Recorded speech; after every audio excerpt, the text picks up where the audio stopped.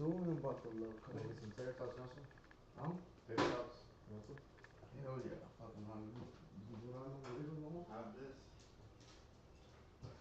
¿Viste lo bueno? ¿Lo tenemos? Salud. Sin azúcar. Was that good? I'm gonna break it in half. Was that good? No. Yeah? Cause mom, flat tire. ¿Y las pizzas se las comieron las dos? Over there. ¿Otra, güey? That's one piece, güey.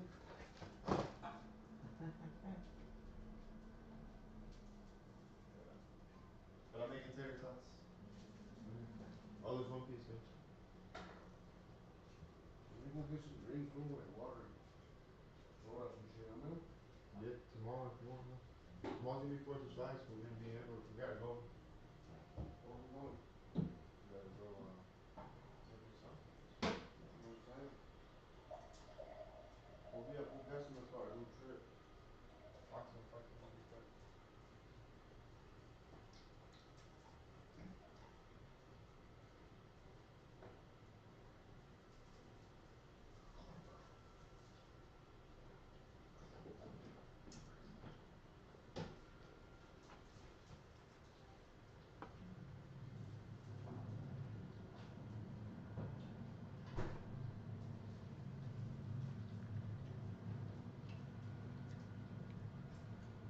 Ano vato loco. Let me know. I will. I might stay up, so if you come, if you let us use the car with us today, might go tomorrow, I don't know. Alright? Well, whatever.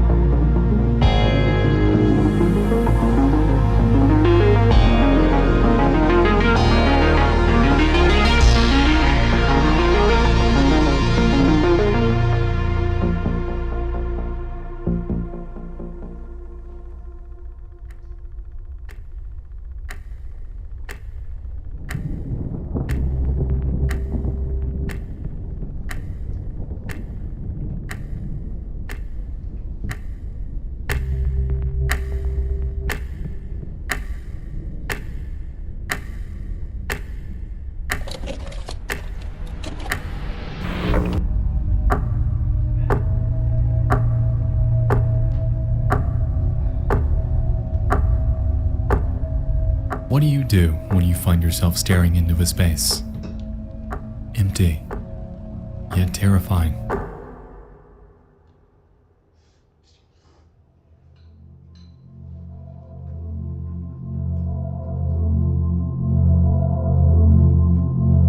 It's a phenomenon that's gained widespread attention in the past couple years due to the nature of our ever-evolving world.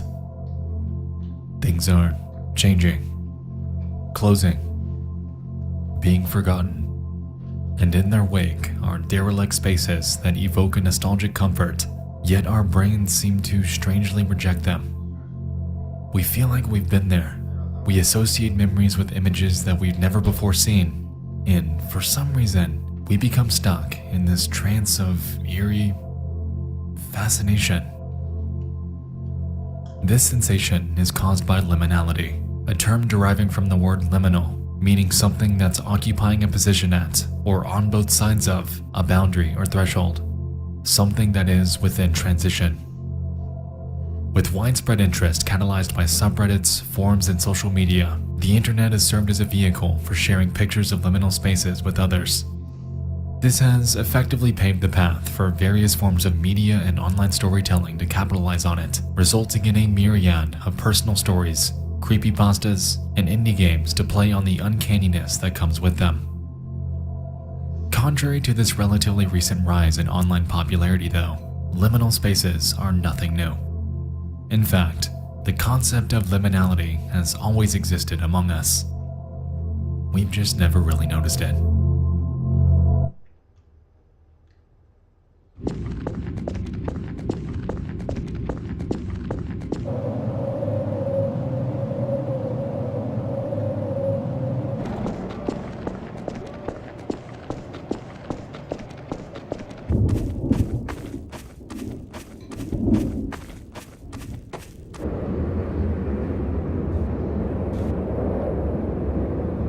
What is it about source maps that unnerve us? Is it the feeling of loneliness?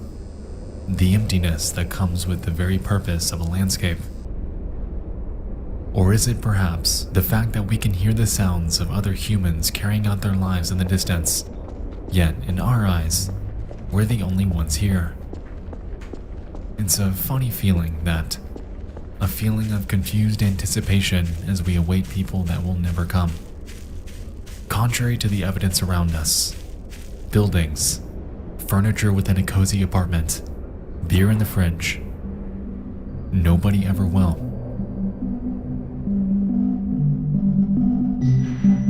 Throughout the late 90s and into the 2000s, video games were playing on the trope of liminal spaces without even knowing it.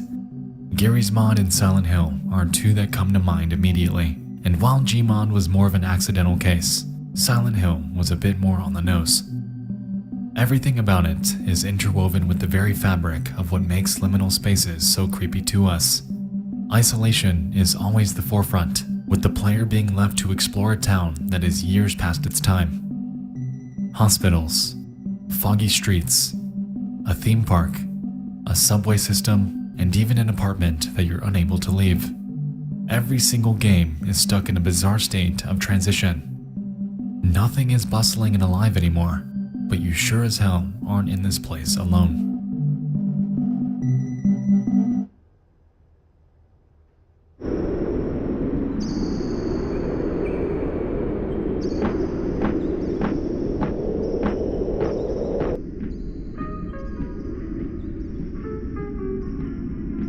No Players Online is a 2019 indie horror game that takes this notion and cranks it up to 10. Everything about it is liminal. We expect the game to be littered with other players. We have the overwhelming sentiment that the space we're currently exploring was, at one time, the home to thousands of multiplayer matches. Yet, we're alone. No players are online, but us. And I think this is where most of the lingering dread of a liminal space stems from. The anticipation, the expectation that someone else should be around, as is life, yet there isn't.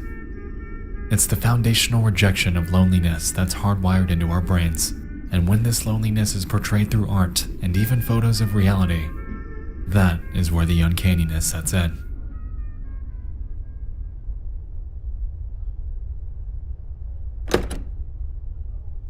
You know, autophobia is something inexplicably and terrifyingly unique, and you never really know it until you're in it.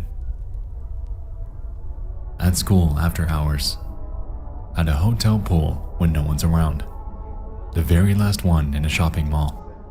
There are so many cases for situations like this, and the beauty of the internet is that we're able to share pictures and stories of spaces that terrify us together. Whether it's through gaming or reality, liminal spaces and their play on our natural fear of loneliness are terrifying, and regardless if we ever figure out why they're so eerie, it's irrefutable that they'll always persist in the dark depths of the internet. There's something of a reminder, a memento, a lens into a world that is and will always be nothing but a burning, fading, and ever so distant memory.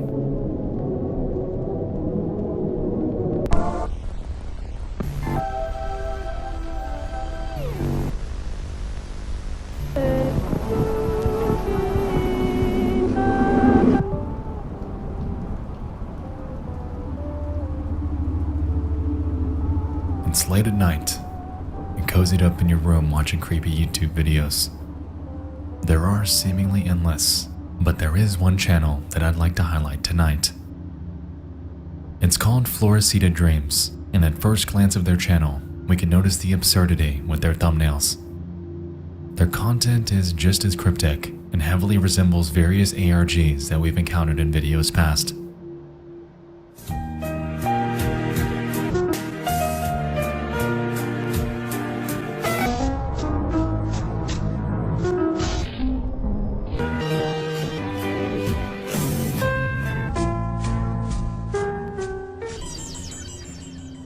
It's in Spanish, but that doesn't discount how strange it is. At the end of the day though, you might be wondering, why are we talking about this tonight?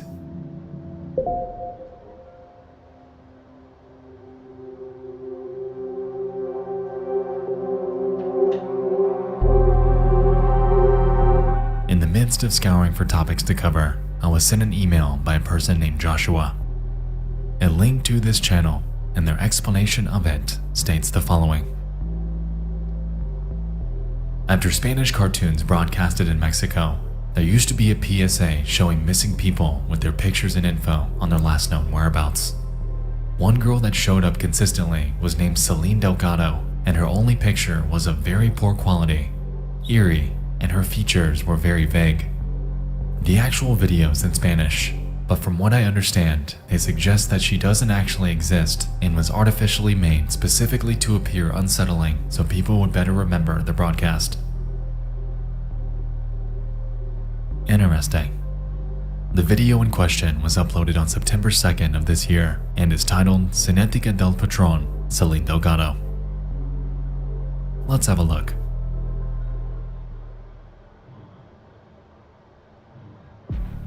Hey, you! Me? Yeah, you! Don't you want to play something different? Bring it up!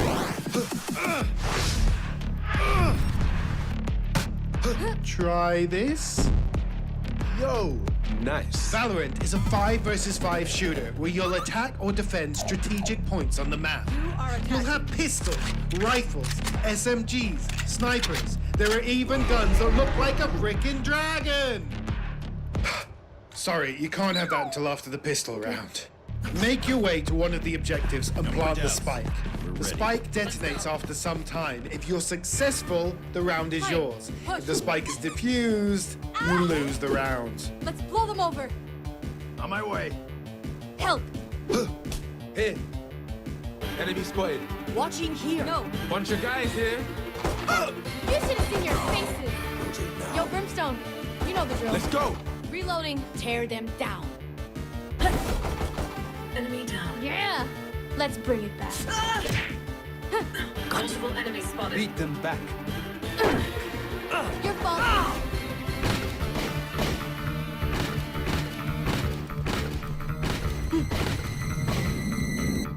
You know what to do. Spike's here.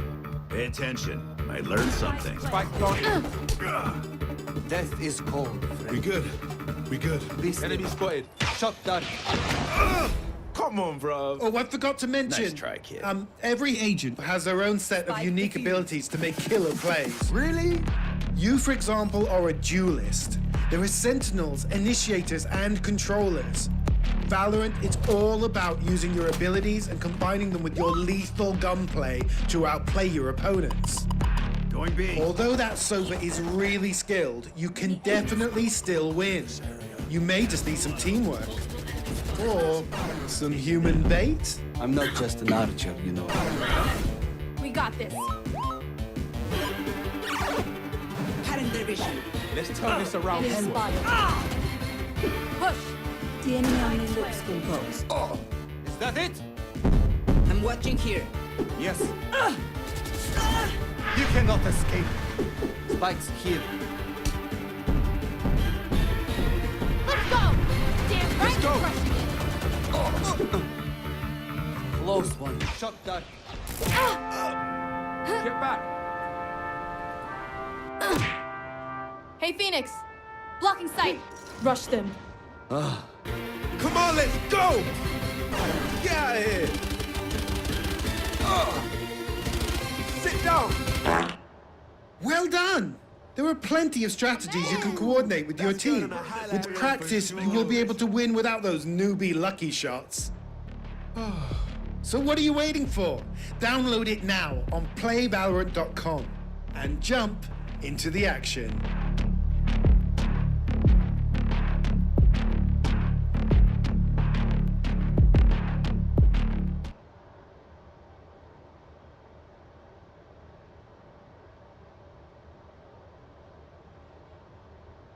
Say hello to Webflow, the world's most powerful all-in-one design platform.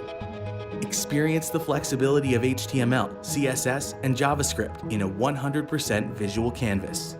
Craft precise website interactions and animations, all while Webflow writes clean, semantic code for you.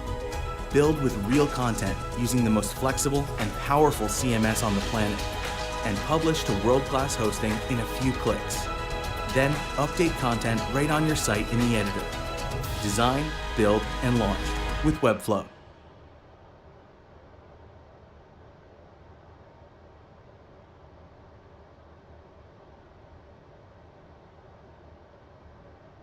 Evento. Selene Delgado.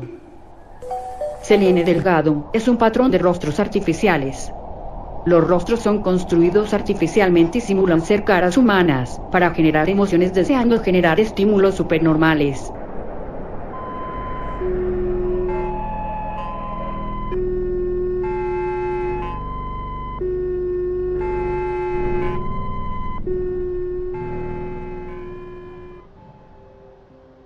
Alright, it seems bizarre, but they're onto something.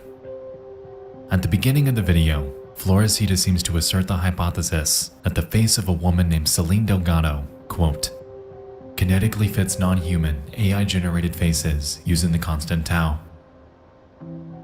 They go forth to explain the uncanny valley and how facial reconstructions cause uneasiness in those that encounter them. Following this, they superimpose various faces with the resulting images off to the right, and among these, Selene's face is shown mashed up with various others.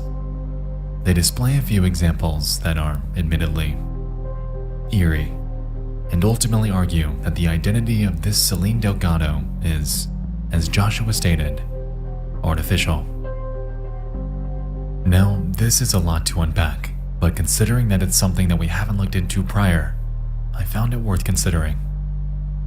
So, who is Selene Delgado, and how did she become wrapped up in this eerie shroud of urban legend?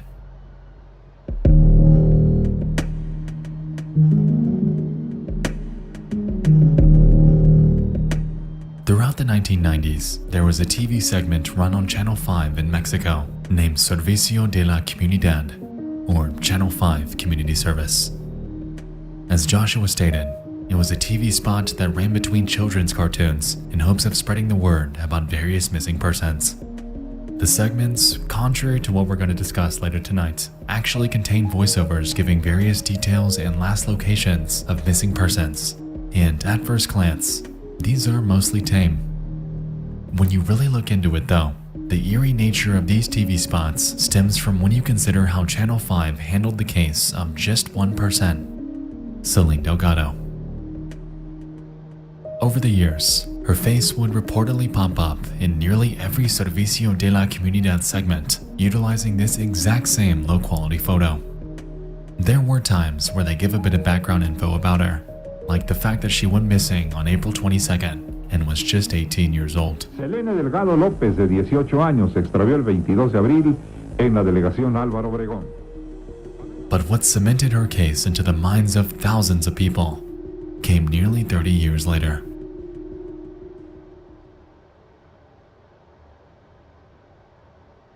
Time for lunch, munch, munch.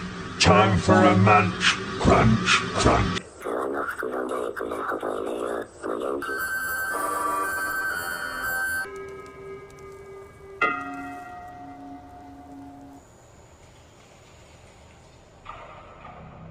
It goes without saying that the videos you're currently viewing are very obviously works of fiction. They were part of a stunt pulled by Channel 5 on their official Twitter page throughout 2019 and 2020. During this time, they were known to upload obscure, eerie videos to their account, only to delete them just hours later. It was an antic that ultimately catalyzed their rise to the Twitter trending page on numerous occasions, and also drives home the point that this real-world TV channel is not above messing with you. In the midst of these posts, though, came one that involved a familiar name. This one. Posted after midnight on the 20th of February 2020, we can clearly make out the name Celine. Given that she was what many presumed to be an actual missing person that was constantly broadcasted on a kids channel over the span of years, it gave birth to a new sort of urban legend that the Floresita Dreams channel was entertaining. The hypothesis that this person is potentially not real. The major argument stems from her missing photo. Many have stated online that it appears common, basic, and fake. This, combined with the lack of any online record that has ever been found about her, has led to a breeding ground of online hearsay, creepypastas, and hoax videos to command the conversation about her.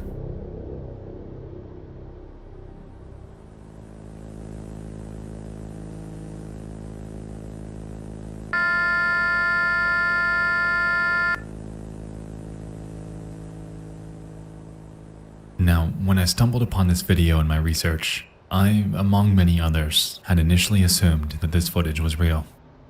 Keeping in mind the other hoaxes and pranks that Channel 5 has played on its viewers, combined with the unconventional nature of these broadcasts being played on a kids channel, I didn't doubt that they'd pull a prank like this to make her name stick with you.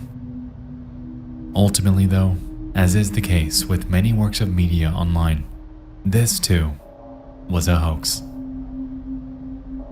But that doesn't discount the weirdness of this story. The way that Channel 5 has and is handling her name makes it seem like she's nothing but a tall tale. And unfortunately, given the nature of the internet, many have run with this notion. Regarding the real case of Celine Delgado, unfortunately nothing has ever come of it. She has, as far as anyone knows, never been found, and her case has sat that way for decades. Personally, I think Celine Delgado, contrary to the rumors online, is indeed a real person. The argument presented about her having a fake face just doesn't seem plausible. Her image is low quality because it was the 90s. Her record likely did exist, but was never digitized. The uncanniness of this image would be exponentially higher if this actually were fake. And it just doesn't make sense for a channel to slip a random fake person in their broadcast that would most likely never have been noticed back then. To me, Celine Delgado was a real person with a story that likely never received any sort of closure, and a person that is now forever wrapped up in the realm of urban legend.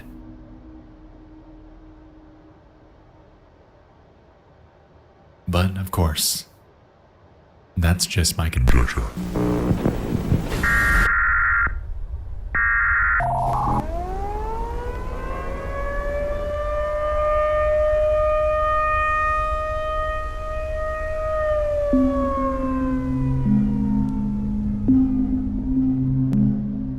span of April 8th to April 9th, 2015, a devastating superstorm would wreak havoc on much of the central United States. 27 tornadoes ranging from EF0 to EF4 would touch down within the span of just 36 hours, resulting in immense devastation throughout Kansas, Missouri, Texas, Oklahoma, and Illinois. While most of them were rated as an EF1 or lower, by far the most destructive would impact a small rural town named Fairdale. Reaching wind speeds of up to 200 miles per hour, this 41-minute storm surge would ultimately become infamous as one of the worst natural disasters to impact the region in nearly 25 years.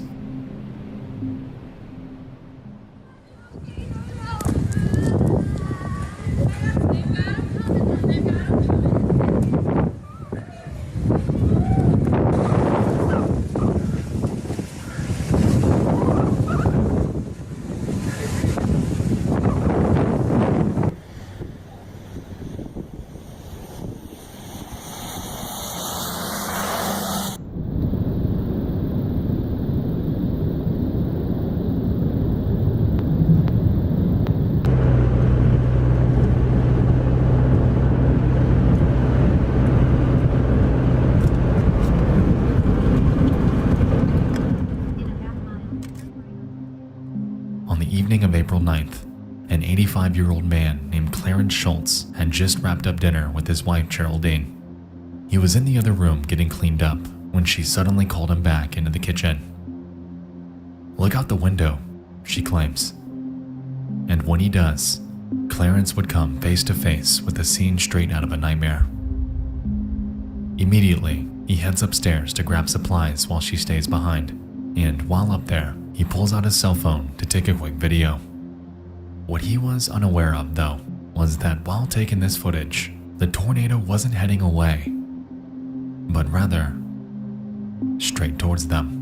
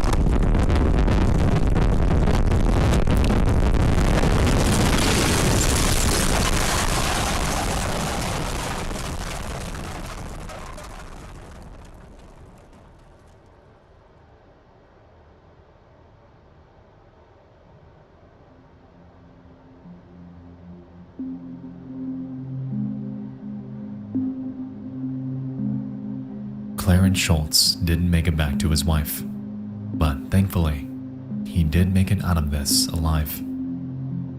Geraldine, however, wasn't quite so lucky.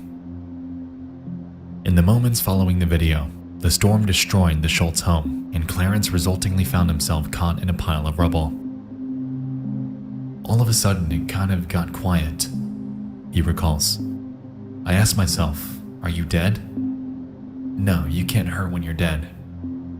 And I hurt." Geraldine Schultz was one of 2 deaths and 11 injuries that were caused by the events from April 9th. The other, their neighbor and longtime friend named Jacqueline Cloza. Cloza reportedly had a massive fear of spiders, which her daughter claims is why she didn't seek refuge in her own basement. In total, over $19 million in damages were reported, and the aftermath footage embodies the devastation that was left behind. Thankfully, a storm of this magnitude hasn't struck the area since then, and after a grueling, years-long recovery effort, life in Fairdale is mostly back to normal today. For the residents of this small town, though, the scars from that night will remain everlasting. While the incident in Fairdale is just one of hundreds of natural disasters that have happened over the years, the resident stories and the media that accompany them paint a picture that is humbling. It takes you there, in a way, conveying the tragedy that nobody could have predicted. Today, Fairdale stands strong. They are a community that banded together, and while a similar storm hasn't happened since then, they remain vigilant in case something like this ever happens again.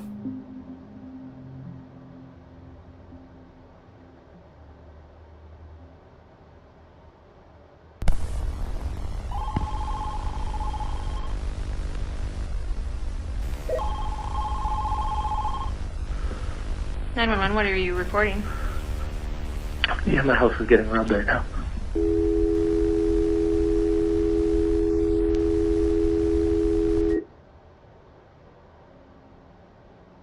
One online chat with Pima Medical Institute can launch your healthcare career. Chat at pmi.edu.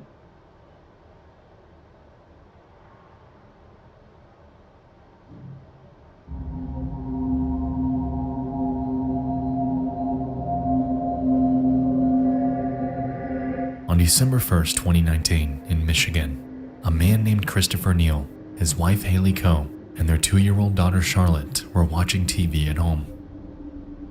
The family had just moved here from North Texas, so they were still getting settled in. All things considered, the night was going okay, and nothing was out of the ordinary. At around 10 p.m., the three hear a loud noise at the front of the house. It sounds like an intruder, and so Chris heads to investigate while Haley stays behind to call 911. It was at this point when Chris would encounter an unknown man standing near his front door, and immediately, he too calls the authorities. The following audio takes place the moment the call center answered.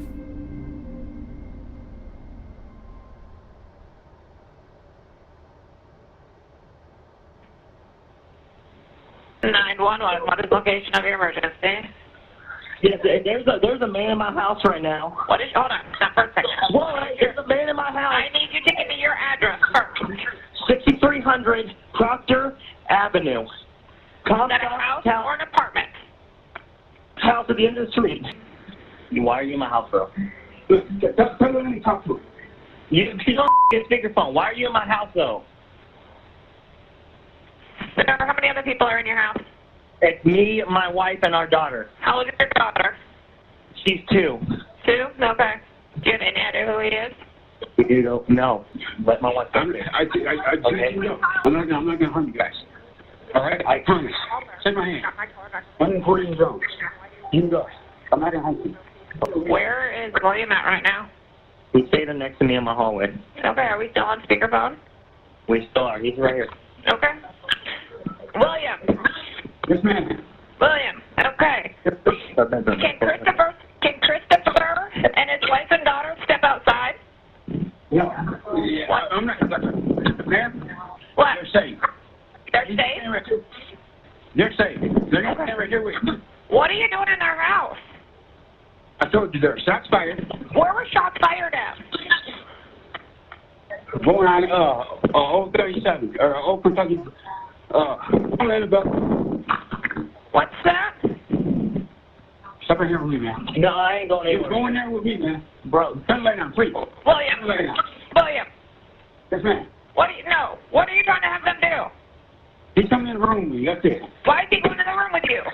Why are you locking that door? Don't lock that door, bro. You're all right, man. I give you my word, man. You're straight. I get what you're saying, but you got 2 guns, bro. You're safe. You got 2 guns? Stop trying to play crazy, man. I'm not doing anything. William. I'm getting to my house, man. I'm sorry, man. William, listen to me. Why are you here in the first place? William, can you listen to me? Yes, ma'am. I need you to put those guns down because I've got officers that want to help you. I have officers that want to help you and keep you safe. So I need you to put those guns down. Who are you, man? I'm 911. I've got help for you. I need you to put those guns down so that they can get you the help that you need. I want police here, so I can leave. The police are there, William. The police are there. No, they're not. They are there. No, they're there. I've got a lot of deputies there. Look, man, listen. I'm not harming you, I promise. My word. My life just got threatened, man. I can hear you, bro. You understand? I hear you. They got something last night. Okay, I get you, bro. I'm not harming you, or your children, or your wife.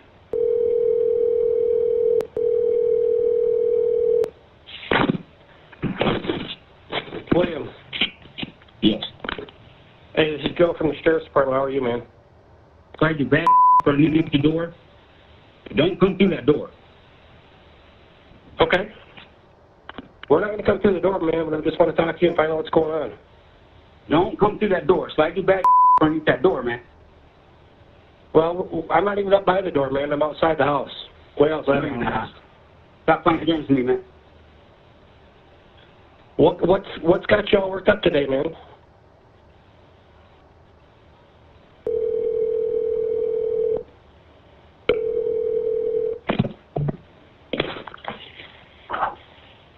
Hello? Hello? Is this Christopher? No, Christopher's dead.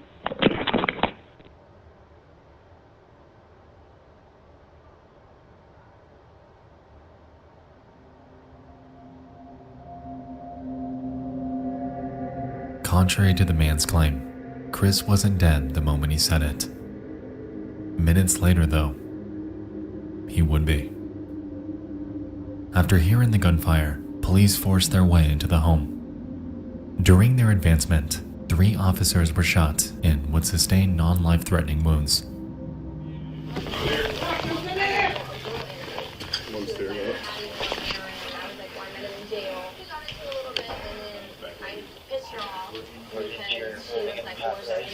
Hey, what's your name, man?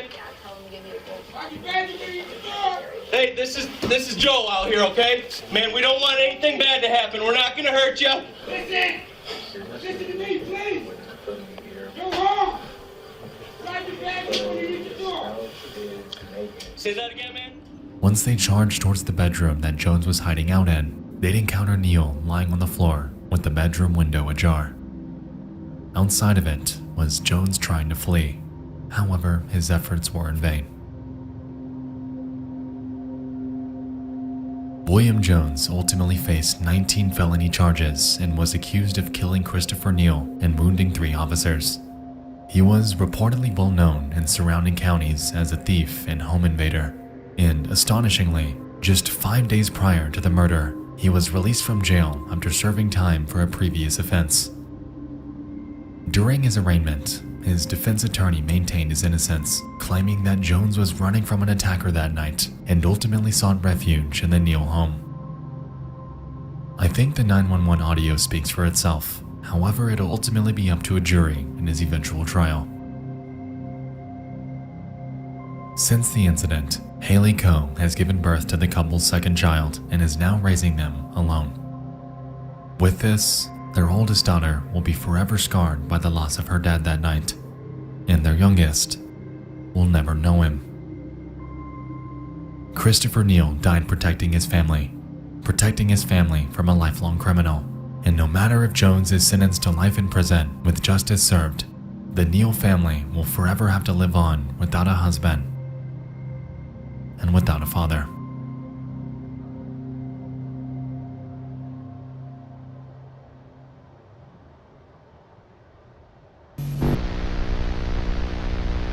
Average of a missing persons investigation in Not a whole lot to go on, and that is why we need...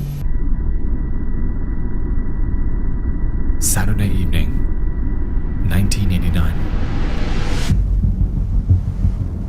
Central and North America are recovering from a recent Category 5 hurricane. United States President-elect George H.W. Bush is preparing to swear in as the 41st president with just under a week to go. And on Channel 5 up in Chicago, Illinois, an NBC-affiliated news station by the name of WMAQ is wrapping up its nightly programming. In relation to the other two, a news station broadcast keeping up the status quo doesn't seem all that notable or interesting. And to be honest with you, it isn't. Rather, it's what transpired afterwards that's piqued my interest. It's extremely subtle, but after being discovered relatively recently, the footage you're about to watch has opened the door to a mystery that's perplexed a small but growing corner of the internet. Have a look.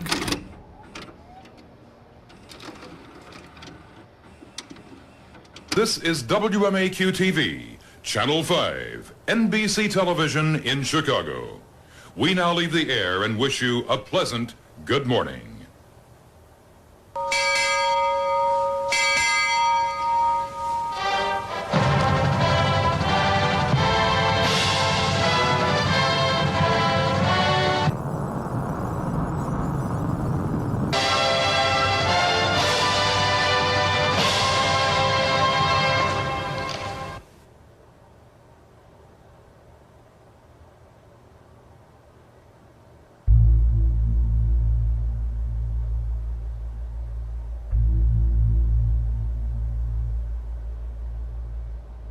It's a rarity that something as simple as a missing notice can fill me with such uneasiness. And I think it's because this TV spot is so obscure. This image is incredibly low quality, and there's effectively nothing to complement it. No height, weight, or age. No information about where they were last seen. No family contacts. No investigative progress reports. No voiceover to fill you in. Absolutely nothing. This just exists as a late-night post-broadcast info screen shown at a time when most viewers likely directed their attention elsewhere. All we're left with is the name Joanna Lopez, a poorly lit photo of her face, and a now defunct phone number that's been found to lead to the youth division of the Chicago Police Department. Something about the way this was presented just seems off, and considering the current online discourse about it, I'm not alone in feeling this way.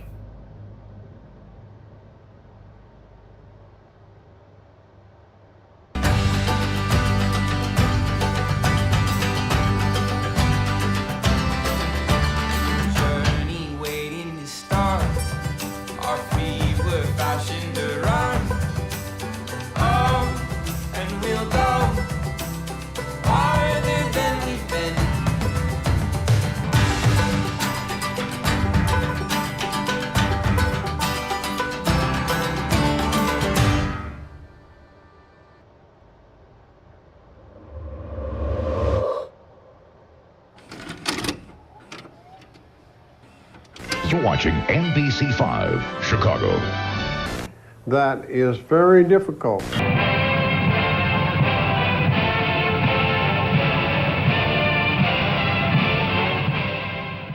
Two years later, in 1991, WMAQ would once again wrap up their nightly broadcast. In a strikingly similar and almost random fashion, Joanna's missing notice would be played once more.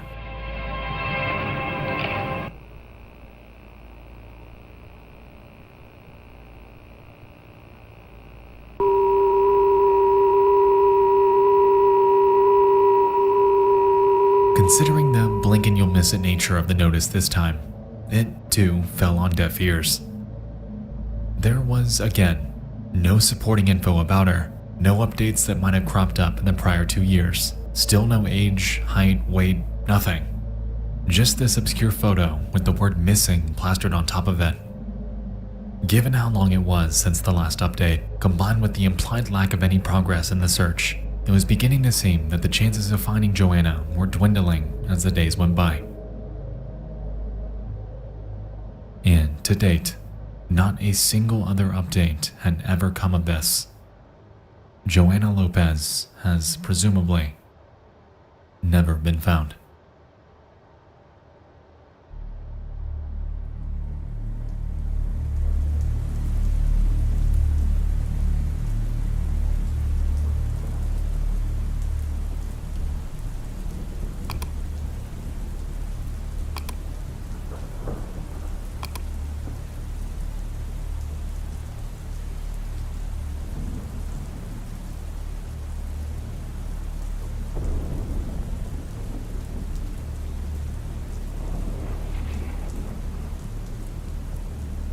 In late 2020 and into 2021, Joanna's mysterious missing notice would finally be shared to Reddit.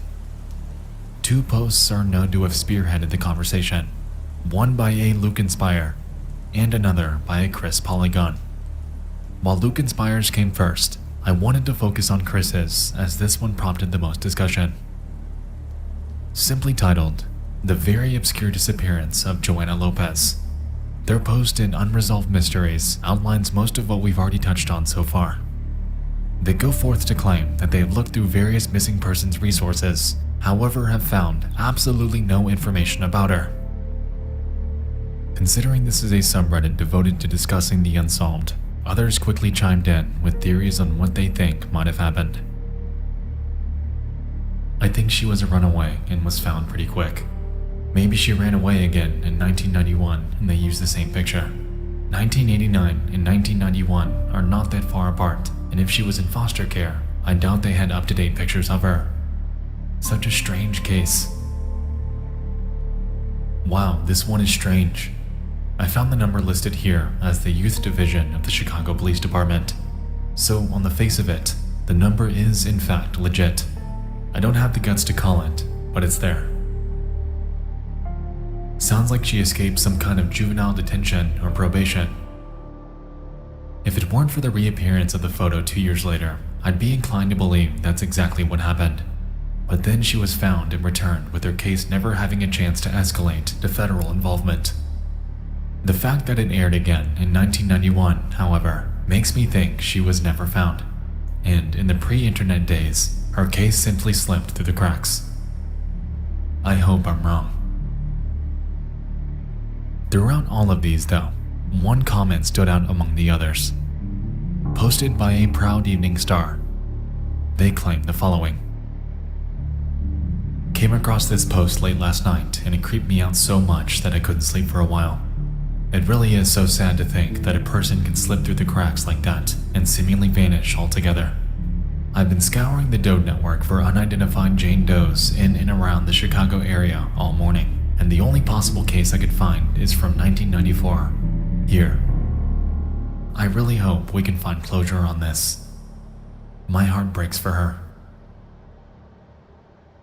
Interesting.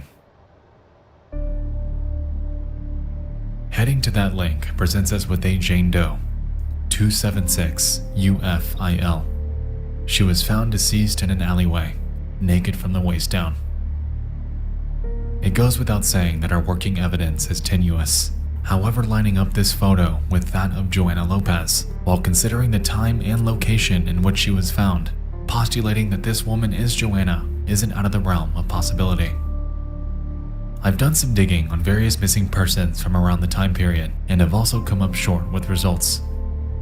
There are quite a few from around Illinois.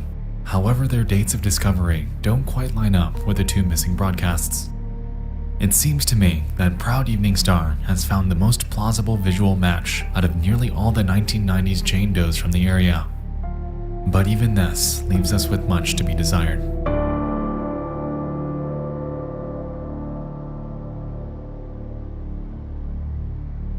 At the end of the day, the case of Joanna Lopez is one that is undoubtedly haunting. Barring how obscure the photo itself is, the lack of information, the visuals that accompanied the broadcast, and the fact that there is virtually no discussion or record about her ever existing aside from this brief video archive online, this case is enveloped in absolute mystery. I implore you to join the discussion in finding this girl, and if you know or remember anything about her, myself and countless others are all ears about it. In the worst case scenario, we won't get anywhere and this mystery will remain. But the best case, reaching any sort of closure, that is what I'm aiming for.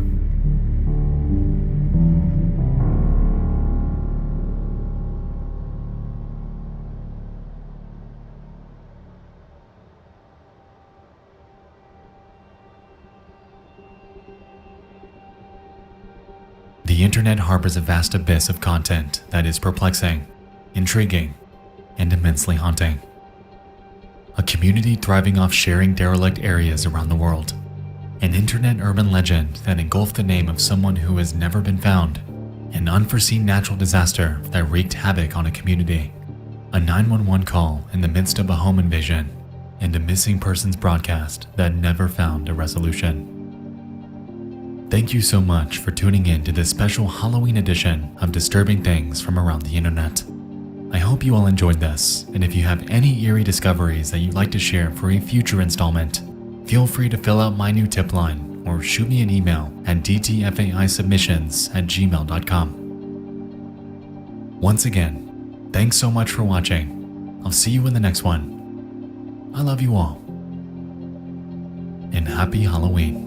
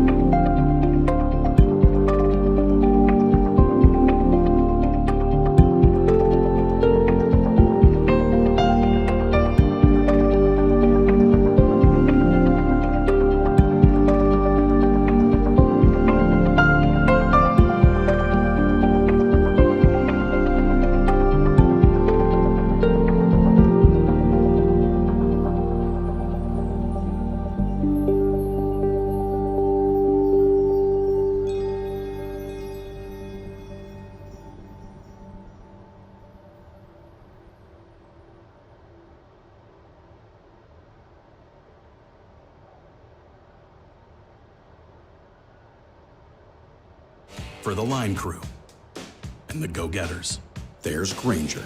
Supplies and solutions for every industry, plus 24/7 support and over 250 local branches. Call, click Grainger.com, or just stop by. Grainger, for the ones who get it done.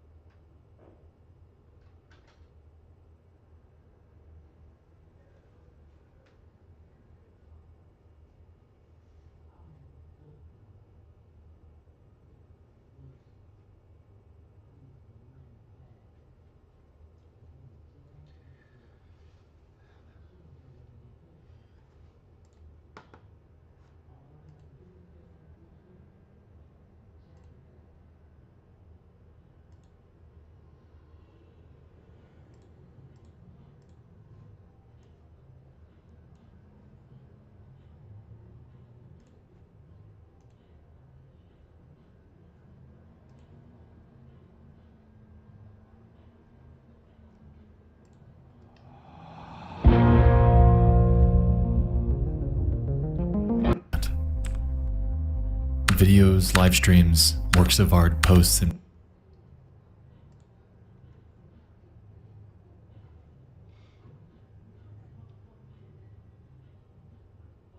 time, once again, to dive into 5 more hand-picked and disturbing things from around the internet.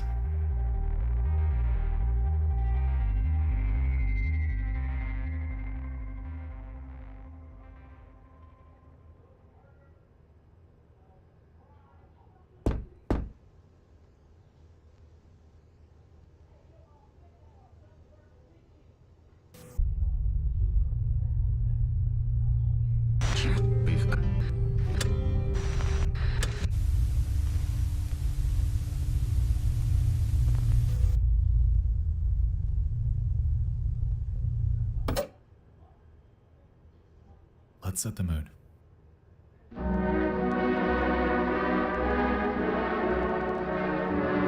On the internet, there exists an album by the name of Everywhere at the End of Time. It was created in 2016 by a musical artist named James Leyland Kirby, also known by his stage name, The Caretaker. While I'm aware that on this show, I primarily cover real-world disturbing events, I wanted to discuss this piece of art since it perfectly encapsulates the disturbing reality of over 44 million people that are alive today. As you might have guessed by now, the album's an artistic expression of the numerous stages of dementia and how it slowly overtakes the mind, sending it spiraling into a wormhole of forgetfulness, twisted by a reality that they stray further and further from recognizing.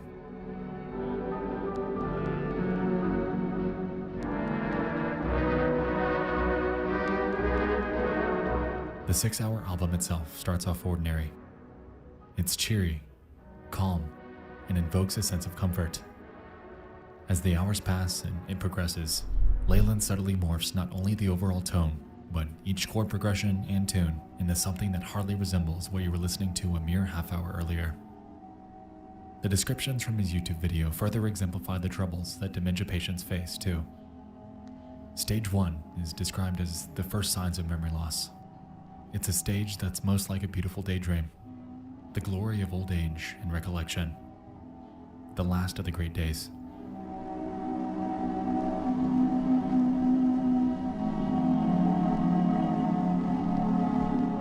Stage 2 encapsulates denial. More efforts made to remember so memories can be more long-form, with a little more deterioration in quality.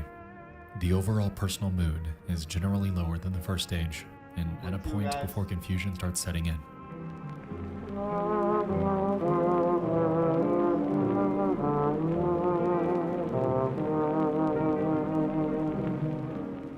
Stage 3 approaches the metaphorical inflection point. It's described as the phase where some of the last coherent memories exist before confusion fully rolls in and the gray mists form and fade away. Finest moments have been remembered, but the musical flow in places is more confused and tangled. As we progress, some singular memories become more disturbed, isolated, broken, and distant. These are the last embers of awareness before we enter the post-awareness stages.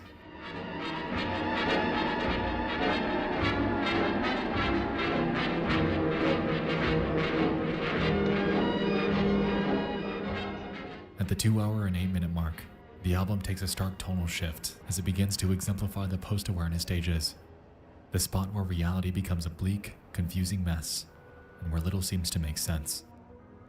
It's described as the point where serenity and the ability to recall singular memories gives way to confusions and horror. It's the beginning of an eventual process where all memories begin to become more fluid through entanglements, repetition, and rupture.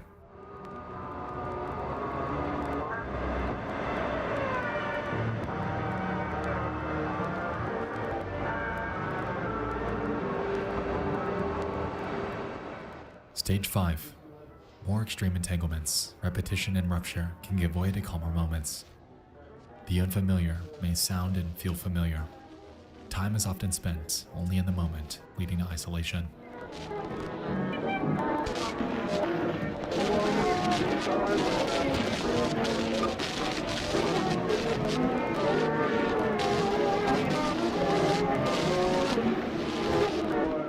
In Stage 6, one without description.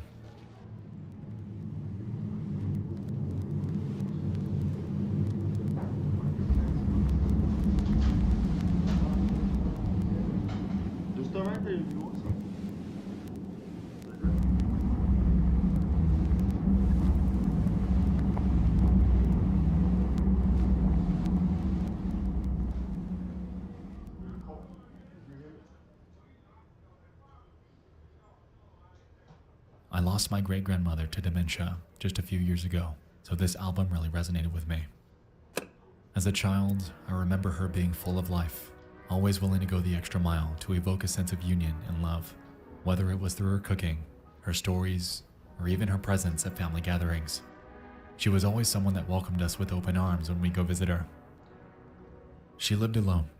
My great-grandfather had passed when I was very young, so unfortunately, memories of him are vague. But I do remember him as being hardworking and an honest man. Over the years, I didn't fully understand it, but I slowly began to notice that something was off. One year we had gone to visit her, and she didn't quite remember myself or my siblings. It's a strange feeling when a family member addresses you with a respectful but off-putting, "And you are?"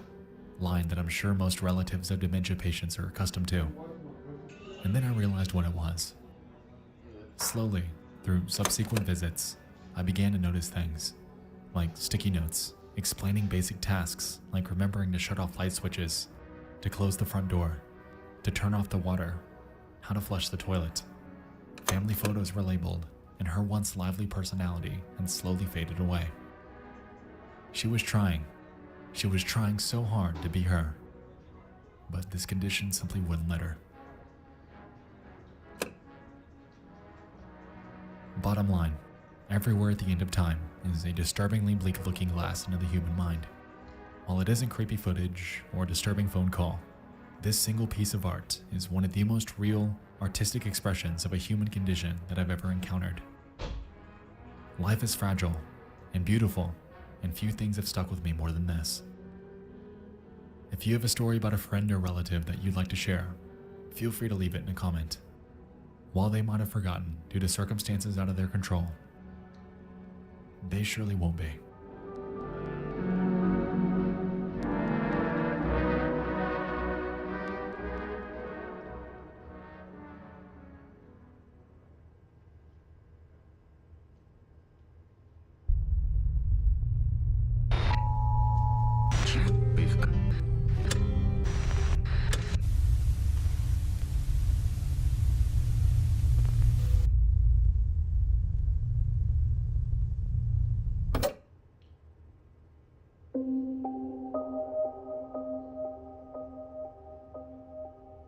On the 22nd of May 2011, a devastating EF5 rated tornado ripped through the city of Joplin, Missouri.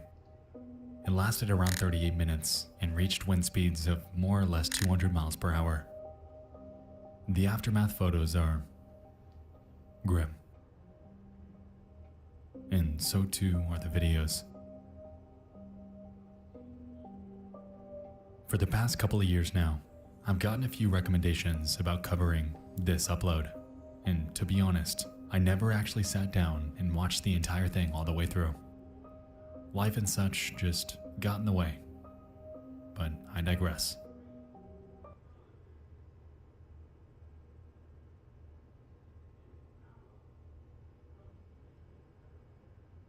The video is titled First Person Video of Joplin, Missouri Tornado, created by a user named IzelSG and uploaded on the very same day that this tragedy occurred.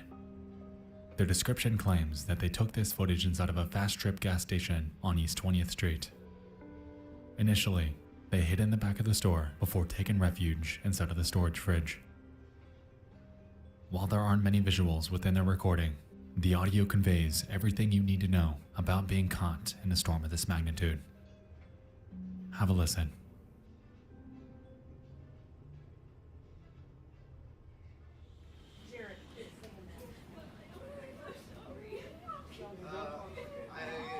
At least probably 10 or 12. 4, 5, 6, 7, 8. There's probably 18 or 19. Your chin is getting real. I haven't. Yeah, they said there was one. They said there was one on the ground at 7th and Range Line. Yeah, but that's the one coming between this way on 20th. Man, look at that. That's why that wind's that. Yeah. No, they haven't yet. The sirens aren't going. But yeah, they did. What? Yeah, they Dude, did. That's as they we were coming in here. This is getting real. Somebody at the door. Go let them in. Someone in. We need a. What is that? Stuff's breaking in the back. Yeah, I know. Can we go in the cooler?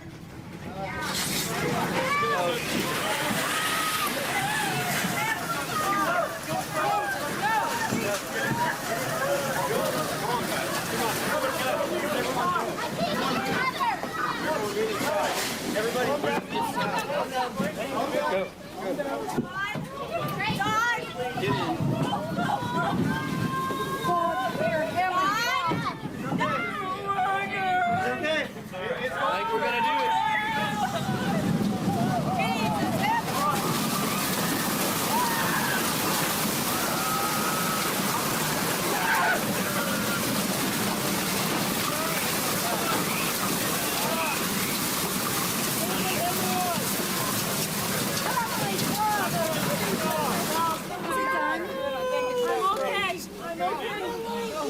I'm trying to put less weight on him though. Ma'am, are you okay? I'm okay.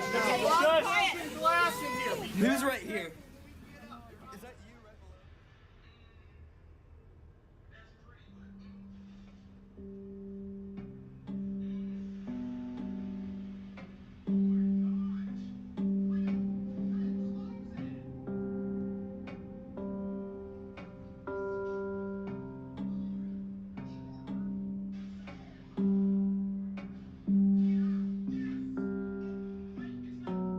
Thankfully, everyone in that store was okay that day.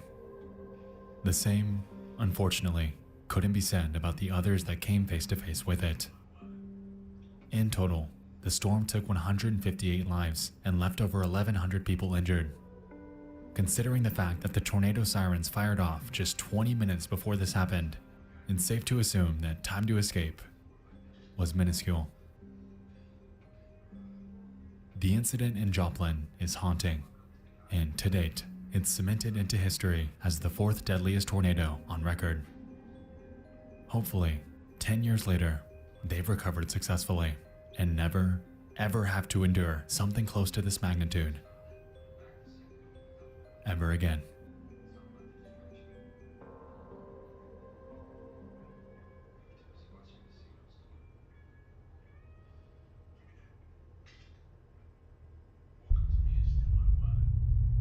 One coffee made.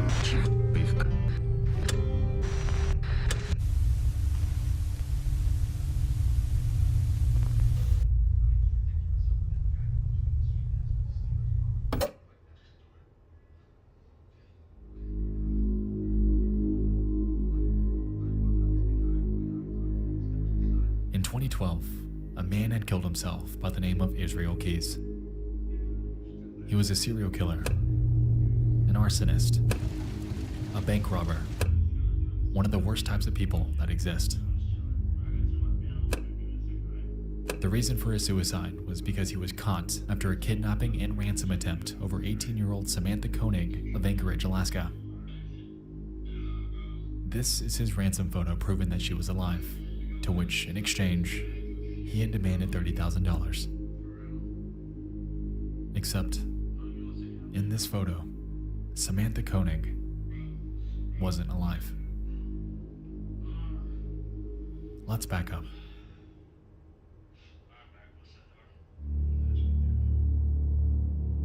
On the 1st of February 2012, Koenig was working at a local coffee booth.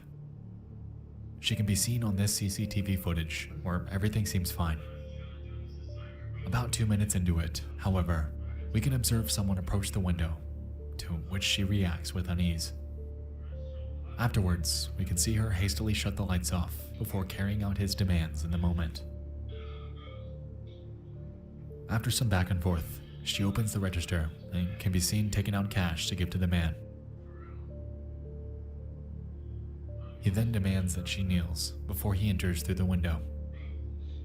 And a few minutes later, he proceeds to escort her out of the trailer. After this moment, she was never seen again. As it turned out, her final moments were grim. Later that night, and back at his home, it was reported that he sexually assaulted her, robbed her of everything she had, killed her, and placed her corpse in a shed. Even more bizarrely, the day after, he took off to New Orleans where he went on a 2-week cruise with his family. The entire time, she was left there and was never found. 2 weeks later, and he comes back from his trip. Her body's still in place, and so Keyes dresses her up with makeup and sews her eyes open for a photo with a recent issue of the local newspaper. He did this to invoke the belief that she was still alive, and like we established prior, he had put a $30,000 price tag on her. While this facade was happening, in reality, he had dumped her body in Matanuska Lake, a few miles north of Anchorage. Israel Keyes was later caught. However, it wasn't where you'd expect. As it turned out, he'd taken off towards the mainland US, utilizing Koenig's bank card for cash withdrawals as if nothing happened. Because of this, police were able to follow his trail and eventually tracked him down to a Cotton Patch Cafe in Lufkin, Texas. It was the morning of March 12th when Texas Ranger Stephen Rayburn would perform the arrest, and afterwards, Keyes was promptly sent back to Alaska, where he eventually confessed to not only this act, but numerous others. By December of that year, though, he would be found dead in his jail cell. He had slit his wrists and tried to strangle himself, leaving behind his own corpse and various notes and drawings made in blood under his cell bed. To this day, police are still frustrated by this, as with his life went countless questions unanswered. Samantha Koenig was just an ordinary person working her job, as we all do. She didn't sign up for this, she didn't provoke anyone, and she sure as hell didn't deserve the fate that she was given. What she thought would be just another night at work had devolved into a surreal night of hell. A night of hell that led to an injustice. And, frustratingly, there's nothing that anyone can do to ever bring her back.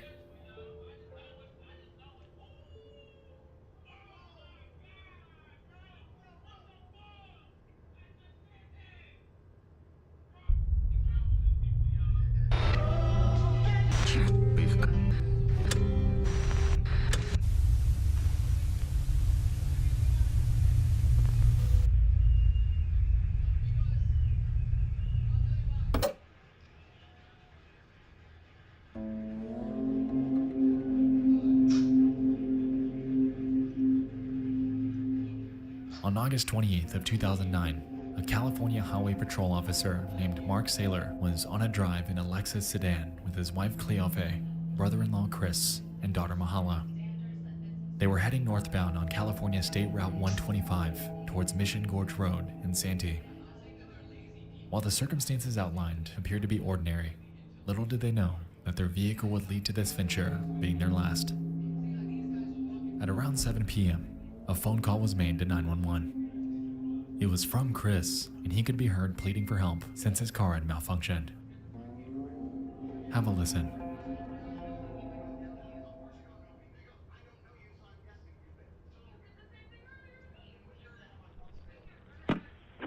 911 emergency, what are you reporting? Yeah, we're in a Lexus. I'm sorry, your cell phone's cutting out. We're going north 125. Mm-hmm. And our accelerator's stuck. I'm sorry? Our accelerator's stuck. We're on 125 and we're in Lake. Okay, northbound 125, where are you passing? We are passing, where are we passing? We're going to 120 Mission Gorge. We're in trouble. We can't, there's no brake. Okay. Gorge, end freeway, half mile. Okay, and you don't have the ability to, like, turn the vehicle off or anything? We're approaching an intersection. We're approaching an intersection. Okay. We're approaching an intersection. Hold on. Pray. Okay. Oh, shoot. Oh. Okay. Hello?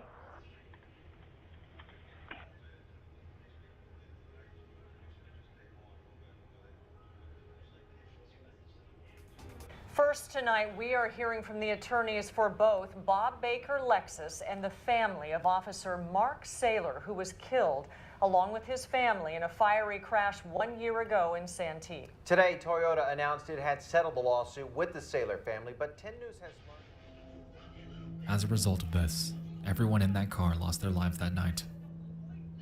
The worst part about it is that the car wasn't even theirs. It was a loaner given to them by a nearby Lexus dealership. It was reported that the vehicle had reached a top speed of 120 miles per hour before crashing into a Ford Explorer and jumping off an embankment near the Mission Gorge Road intersection at the end of Highway 125. Witnesses claimed that the vehicle was thrown nearly 100 feet into the air before crashing into the ground and bursting into flames. After the incident, it was reported that the Explorer driver had suffered minor injuries and was promptly treated at a nearby hospital. For the family, it was believed that the accelerator had become stuck due to an engineering oversight in Lexus models that included rubber floor mats. After a myriad of other incidents related to this, Lexus eventually rolled out numerous recalls from the span of 2009 to 2011, most of which being related to the accelerator pedal. The sheer amount of issues in affected vehicles are staggering too. On your screen is a list of the recalls they'd sent out, and as you can see, a ton of them are related to the brakes or the accelerator pedal. By the end of it, over 5.2 million vehicles were affected, and in hindsight, it's safe to say that anyone driving a Lexus model from 2009 to 2011 were rightfully on edge. The families of the victims eventually filed numerous lawsuits against Toyota, and as a result, they eventually came to a $10 million settlement. No matter how you slice it though, no amount of money can bring someone back from a design failure that they had no control over. They didn't deserve to die that day, and his final 911 call will forever remain cemented into internet history as one of the most disturbing real-world examples of a simple weekend drive that shouldn't have ended the way it had.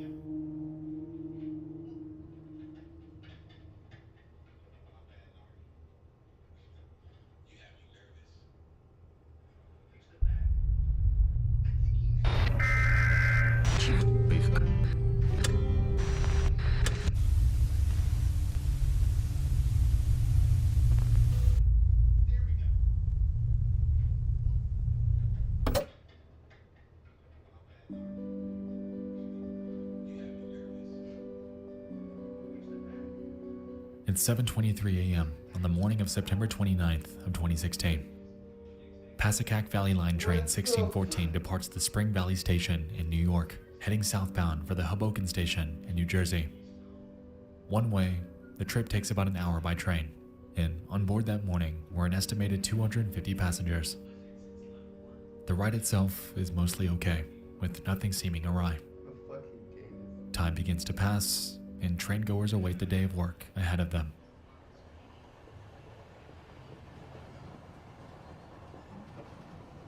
At 8:45 a.m. The train's approaching its destination. Being one of the busiest travel hubs in the region, Hoboken Station was lively as expected. The train approaches the terminal, and where it's typically required to stop, it doesn't. It maintains its full speed and crashes through the buffer stop at the end of the rail, causing passengers to be thrown throughout the cabin and forced into a manic frenzy with no clue on how to process it. We just kept going and going, no braking, no nothing, Jamie Weatherhead Saul claims. The moment feels like an eternity, at least until gravity does what it does. The train comes to a halt past the rails and up against the terminal wall, and the normally busy and lively train station is now temporarily declared a disaster area. On this day, 114 passengers are injured and one loses their life. September 29th is now forever associated with a tragedy that should not have happened.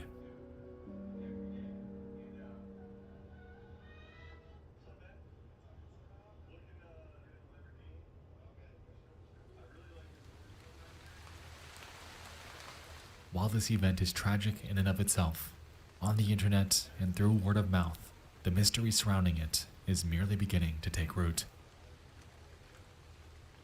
Let's back up.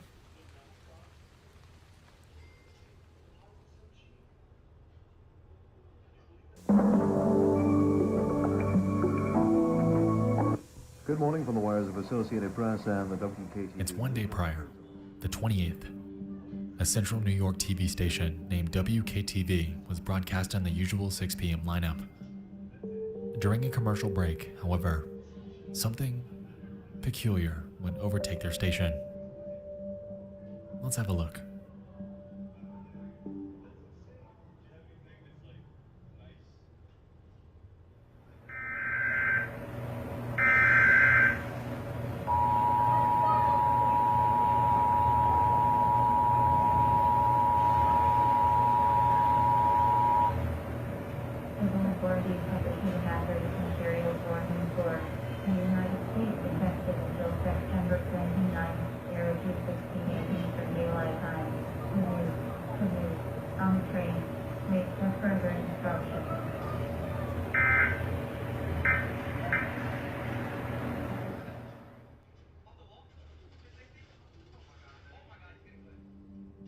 Civil authorities have issued a hazardous materials warning for the United States, effective until September 29th, 2:16 a.m.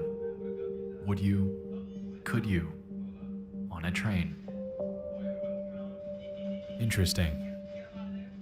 Not only did they appear to be hacked, but of all things, it referenced a Dr. Seuss quote about a train. And the timing is striking. Immediately after, WKTV puts out numerous statements from their Twitter. If you were watching our 6 p.m. newscast, you saw a hazardous materials warning message. There is no such warning. It was a technical error.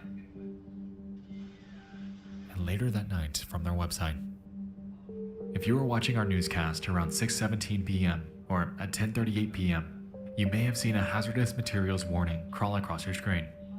There is no such warning. The message was an automated test which was not intended for public display.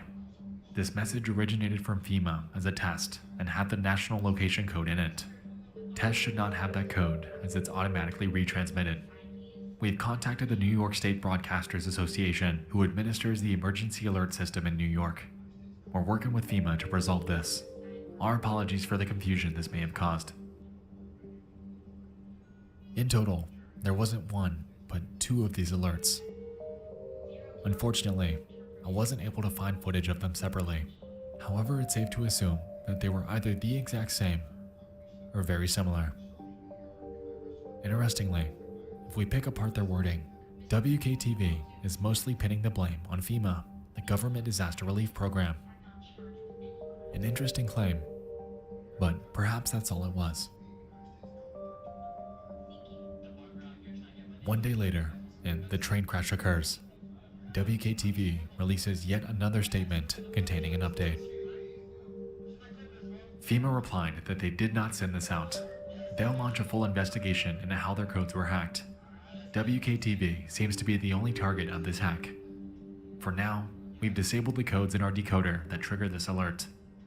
If there's a real national alert, we'll still receive it from the local radio stations we're assigned to monitor.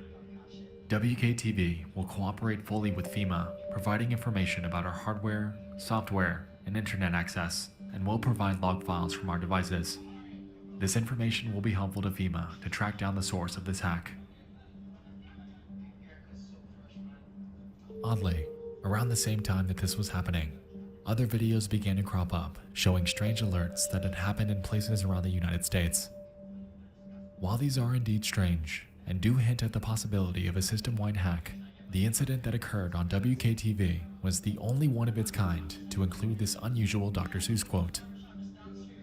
Unfortunately though, to this day, the origin and motive of why this happened or who did it has remained unsolved. Of all the entries I've covered thus far on disturbing things, this is one of the most bewildering. Understandably, since this occurred, conspiracy theories have cropped up all over the internet, theorizing on the potential of the train operator being complicit and entertaining the idea that the crash was somehow planned by some external party. While I personally don't subscribe to these, what I do find highly unusual is the timing, and I don't think I'll ever be able to shake that.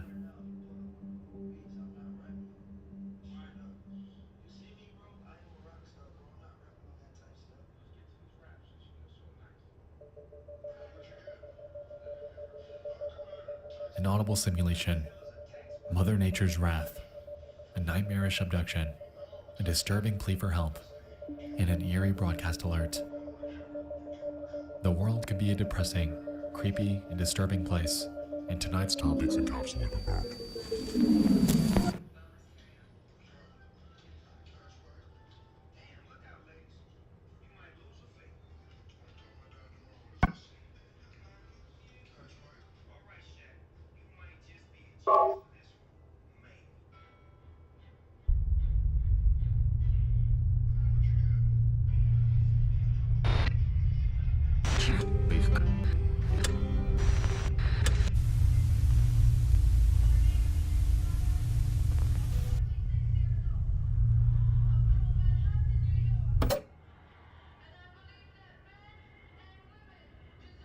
It's the 23rd of February 2017.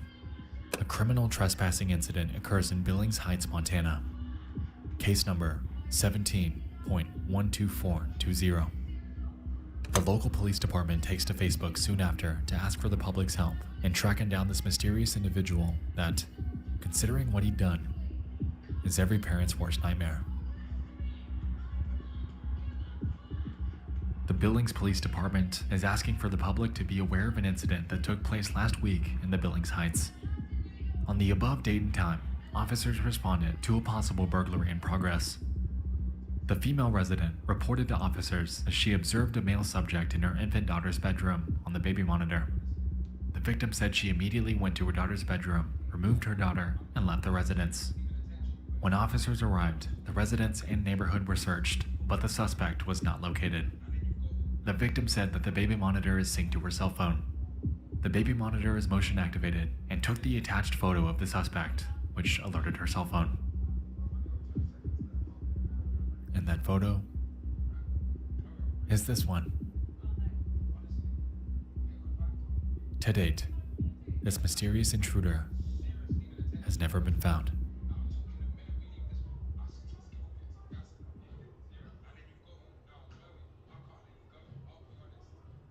The world can be a depressing, creepy, and disturbing place, and tonight's topics encapsulated that. You and I just dove into 6 disturbing things from around the internet. I hope you all enjoyed this, and if you have any further submissions for this series, feel free to submit them to the show's inbox at dtfaisubmissions@gmail.com. Thank you all for watching. I'll see you soon. I love you all. And good night.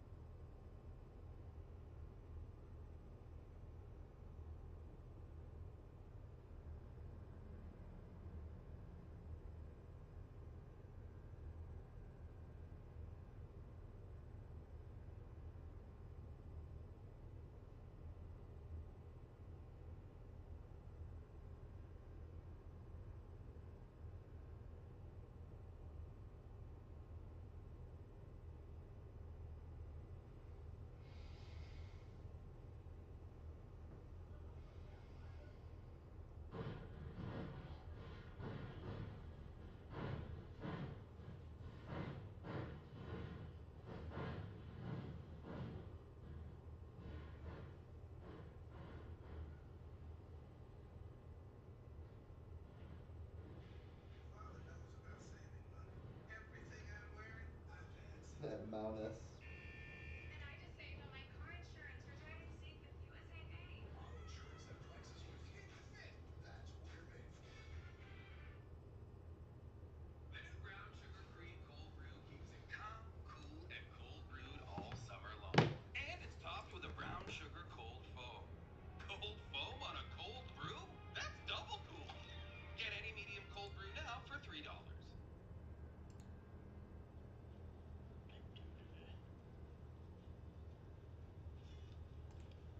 Woke up kind of late.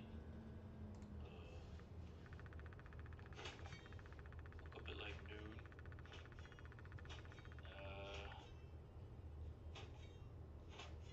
Yeah, I did a bunch of boring work. Did like some calculations. Calculating kind of day. I hit the most pathetic leg day of my life.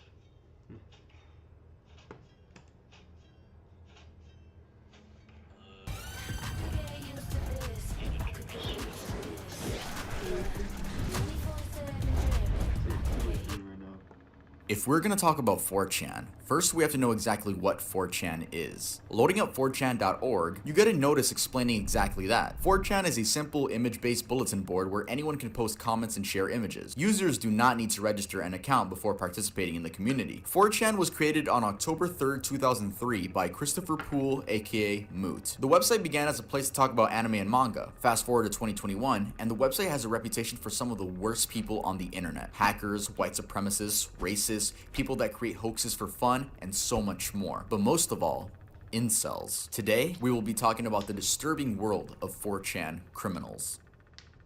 Hello, beautiful. Should I just start my videos off like that? Just calling you guys beautiful? Not even like hello, beautiful people, just hello, beautiful, like I'm talking to one person.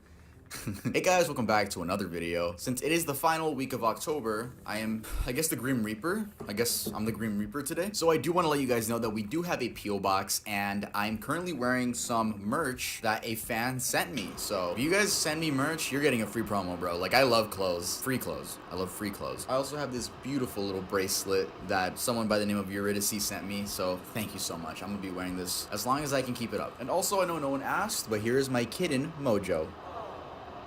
You love me, huh? Mwah.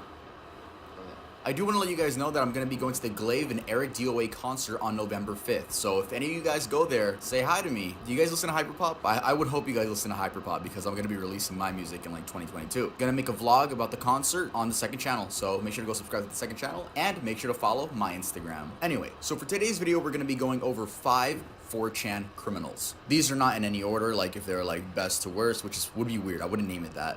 But yeah, it's in no order. Make sure to go grab a glass of water and hydrate yourself. Let's get started with the video. Bianca Devins. I guess this one just hits different due to how recent it was and how young Bianca was. So first I want to cover the details of the case, and then we'll talk about the rumors that happened after she passed away. So it's 2019 in Utica, New York, and Bianca Devins is a 17-year-old girl who would frequently visit websites such as 4chan and would hang out in the image boards known as Robot 9001, Cams and Meetups, and Fashion. And she would also use Discord to make online friends. She would use both, basically. She had anxiety, which limited her from making friends in person. Due to being a girl, she stood out in these male-dominated spaces. Not only was she a girl, but she had this alternative look, which a lot of people like. She began obtaining orbiters. The best way I can explain what an orbiter is basically an obsessed simp. Guys that orbit around girls and obsess over them. One of these orbiters, which she thought was her friend, his name was Brandon Clark, who at the time was 21. This man was, and still is, the definition of an incel. I would like to read this piece from HuffPost to provide some more context. Claire, 19, said she started talking with Bianca 2 years ago. They bonded over their experience with older, abusive men on 4chan. They had both started using the site at a young age, when they were lonely and looking for friends. What happened next was textbook, Claire said. They attracted men who wanted young, quote, innocent girls to obsess over. As soon as the girls did anything to break that image, like find a boyfriend or have sex, the spell was broken, and the men would retaliate, using anything they had to hurt them, including posting intimate photos of them or their chat logs without permission. So yeah, you get the deal. Men who have never had a female's attention, so they retaliate when things don't go their way. Anyway, let's continue with the story. Brandon invited Bianca to a concert, and she agreed to go. Her mother met Brandon, and it seemed he was a nice average guy, so she let her daughter make plans with him. On July 14th, 2019, they went to the concert, and while there, Bianca recognized another online friend who was named Alex. She actually was the person that invited him. It seems she was more interested in Alex than in Brandon, and at one point, Brandon goes to get something from his car. However, when returning, he saw Bianca and Alex sharing a kiss. After this, his mood changed for the worse, and he was her ride home. A few moments later, an image of Bianca with her throat slit open was posted onto a Discord server she was in with the caption, "Sorry, you're gonna have to find someone else to orbit." People in the server were worried as to if it was her or just a random image from Google. Someone reverse image searched it and found nothing. There was reportedly also a video of the murder, which I initially thought was a rumor, but after doing my research, there 100% was a video, and I don't know if that's ever been released to the public, but not that I want to watch it, but I've never seen it. Seen the images, but I've never seen the video. So I'm assuming someone asked Brandon where he was, or something along those lines, because in this next screenshot, we see Brandon say this: "My car. I Bianca, dumbass. Anyways, remember to subscribe to PewDiePie. Also, to the Alex with a Chinese username, hope it was worth it. She was gonna go home today." Why did he have to bring PewDiePie into it? I don't understand that. I remember when the whole meme was going on of subscribe to PewDiePie, but like, ew. I'm sure he probably said it because that's what the Christchurch shooter said before going on a killing spree, which we will talk about later in this video. Then Brandon began posting on his Instagram story and Snapchat. I'm not gonna show the images, but I'll read the captions attached to them. "I'm sorry, Bianca. Here comes hell. It's redemption, right? Thanks to everybody who was good to me. I'll miss you all. I'm sorry, Bianca. Ashes to ashes." Eventually, Utica police got a phone call from Brandon himself stating this. 911, what is the emergency? My name is Brandon. The victim is Bianca Michelle Devins. I'm going to myself. Just stay on the line with me, okay? No, I'm not going to stay in line with you. I'm going to be dead on the ground. When police arrived, they found a pit of fire with Brandon's laptop in it, a tarp, and Brandon Ego, the #1 rated brand in cordless outdoor power, brings you the Select Cut mower. Customize the cut with 3 interchangeable blades. It cuts for over an hour on a single charge. Ego, exclusively at Lowe's, Ace, and Ego authorized dealers. This is Blankos, the free-to-play multiplayer game where you can unlock, earn, and sell NFTs in-game. In Blankos, it pays to play, literally. You can choose to sell your Blankos on the Mythical Marketplace or build an epic collection of iconic designs by the world's most talented artists. Play Blankos your way. Go on solo quests or team up with your friends. Join the party now. Download and play free at Blankos.com.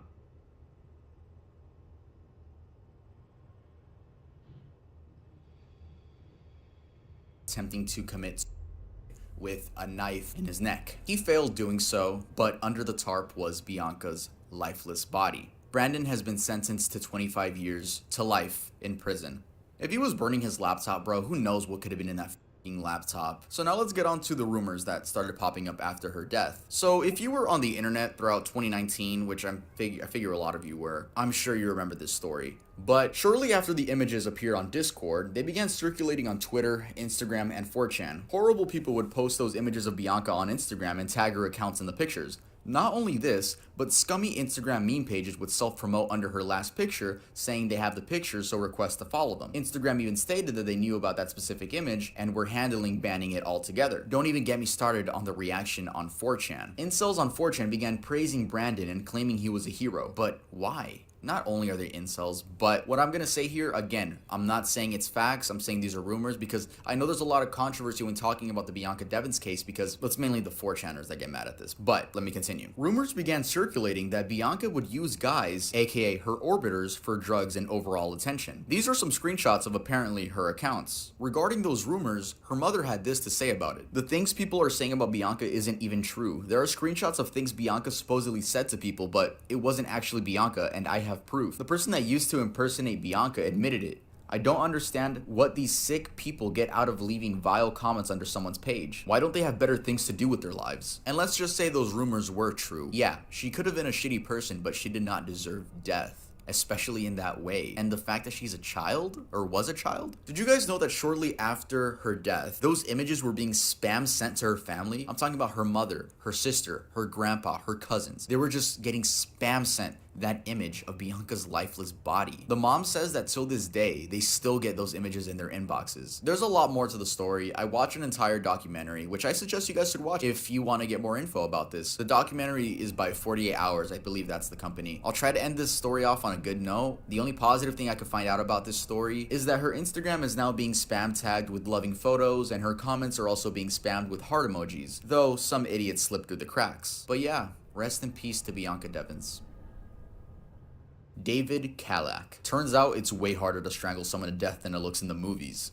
Duh. Cause those people are acting, she fought so damn hard. Check the news for Port Orchard, Washington in a few hours. Her son will be home from school soon. He'll find her, then call the cops. I just wanted to share the pics before they find me. I bought a BB gun that looks realistic enough. When they come, I'll put it and it will be by cop. I understand the doubts. Just check the news. I have to lose my phone now. David Kalak, also known as the 4chan murderer, was a 33-year-old man from Washington who murdered his girlfriend by strangulation and then proceeded to post the images on 4chan for other incels to react to. This happened in 2014, by the way. He posted the images to a room dedicated to celebrity nudes and ex-girlfriend nudes. So it's no doubt this dude was looking for a reaction, considering the woman in the pictures was naked in the photos. David's plan was to murder his girlfriend, pretend to have a real weapon, then be killed by a police officer, aka by cop. He knew her 13-year-old son would find her body after coming home from school, and that's exactly what happened. Oh my god. That means he saw her naked and dead. Jesus Christ. Okay. Just about the time the killer was posting these words, the 13-year-old son of 30-year-old Amber Lynn Copland was arriving home from school in Port Orchard, Washington. He saw his mother on the couch and figured she was sleeping, but then he became alarmed. He summoned his father, who does not reside there. The father hurried over and called 911 at 3:32 p.m. The police and the paramedics found the mother beyond saving. Somebody had rifled through her purse and placed her driver's license beside her head, with a word scribbled across it, dead. More words were written on a picture that hung on a wall. She killed me first. A third message was on a window blind. Bad news. Kalak was sentenced to 82 years in prison. Let's be honest, he's gonna die in there considering he answered when he was 33 years old. Nah, yeah, I don't like this story at all, dude. Like, the trauma for the kid. He has to be mentally by now, bro. Imagine coming home from school, then seeing that, and then, dude, the hatred he has to have for that man, too, like... Brenton Tarrant, otherwise known as the Christchurch mosque shooter. On March 15, 2019, 2 consecutive mass shootings occurred at mosques in Christchurch, New Zealand during Friday prayer. The attack was carried out by a single gunman who entered both mosques, killing 51 people and injuring 40. Brenton Harrison Tarrant, a 28-year-old man from Grafton, New South Wales, Australia, was arrested shortly afterward. He was described in media reports as a white supremacist and part of the alt-right. He even live-streamed the first shooting on Facebook, and prior to the attack, had published an online manifesto onto the image board known as 8chan, under the politically incorrect room, which is where a lot of racist conversations take place. 8chan is essentially a copy of 4chan under different management. It promotes itself as the free speech friendly 4chan alternative, aka I can be racist and I can post illegal images here and you can't get mad at me, right? We're on 8chan, not 4chan. Yeah. Basically, 8chan just takes a far more extreme view of freedom of speech. That's it. The 8chan post read, "Well lads, it's time to stop shit posting and time to make a real life effort post. I will carry out an attack against the invaders and will even live stream the attack via Facebook. The Facebook link is below. By the time you read this, I should be going live. It's been a long ride and despite all your rampant fecklessness and degeneracy, you are all top blokes and the best bunch of cobbers a man could ask for. I have provided links to my writings below. Please do your part by spreading my message, making memes, and shitposting as you usually do. If I don't survive the attack, goodbye. God bless, and I will see you all in Valhalla." By the way, I'm not straight. I do like guys and girls. I know this is so random to say, but I feel like someone's gonna try to cancel me for saying fat. I'm still gonna censor it just because it's YouTube. Yeah, don't try to cancel me for saying fat when people call me that every day because of my sexuality. Don't cancel me, guys. Speaking of the LGBT, I'm bisexual. All right, so this is the first time I say it on my channel. All right, so friends and family that are watching this channel, I fucking like guys and I like girls too.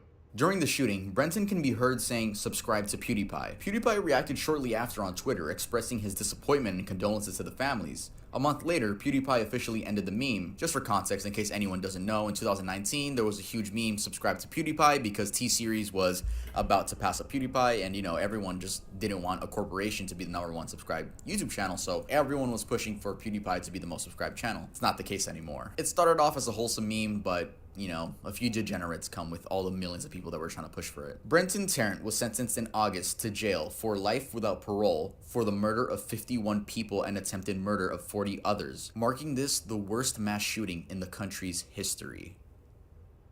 Eric Clanton. In April of 2017, a clash between pro-Trump supporters and anti-fascist counter-protesters, known as Antifa, unfolded at a Patriots Day rally in Berkeley, attended by roughly 1,000 people. A video surfaced where a Trump supporter gets hit hard in the head by a masked man. STP ceramic oil treatment reduces friction for up to 15,000 miles. With a bike lock, and I mean, he hits this dude so hard in the head that his head just starts bleeding instantly right when he gets hit. The man that got hit ultimately needed stitches. So the guy that got hit was a Trump supporter, and our friends over at Politically Incorrect did not like this one bit. These users dedicated their lives to finding out the masked man who hit the Trump supporter and demanded that he get charged. I'll play this clip by internet historian who describes it perfectly and simply. During the night, Pol was working busily. They saw what had happened and they were outraged by it. The hunt was on. They broke down every bit of footage they could. They compiled it all. They found this man who matched every detail. Let's break down the clues. Shoes, match.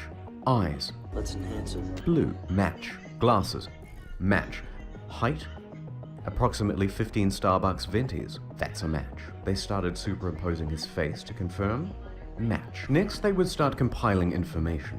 His social media, address, phone number, employment. I don't want to play too much of his video, but it will be linked down in the description below. So yeah, these 4chan users doxed him, and I'm not defending him. He literally assaulted someone. You need to be charged for that. Doesn't matter what your political views are, you're a human harming another human. But isn't it insane that they literally found his address and everything from this image?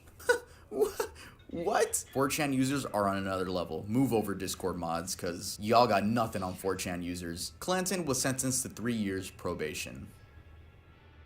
Ruben Braithwaite. Okay, so for this segment, I'm gonna read an article. The reason I'm gonna read it from an article is because there are a lot of quotes, and I don't want to paraphrase that, so I'd just rather read straight from the article. I just want to give credit that this was written by Jason Evans, and it's on the website Wales Online. Ruben Braithwaite was 12 years old when he went to live with his dad and stepmom, Fiona Scorfield, at Broadmoor Farm in 2013. She loved him, took good care of him, and was a great believer in him and wanted him to go to university. But 5 years after she took him into her home, Braithwaite would return from school, lure her out of her farmhouse, and cold-heartedly murder her with an axe and a samurai sword. Desensitized through his apparent fascination with gore-filled images on American website 4chan, the teenager had watched her blood drain out of her before calling police. He would later tell officers that he was, quote, convinced he had to do it, and that his motivation was to shock people, to change my life. I just wanted her dead so I could have a life. I'm just fed up, he told officers. The full horrific details of this monstrous crime can be reported for the first time after Braithwaite was jailed for life with a minimum of 15 years. At Swansea Court on Friday, sentencing Judge Mr. Justice Picken was told that in the 12 months before the murder, he had become fascinated with online material about mass killings,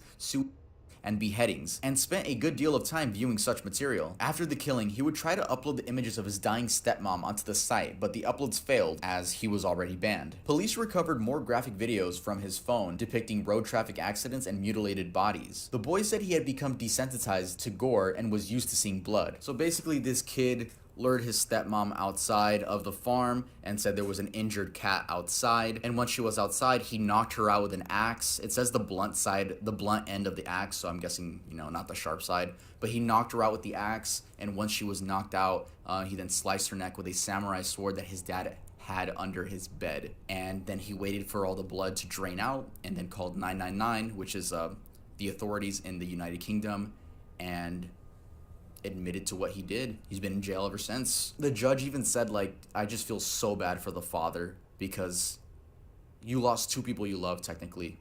Your son, which is now going to spend the rest of his life in prison, and your wife. I swear, like, every person I named in this video is legitimately going to hell. Maybe not the bike lock dude. He didn't really kill anyone, but yeah, I just want to say rest in peace to everyone that I have spoken about in this video. And my condolences go out to their families.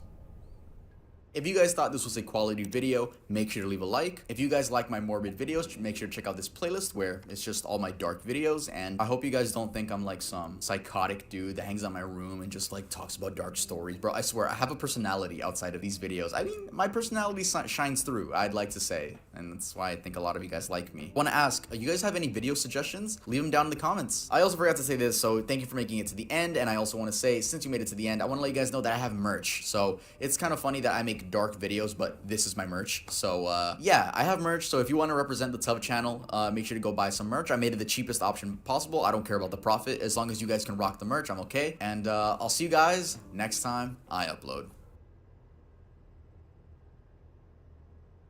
A Whopper for her, for him, and everybody? With creamy avocado spread, crispy bacon, seasoned tortilla strips, and spicy sauce, the Southwest Bacon Whopper makes any moment Whopper worthy. The Southwest Bacon Whopper, only at Burger King.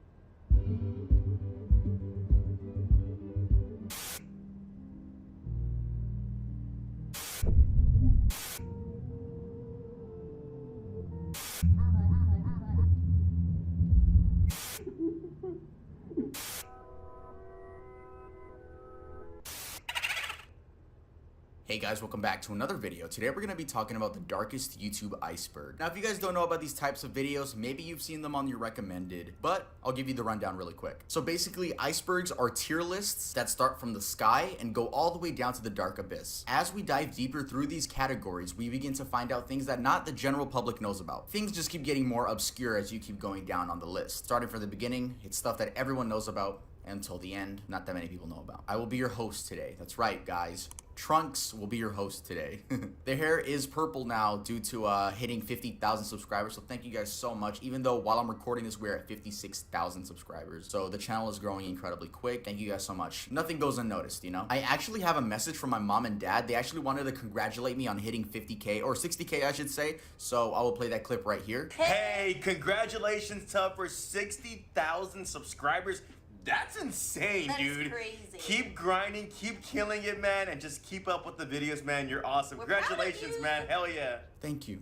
Thank you, Mom and Dad. I really appreciate those sweet words, even though I haven't heard them yet because I don't have the clip yet, so I hope they said something nice about me. I want to give credit to Alex Gus for his video on the dark YouTube iceberg because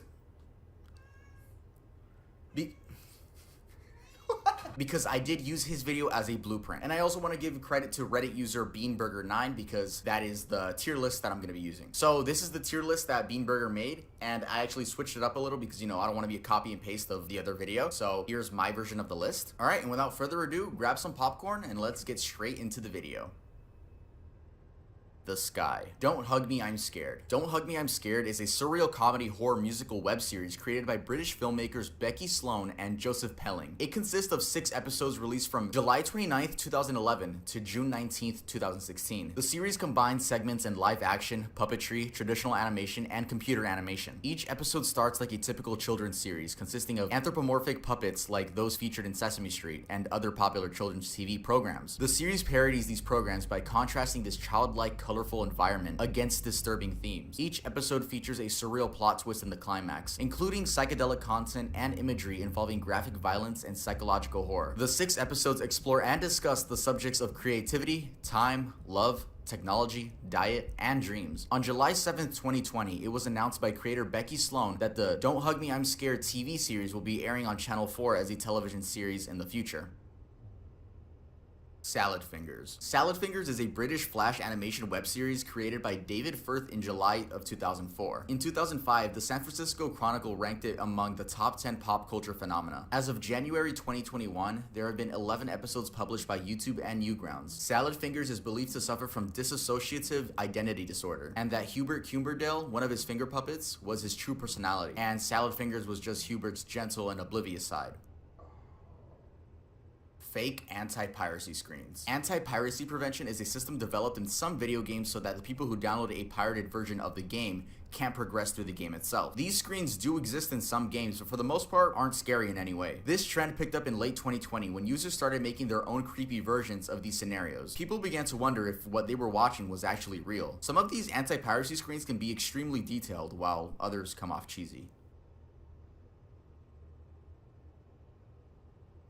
Hey guys, I just want to take a few moments out of this video to talk about today's sponsor, Atlas VPN. In today's video, we're going to be talking a lot about internet security, so I thought it would be perfect to talk about today's sponsor. Atlas VPN is a tool that encrypts your data and hides your virtual location. When you connect to a VPN server, your device is given a new IP and DNS address. All of the traffic is encrypted and routed towards the VPN server. When the traffic arrives at the server, the VPN server decrypts information and allows the traffic to access the desired destination. They also have a data breach monitor feature. This feature allows you to check if your email has been scanned through any odd websites. We're talking about data breaches and data dumps. This includes emails, names, passwords, and other sensitive information. Enabling notifications ensures that you are aware of such incidents. It also gives you a heads up to change your passwords before anyone on the internet has any sort of chance to steal your account. Atlas VPN is available on your computer or on your mobile device. Currently, Atlas VPN is running a huge discount on their 3-year deal for just $139 a month with a 30-day money-back guarantee. The deal won't last for long, so make sure to check it out by clicking the link in the description below. Alright, now I'm really going to show you how to put this VPN to use. Let's say you're looking for a specific movie on Netflix, but the movie is not in your region. Well, simply turning on your VPN allows you to go anywhere you want in the world, not literally. We're talking about technology here. And boom, you can watch your favorite movie right from your home.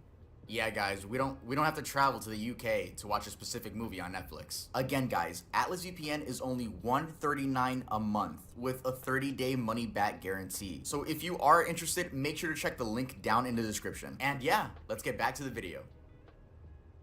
Duendes, aka Mexican elves. Now this one's a little personal one, so that's why you can see my face when I explain this one. By the way, I don't know how often you guys are going to see my face in this video, simply because I do have a fat script because I had to write a description for each and every single one of these topics. So duendes is the Spanish word for elves. In the Hispanic community, mythological creatures are very common. This includes the likes of chupacabras, sirenas, which means mermaids, and duendes. The reason I put it in the first category is because of how easy it is to access. I remember when my mom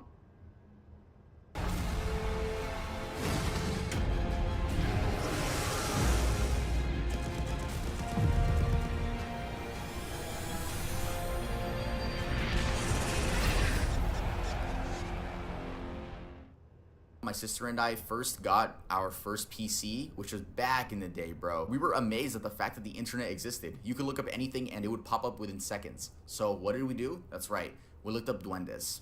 And these videos were always pixelated. I mean, always pixelated. Yeah, so it's safe to assume that they are fake, but what always had me wondering is how people faked them back in the day. I mean, there was no Adobe Premiere, there was no Sony Vegas Pro, so how did these people fake them?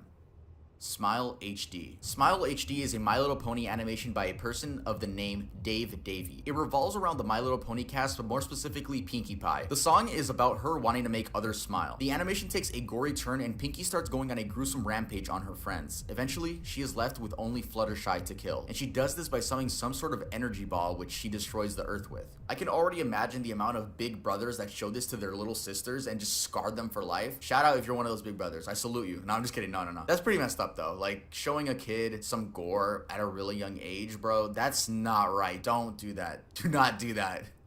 Creepypastas. Back in the day, creepypastas were a very big thing. I personally used to love them in middle school. Creepypastas are horror-related legends that have been copy and pasted around the internet. These internet entries are often brief, user-generated, paranormal stories intended to scare readers. They include gruesome tales of murder, suicide, and other occurrences. Many famous characters we know today came from creepypastas. This includes the likes of Slenderman, Jeff the Killer, Laughing Jack, Sonic.exe, Ben Drowned, and many more. Five Nights at Freddy's lore. I added this one, you guys know. As the Five Nights at Freddy's enthusiast, you know I had to add it, bro. I keep seeing these videos and no one includes Five Nights at Freddy's. Come on, guys, we gotta add it. Five Nights at Freddy's was our favorite game at one point. Let's all admit it. This indie horror game caught wind once gaming YouTuber Markiplier started a series about it on his channel. That video has 92 million views as I'm recording this video. The game took on a life of itself, inspiring many players to come up with their own theories, and MatPat to make 70,000 videos on the topic. The game is still going to this day, though the creator, Scott Cawthon, is no longer a part of the Five Nights at Freddy's team. Happy Tree Friends. Happy Tree Friends is an American adult animated web series by Mondo Media. The show had achieved a cult following on Mondo Media and YouTube. Being an adult animated show disguised as a kids cartoon show, the series features cartoon forest animals who are suddenly subjected to very extreme and cruel graphic violence in any episode. Each episode revolves around the characters enduring accidental or deliberately inflicted pain, murder, or mutilation. I remember when 2010 type stuff, Redondo Beach, which is a beach here in California, actually used to sell Happy Tree Friends figurines. Yeah, that's a very deep memory. Just thought I should mention that. The tip of the iceberg. Lee Hardcastle Animations. Lee Hardcastle is a British animator who specializes in stop motion techniques. He is famous for his handmade independent animations. I specifically would like to talk about his Simpsons couch gag series he has on his YouTube channel. This series puts the characters we know and love in horrible situations. In the first episode, the entire family is murdered by Bart's bullies. Marge is able to fight back, but in the end, she dies too. Lisa survives and then is shot by Officer Wiggums. When you guys watch this, I strongly recommend to watch the version of the video with Suicide Boys' Kill Yourself Part 3 playing in the background. Something about it just makes it that much more horrifying. Beasts. I am the beast that cuts the meat. Now that they're dead, you can sink in your teeth. Beast is an animated music video uploaded in 2014. The catchy song revolves around each green beast announcing what they do and how it contributes to their society. It's noticeable that there is a deeper meaning to this video with lyrics such as, I am the beast that makes degrees. As long as they smile, I can treat them like sheep. I am the beast that's on TV. I make you think that you need to be me. The video ends with the earth turning yellow. Personally, I think it means that the world will eventually turn to shit if we keep doing the same things over and over again. I feel fantastic.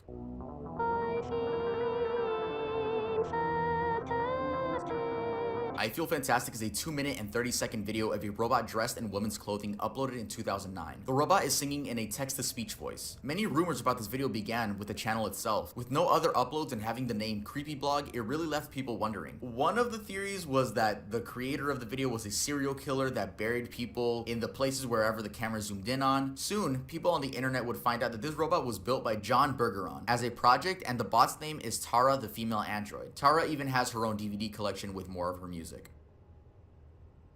Hey Walter. Hi Walter. I was at the mall today and guess what happened?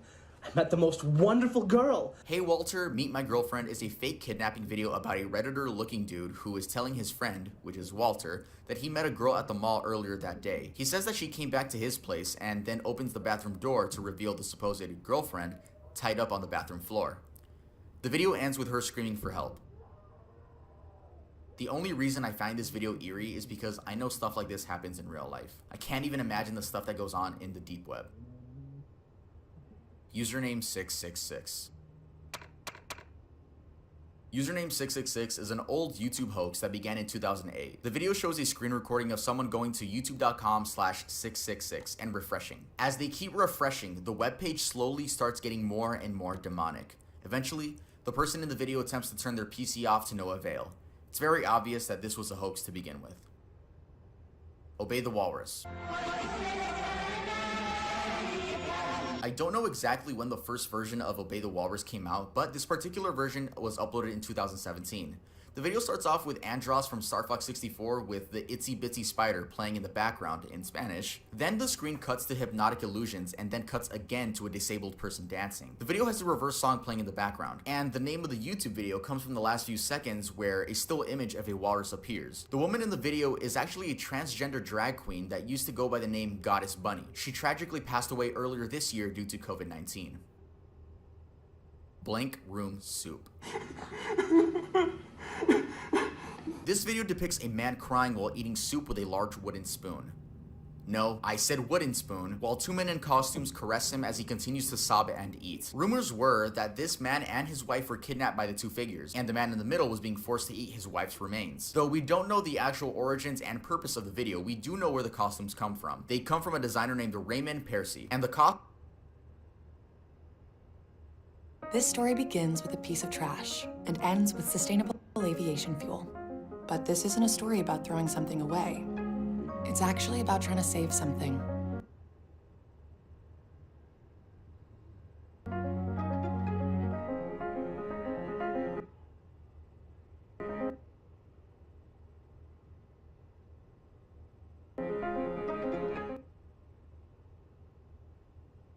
costumes were used in what appears to be entertainment/comedy acts.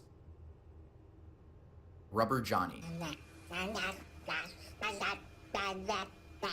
Rubber Johnny is a strange music video uploaded in 2012. And yes, I know rubber is slang for condom and Johnny is slang for dick. I am aware. The video begins with this alien-like creature, Johnny, being asked a couple of questions. Eventually, Johnny starts hyperventilating and the camera goes out of control. Then, the music starts and we get a montage of Johnny rolling around in this dark room. A lot of weird things begin to happen in this montage. This song is actually by Chris Cunningham and Aphex Twin, which came to a shock to me because I had no idea Aphex Twin made this song. I love Aphex Twins' music. I found out about this video when I was like 10. My brothers just played it randomly and I was like in shock. I thought it was a real alien. Yeah, shout out Aphex Twin. If you guys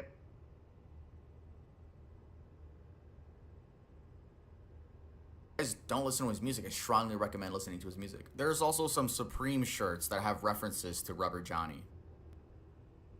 Ben Drowned. Ben Drowned is a well-known creepypasta, and later an ARG, which means alternate reality game, created by Alex Hall, also known as Jeducible. The story revolves around a Majora's Mask cartridge that is haunted by the ghost of a boy named Ben. Many weird and creepy things start happening in the playthrough. The nice thing about this creepypasta is that people modified the game in order to fit the story's narrative, providing for a more real experience.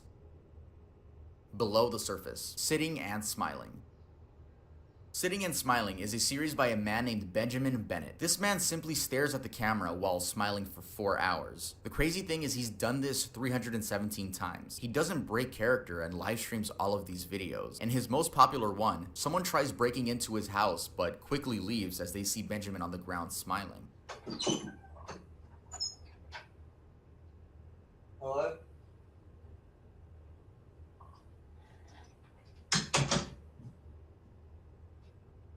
Teddy has an operation. There is something wrong with Teddy. This video is about a teddy bear's surgery. Already an odd scenario, the doctor begins explaining what's wrong with Teddy's organs and proceeds to fix them. Though the organs aren't filled with cotton. They are realistic animal organs. Honestly, that's the only weird part, but if you can look past that, it's actually a sweet video. Little Baby's Ice Cream. I eat Little Baby's ice cream. It keeps me young. Little Baby's Ice Cream is a strange series of commercials by a company of the same name. Their most viewed video has 17 million views and consists of a woman eating herself. Agamemnon Counterpart. Agamemnon Counterpart claims to be the recreation of kids shows by aliens in the year 2571, after humans have gone extinct. They do a pretty bad job at capturing what cartoons are. Yeah, honestly, I didn't think this one was a really good one, but yeah, I just thought it was worth mentioning. Happy Anniversary. Happy Anniversary was uploaded in 2016 and is just an old guy laughing at the camera for a minute until his smile quickly disappears and the words Happy Anniversary appear on screen. The description reads, Happy Anniversary 112 Dirtbag, which seems to be a call out to the disappearance of Mara Murray, who in 2004 went missing after a car crash on Route 112. The old man has been investigated, but nothing was found on him. There is Nothing. Dining Room or There Is Nothing is a strange video of a woman saying something in reverse and then slamming her head into the bowl in front of her. In the middle portion of the video, it reverses, revealing that what she said was, there is nothing. So apparently this video went viral before YouTube was even a thing. It just went viral on the dude's website or maybe other people's websites, and apparently a bunch of people had like downloaded this video. I don't know why people would download creepy videos like this, and no, I'm not included because I have to download them to put them in the video. Why would you want that on your hard drive? I don't know. Daisy Brown. Hi guys, it's Daisy Brown. I'm just talking to the camera. Daisy Brown was an American YouTuber best known for her videos showcasing her friend, and technically her brother, Alan, who is sort of a grayish monster who can only eat sugar. As the series goes on, you can see Alan grow and develop a personality. I'm not scared of you. Just like you're not scared of cars, right? The series ends with Daisy killing Alan and running away. The creator of the series, Jules Dapper, actually recently made her own channel and video explaining why she made the series. 11BX1371. 11BX1371 is an art project by Parker Wright. The video follows a figure with a plague mask, and there seems to be a lot of things you can decode from it. There were a lot of communities that were dedicated to cracking down what the video truly meant. Homunculus videos. The definition of homunculus is a supposed microscopic but fully formed human being from which a fetus was formerly believed to develop. In 2015, a Russian YouTuber uploaded a video simply titled How to Make a Homunculus, Homunculus number 1, where he injects a chicken egg with his sperm. Over the course of the series, you can see the homunculus take on a life of its own. These videos are of course fake, but the question is, how did he fake them?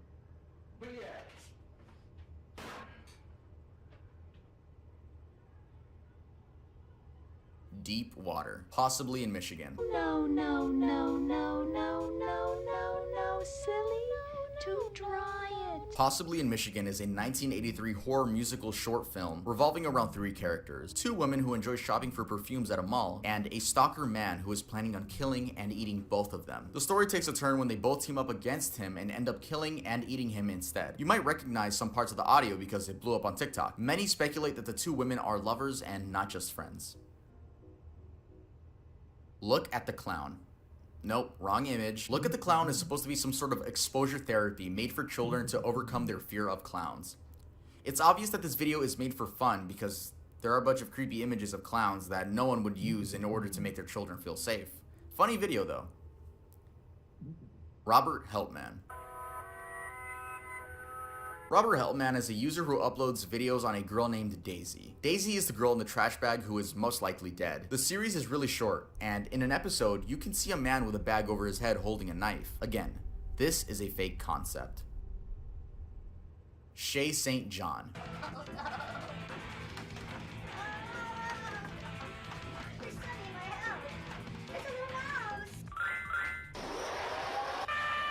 One of my favorites from this entire list is definitely Shay St. John. Shay St. John is a fictional character and art project who appears in a series of surrealist, campy short films. St. John, created by Eric Fournier, was described with a backstory claiming she was a supermodel disfigured in a car accident, who rebuilt her body with a collection of mannequin parts. If you guys want to watch a funny video by Shay, I recommend watching Hand Thing. I also recommend watching Mr. Black Darkness 666's video where he interviews the supposed Shay St. John. No one knows if it actually was her in the interview though, because Eric Fournier died in 2010 and the interview was uploaded in 2017. Bottom of the iceberg, Plastic Men.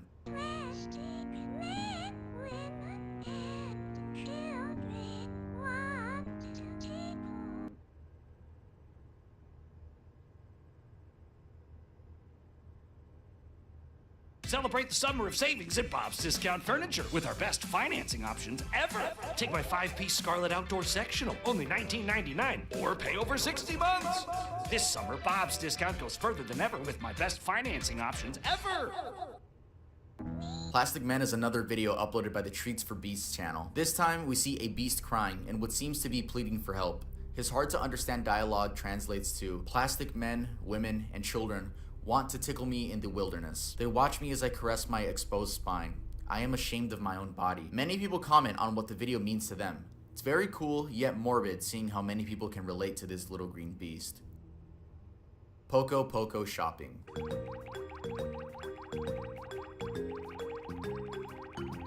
Poco Poco Shopping is a video made by the same person who made Username 666, Nana. This video is about dolls who are promoting certain products. The video starts off somewhat calm and proceeds to get more chaotic while exposing satanic imagery. Nana is best known for his unique style of art, which he repeatedly refers to on his Twitter as cute and horror videos. This style is usually elaborated as youthfully feminine or tender that degrades into gore and hidden terrifying agendas.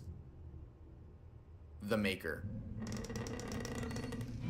The Maker is a stop-motion short film directed by Christopher Keselos. The film is about this rabbit-looking creature that spends almost the entire film creating someone that looks like him. In the end, he is able to make himself a friend, but we realize that in this world, this is part of a constant loop where the creatures make another and die themselves. This video is one of, if not the most popular on the list, with 14 million views. Angel. There's not really much context I could find about this video. It's just a creepy doll slash puppet slash blanket thing sped up with distorted sounds. This entire channel uploads weird shit, and it just so happens that this video blew up. Grave robbing for morons. Great. Pull it out like that. Do not pull it by the teeth, or else it'll break out like that, and you will have holes. Grave Robbing for Morons is a video where a teenage boy is explaining how he robs from dead people. He describes what he does in a very gruesome and detailed manner. This video was probably filmed in the late 80s or early 90s but re-uploaded to YouTube. There's a website dedicated to finding the kid in the video. I guess people just want to know if this was real or not. Apparently, this video was released along with other short films on VHS, but no proof other than screenshots are provided. Now we're heading over to the Abyss. Smile Guide 1, How Effectively an Apple. Yes, that's the translated version of it. I don't know if it's supposed to be how to effectively eat an apple or how to effectively cut an apple. I don't know. It's a Polish video guiding you on either how to cut or eat an apple. This video is Polish, so I had to use Google Translate and subtitles. But from what I could see in the video, they are talking about Mushroomland a lot, and by the end of it, you realize they were always talking about mushrooms, not apples. It's definitely one of the more weird videos. Limbo, The Organized Mind. You know, I've learned to walk around inside my own head. Limbo, The Organized Mind is a short film by Jim Henson, the creator of the children's show The Muppets. The film is about this figure with eyes and a mouth that go through different regions of his mind. The original video has been deleted, but a copy can be found on YouTube. The audio is really muffled though. It's really odd how the same man who made The Muppets made this film as well. Or maybe it's not odd at all. Maybe it makes sense. PHR 2771.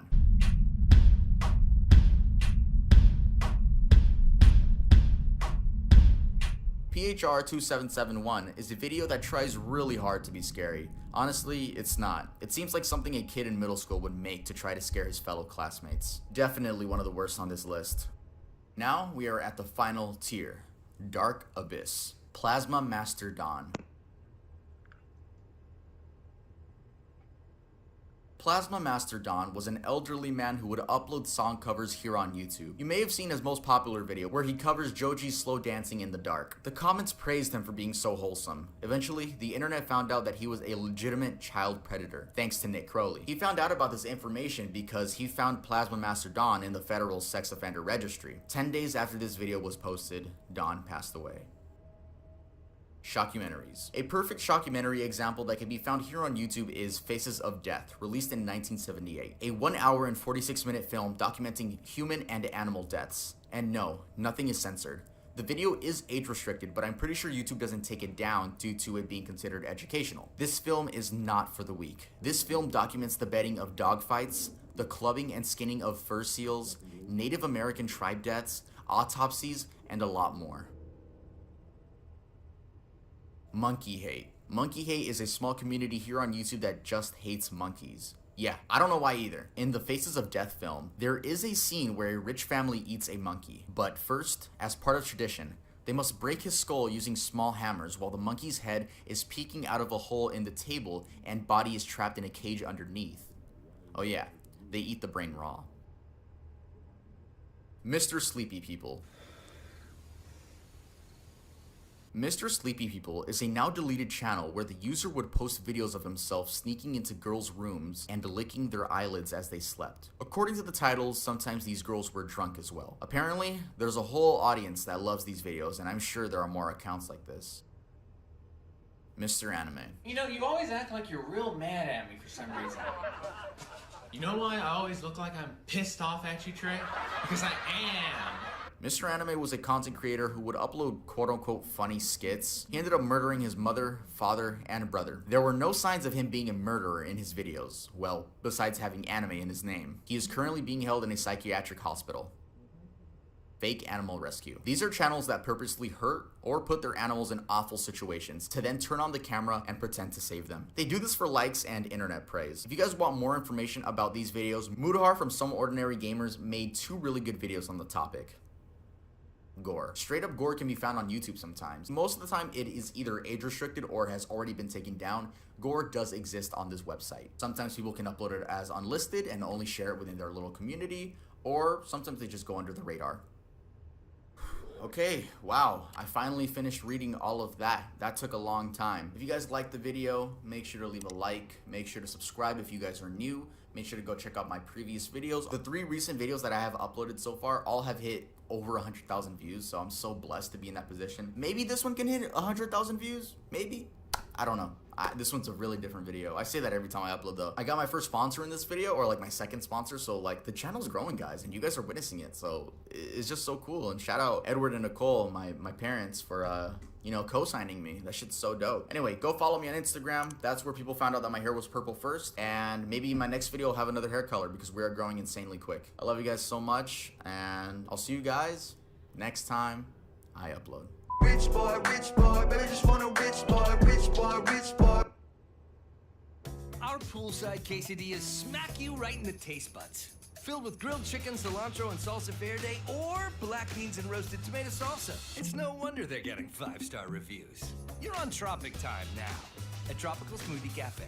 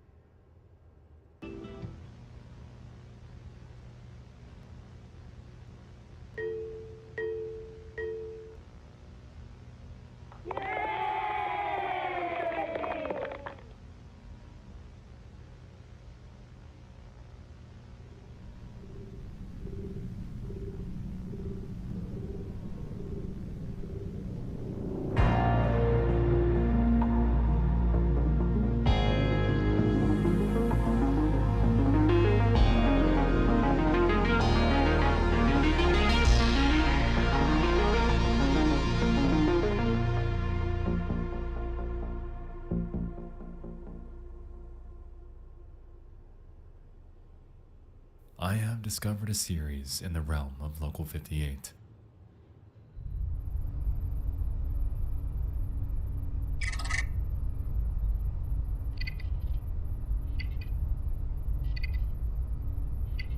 A VHS archive of an ordinary broadcast company.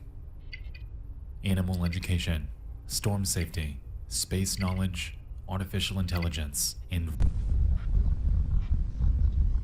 are among the topics presented to us in the form of short, educational VHS guides. Tonight, we will envelop ourselves within this fantastic educational series. This is Gemini Home Entertainment.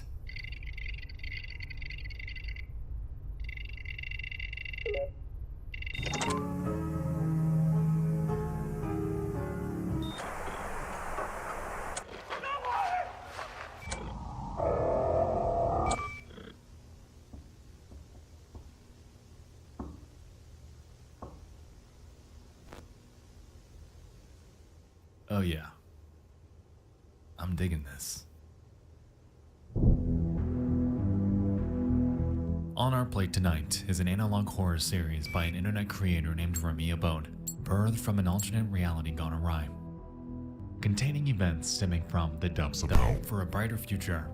Gemini Home Entertainment is a video distribution company ready to take you on an educational trip through various avenues of life knowledge.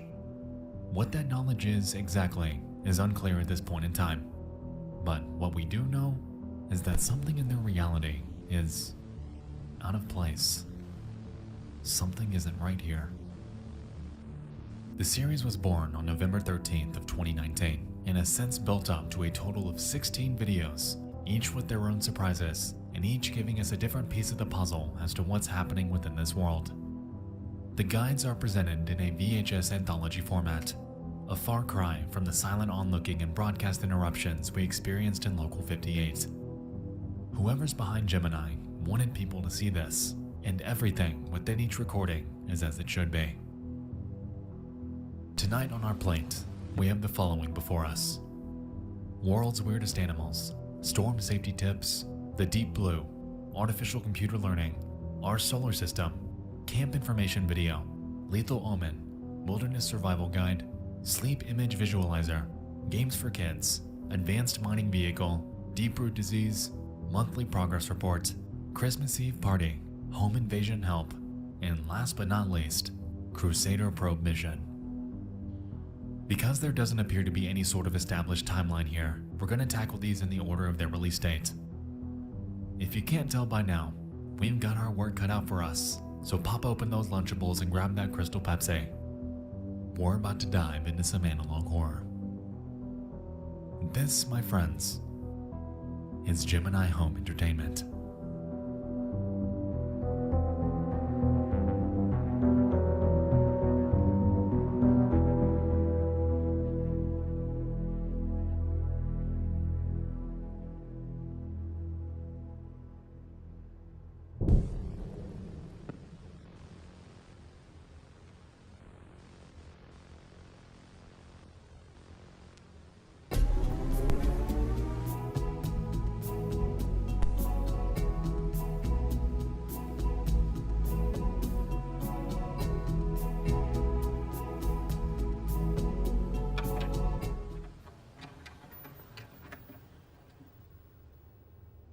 World's Weirdest Animals.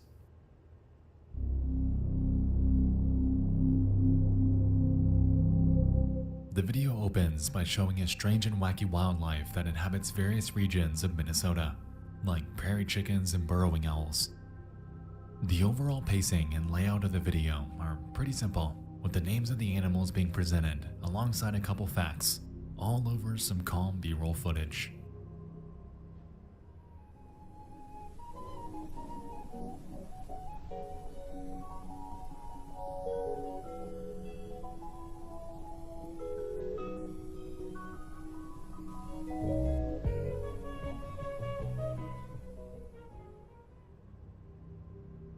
The overall tone changes a bit once we make it to the 3-minute mark. Contrary to the prior animals, the habitat for the one upcoming is denoted as everywhere.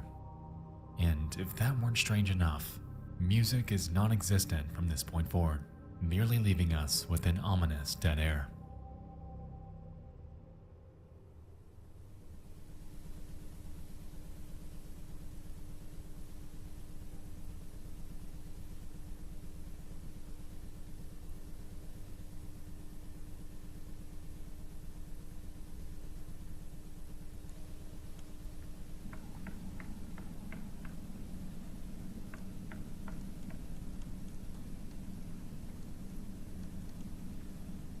And so, the next animal up is something called a woodcrawler.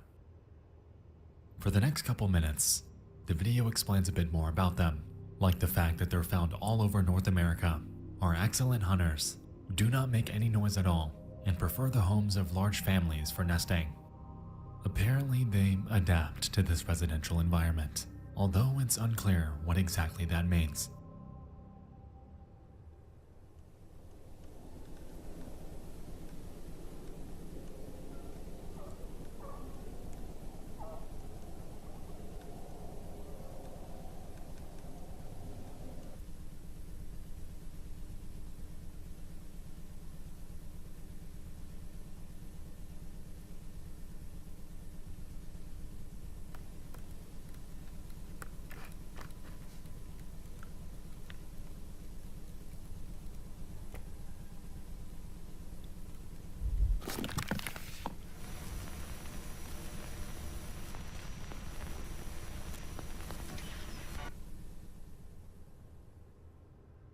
So, right in the middle of episode 1, we get a brief glimpse of what we can assume to be a woodcrawler. It appears to be some sort of long-legged creature, and I've got a funny feeling that its actual body is much, much larger than a human. Curiously, the video also presented somewhat of a paradox, claiming that you will hear screaming, but they stole their voices. If we're assuming that the victims of these so-called woodcrawlers are humans, then it leaves us wondering what exactly they're doing to them. Lastly, I find it interesting that this creature was described as nature's mockery, as that term could be interpreted in a couple different ways. Are woodcrawlers ridiculing our entire perception of nature and how life within it functions? Or are they some kind of absurd imitation of human life? I could be way overanalyzing this first part, but I'm just curious why that's there, considering how unnatural this creature looks.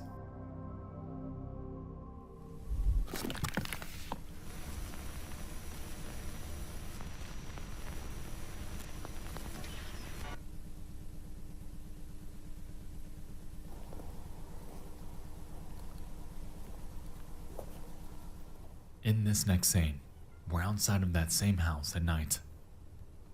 It's hard to make out, but we can notice people inside of it this time. Why?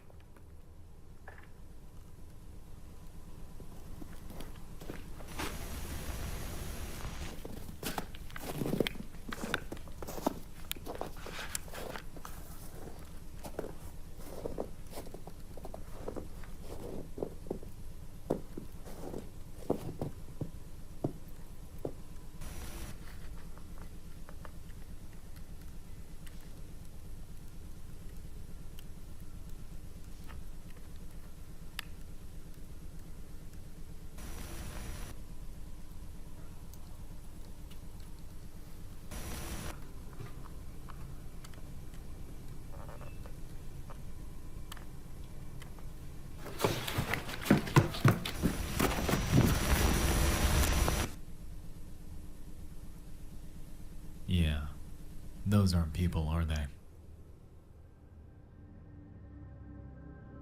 So, with their bizarre, unnatural behavior, combined with a caption claiming that they're fake people, it's clear that woodcrawlers don't kill humans. They imitate them. This effectively establishes synonymy between the two, as their method of adapting somehow involves taking over their bodies and conforming, to the best of their ability, to natural human life. As we've seen though, their behavior is far from it.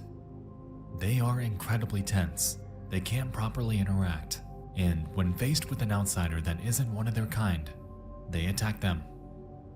They're an absurd imitation of the human form, a true mockery of nature.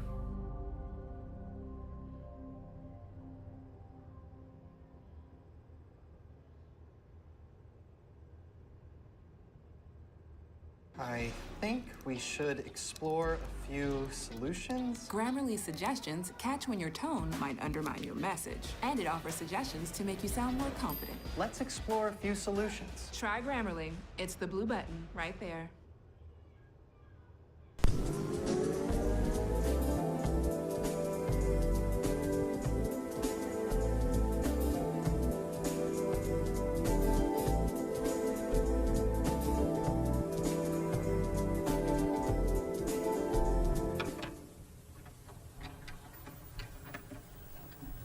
Storm safety tips. Brought to you by Harbinge Technologies. The focus of this video is to help keep you and your family informed on how to remain safe in the event of a major catastrophic storm.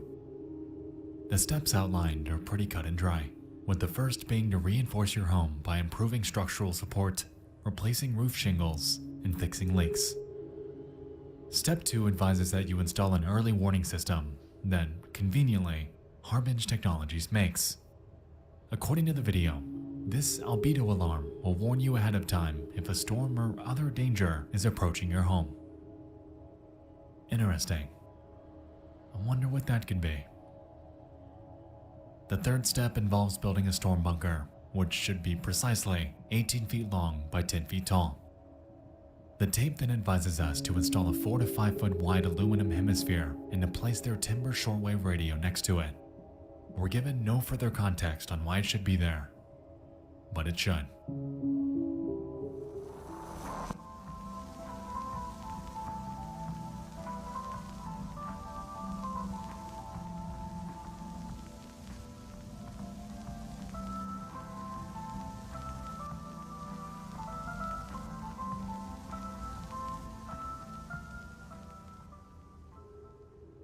This next segment explains what to do during these storms.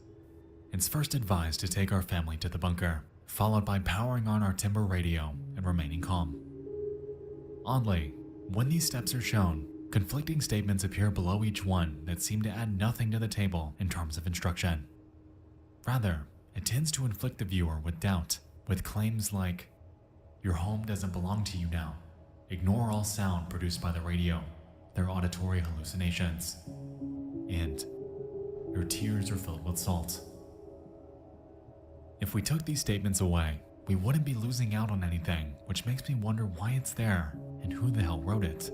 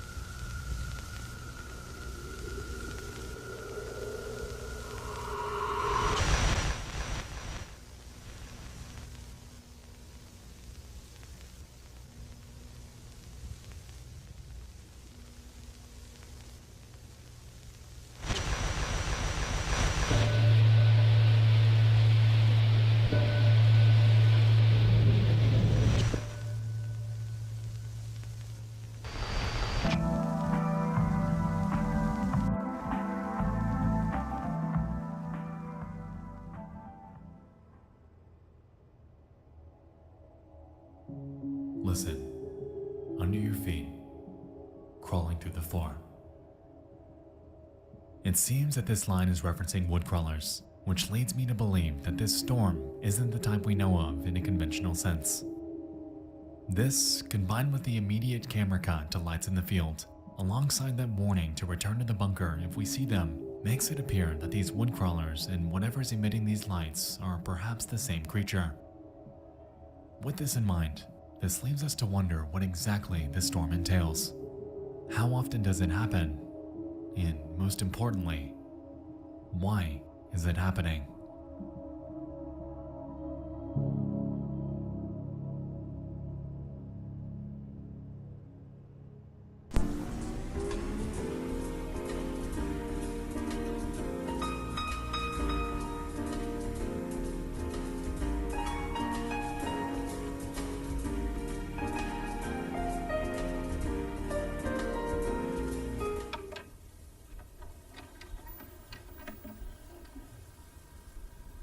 Deep Blue.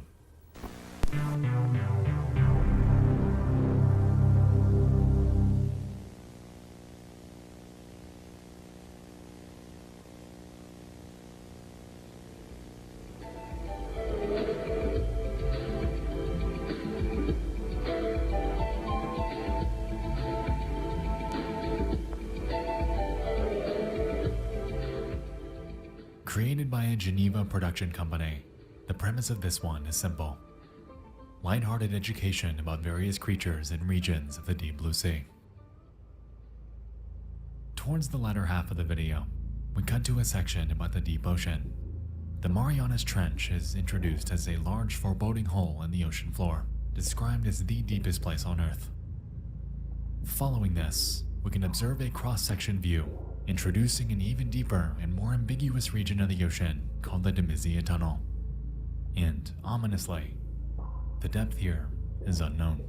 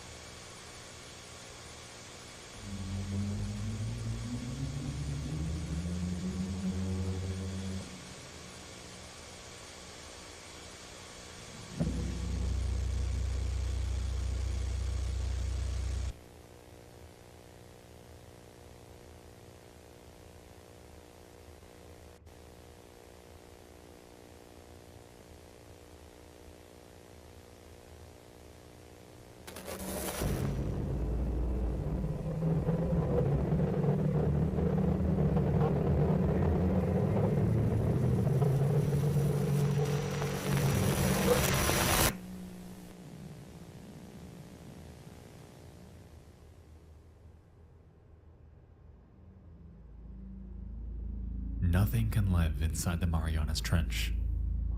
The same, however, can be said about the Demizia Tunnel. Taking what we know so far about woodcrawlers, how they were introduced, and the connection to them from storm safety tips, I'm led to believe that this creature is perhaps a full-body shot of one of them. With this, we become aware of their ability to exist on land, underground, and beneath the extreme pressure of the ocean floor, cementing them as a highly resilient creature that humans, by all accounts, need to stay away from.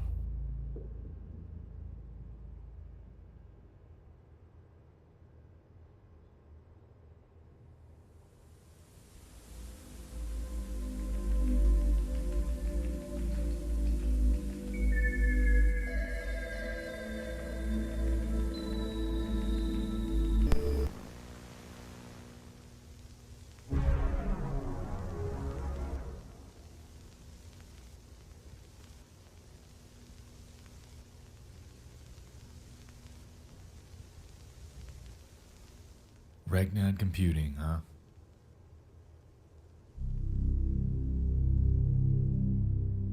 This next entry involves a new, state-of-the-art AI tech showcase. The overview explains that it's been in development for about 4 years and is already highly advanced. Curiously, This is the only tape so far to start off with absolutely no music, which I found notable considering that in each video so far, the music stops when an ominous revelation is about to happen. The AI showcase is laid out in the form of short stories. Each iteration spans 4 lines of text, and as we progress through this video, we'll find that what starts off as unintelligible quickly morphs into something we're able to logically follow.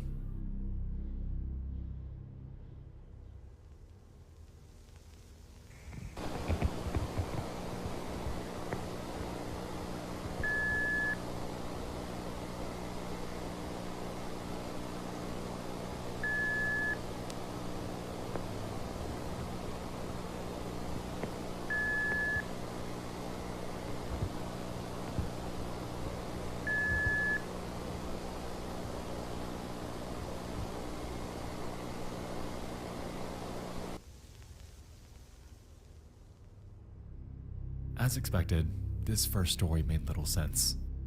We can gather an overall idea of what it's trying to convey through words like river, a secret, death, and the names Jack and Mary.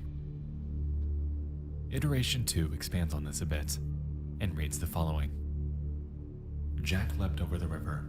Mary followed close behind. They're searching for the secret place. I hear you. And with Iteration 3, Jack leapt over the river. There goes Mary down the stream. The secret place will keep us safe. The river flows, but not with water.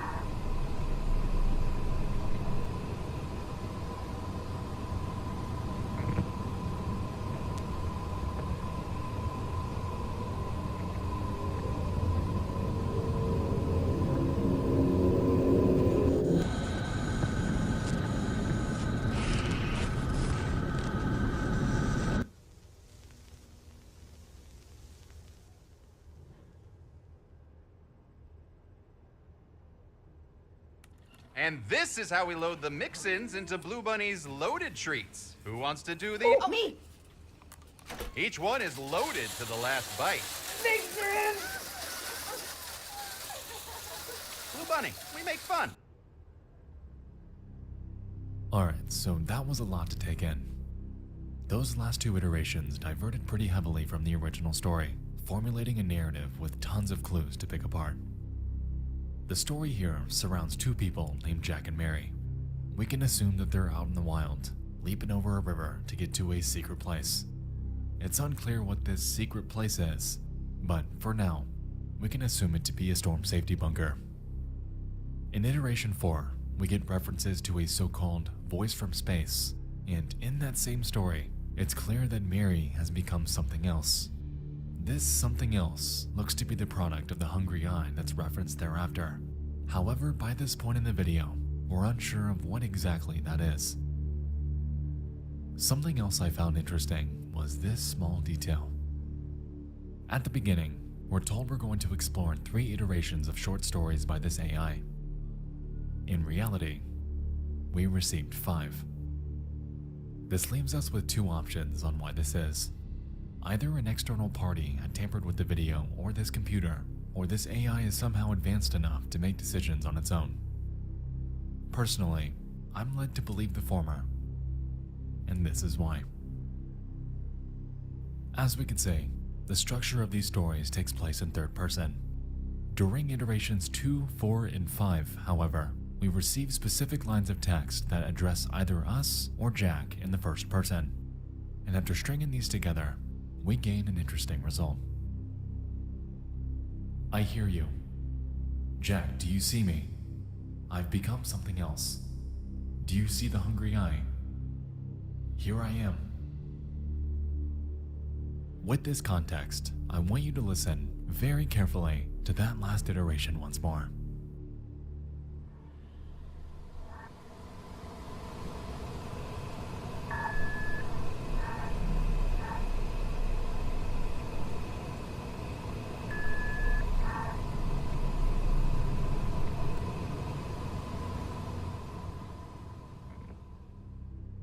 There is some sort of voice coming through the broadcast. It's extremely muffled, however it's clear that something is either interfering or feeding information to this AI. And personally, I'm led to believe that it's Mary. She and Jack are not just filler names for these stories. They are actual people, and I'm going to infer that the story presented actually happened. Moving on. Towards the video's end, we observed a glitch in the two diagrams. Given the references to the voice from space and the moving stars, I'm led to believe that these two circles represent planets. The larger appears to be the hungry eye, being denoted as alive, with intent. It seems to be hyper-focusing on a smaller planet, which we can assume to be Earth. And in the second diagram, we can observe the effects that this eye is having on us. Somehow, it's projecting some sort of vessel down to Earth, and once it makes contact, it mutates into the creatures we've been seeing thus far. It's clear that there's something larger at play here, and there's a lot of context that we're still missing. So let's keep this in mind and press on to see what else Gemini has for us.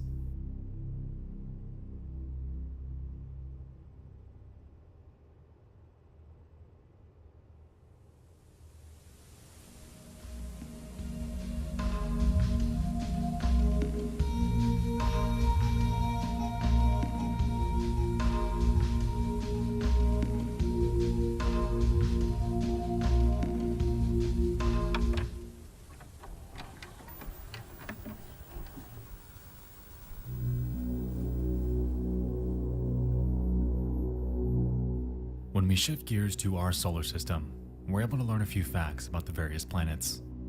A diagram greets us, encompassing the Sun, Mercury, Venus, Earth, Mars, Jupiter, Saturn, Uranus, Neptune.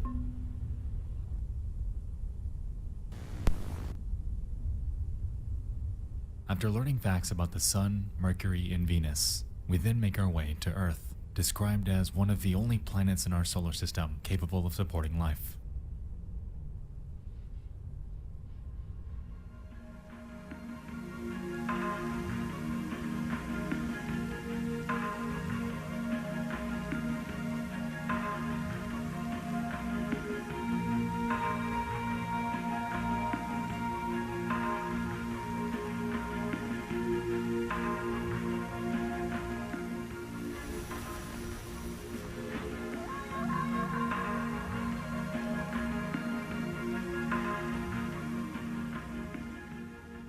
Upon making our way to Jupiter, the video highlights its big red spot. It claims that it's not an eye. It is an open wound. We then observe Saturn. The outer portion of its ring is absent, and it's denoted as something called the Gateway.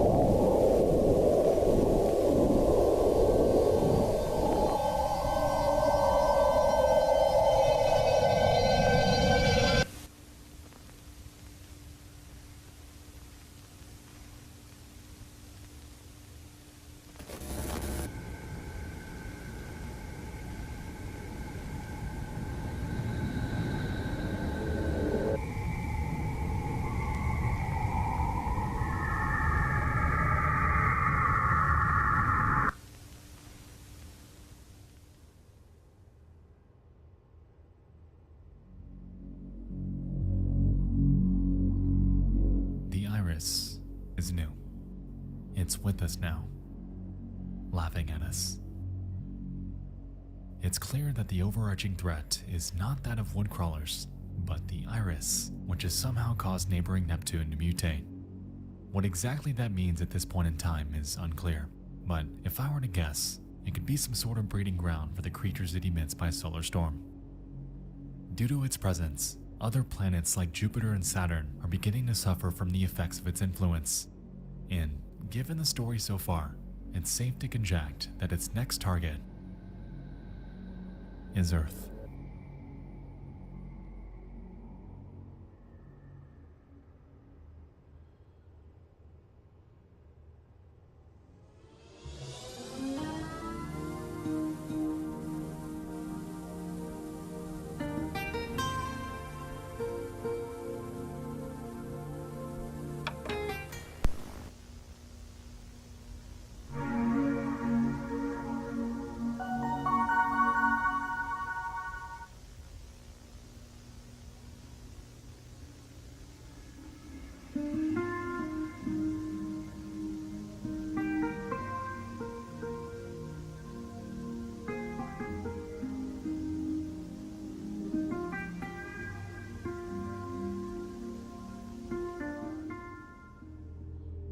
Tape 6 changes gears a bit. Here, we're introduced to a freshly reopened campground called Moonlight Acres, a serene getaway that's completely isolated from outside civilization. The tape showcases its many accommodations and activities, including hiking trails, archery, canoeing, and their flagship Lights in the Sky event, which is oddly denoted as a harvest. Afterwards, we're able to catch a glimpse of their various structures. Among these are burrow-free family cabins, kids' cabins, and even their original rustic cabins for those feeling a bit more outdoorsy. Each of these are beautifully decorated to ensure your stay is as cozy as possible, and you can rest easy knowing that they have alarms in place in case a sudden storm takes place.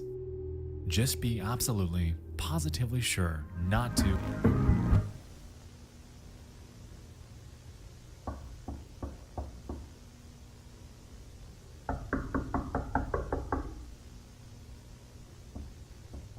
Do not answer the knocking at the door.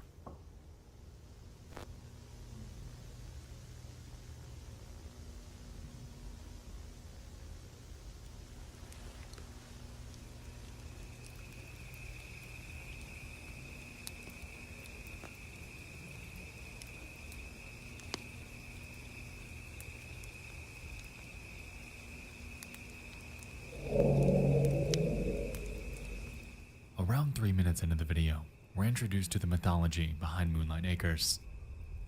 Allegedly back in the 1930s, strange, well-dressed men would visit the campground, asking to enter the admin's cabin every single night for years.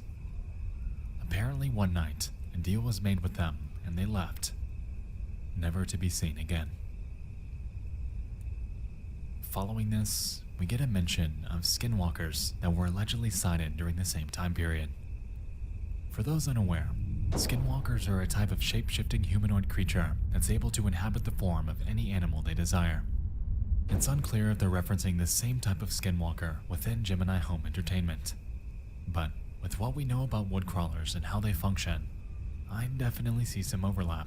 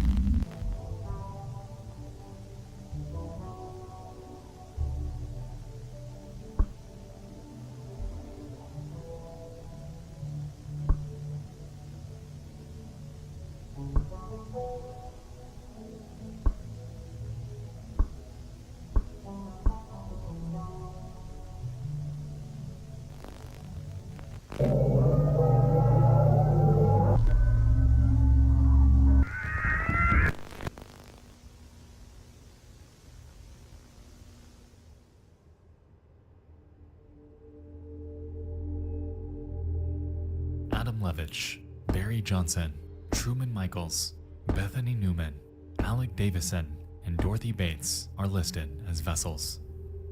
Carriers of something that isn't good. It's clear to us that the knocking was coming from woodcrawlers, and given the photo of them, we're able to finally establish a scale for how gargantuan these creatures can be. I'm going to conject that the woodcrawler we saw in World's Weirdest Animals was much younger than the ones we're seeing here in Moonlight Acres. While we're currently unsure of what their lifespan is, we know that this one surely wouldn't fit into a house. Given the campground's mythology, with the stories about the strange men that coexisted with so-called skinwalkers in the 1930s, this implies that these creatures have been here for decades. But this leaves us to wonder what they've been doing and how they've upheld the status of mere campground mythology for so long. We know the original staff opened their doors, likely being killed or transformed into fake people and resulting in the campground's original closure. But where the hell have they been since then? What is clear is that Moonlight Acres is back open, now advertising burrow-free cabins and having a clear awareness of these creatures existing. Someone gave it the green light. But who?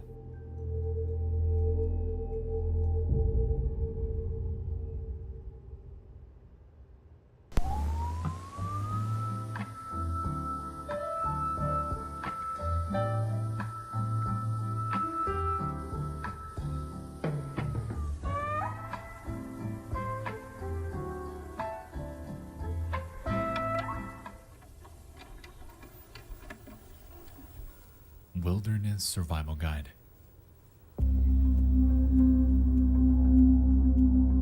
In this one, a man named Jack Wilder is going to teach us about wildlife. Fitting name and familiar. The video opens informing us about various safety measures to take place when out in the wild. We learn which equipment to bring and are then presented with various natural hazards to be aware of, like thorns, ditches, various animals, and what to do if we ever come face to face with a bear.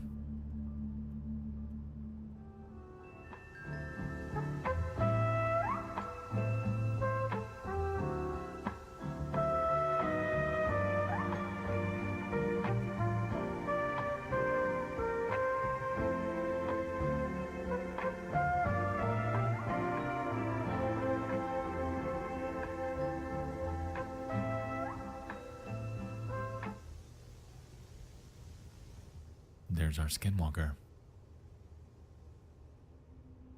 So we now know that woodcrawlers can not only kill and inhabit the bodies of humans, but animals too. Interesting. Following this section, we're greeted with numerous flora and their impacts on humans. Among these are poison ivy, which causes rashes, itching, swelling, and blisters. Water hemlock, which causes trembling, convulsions, respiratory failure, and death. And lastly, something called nature's mockery. Not the woodcrawler description we saw earlier, but the actual, proper nature's mockery. Its effects on humans encompass hallucinations, sudden muscular paralysis, body disfigurement, and flesh decay. In other words, something that can latch onto you, something that can break you, deforming you into a being hardly resembling that of a human. But, hey, at least it won't kill you.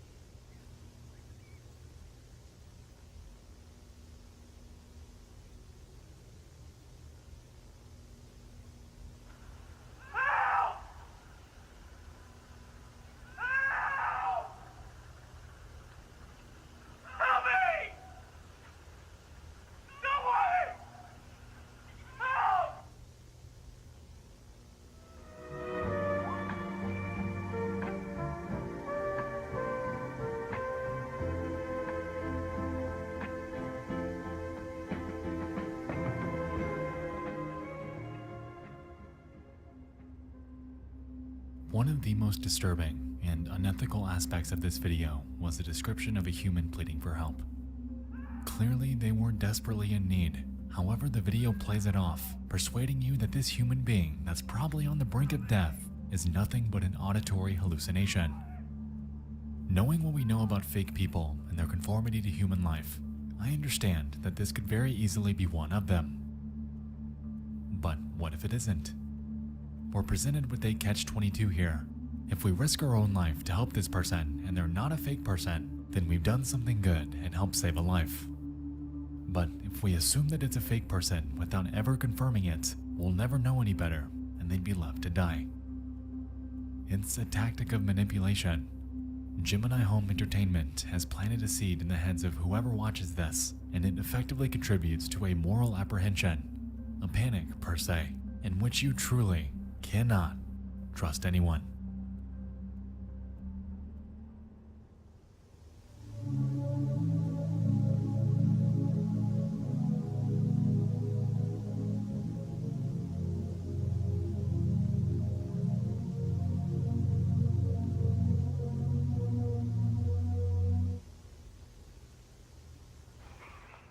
Moving on, we then learn how to create a fire. Critical knowledge for anyone venturing into the wild.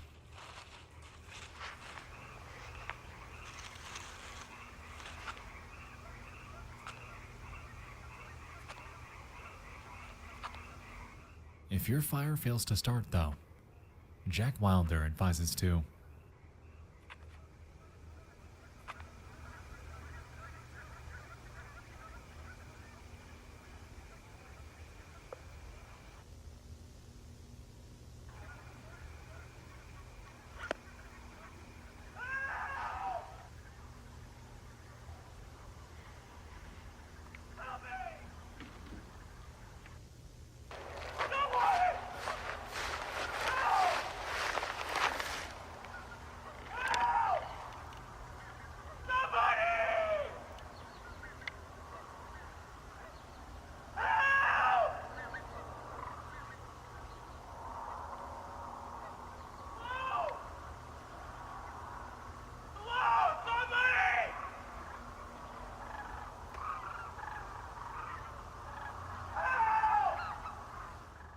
And so we have Exhibit A fake person screaming for help, like bait.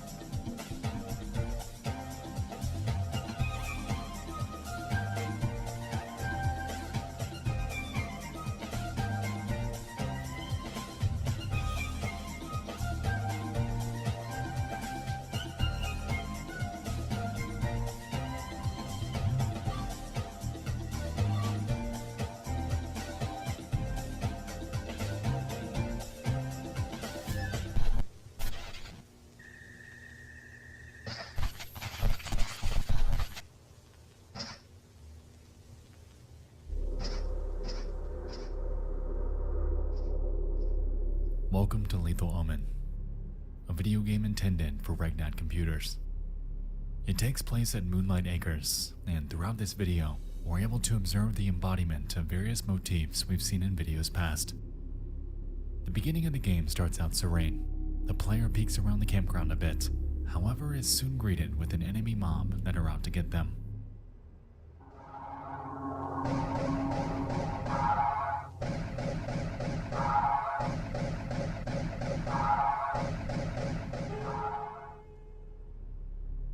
Interestingly, these enemies appear to be dressed in military fatigues, giving rise to the possibility that there's some sort of military intervention at play here.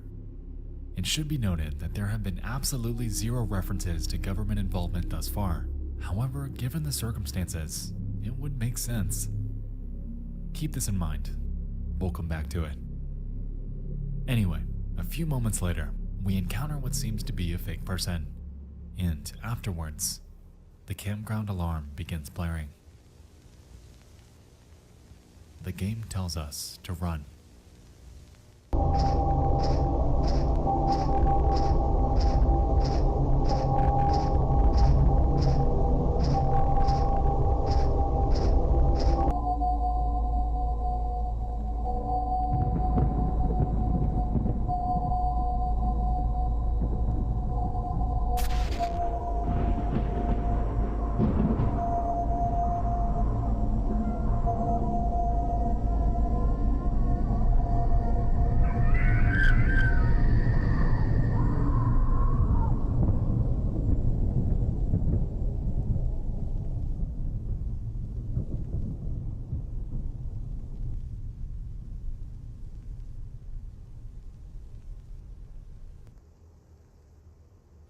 And that, my friends, is what takes place during a storm.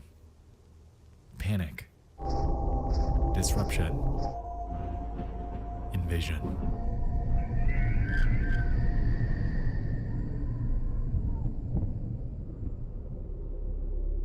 It appears to me that the basement we sought refuge in followed every single protocol that Harbinge outlined back in Storm Safety Tips. The dome was there and the radio was on, but that didn't stop them. Like breaking through cardboard, a woodcrawler was able to breach their advertised fortress of refuge with ease, which leaves me curious if Harbinge made their guide in good faith. If we can recall, there was a double purpose to their video. Not only were they giving advice, but they were also selling products, like the timber radio and the albedo alarm. From an outside perspective, they appear to be capitalizing on mass panic to reap profits, although that point is merely conjecture since, for all we know, they too may be oblivious to the inefficacy of their products. The blind leading the blind, per se.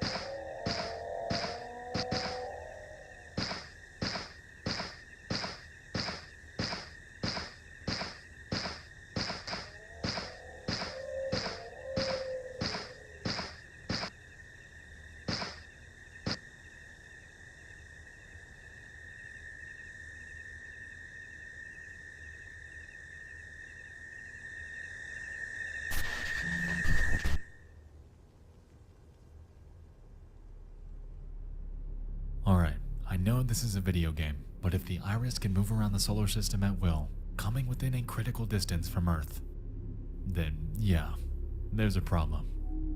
And it ain't just woodcrawlers. Interestingly, this section occurred at twilight, which mirrors the various other references we've seen to woodcrawler activity. The fields, the fake people, the knocking. If there's something I take away here, it's that it seems that these creatures are more active, more violent, when the sun goes down.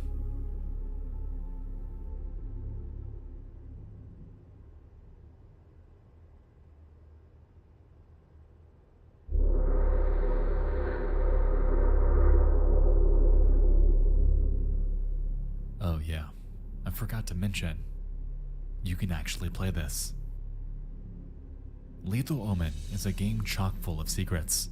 You can spend a solid hour exploring Moonlight Acres, discovering its hidden lore, and unlocking each of the 5 endings awaiting you. I'm going to go over them now, so if you'd like to play this for yourself and keep things unspoiled, I'll give you 10 seconds to skip forward to this timestamp.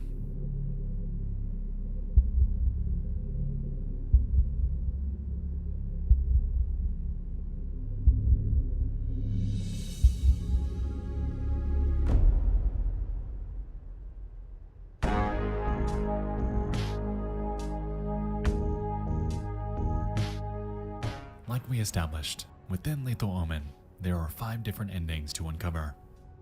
Before we get to those though, I want to bring you into the campground to explore the hidden lore awaiting us.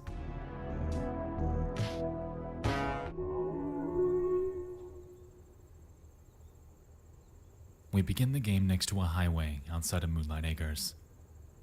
Both ends of the road are blocked off, however we can observe 2 cars nearby, one out in this field, and another resembling a police car. We're tasked with collecting 3 keys, and after doing so, we're then granted access to the campground. One of the first things you'll notice is this bulletin board. It contains 2 notes and 2 strange images that are hard to make out. The first note informs us of the Lights in the Sky event taking place tonight at 9:30 p.m., and the second informs us to bring our so-called SIV. Moving inward, we're then greeted with 6 cabins. In the first, we can observe headphones, a shortwave radio, a TV, and a Gemini home entertainment VHS tape. In the second, we get much of the same. This time though, a stack of tapes containing storm safety tips and other Gemini media are present. However, there is this one that I'm unable to make out. In the third, we can observe a TV playing a Gemini tape. Here, we learn that an SIV is something called a sleep image visualizer that we're required to plug into a module, and that same SIV module can be seen lying on the dresser.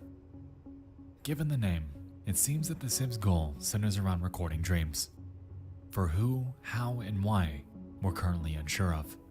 But interestingly, if we shoot this specific monitor, we're able to observe the SIV in action for Adam Levitch, the former men's club supervisor that we know is transformed into a vessel.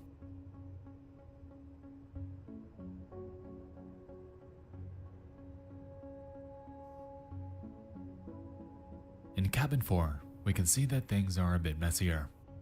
On the TV once more is that SIV tutorial, and scattered across the room are numerous SIVs and headphones, along with the tape labeled Albedo Alarm Settings Video. Moving on to cabin 5, we can observe a huge mess. There isn't much to this one besides this SIV on the ground. And last but not least, cabin 6. This one has clearly been ravaged by something, evident by the large break in the floor. Within it, we can observe that SIV tape, along with the SIV module and some sort of strange plague surrounding it. Upon making our way back outside into the archery area, we're greeted with 7 targets, along with our first enemy encounter. After taking them out and approaching the targets, we're able to read snippets of articles about the events taking place at Moonlight Acres. Campgoers distraught after Moonlight Acres' famous Lights in the Sky event is abruptly cancelled. If you've been looking forward to the Lights in the Sky event this year at Moonlight Acres Family Camp, don't be so hasty to pack your bags. The official Moonlight Acres website recently updated, revealing that the event has been abruptly cancelled with no reason given. Campgoers are enraged, especially those who go to Moonlight Acres every year simply to watch the event, and demand an explanation for the abrupt cancellation. The Times asked Moonlight Acres for an interview. They politely declined. The others partially covered, making it a bit harder to make out, but it seems to focus on the disappearance of a person named Jordan Barnes. They were most likely Canadian, and given the fact that this note is beneath the one about the Lights in the Sky cancellation, we can assume that this is why. Investigators are curious, though, as to why so many are worried about their disappearance, pondering if they're victims of a so-called mass hysteria. Moving on, once we make our way to the administrator's cabin, we can observe numerous campground photos covering the walls. The first, amusingly, contains a Mario 64 reference and displays an aerial view of the campground. The second shows the campground entrance from 1982. The third is a swimming pool, circa 1988. And the fourth is a camp staff group photo taken in 1984. On the far wall are numerous other camp photos that are unlabeled, and opposite this are shelves full of VHS tapes. Here we can make out various Gemini videos. However, this specific one bears a name and date. Given what we know so far about the SIVs and how they operate, I'm led to believe that this might be an archive of numerous snap dreams. Further inside, we find a shelf full of TVs and a strange door that's floating on the wall. Upon making our way up to it, we encounter an unkempt attic full of discarded televisions, and on the floor beneath them, various notes reading the following. It was looking into me, wants to eat the camp. I fear the men may return. My face is going away. I hear voices. The spot on my neck has grown. There's a bonfire tonight. I'll stay in my bedroom. Lights in the skies tonight. I've been told that the men will be present. Maybe it will leave us alone now. Something that stood out to me here was the reference to the spot on their neck. It seems to allude to an infection that is slow moving, and there are absolutely zero references to woodcrawlers or any sort of creature. Given what we know so far about nature's mockery, it doesn't seem to be that either, which leaves me curious if there's another form of infection taking place here. Something biologic. Moving on, if we make our way back outside and head leftward, we encounter what I assume to be nature's mockery, and within it, a heavily deformed human being giving us a visual as to what this plant actually does to you. While examining it, the fake person we saw back in the commercial gameplay spawns in, and then we're told to run.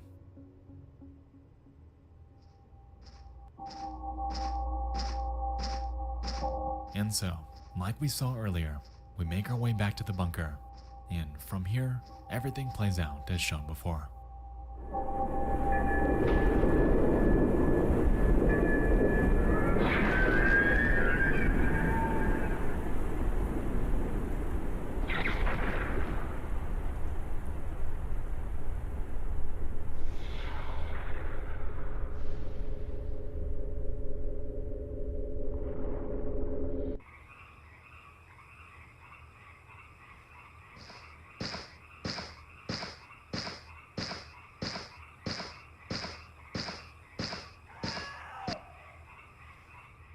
Well, except that. And so, this time, we hear a fake person screaming in the distance.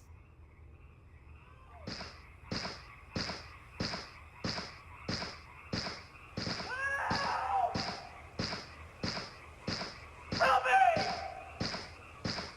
Go away! Help!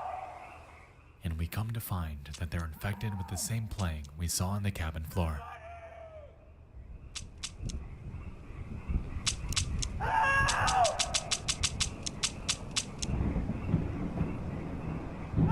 me!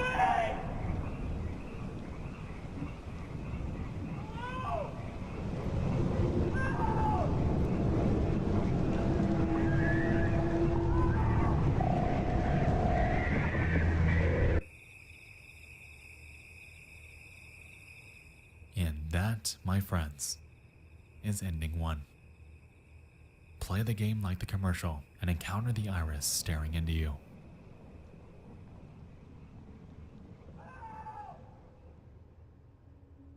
From here, we're going to explore the other 4 endings. Clearly, Lethal Omen's lore is gargantuan, leaving us with tons of questions that we're currently unable to answer. I'm curious what else there is to find though, so let's head back in to uncover it.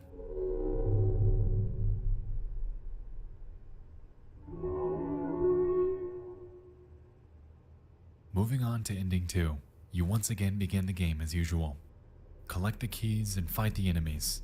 However, this time, instead of approaching the Nature's Mockery abomination, you gotta make your way back to the admin's attic. Once you're inside and turn around to exit though, you're greeted with a strange mannequin that tracks your every move.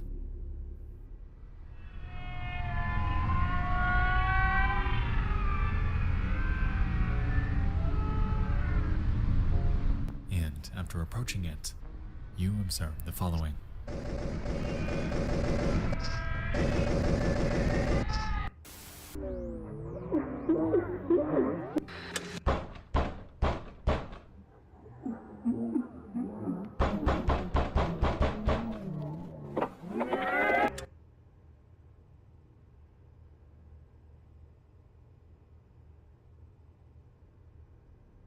To unlock Ending 3, you need to collect the keys, kill the enemies, and approach Nature's Mockery.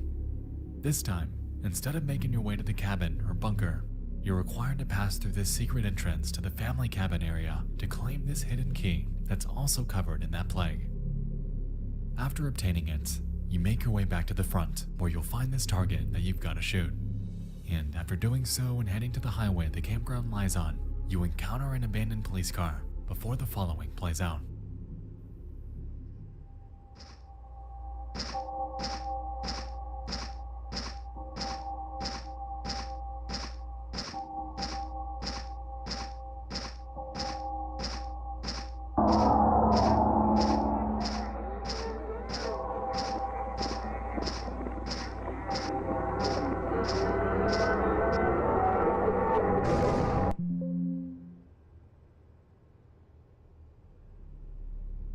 Ending 4 involves us making our way back in. After taking out the first round of enemies, we're required to shoot each target before making our way back to the entrance. Curiously, we then find an opening in the tree line, and upon exploring it, we encounter a massive, foreboding hole that's also covered in plague. Upon approaching it, we can hear the sounds of creatures in the distance.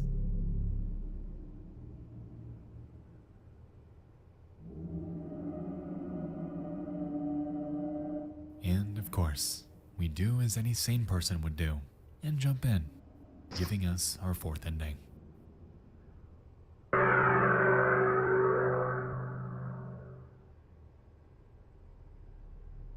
And last but not least, the true ending. Here, we gotta do everything we've done prior. Keys, enemies, mockery, plagued key, and heading back to the front. Curiously, we then see an opening in the fence line, and after approaching it, we encounter a group of enemies in a formation.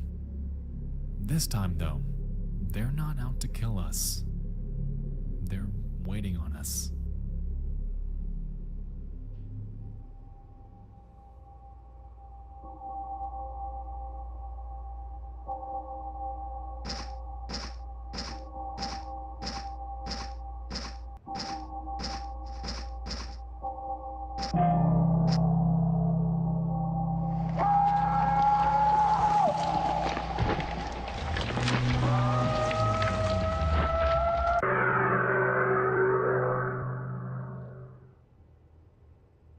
But that isn't everything. The game continues.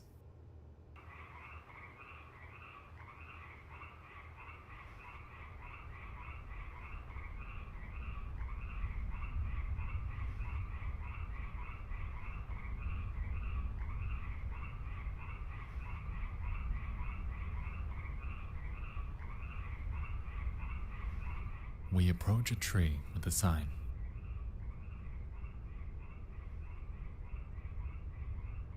Shifting tendons shape anatomy. There are fewer livestock now.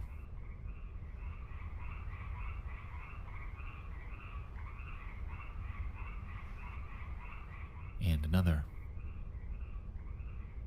Wretched hands tap my window. A stranger's fangs scrape the walls.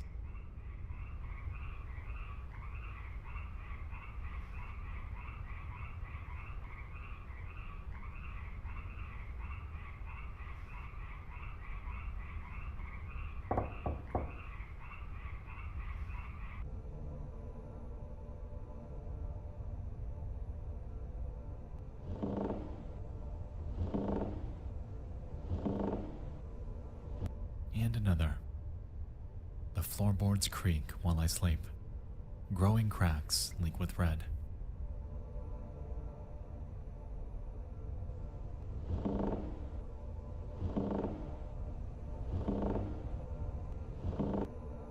The field has eyes, burning deep.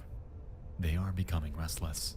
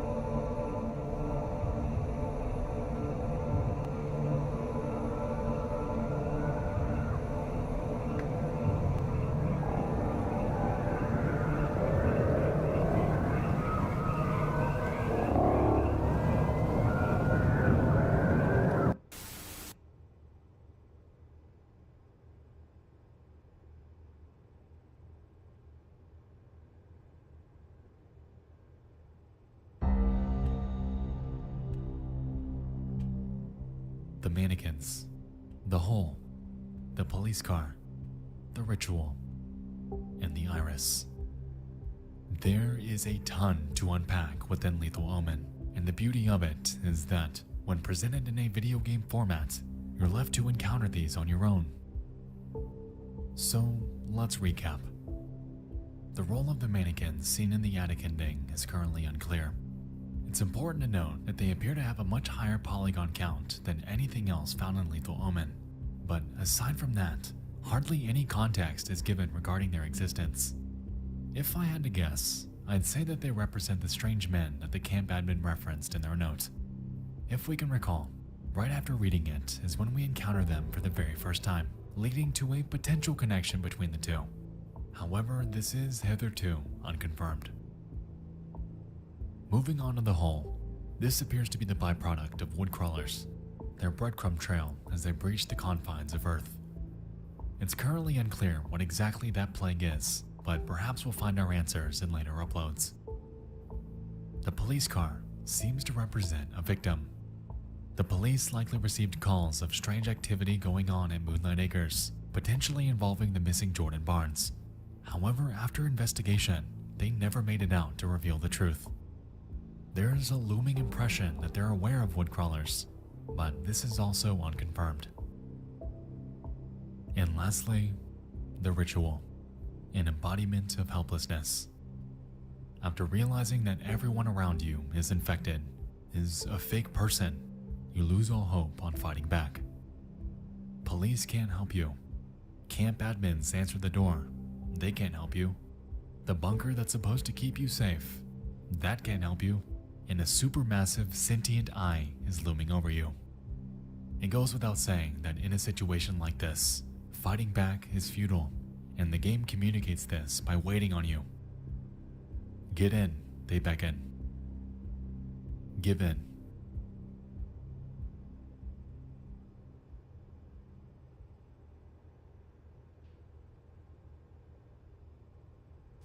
We'll return after these messages.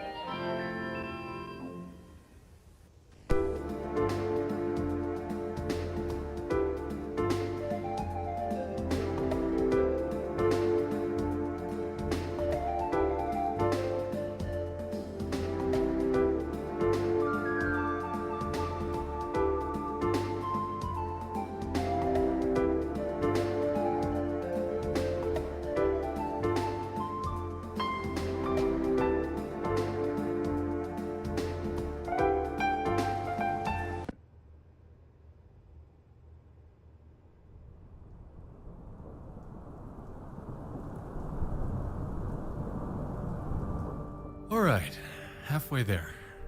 You still with me? As we can see, there is a lot going on with Gemini Home Entertainment.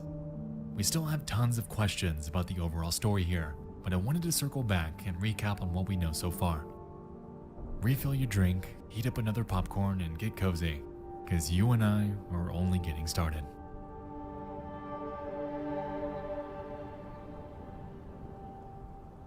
In review.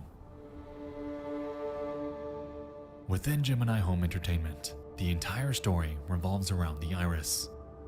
We know the Iris is a supermassive sentient planet that entered our solar system without humans ever knowing it. When, how, or why it did is currently unclear. But what we do know is that it infected the neighboring ice giant Neptune, turning it into something that is alive. Neptune has become somewhat of a minion to the Iris, a vessel or lens that it uses to emit solar storms targeting Earth. Given the diagram from artificial computer learning, we can infer that within these solar storms are embryos and seeds that mutate into woodcrawlers and nature's mockery upon landing on Earth, the Iris's next target for mutation. Back home, the primary prey of woodcrawlers are humans, but we know that they're able to inhabit the bodies of animals as well.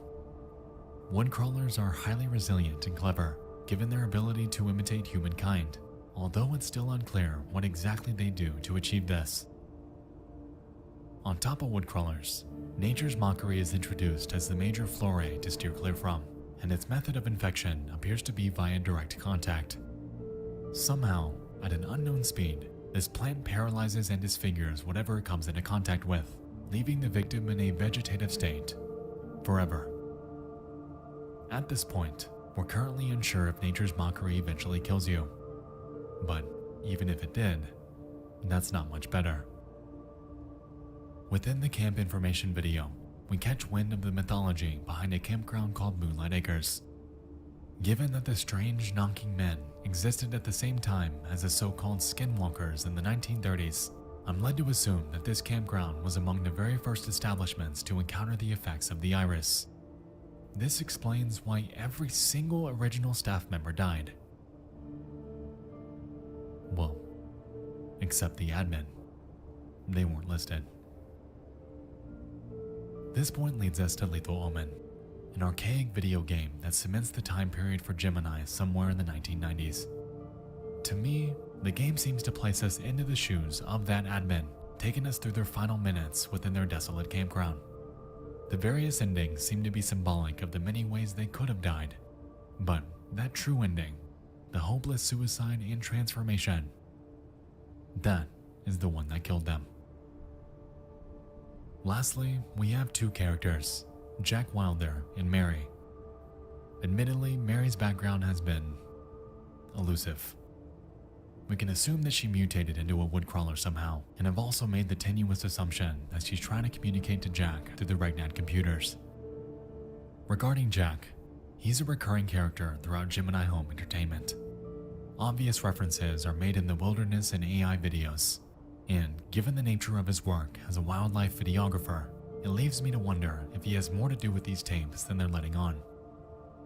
If we can recall, World's Weirdest Animals, Storm Safety Tips, and Wilderness Survival Guide all have strikingly similar shots of video.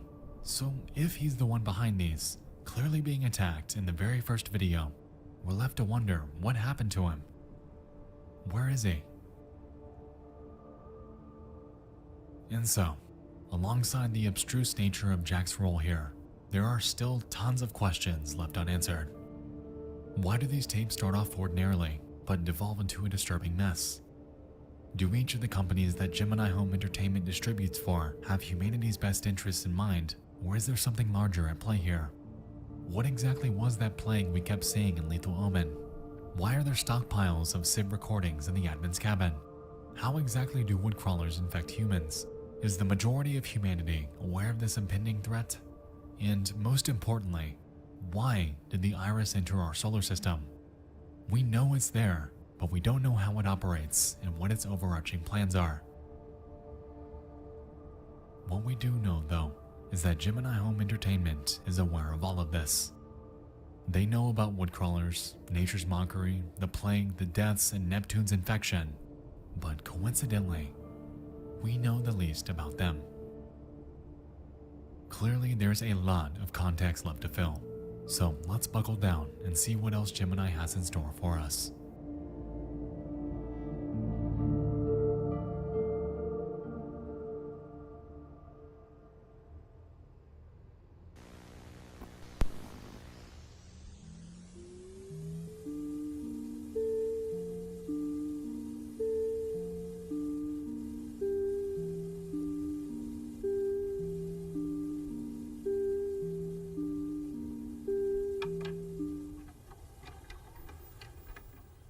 Well, perfect timing.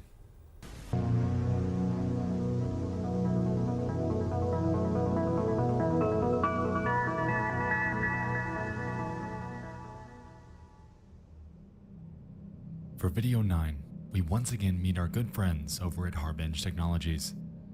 This time, they're presenting an instructional guide on how to set up a sleep image visualizer, a device in which we can assume to give us a look into the dreams of others. We begin by orienting ourselves with the Civ module and headset before we move on to learn how to set it up. Interestingly, throughout this video, we'll soon notice anomalous interruptions that have been recorded over this tape.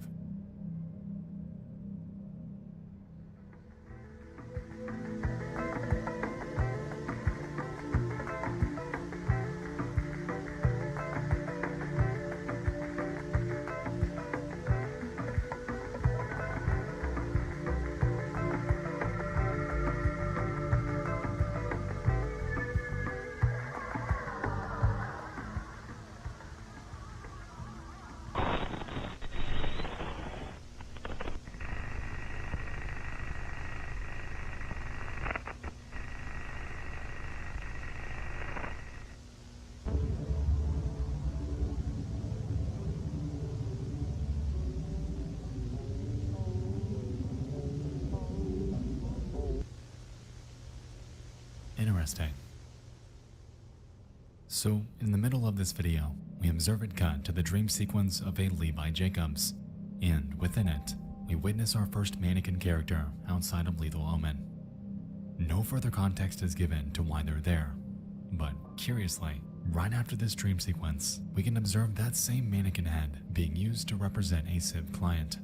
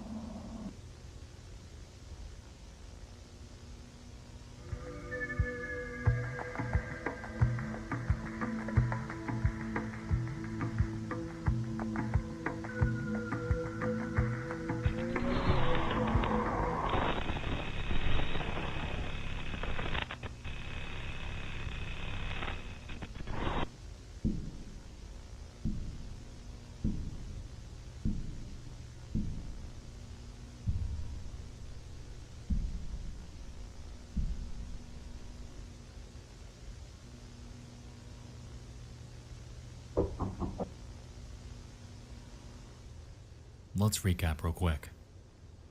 Levi Jacobs was asleep for 4 minutes. Adrian Gordon was asleep for 4 minutes. Jack Dean, however, was asleep for 3 days.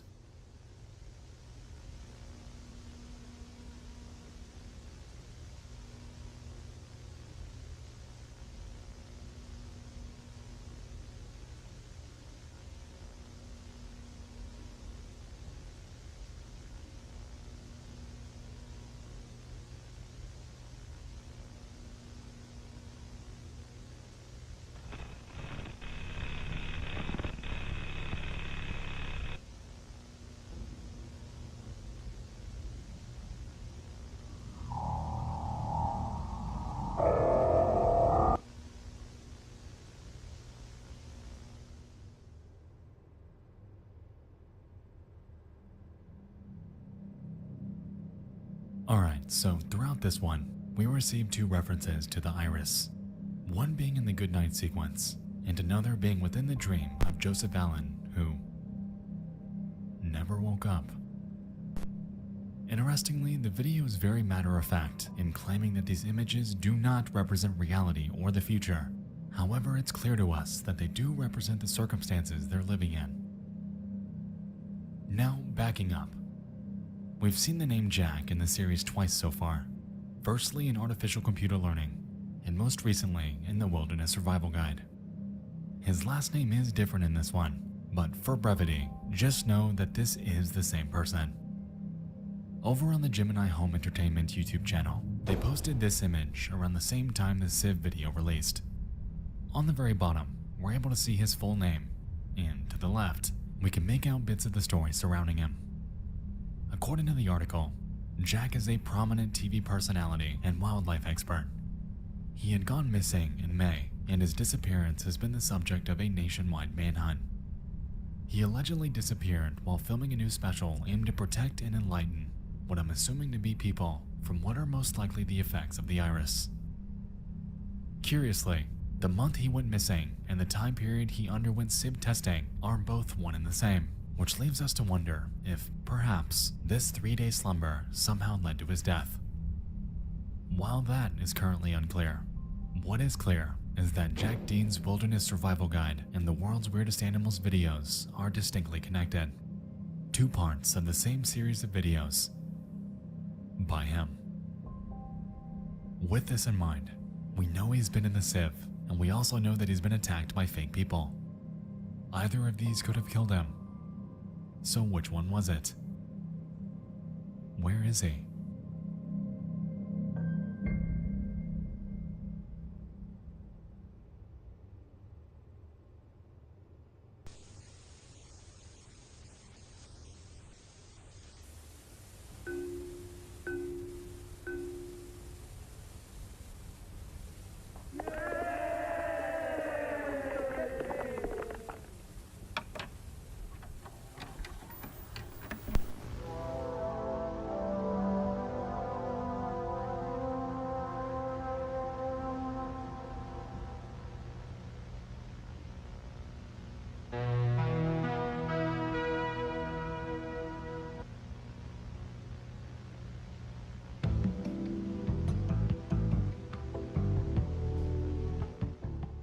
Next up on our list is a family-friendly guide made by an Optica Video called Games for Kids.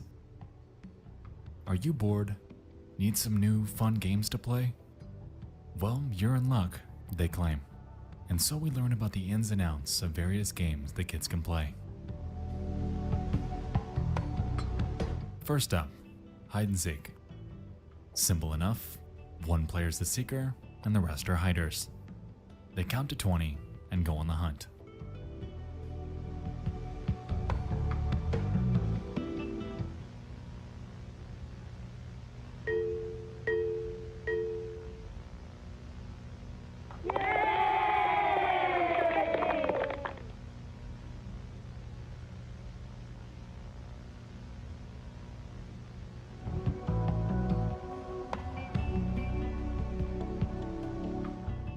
Next up, freeze tag. One player is it, while the rest are runners.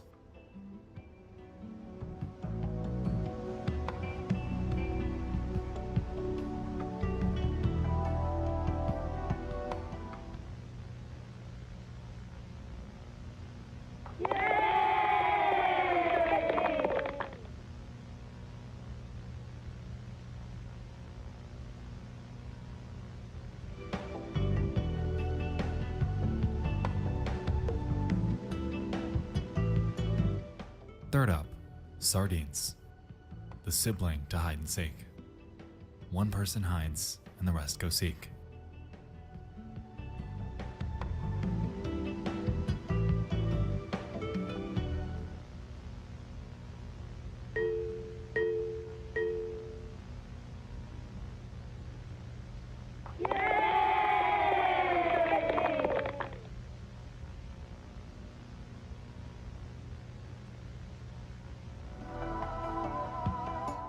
Fourth up, a game called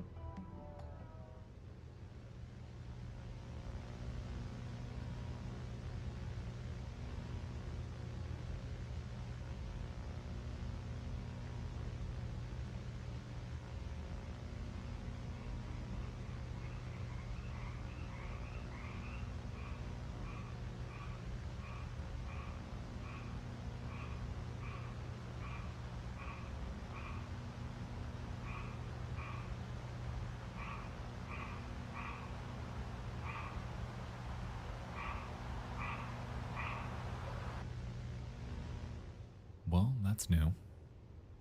Contrary to every bit of advice we've gotten in videos past, like staying quiet and following the lights when the sun goes down, are all thrown out the window. We know that wood crawlers and fake people are more active at night, and advice like this does nothing but ensure their demise. Unless that's the point.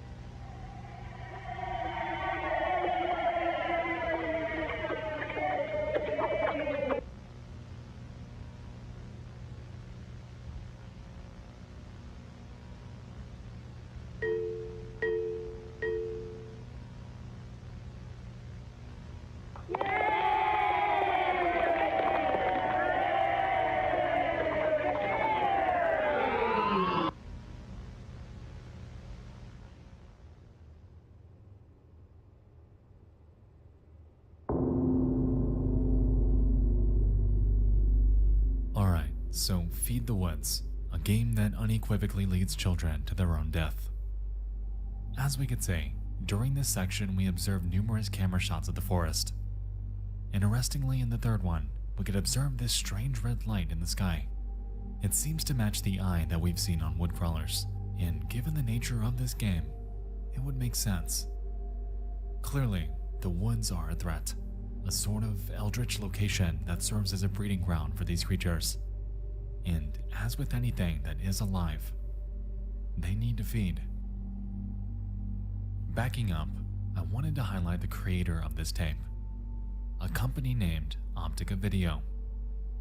Considering the name, combined with the addition of a game that quite literally kills children at the benefit of these creatures, I'm led to assume that Optica Video is not a kids company at all. This is a manipulation tape with nefarious intent, and it also drives home the point that the woodcrawler's food source is drying up. With this notion in mind, let's think back to Moonlight Acres. We established that it was ostensibly ground zero for the Iris, the very first location in which humanity experienced the effects of it. Given what we know from Lethal Omen about the Lights in the Sky event cancellation and the disappearance of Jordan Barnes, we can speculate that perhaps Moonlight Acres is or was closed during the time this tape was made.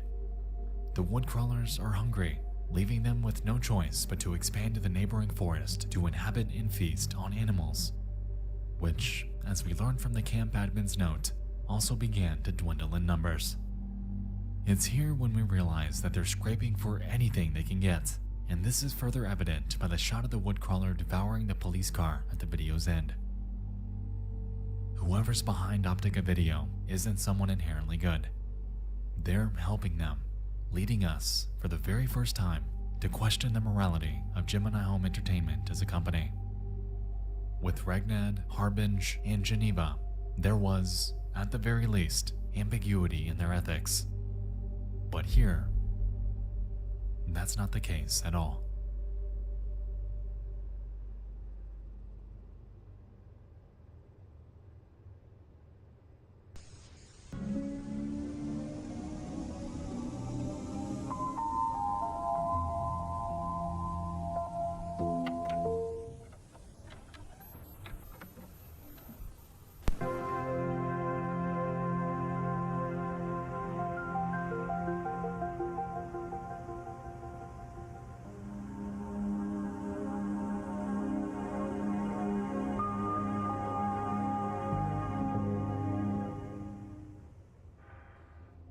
Next up on our journey is a tape named Advanced Mining Vehicle. Here, we're introduced to a Canadian organization called NAMAD, or Northern Alberta Mining and Development. The video begins by introducing us to a new, revolutionary piece of mining technology called the Remote Operated Compact Tunneler.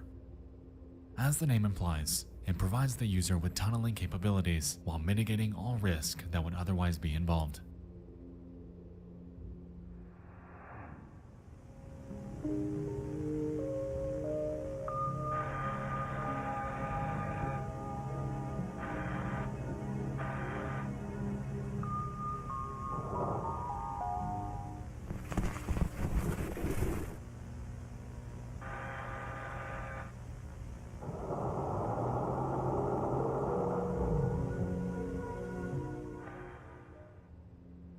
The video then informs us of the various technologies present within the ROCT, like an optical zoom lens to focus on important details, a compact microphone to detect running water or nests, and even an altimeter with a heads-up display so you're always conscious of where and what the ROCT is tunneling into.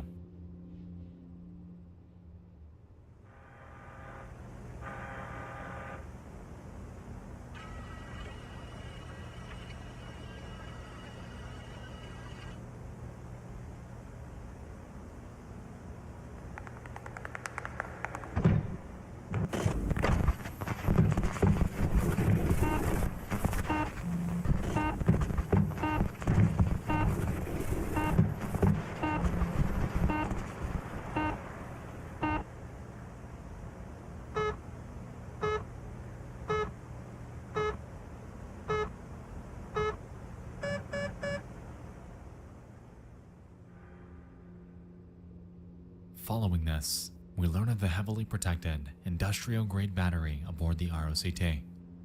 And it seems like we're gonna need it, considering it's been spotted by something.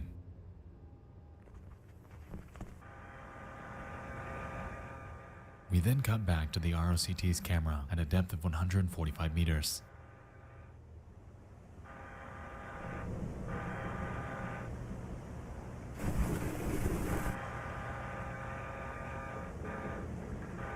Interestingly, spread throughout these caves are some sort of fleshy, stringy substance that we haven't yet seen.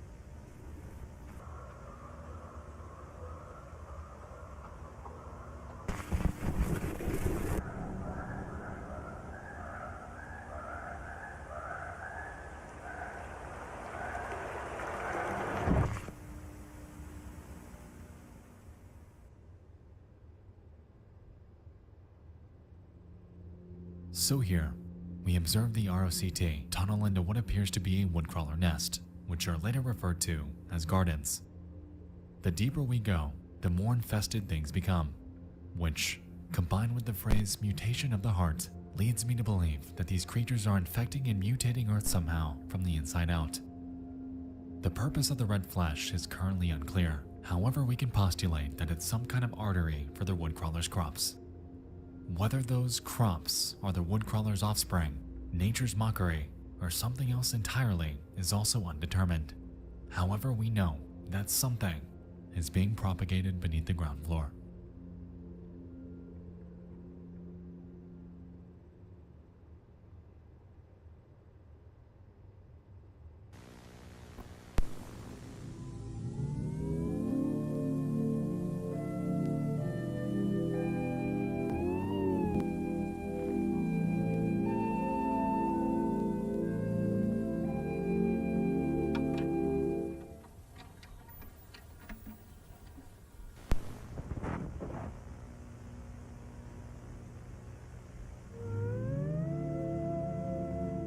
Video 12 is an educational film brought to us by the Warner Area Department of Health.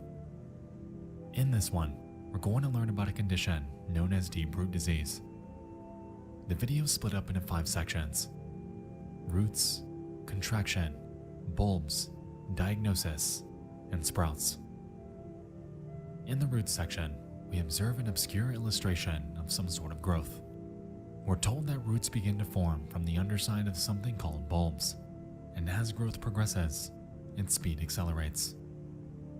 Furthermore, its base swells as growth continues, resulting in the surrounding area becoming discolored.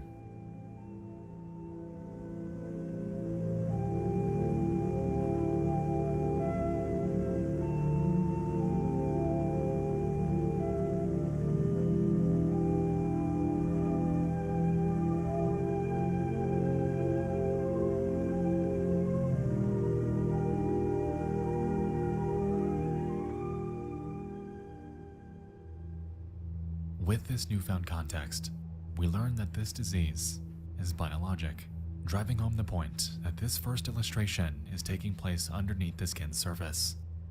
We learn that it progresses rapidly, and after making contact with bones, is able to spread freely. What exactly its effects are is still unclear.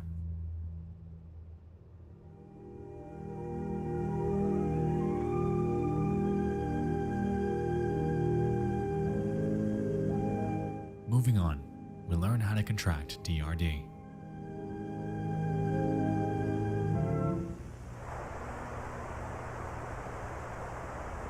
Here, though, the subject is, strangely, doing absolutely nothing.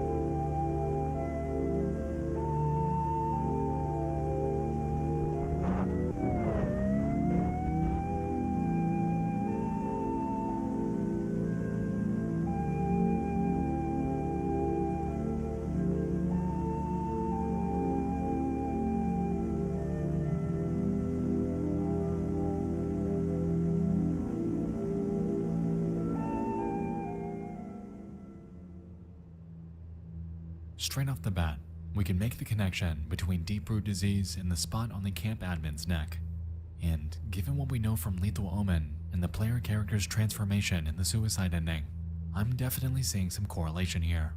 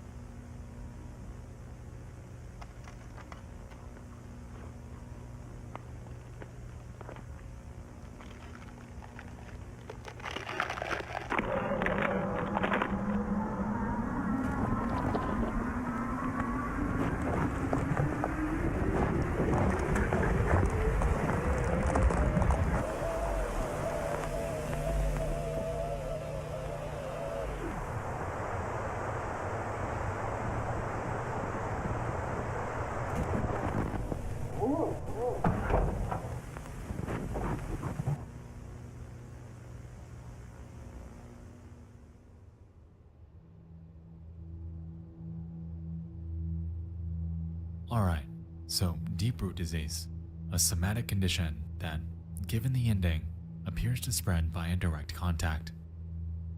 This video is pivotal because it breaks down a prior assumption about how these human transformations actually work. We initially assumed that woodcrawlers inhabiting victims' bodies were the only way they created fake people. However, in this video, we learn of something entirely different that ultimately results in the formation of new bones and shifting tendons. It goes without saying that this alludes to a human to woodcrawler transformation. The process seems to start slow, but rapidly takes off the longer you have it. With this in mind, I wanted to back up to the camp information video and highlight this section about the former camp staff. As we can recall, they were labeled as vessels. When we first got to this point, we were unsure if this was a reference to fake people or something else. However, I'm really beginning to think that these two terms are synonymous. With deep root disease, it is something entirely different. It's a sickness, a plague, spread by direct contact with someone infected. It's this affliction that ultimately results in your untimely transformation into a woodcrawler, leading you to become one with them and gaining a primal desire to hunt, inhabit a vessel, and spread DRD to the next unsuspecting family so they can become one too. So, in short, fake people are gutted and inhabited by woodcrawlers, and due to this notion, they likely don't suffer the effects of deep root disease. On the other hand, deep root disease infects humans, creating new bones and turning you into them. A cycle of life, per se.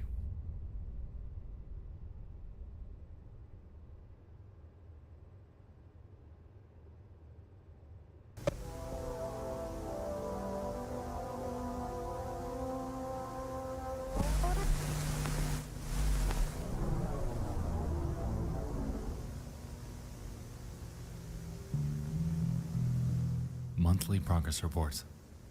Our third venture into the world of Regnat computing. This one opens by introducing us to various Regnat staff, along with the project name for their AI technology. Following this, they take us through their major advancements through 4 sections: computer processing, predictive advancement, failure avoidance, and ACL communication. In the first, we learn that Regnat graphical capabilities have drastically increased, resulting in the ability to create 3D models like the ones we've seen in Lethal Omen. In the second, we learn of a breakthrough in their predictive advancement technology, which, given the name, seems to give insight into future events. Here, Regnat claims that its capabilities will soon allow their PCs to surpass every competitor within the next year. In Section 3, they tout their successful avoidance of technological failures. They credit this breakthrough to the so-called support and wisdom from their client, but who this client is currently unclear. And lastly, in the final section, they inform us that all communication between Regnat and their client have been recorded from the Artificial Computer Learning Monitor Room. That recording is as follows.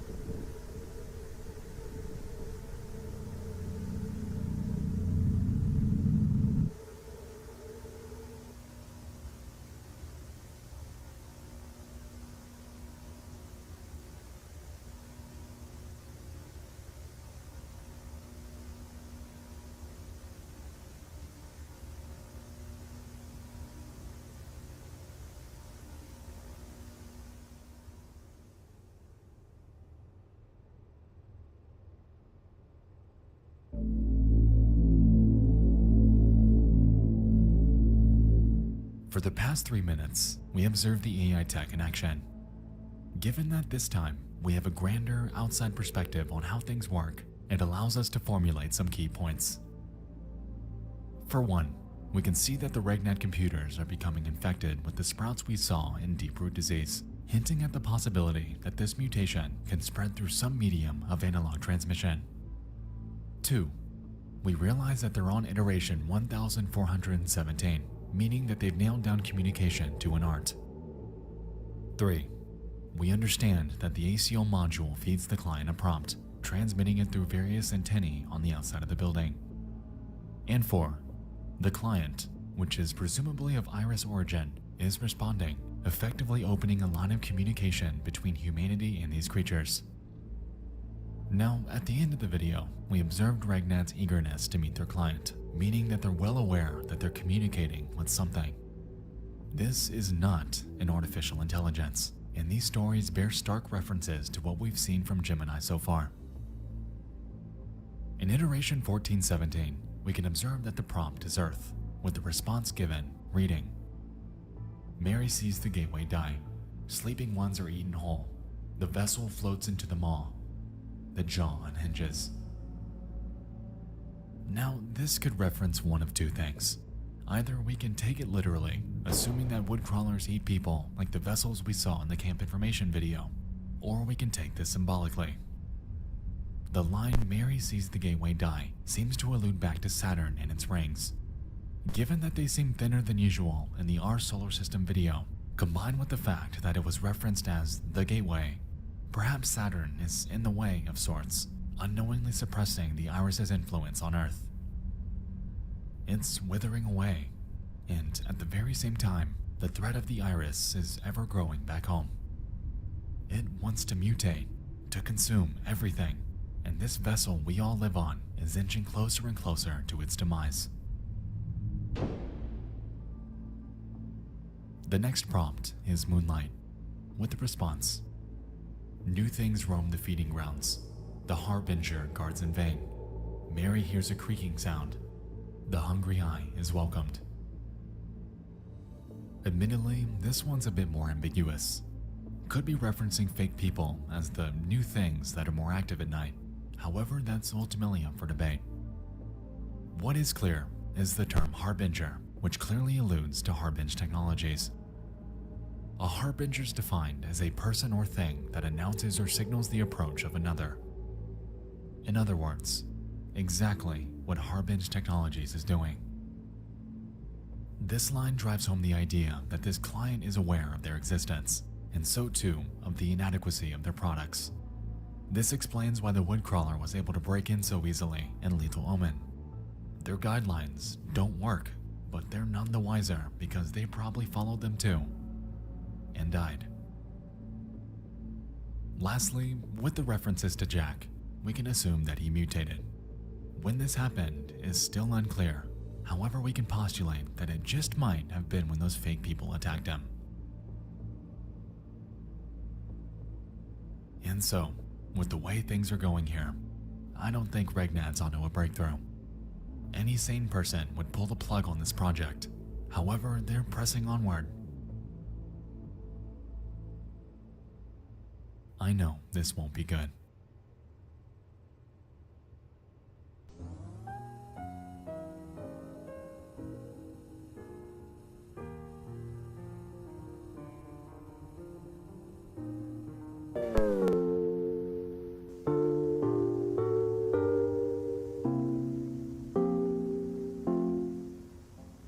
Christmas Eve party. I love those.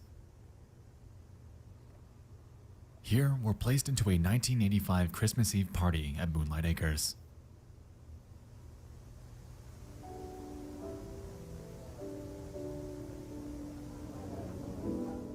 Things start ordinarily, and the party seems lively.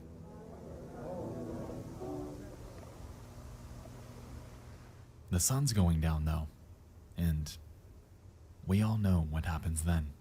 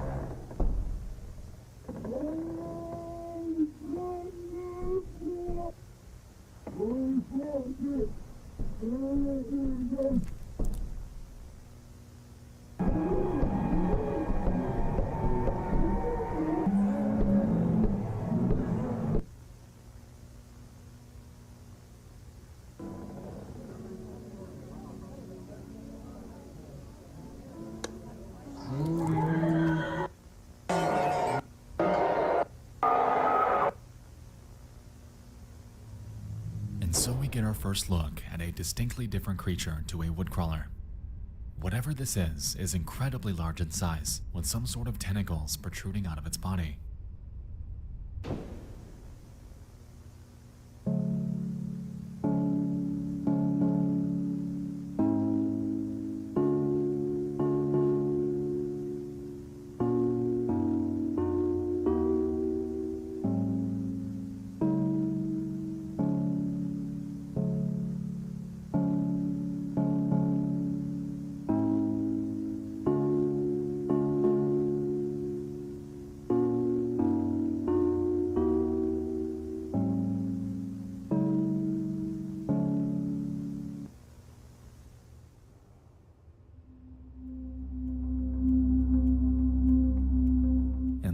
Wasn't enough, we then learn that this abomination is Mary.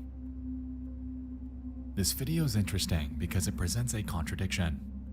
Mary Dean was listed at the beginning as a videographer. However, at the end, she is completely transformed to this. We know that deep root disease gains speed after it gets to your bones, but damn, I didn't realize it was that fast. This leads us to assume that Jack and Mary entered the Christmas party normally. Mary's affliction was likely at a very late stage, and she probably figured she could power through it. With this, the outside shots are potentially filmed by her as she stepped out to get some air.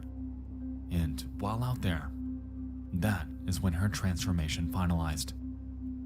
I know it sounds like, and could very well be a stretch, but I'm struggling to find an explanation for why this is. What is certain, though, is that she isn't a woodcrawler. She's as foreign to us as woodcrawlers are to them. And now we see what that mentality feels like.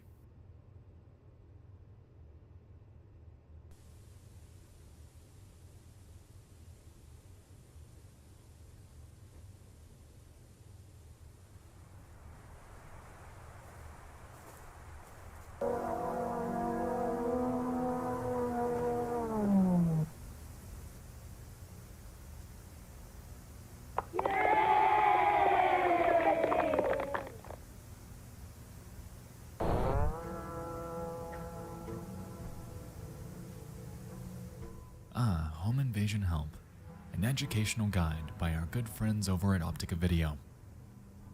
The video begins by explaining how stressful home invasion can be, and reassures their viewer that this video should ease that. We're then told a couple points to be aware of, like the fact that windows and doors are the most common entrances during a home invasion, and that locking them can slow a threat. Following this, it advises us to install a security system, including cameras, motion detectors, and alarms, all of which can be disabled by blunt force.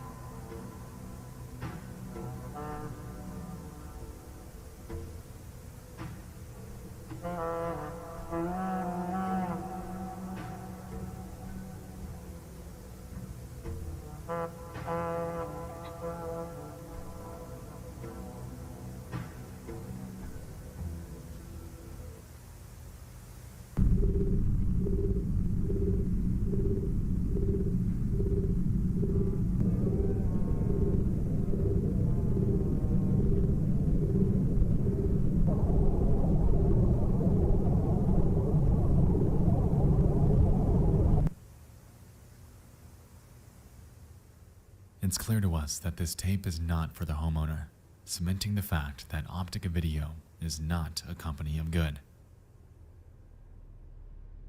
Interestingly, we now know the method of entry when woodcrawlers create fake people. incapacitation, followed by entry through the proboscis, or in other words, the nasal cavity. Now, quick side note. The reference to the proboscis is interesting because it's not something inherent to human beings. Interestingly, we also saw that woodcrawlers perceive humans as what appear to be mannequins, and perhaps their interpretation of a human nose is a proboscis. I don't know, could be a stretch, but that's what I took from it.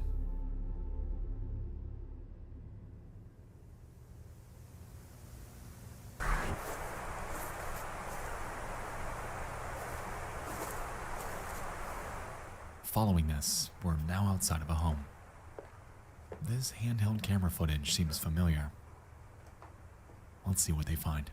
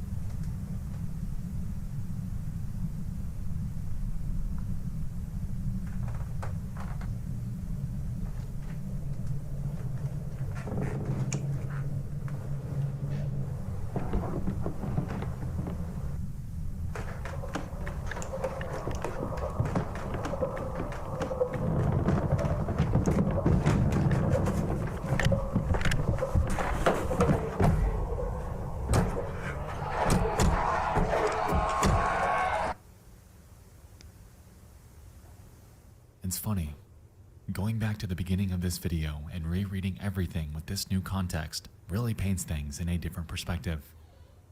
This video never referenced homeowners. It was always ambiguous. So throughout this home, we can observe the red fleshy substance we saw back in the garden. Furthermore, we can notice that same material sculpted into the shape of humans, with one of them clearly being alive. This is deep root disease in its most critical form. This family's house is clearly infested with woodcrawlers and likely has been for a while. Alongside this, the disease was possibly all over their house without them knowing it, and after contracting it and having it run its course, we now see exactly what it does to you. Furthermore, as we can recall from monthly progress report, these deep root sprouts are able to grow anywhere, giving us a visual cue and warning of places to avoid. We can also notice how these people can't move. Much like the plagued NPC at the end of Lethal Omen, they're frozen, likely in their final moments of infection before their final transformation takes place. You're left in a vegetative state, unable to move, unable to feel, unable to speak. But there's a catch here. A few videos ago, we postulated that woodcrawlers do two things: spread DRD and inhabit the victims' bodies, which we now know is through their interpretation of a human nose. We never really entertained the idea of woodcrawlers inhabiting the bodies of people already infected, which is what I believe is happening here. Their skin is gone, and were witnessing what otherwise would be taking place inside of their body if they were fully intact. With this in mind, these people are now likely coexisting. One version of them are fake people out in the wild somewhere, but the real version, they're infected insides. Well, that's what you're looking at.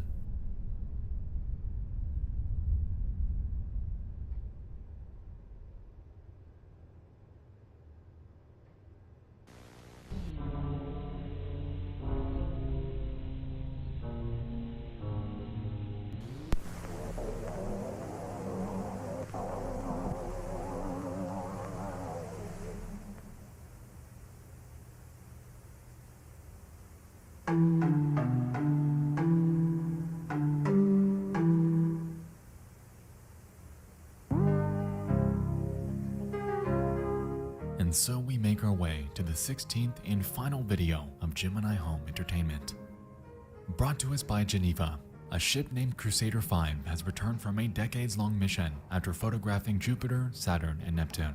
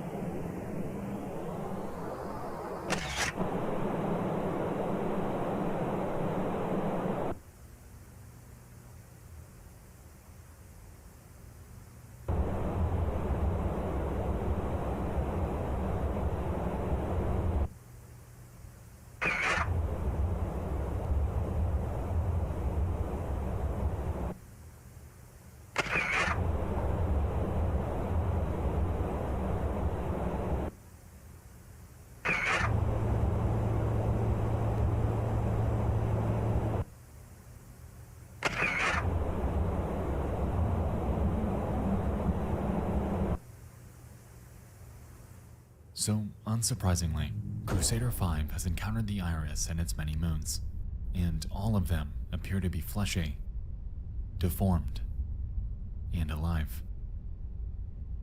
Interestingly, we also observe two moons being fused together by an organic force, cementing the fact that the Iris's influence is abundant, affecting more than just planets.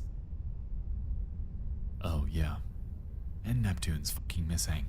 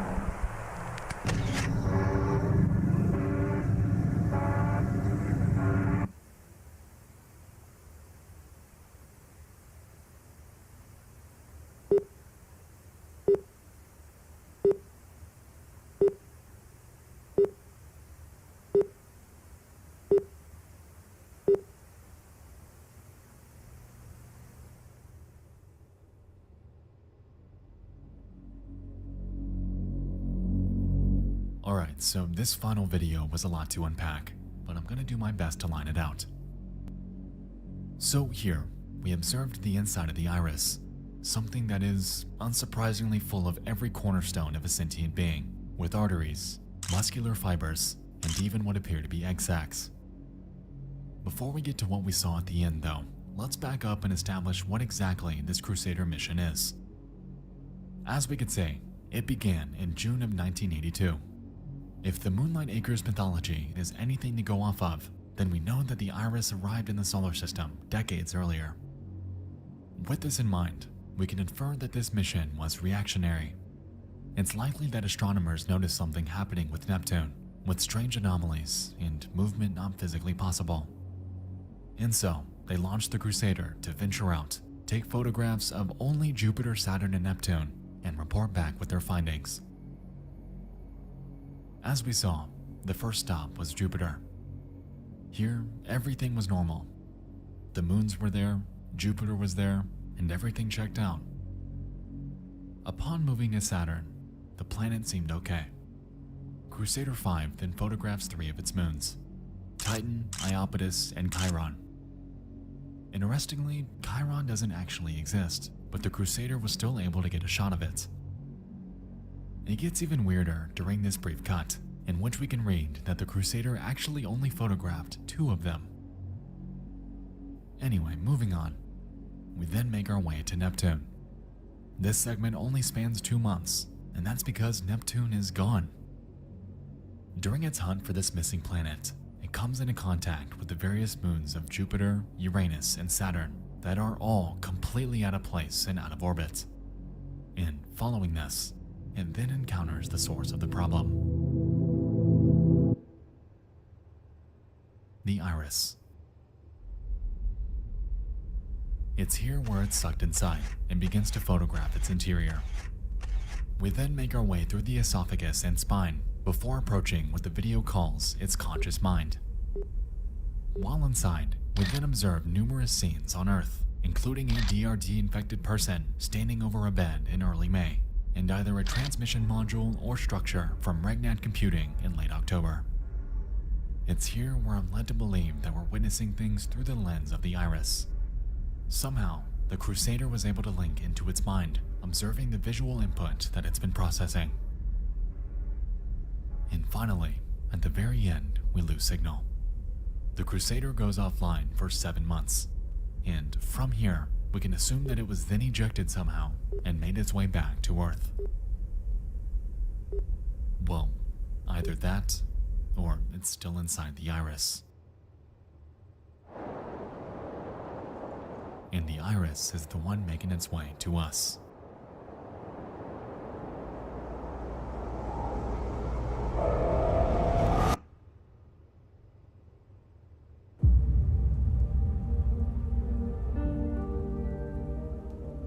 And there we have it. 16 videos, chock full of disturbing lore, hidden secrets, and tons of names, companies, planets, creatures, you name it. There is so much going on within Gemini Home Entertainment, and the beauty of it is that it's given to us with such ambiguity. So much of this story is left up to interpretation, and for all I know, you could very easily have a different theory from mine on the events taking place. Tying this all together is going to be a monster, so if I were you, I'd grab a monster, because we're about to go full theory mode to piece together all of this. And so, ladies and gentlemen, to me, Gemini Home Entertainment goes a little something like this.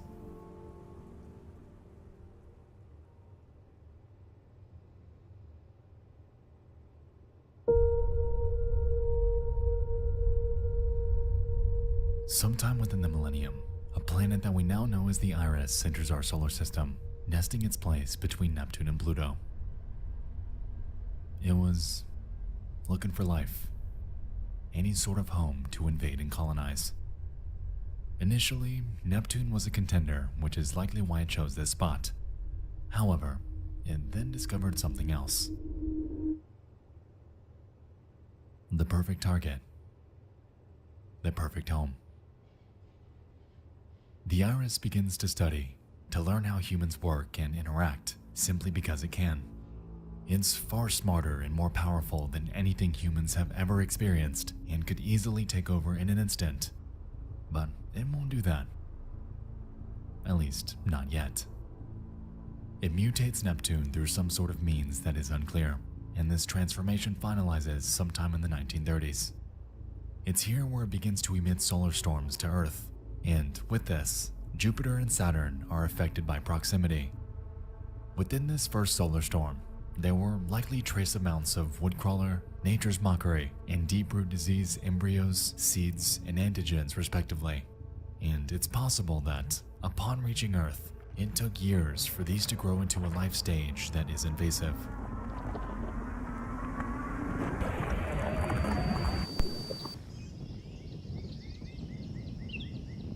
Deep within a Minnesota forest, woodcrawlers make contact with Earth. Beneath the ground, they begin nesting, hollowing out the depths of the Earth's crust and building what we come to learn as their garden. It's unclear how deep this garden goes. However, given the phrase, mutation of the heart, we can assume that they're burrowing as far as the Earth's core. On the surface, effects of this mutation are felt in larger and larger quantities over time, and by the mid-1930s, people have begun to go missing. An unknown plant begins to multiply, and a strange, slow-moving disease begins spreading throughout the surrounding communities. People also begin acting erratic and unnatural. However, humanity is clueless on how to handle it. Word began to spread by the late 1930s as campgoers began reporting sightings of skinwalkers that we now know were most likely woodcrawlers taking the bodies of various animals. Given their repulsion to sunlight, we know that they were only seen and heard at night, meaning that people never really got a good look at them. As the iris becomes more influential, the lights in the sky event becomes more common, attracting more campgoers and resulting in more victims. Strange men begin to show up as well, and with this, some sort of ambiguous deal was made with the camp, and they left without ever returning.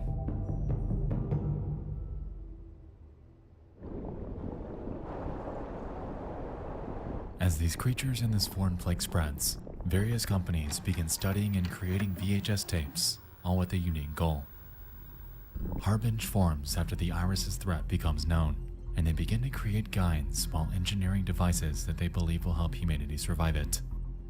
Regnat, a highly competitive computer company obsessed with becoming a leader in technological advancement, becomes fascinated by the iris and begins manufacturing technology that can interact with it, thus resulting in the rapid progress of their titular AI. Geneva, a group likely composed of scientists, encounters anomalies deep within the ocean floor and decides to share their discovery, later landing them a space exploration deal in which they help launch a spacecraft called Crusader 5. Optica Video, an otherwise family-friendly company, at some point is taken over, resulting in their videos becoming manipulation tapes in favor of the iris.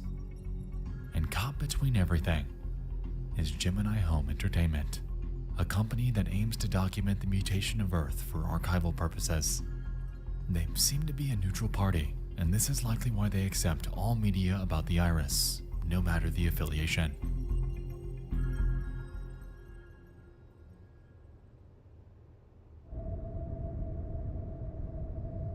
As the decades pass, the mutation of humanity becomes ever abundant. People disappear in growing numbers, and Canadian and US governments likely become involved in studying the events transpiring.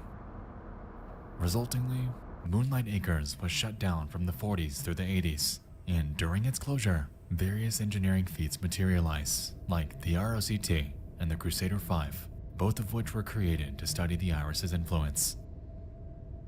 And by 1982, the Crusader 5 mission begins.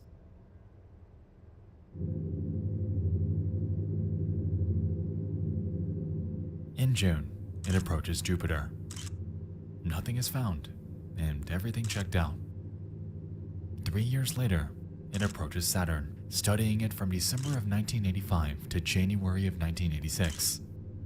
Things too seem ordinary, until the Crusader finds a moon that shouldn't be there.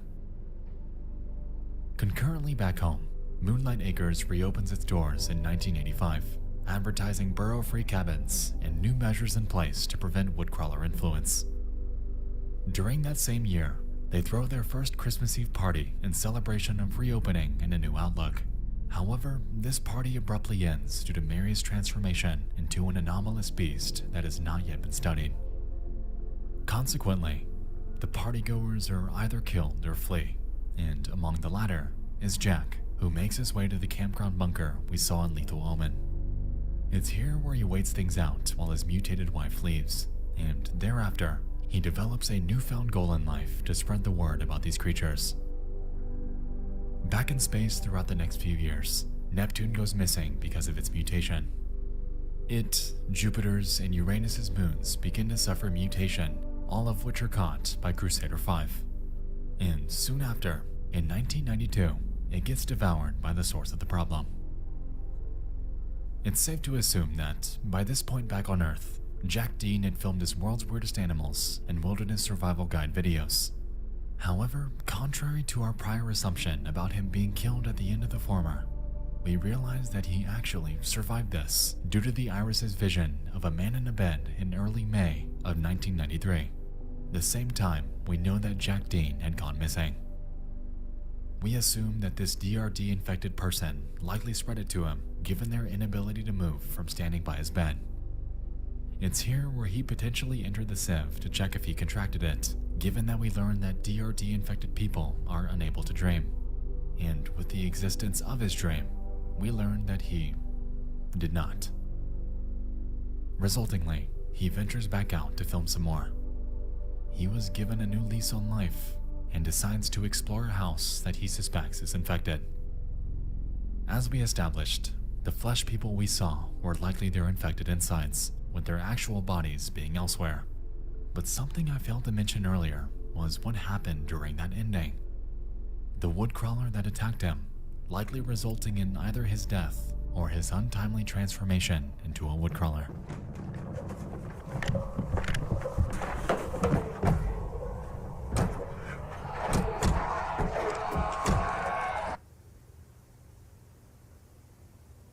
And this is only the story of Jack and Mary. Take this and multiply it by the population of Minnesota, the United States, the world, and we realize the monumental scale of the problem. Gemini Home Entertainment is but a small lens to what we can see. Now imagine what we can't. The claim that the Civ Dreams did not predict the future was a lie. They were stockpiled in Lethal Omen for a reason. And that was because they predicted what the fall of humanity would look like.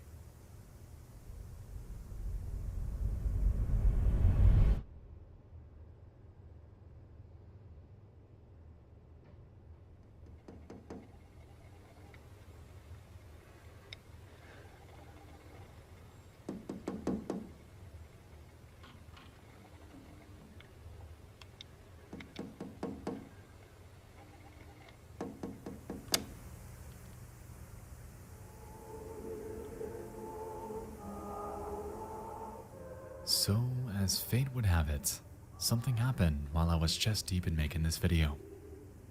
Part of an entirely new playlist called The Library, we have a new video titled Wretched Hands.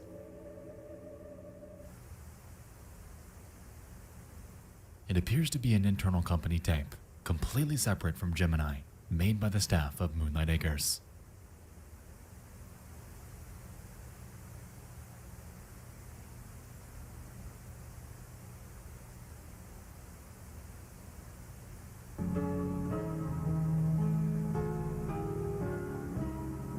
The opening shot takes place on Christmas Eve.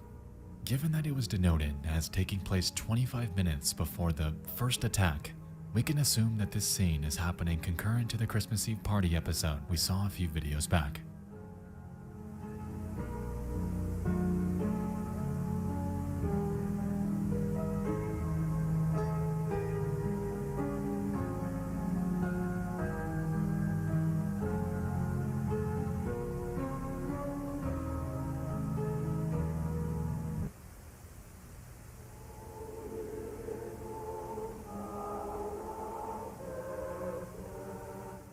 Moving on, We then observe two letters by a Glenn Arthur. In the first, written on May 3rd of 1946, Glenn explains to someone named Curtis that he's found a way to uphold their end of the deal without giving in to these creatures' abhorrent demands.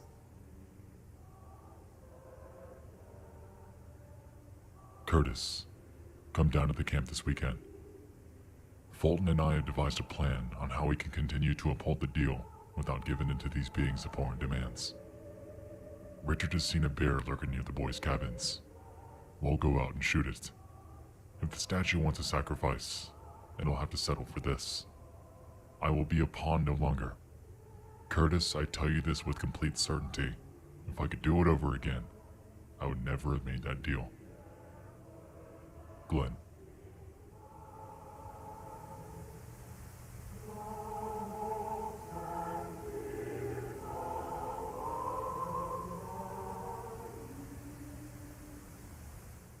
In the second letter, we get another reference to Lethal Omen. Wretched hands tap my window. A stranger's fangs scrape the walls.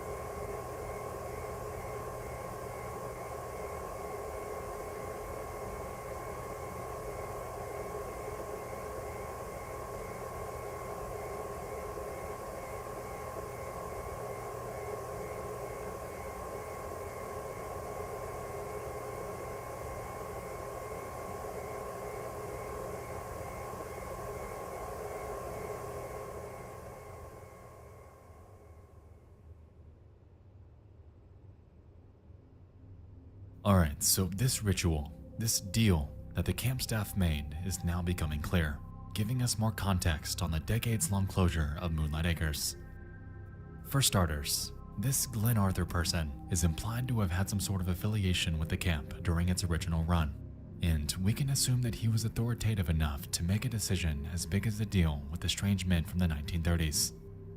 I'm led to believe that this deal involved the statue requiring annual sacrifices in exchange for sparing their lives.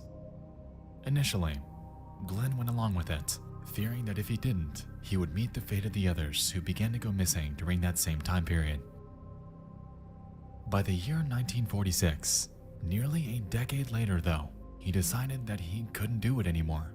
It was too much for him, and so he explains to Curtis that he has an idea to mitigate the burden of having to live his life at the expense of others. That idea is a bear. He's gonna offer a bear in lieu of another human being in hopes that the statue accepts it. But, of course, it doesn't. Regardless, the bear undergoes the same ritual process as humans would. However, with it, its transformation results in a mutated abomination. Initially, it still resembled a bear.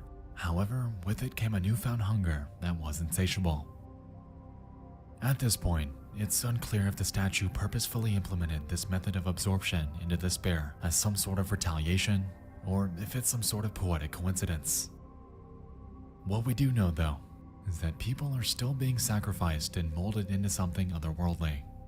It's just that, this time, they're becoming utilized as limbs for this monster that won't stop growing. So, as it turns out, Moonlight Acres did not shut down because of government intervention. There was a monster on the loose, and given that Christmas Eve party, nearly everyone was killed.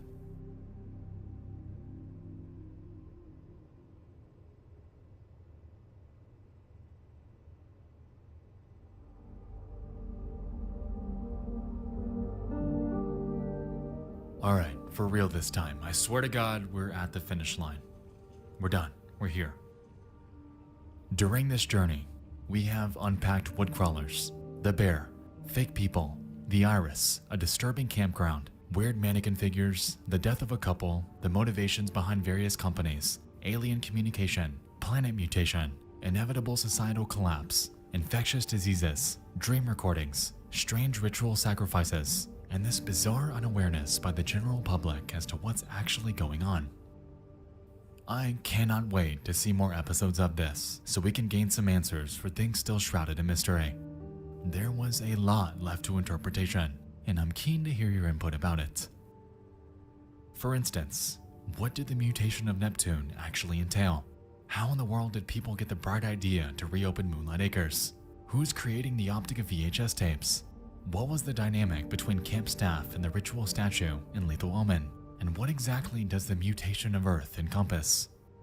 We know it's happening, and we get visuals of it. However, the endgame is still shrouded in mystery. What we do know, though, is that within the world of Gemini Home Entertainment, humanity's days are numbered. Woodcrawlers and the mutated bear are hunting. Nature's mockery is consuming. And on the brink of collapse, society is hanging by nothing but a thread. The iris is with us now, laughing at us, and we know that it ain't going anywhere.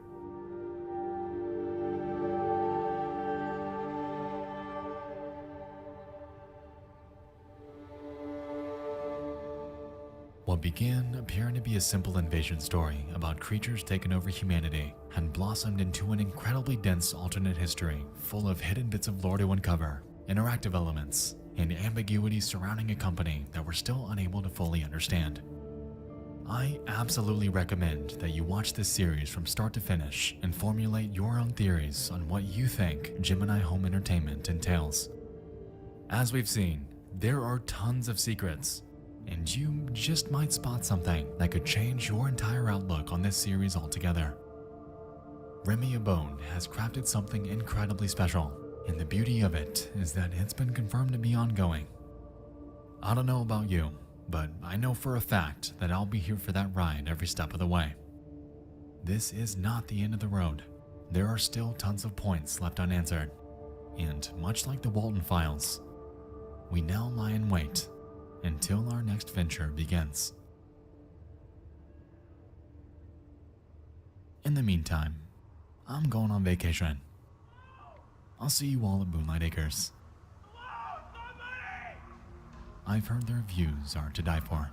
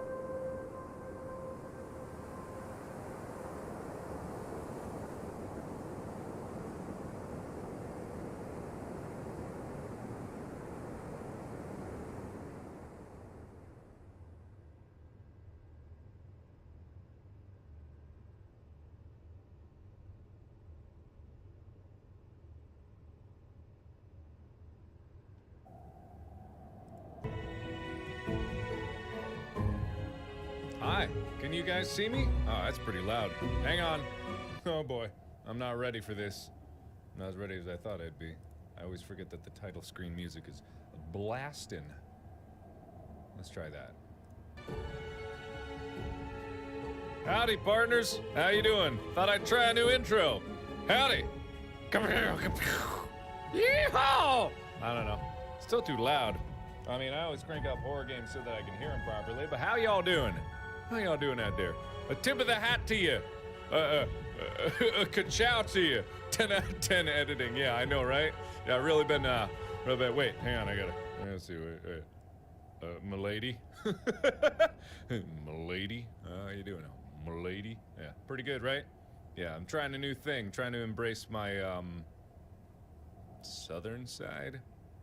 I mean, my dad's from Kentucky, and I was born in Ohio, so not really southern, but, howdy nonetheless. Anyway, so, we're gonna be playing Amnesia, but not the main game. No, don't get your hopes up. Don't get your panties in a twist. We're gonna play the, custom story Amadeus. We've actually got a bunch of custom stories. I was looking through. I went to moddb.com, which is a website I've always gone to for,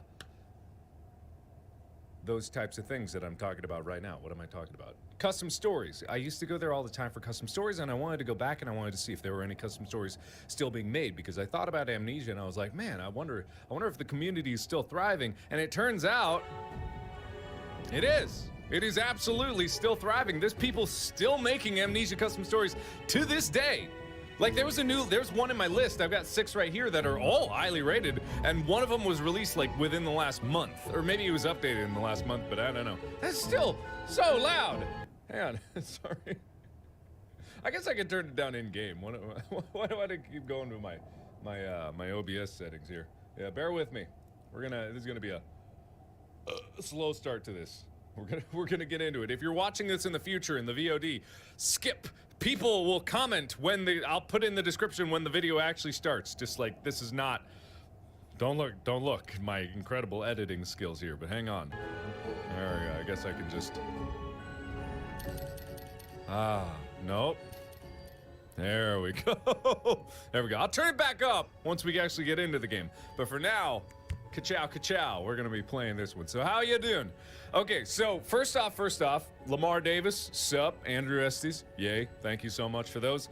First off, videos have been inconsistent, but I have a reason for that. If you don't give a shit about this, just skip right by this, don't pay attention to anything, just skate right on by. But for right now, the videos have been inconsistent because I have been working on these scripts for a lot of things.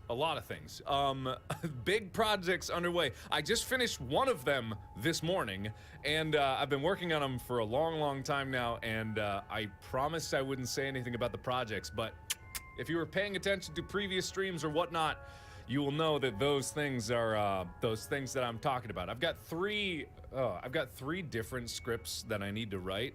One of them is like, one of them I just finished this morning, which is a 19-page script. The other one's gonna be like this is gonna be a small script. It's not big anything. But the other one that I've been working on for fucking forever now is like, it's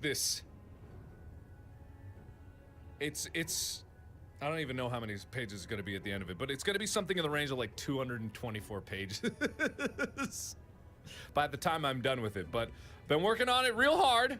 And I'm really looking forward to what I can do with it. So we're gonna get started here real soon, just as soon as everybody gets in. We are playing Amnesia custom story by the name of Amadeus. Amadeus, which is one of the highest rated custom stories I've seen in pretty much forever. Like, I haven't seen a rated custom story like this since I don't know, I don't even remember one. This one was like clocked in at like a 9.5. So we're gonna get started soon, and videos will be coming back consistent soon. But I've been so happy because it's so fun because I was writing these things because they're part of bigger projects that I want to make. They're in the same vein as like Who Killed Markiplier and Date with Markiplier, like that scale and scope, but not like exactly that. But it's gonna.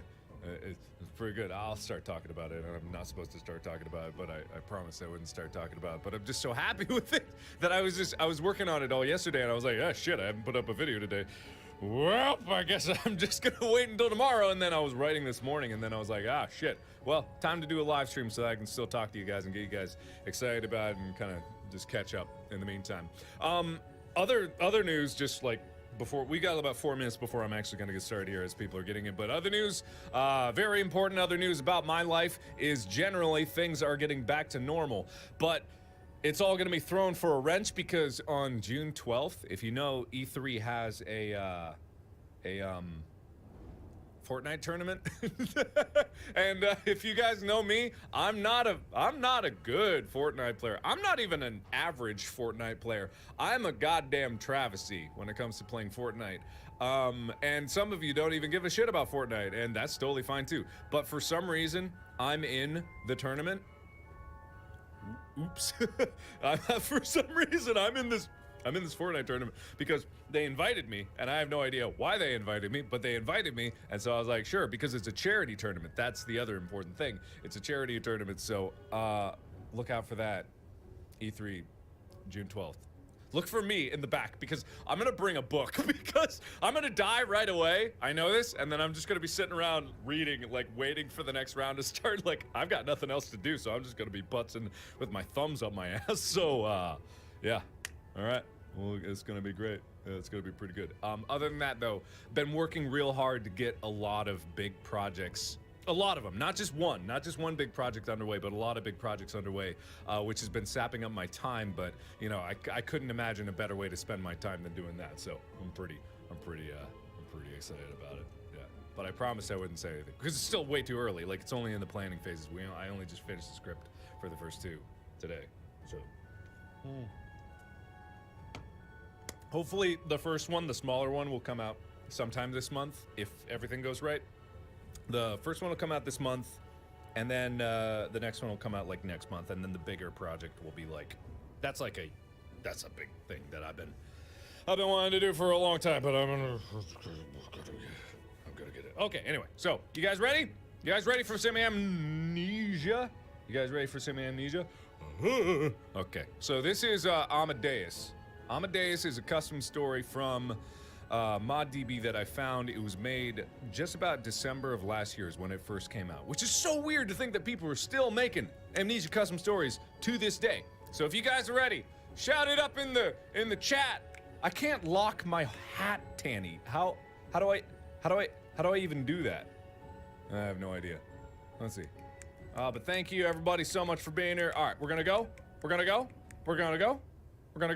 Okay, first I gotta turn up the sound. The perfect time, the music just stopped so I can go for it. Here we go. No! Don't start. Oh! Oh, thank you. I forgot I had notifications turned on for those things. Oh, thank you. I appreciate that. If that gets too annoying, I'm gonna turn it off, but thank you everybody so much for giving through Super Chat. You don't have to do that at all. Really, you absolutely don't have to do that.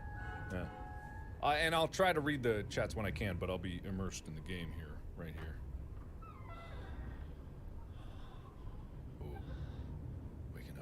As usual. I'm gonna turn those off. They destroy the ambiance. I'm gonna turn those off.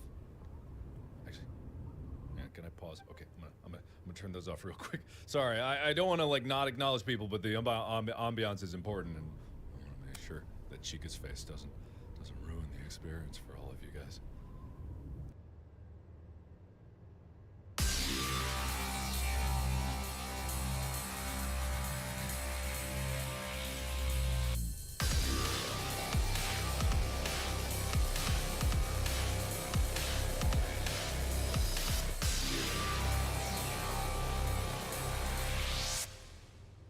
Thank you for coming out to Sony Showcase of new products. Recently, the number of gamers and esports tournaments are expanding, and the advancement of gaming content is accelerating. and gaming has become essential to our lives. Besides, gaming itself is evolving from something for having fun to a social community where players can be united with friends and others around the world. Sony has electronics technology and DNA that has been nurtured over 70 years as it's represented in its audio and visual products. We have been developing this technology to provide new and moving user experiences to our customers. And we thought to ourselves, is there any way we can contribute to gamers and the gaming culture by leveraging all of that Sony technology? We brought together Sony's game enthusiasts in order to brainstorm and design a master plan, and here we are at this moment. From the gamers of Sony to all the gamers in the world, today we present you, the gaming fans, this brand. InZone is a totally new gaming brand from Sony. It sharpens your visual and hearing senses to maximize your ability and leads you into the zone. The key concept of InZone is immersion and victory. What does it take to get immersed into the gaming world? The answers are impressive picture quality and sound experience that you can get lost in. And what does it take to achieve victory in gaming? It is visual technology that allows you to identify targets faster than others, and immersive audio that enables you to detect the location of your targets. Today, let me introduce 2 monitors and 3 headsets under the InZone brand.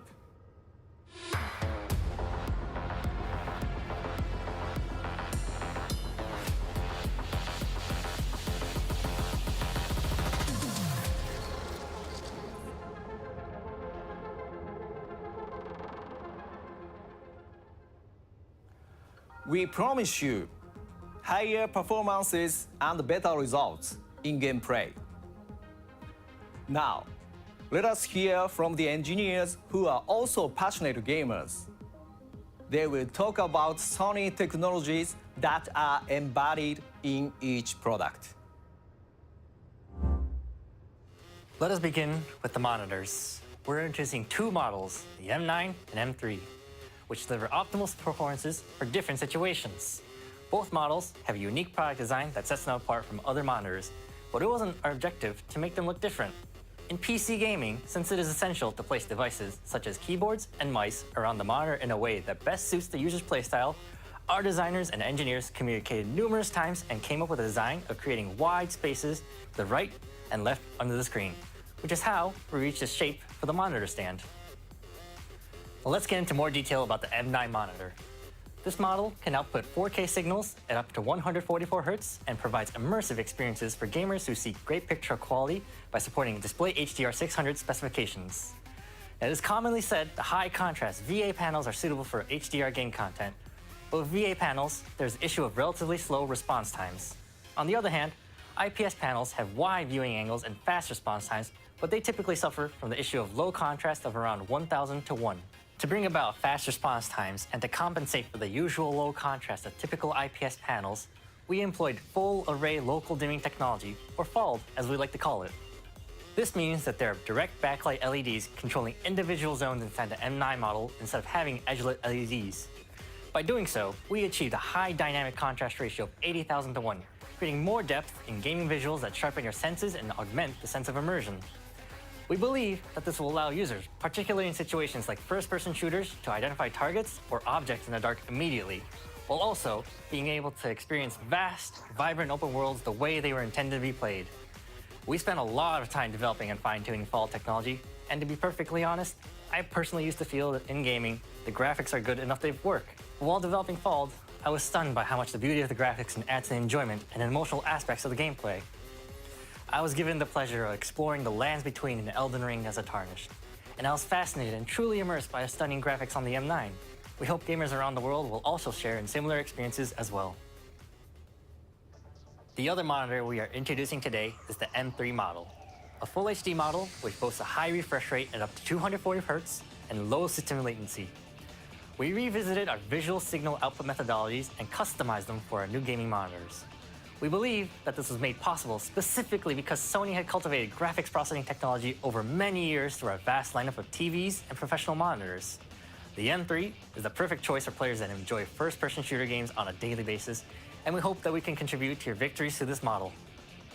Now, regarding both models, we didn't leave any room for compromise during the design when it comes to fine-tuning graphics quality, such as HDR tone mapping or color calibration. Final adjustments are made for every single monitor at the production lines prior to shipping to provide accurate colors. These monitors are built for the immersion and victory of each and every game enthusiast. We hope you will all enjoy these products. On the headset, we have provided 3 models to cater to different user preferences. In Zone H9, H7, H3, all 3 models feature spatial sound and wearing comfort. We newly developed 360 spatial sound for gaming based on 360 spatial sound technology, which Sony cultivated over many years. The strength of this technology is that it allows the user to play with audio information that goes beyond what visual information alone can provide, such as detected target on the other side of the wall in first-person shooter games. Additionally, the dedicated 360 spatial sound personalized application allows users to take photo of the shape of their ear to obtain an estimation of each player's unique hearing profiles. A unique feature of the H9 model is noise cancelling, which is receiving high praise through our 1000X product series. As for the noise cancelling function, I initially thought that it wasn't that necessary, given the fact that gaming usually occurs indoors. However, once I played games with noise cancelling, I immediately realized that PC fan was the source of noise. The difference in the level of immersion was very evident, and I was surprised how much more I could get concentrated and immersed in my own gameplay. This experience really drove me to provide noise cancelling function to H9 model. Having said that, the expression of sound in gaming requires good sound localization as well as a natural sound field, which makes an open housing structure with less sound insulation ideal. However, this can work against noise cancelling. Finding the right balance was extremely difficult, but we are able to equip this headset with noise cancelling function through tenacious and repeated trial and error. But more than anything else, the single feature that we spend the most time on is wearing comfort, or the touch and feel aspect of the product. We ensure that the headset is comfortable to wear, because it is something you use for many hours every day. For the structure, we designed these 3 models with low side pressure to balance stability and comfortability. For the earpad, the H9 model employs soft-fit leather material comfortably fit around the ear, used for our latest headphone, WH-1000X Mark V. For the H7 and H3 models, we selected nylon fabrics that are both breathable and comfortable. The H3 is the sole wired model in the lineup, and it still features the 360 spatial sound for gaming and excellent wearing comfort. I play Fortnite every day, and it is my most favorite time to play it with my son on weekend. During my gameplay, I wear the H9, and I have a strong belief that these 3 models are their only product in the market that achieve both sound quality and wearing comfort at such a high level. We hope that you will enjoy immersion and victory in your gaming experience through our products. Hi, I'm Alice from Sony, and today I have a special guest with me. What's up, guys? My name is Jordan Upton Gilbert, longtime CS pro and now turned content creator, and I'm happy to be here. So Sony is launching a new brand called InZone, and the brand concept is immersion and victory. What did you think about it, Jordan, when you first heard that Sony was getting into the gaming business? When I first heard Sony was getting into the gaming business, I was super excited. I got to try out the M9 monitor, I got to see the whole InZone product line, and the first thing that got me hooked was the clarity and size and beauty of this monitor. As I started gaming, the colors were popping, my opponents were popping, and what's really key for me when I'm playing is immersion. I need to feel like I'm in the game and really focused on what I'm doing to make sure my results are always there. So I got that when I used this monitor, I got that when I used this headset, super comfortable, helped me stay in that zone I talked about, and overall helped my performance be good so we could get those victories. For sure, I'm super excited as well, just like you. Now, what's important in your gameplay? Refresh rate, sound quality, resolution, and how do the InZone monitor and headsets help you achieve or contribute to your gaming experience? InZone monitor is awesome because not only does it have the high refresh rate, the 4K resolution that we all want, but it also has full array LED, which I didn't really even know how much I needed until I got to try it. But being able to see the contrast in the different character, the depths I'm looking at, I'm peaking angles and seeing all this stuff on my screen, and the clarity from the lights to the darks is beautiful to see, and it's really helpful in my gaming experience.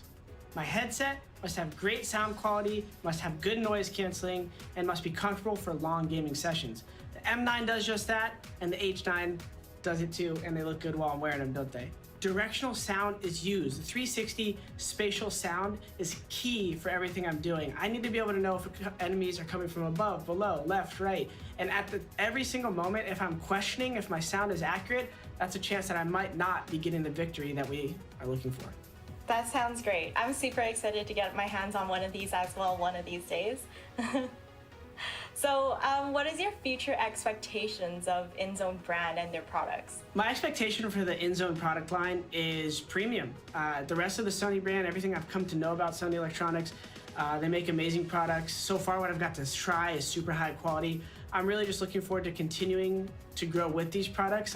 Everything I've seen so far, they're jumping straight into esports and into my realm and trying to meet me where I'm at, and I can't appreciate that more. That sounds great. Thanks so much for joining us today, Jordan. My pleasure, thank you. Achieve breathtaking victories that you have never experienced before through the unmatched sense of immersion. From the gamers of Sony to all the gamers in the world, we promise to change your gaming experience and move you in a way like no other with our creativity and technology that only Sony can provide. This announcement is only the beginning. We wish to grow InZone brand and products together with all of you based on your feedback and opinions. Our wish is to keep supporting the ultimate immersion and the victory of you gamers and enrich your lives through gaming. Thank you again for participating in Sony Showcase of New Products.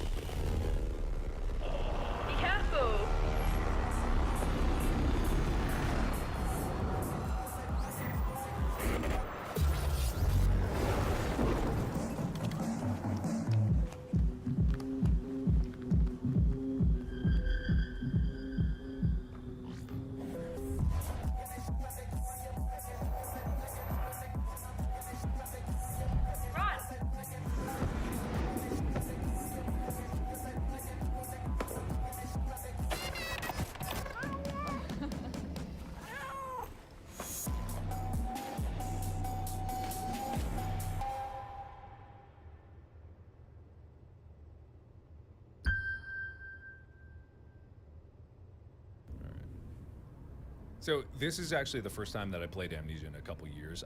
The last time I did a custom story for like a video was probably 2014 or 2015 probably. So if I don't remember how to play right away, just don't yell at me because I'm gonna be trying my bestest. Chair, I can't pick you up. What's even the point of life? All right, anything in here? Nice shirts. Apparently this one has like custom models, custom like monsters. I mean, it's got assets from A Machine for Pigs, all that good stuff. So I'm looking forward to see what we got going on. Ooh, spooky. Hello? Oh, look at this. Look at this.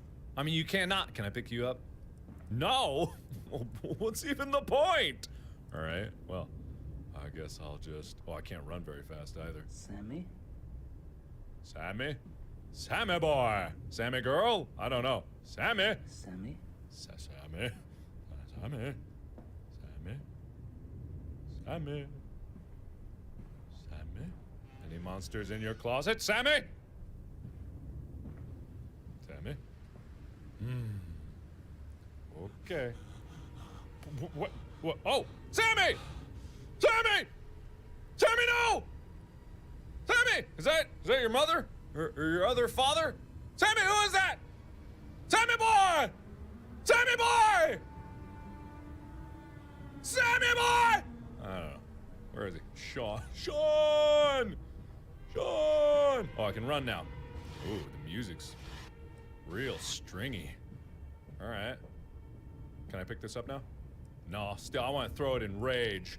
Sammy! What have I told you about strangers? Ooh. All right, what are we doing? Is the volume good? Let me know if the volume's good, because I never really know. I never really know when it's live. I've been getting better at it, but I haven't been 100%. Sammy? Sammy boy? I know I'm probably not supposed to check all of these. I know my son is running off with a stranger, and I'm just here like, well, I can't find my car keys. I just have no ding-dam-dong idea where they could possibly be. Oh, good thing I lock all the doors inside my house. Make sure Sammy doesn't get out. Oh, the front door! God damn it, dingus, damn it! I always forget the front. Sammy! Sammy boy! Sammy! Sammy boy! Sammy, where are you? I don't know where he is. Audio's a little loud? Okay, all right. Well, it's supposed to be, because it's supposed to be spooky. Anyway, a lot of people are saying volume good. I'd rather err on the side of loud than the side of, ah! Ah! I twisted my ankle, I think. What the hell happened? Did someone blonk me on the noggin? Who blonked me? Oh, hi. Sammy? Nikola Tesla? Is that you? Is that my character from Guns of Icarus? Oh. When on stage, he morphed into his alter ego, the amazing Alduin. It was the stage name of his father, and his father before him. The possibility that the line of succession might end with Cornelius himself was very concerning. Is that me, or this dude? Am I Cornelius? Is Sammy supposed to be the next one? Sammy! Sammy boy! Sammy! Oh, intro screen. Okay. Hello. Oh, hi. Hello. Have you seen my son?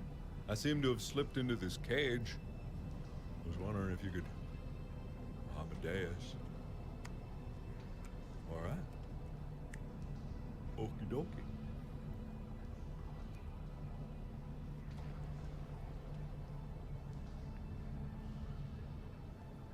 I guess I'm in a cage now. Wait, why do I wait, am I Sammy now?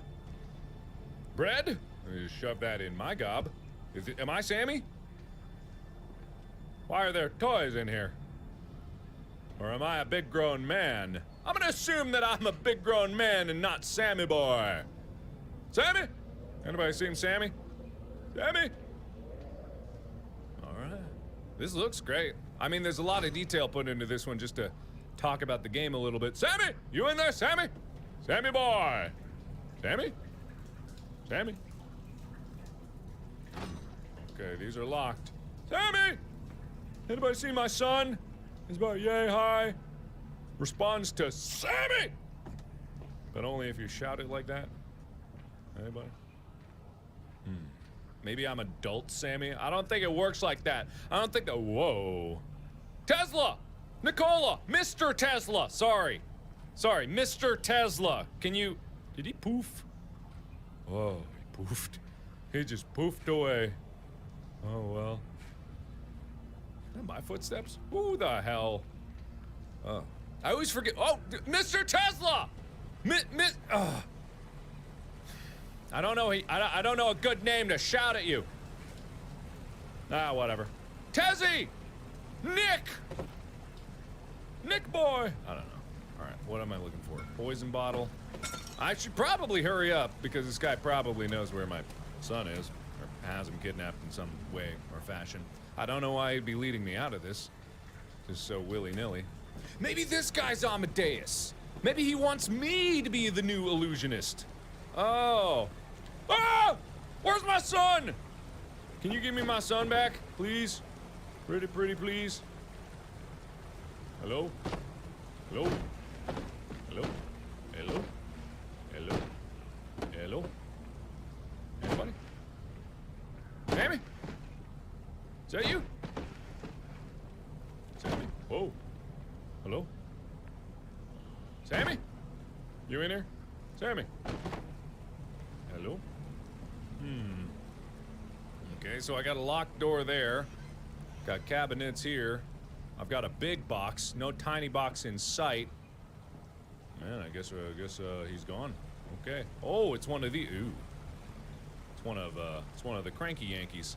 Okay. This is not a final effort to redeem my soul in any way. There is no forgiveness for my actions. I've begun to realize that. I've been beyond salvation for a while now. What remains here is just a feeble attempt to spite the entity that haunts me. Feeble in that my chances of success are slim at best. I can't even begin to imagine the level of confusion you're in as you're hearing this. Yeah, a little bit. As evident by your capture, I'm not the good guy in this story. I'm a man driven by passion. A passion that eventually chose to destroy him. Alas, here I am. This part requires your utmost attention, for time is of the essence. The tether that binds all living things with their respective souls is called the Silver Cord. If you want to save your brother, you need to cut the silver cord through.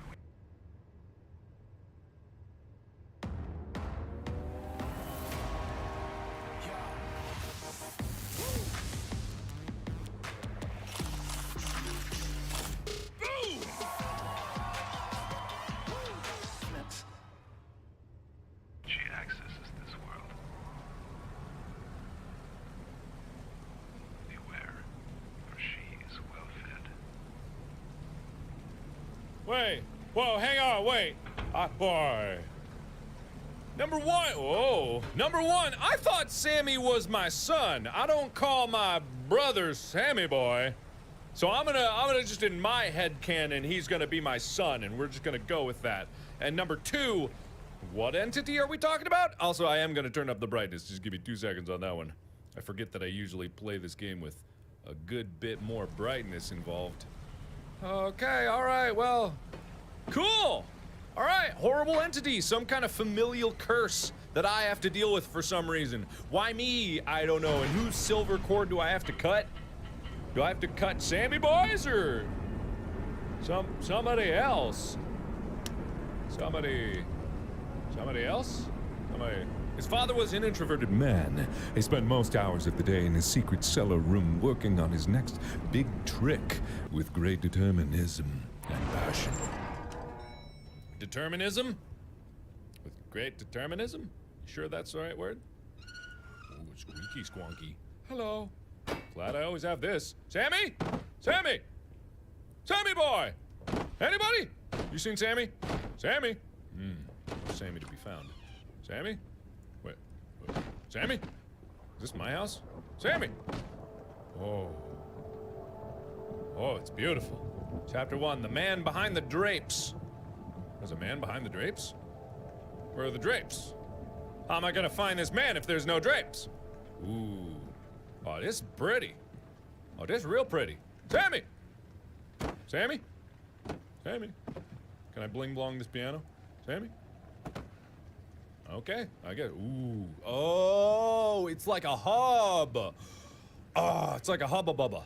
Okay, so we got the library over there. Let me explore the first area in here. We got the study over there. We just came from over there. There's some big central looking thing that leads to somewhere important over there. Sacred tomes, goblets that are probably very sacred to somebody. Grandfather clock, whole bunch of stuff. Oh, this is weird. Can I knock that over? Damn it. Damn it. Hello? Okay, I'm on the second floor. What do you mean second floor? I'm already there! Alright, what do we got here? Special books. Ooh. The sound is so good in this. Who spilled? Alright, hello. Yet another evening of utter embarrassment. Yet another evening of half-empty seats. My act does not compel to the masses like it once did. The audience claps out of sheer courtesy. Those claps are but a painful reminder for a showman whose ears still remember the deafening sheer of a crowd in awe. The shearing meant more coppers, but what really kept me going was the look on their faces. In this age of reason, the world is sensible, materialistic, and solid to its very core. But if you manage to fool them, even for a second, then you can make them doubt. I haven't seen that look in quite some time now. Seeing a dove vanish into thin air or a woman being sawn in half does nothing for them. They've seen it all so many times before, and they are keen on reminding me of this. Soon enough, vegetables will replace words as the main outlet for their disappointment, I'm sure. To have the crowd cheer again, I need to make them believe my performance on stage to be real. I am prepared to do whatever it takes to make that happen. I refuse to fade into obscurity. Okay. Alright. Well, you know, c'est la vie and all that. I'm pretty sure that's the appropriate saying in this situation. And why would vegetables turn into... Are they going to be throwing vegetables into you? Because then your problem's solved. You don't need to actually get any more money because they're giving you food. Is that a real bird? Oh, hello? Sammy? Who are you? How are you? Are you a hawk or are you an eagle? You Harry the hawk? You Eddie the eagle? I don't know. And what's with his lamp? Alright, I'll leave you to it, you weird bird. I'll come back to you later. And what have we got over here? Is this just another loot for the second floor, probably? Okay, cool. Alright, so what did we get a key to? We got a key to the foyer leading to the study. Okay. Alright, let's go to the study. Hi-ya! Oh, hi-ya! Oh, God, I can't do any speed tricks. Damn it, they really locked this place up tight. Okay, so I got the study key, but does that mean I need to go to the study first? Maybe I should go to the library. Okay, never mind. I need to take... I gotta go to the study. Alright, I guess I know where I'm going. Alright, what do we got here? Hey! None of that! No, no, no, no. We don't do the supernatural giggles here. Alright. Yeah. The introverted nature of his family really took a toll on his mother and made her seek Appreciation elsewhere. Cornelius never really got to know him. He failed as a father, no doubt, but he would always admire his passion. I forget that I have more time on that than I actually think I do. I forget. Okay, yeah, alright. Oh. Ooh. Hello? Anybody giggling here? Sammy? Sammy! I got a note! I wrote down something, Sammy. I'm gonna get to it in just a second. Oh. Oops. Alright. Well, good thing I got a backup. Sammy! Sammy! Sammy? Anybody here? Anybody seen Sammy? This door open for a reason? Sammy! Oh. There it is. Sammy? Sammy? Sammy? Ooh, that looks important. Sammy? Ooh. Ah. I got a lamp. lantern. Okay, cool. Now what is this? I don't know what I'm looking at, but let me look at my journal so I can read that note. Notes. Nope. Diary. It's a journal? No. Mementos. I need to search the study for clues of what's going on. Oh, do I? Oh, thank you. Oh, excuse me. I'm an amnesia expert. You don't need to tell me how to do things. I need to tell me how to do things. All right. How does this magic box create light? Ooh. Hello. How does it do? Ooh. Oh, no. Do I have to open all these? Oh, boy, I probably... What was that? Please tell me that was just lightning and... nothing else? Hello? Anything else? No? Okay. I highly doubt that there's going to be anything in here, but I just feel like being thorough. Get out of my way! I feel like being very thorough.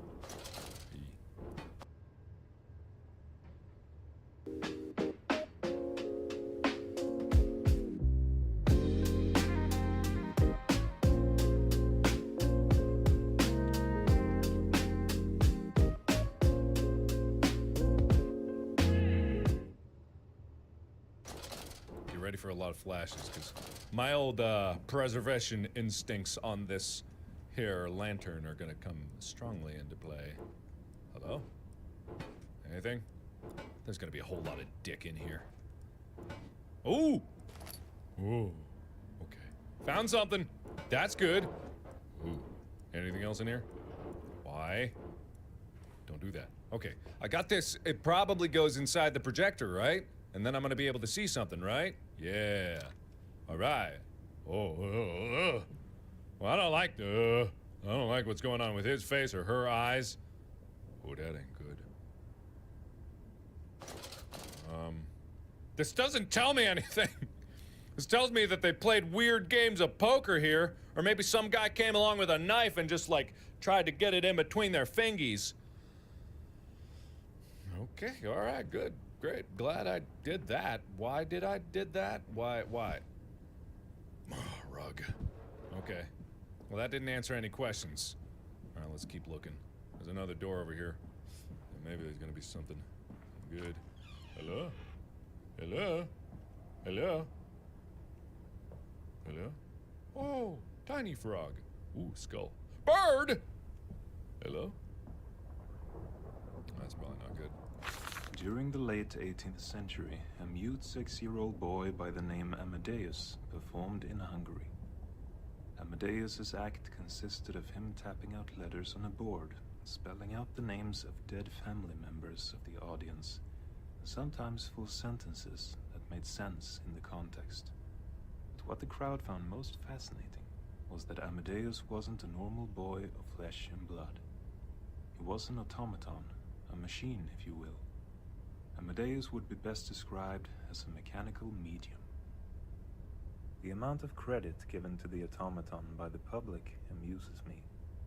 Clearly, credit is due to the creator of this mechanical boy, the Dutch watchmaker Luc van Doren. What he managed to achieve would make any modern clockwork look primitive in comparison. Okay. It is said that Van Doren modeled the facial features of his creation from a death mask of his own son, who he lost to influenza at the age of 6. Every night for 8 years, he worked to perfect his work in dim candlelight, to the extent that he went blind. Van Doren became more and more detached from society, and passed away penniless and alone. The whereabouts of the automaton remained unknown until just a couple of weeks ago, when it appeared at an auction house located here in Colorado Springs. I have put every last penny I have up on this offer. This mechanical boy is the answer to my prayers. This remarkable machine will save my career and ensure my future welfare. Something tells me something went wrong. This ain't the right time period for automata. Oh, hello. That's such a nice picture of a lizard. Oh, great. Bird, what are you doing here? I'm gonna call you Bungalow the Bird. Because I got nothing clever to actually put in my brain for this. You all heard that, right? Like the noise that came up behind me? Because I heard that. Sammy? Sammy? Sammy? Sammy? Sammy? Sammy? Anybody? Sammy? Sammy? Okay. Oh, man. How big is this house? Goodness gracious. Because when someone has a study, it's usually like, I don't know, a room, maybe 2 rooms.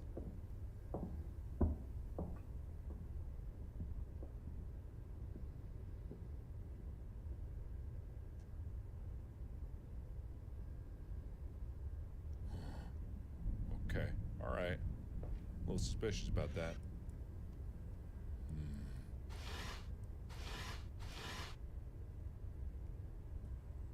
I don't think those are random. I don't think those are random occurrences. I think it's. Oh, it's a fire. Okay. I think those have got to be like scripted events. So it's got to be something. Ooh. Good. Got another stencil. I can look at more creepy old people doing creepy weird stuff in a room. Hello? Oh, a viola. Or a upright bass. Whatever this is. Cello? I don't know. Okay, it's a little weird that it's standing there on its own, but so far not the weirdest thing I've ever seen. Sammy? This priceless violin will scope out my son/brother. Sammy! Sammy! Sammy? Oh, that's a good save. It's gone. I'm sorry. That was not my doing. It jumped into the piano by itself. I had nothing to do with it. Sammy? Sammy? Ooh, hey. Okay. Forgot that I needed oil in this game. Does this do anything? Hello? I don't like this record. I kind of regret putting this one on.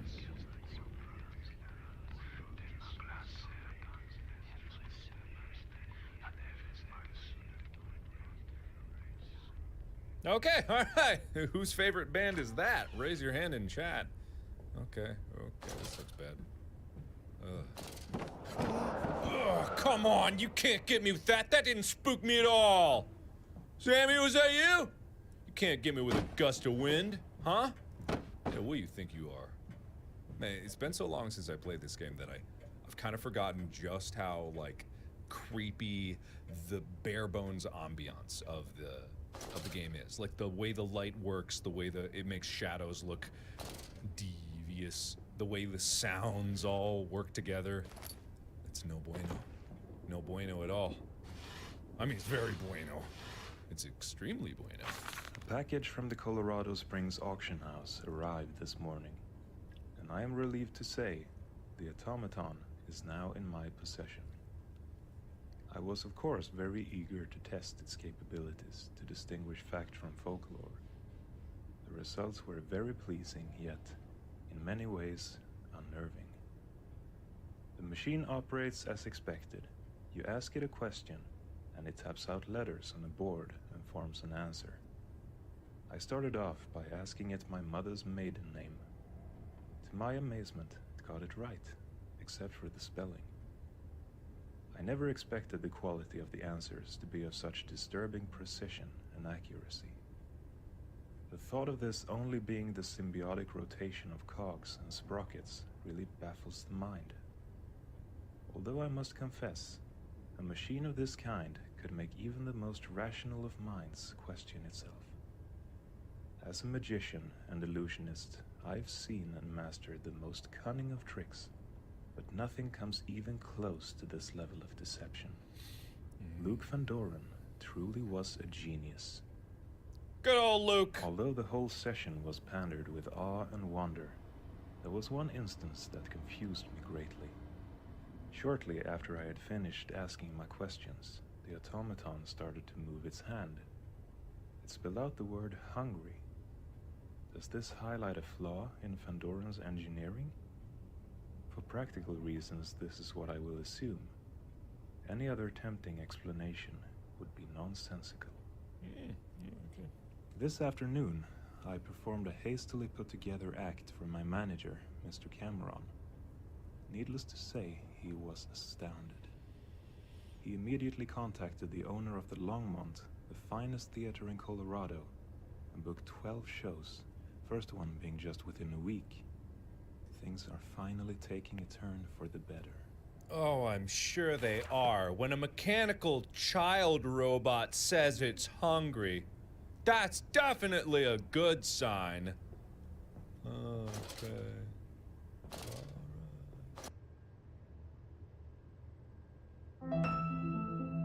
Purdue University Global. Apply now at purdueglobal.edu.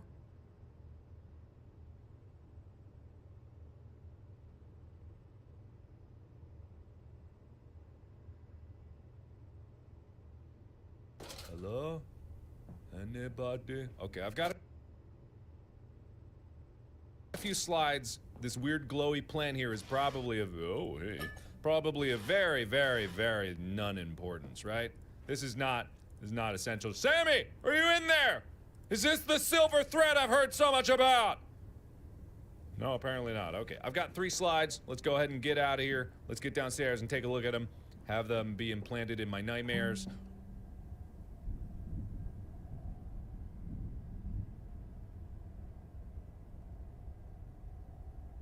We're gonna pretend like that never happened. We're just gonna skate on by as if nothing happened. Because nothing did. You didn't hear anything? I didn't hear anything. We didn't hear nothing. Nothing happened? Nothing happened. Okay? Cool. Great. Sammy! Where are you, boy? Sammy! Sammy! Alright, anyway. Let's take this. Okay, this is 3. Oh, wait, I'm missing one? Okay, this is... Ugh. You got something coming out of your nose. You got something really coming out of your nose. Okay, that's 3. This is 4. Okay, that's weird. Oh, it's like some magic trick or torture or whatever it is. Okay, so I need the number 2 stencil, which has got to be on the way to the other ones, because if I got 3 and 4, that means I missed number 2 on the way. Was it in here somewhere? Maybe. Sammy! Sammy? Sammy? Anybody? You hiding, Sammy? You better not be. It's gotta be... Oh, I thought I was meticulous about this, but apparently I wasn't. Sammy? Sammy? Sammy? This is the part where I always feel like an idiot, because somehow I'll manage to overlook the tiniest, seemingly insignificant detail, and it'll be no good for anybody involved. Okay, back upstairs we go, into the room where we didn't actually hear a noise, because we definitely didn't. Okay, I got 1 in here, so it must be downstairs somewhere, right? That's the only thing that makes sense, because there couldn't have been. There were 2 up here, 1 in that chest, and then 1 in the other room, and it's not like there was another room that I missed, right? So it's got to be downstairs somewhere, unless I'm incredibly mistaken, which I probably am. I mean, I haven't been moving around with my light, which is kind of stupid on my part, because I definitely... Have you guys seen it? You guys seen it? So it was downstairs? Okay, it's in a drawer. Okay, you guys probably saw it and wouldn't be leading me astray, because you'd never, ever do that. Definitely never, ever do that.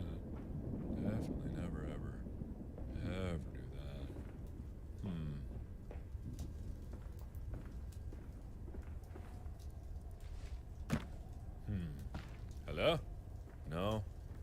Hello? Ah! There it is. It wasn't on a drawer, but it was on a shelf. Okay. Got that. I don't know if this is going to unlock something when I use this one, because it's probably the last one. What do we got? What kind of surprise are we looking for here? Hello? Oh, hey, okay. Whoa, boy. Saving the best for last, huh?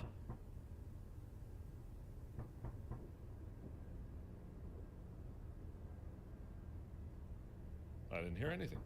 Nope. I still don't hear nothing. The weirdest thing. I've gone completely deaf all of a sudden. So bizarre, huh? Weird. Weird, huh? Oh, that wasn't closed before.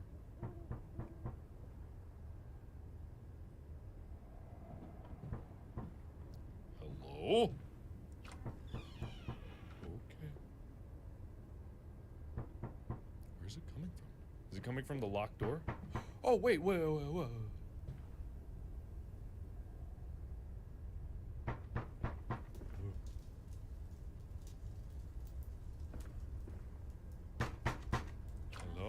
Hi.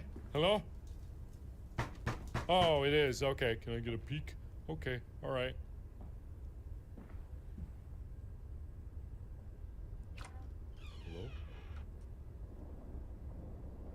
Okay, that seems about right. That seems about right. Okay, alright. That seems about right. Okay, alright, cool. Great. Where the hell? Wait, this is nothing. Oh! Oh, it's not nothing! Oh, it's not nothing at all. Oh, it's a path down into a cellar of some sort. Great! Great! Great, good, great. I love the pacing of this custom story, by the way. Very good with the slow build-up. Please tell me that's oil and not some kind of horrible bloody goop. Courtyard! An underground courtyard?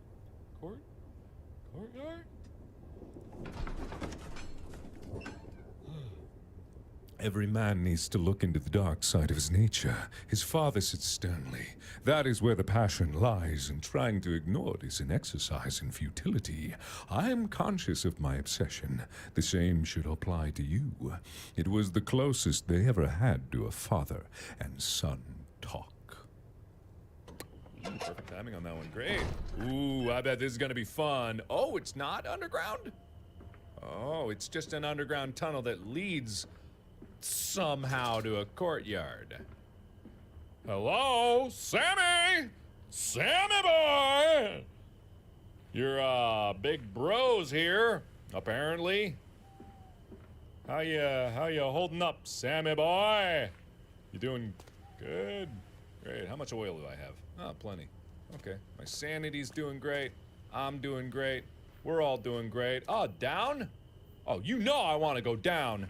I've never wanted anything more in my life than to go down there. That's why I'm just making sure I'm ready to go down. Why do those birds and... Why do they sound so much like people screaming? See, I don't like that very much. That doesn't bode well for me, and makes me think that maybe going down here is a bad... Oh, a maze! Oh! Well, hurrah, hurrah! Great. Thank you for that. Thank you. Sammy! Sammy boy! Radiance. Allure. Stunning strength.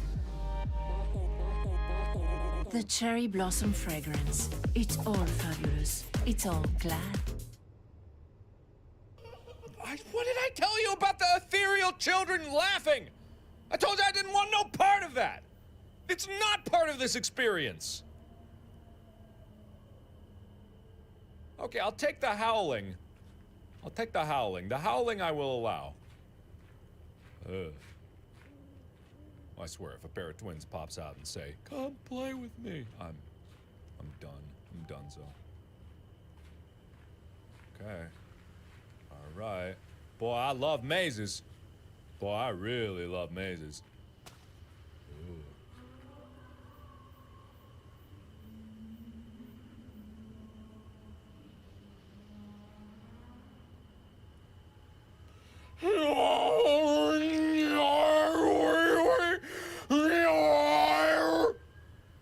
I can do that too.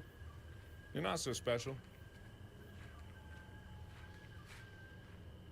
Okay. All right.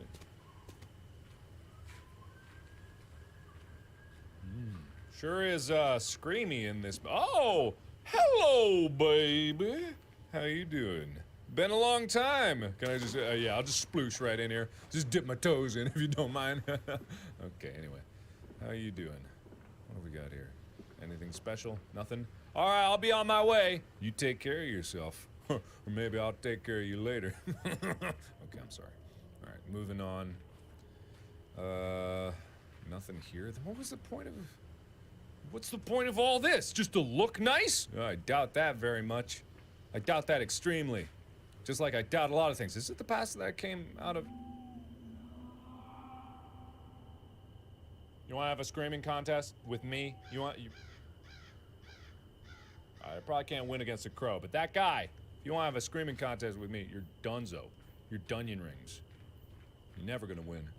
Never see the light of day again. Ah! Okay, it's fine. Why'd that scare me so much? That's bullshit. Don't do that. That wasn't scary. Not even a little bit. It's not even a little bit scary. Not scary at all, in fact. I was just trying to have that screaming contest I was talking about. Anyway, carrying on.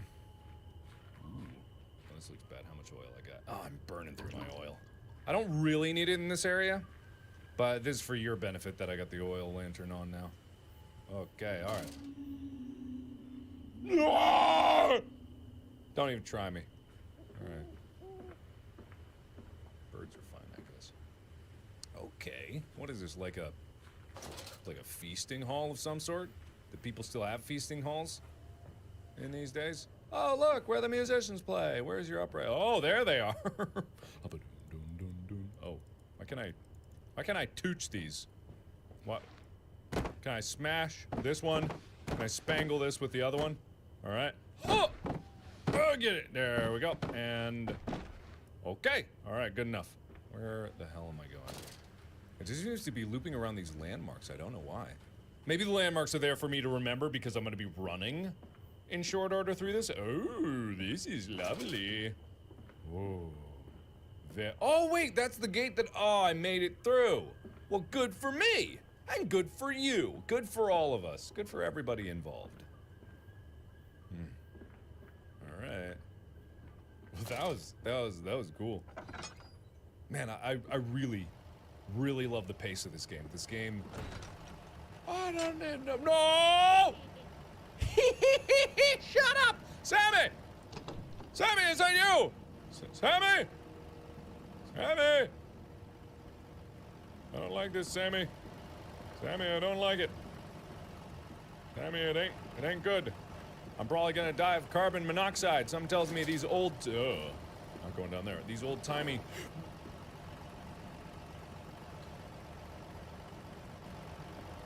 Uh-oh. Something got out. Something escaped. Uh-oh. And then it's gonna eat me. Oh my god. Can I turn this off, or do I have to deal with the rumbling in my ear? Oh, it's so dark. I shouldn't have used my lantern so much over there. Okay. Alright, I kind of forgot that that's a thing. Ooh, oil. I need that. Okay, alright. Oh, and we're off! Okay, that's all we got and or needed. Anything up here? Any jumping puzzle of some sort? Okay, then I will go into the basement of death where I heard the horrible monster roar at me. Is there another? No, okay, here we go. Oh boy. Oh, that's a noise. Oh, those are some good noises. Okay, hang on. It is with a heavy hand I guide this pen. The grand opening of my new act was a complete and utter disaster. The automaton is as unpredictable as the Colorado weather. There I stood like a buffoon, talking to a puppet with no response whatsoever. I have never been so humiliated in my whole career. Tonight's debacle might have rendered my career unsalvageable. I told Mr. Cameron that we must act fast before the word of my failure spreads like an inextinguishable wildfire.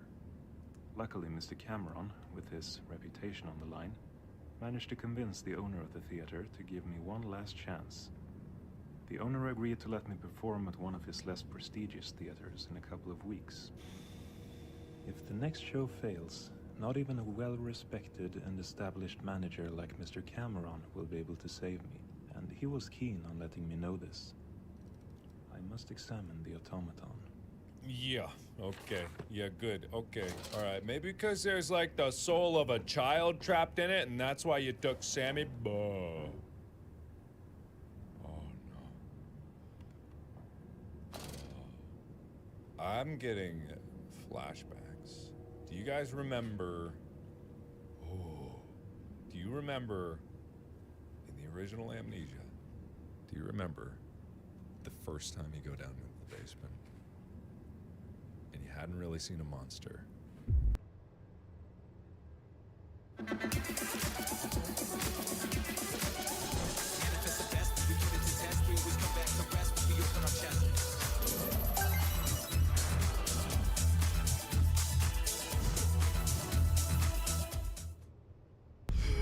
Oh, I hate it. Oh, that's not good! Sammy! Sammy boy? Uh-oh. I'll just take a nap then. Lay my head to rest. Snoof, sneef, snuff, snoof, snoofle. Okay, they're gone. Good, great. Okay, good thing. 5 demon children, and don't think I didn't see Nikola Tesla up there at the top. Oh boy, that's not good. Oh, the whispering probably is not the best.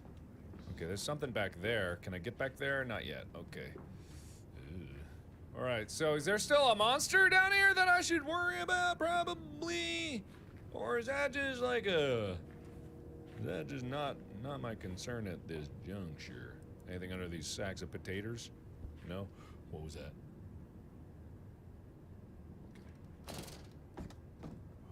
Because there's something about the slow build-up that just... glorious. That just, like... It gets you jumping at shadows, and that's what I really love about horror games. The thick glass of the Chinese water tank was taking too long to break. From the front row seat, he saw his father's face do a final, jerky movement before becoming completely dead, I think was something along those lines. Okay, alright. I gotta be a little more skedaddly about that. Okay, we're in the kitchen now, which is great. Until now, I haven't been able to write this entry since I inspected the automaton a few days ago. The events that took place left me puzzled, and I have spent the last few days trying to make sense of it, but to no avail.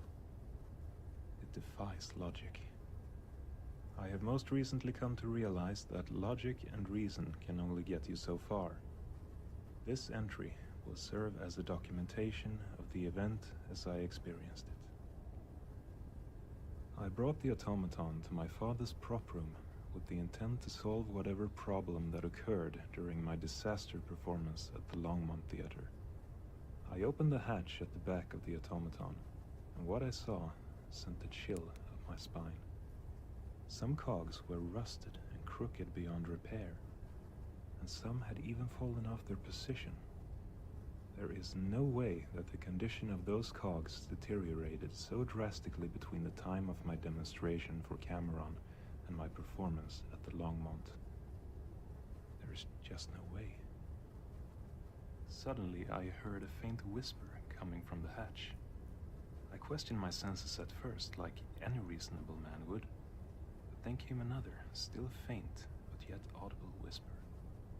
It was a harsh, guttural female voice that clearly said the word hungry. I ran out of the prop room as fast as I possibly could. I have not returned there since, but fear that I must if I want to save my career. I'm going to lose the estate that has been in my family for centuries. I must gather the courage to enter that room again.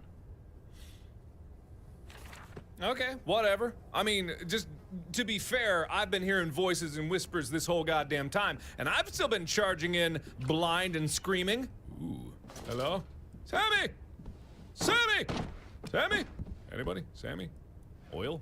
Oil? Sammy? You here?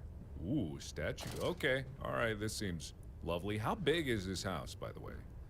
Like, this guy's act must have been successful if he has, like, an entire sprawling mansion like this. But something tells me it's, only brought upon him by the, sacrifice of people to this automaton. Oh, that's a lovely painting. I don't like that at all. No. How about no? What, are you gonna give a toast? Well, that's peculiar. Something tells me that maybe there aren't a bunch of people jovially talking to each other in here. Oh, another letter. Congratulations, winning bidder! This letter is to congratulate you on winning the auction of the Hungarian automaton. We hope to see your participation in future auctions. Sincerely, Colorado Springs Auction House! Thank you. All right. Well, glad we won that. I didn't know he won. Oh, an auction as in he bid on it. And he spent money and won it. Oh! Why did that scare me? I don't know. Maybe I'm just a big old bitch, baby. Why is there a bathroom? Why is there a bathroom so... Why is there a bathtub right next to the dining room area? That doesn't make no sense. All right. There's a dead body in the bathroom in the main floor. No. Oh, no. Wow. When you stumble across a dead body, you're like, I gotta document this. There is a dead body. Ooh, the police are really gonna need my notes for this. How would they have known if not I wrote it down? Hello? Oh, this is another side hall. Okay, before I go over there, let me make sure that everything's hunky-doody over here.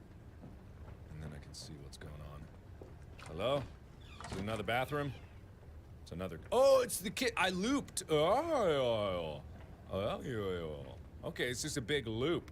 It's a big cycle. Okay. So anyway, what about that dead body then? What does that matter? Does this go to the main entry area? Oh, it do! It do! Oh, I'm back. Okay, well I haven't found another key yet, so there's got to be something.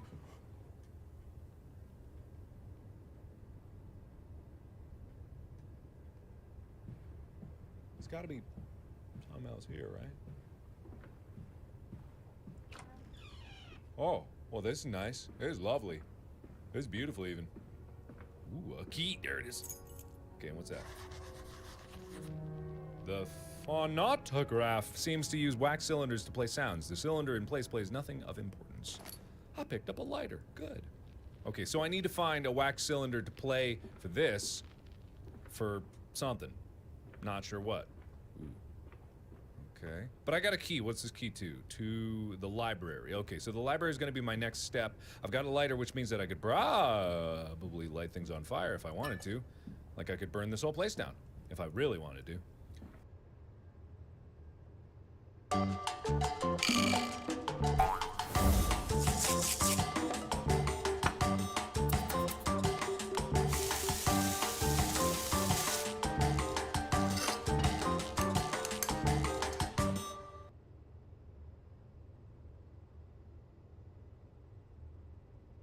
Sammy!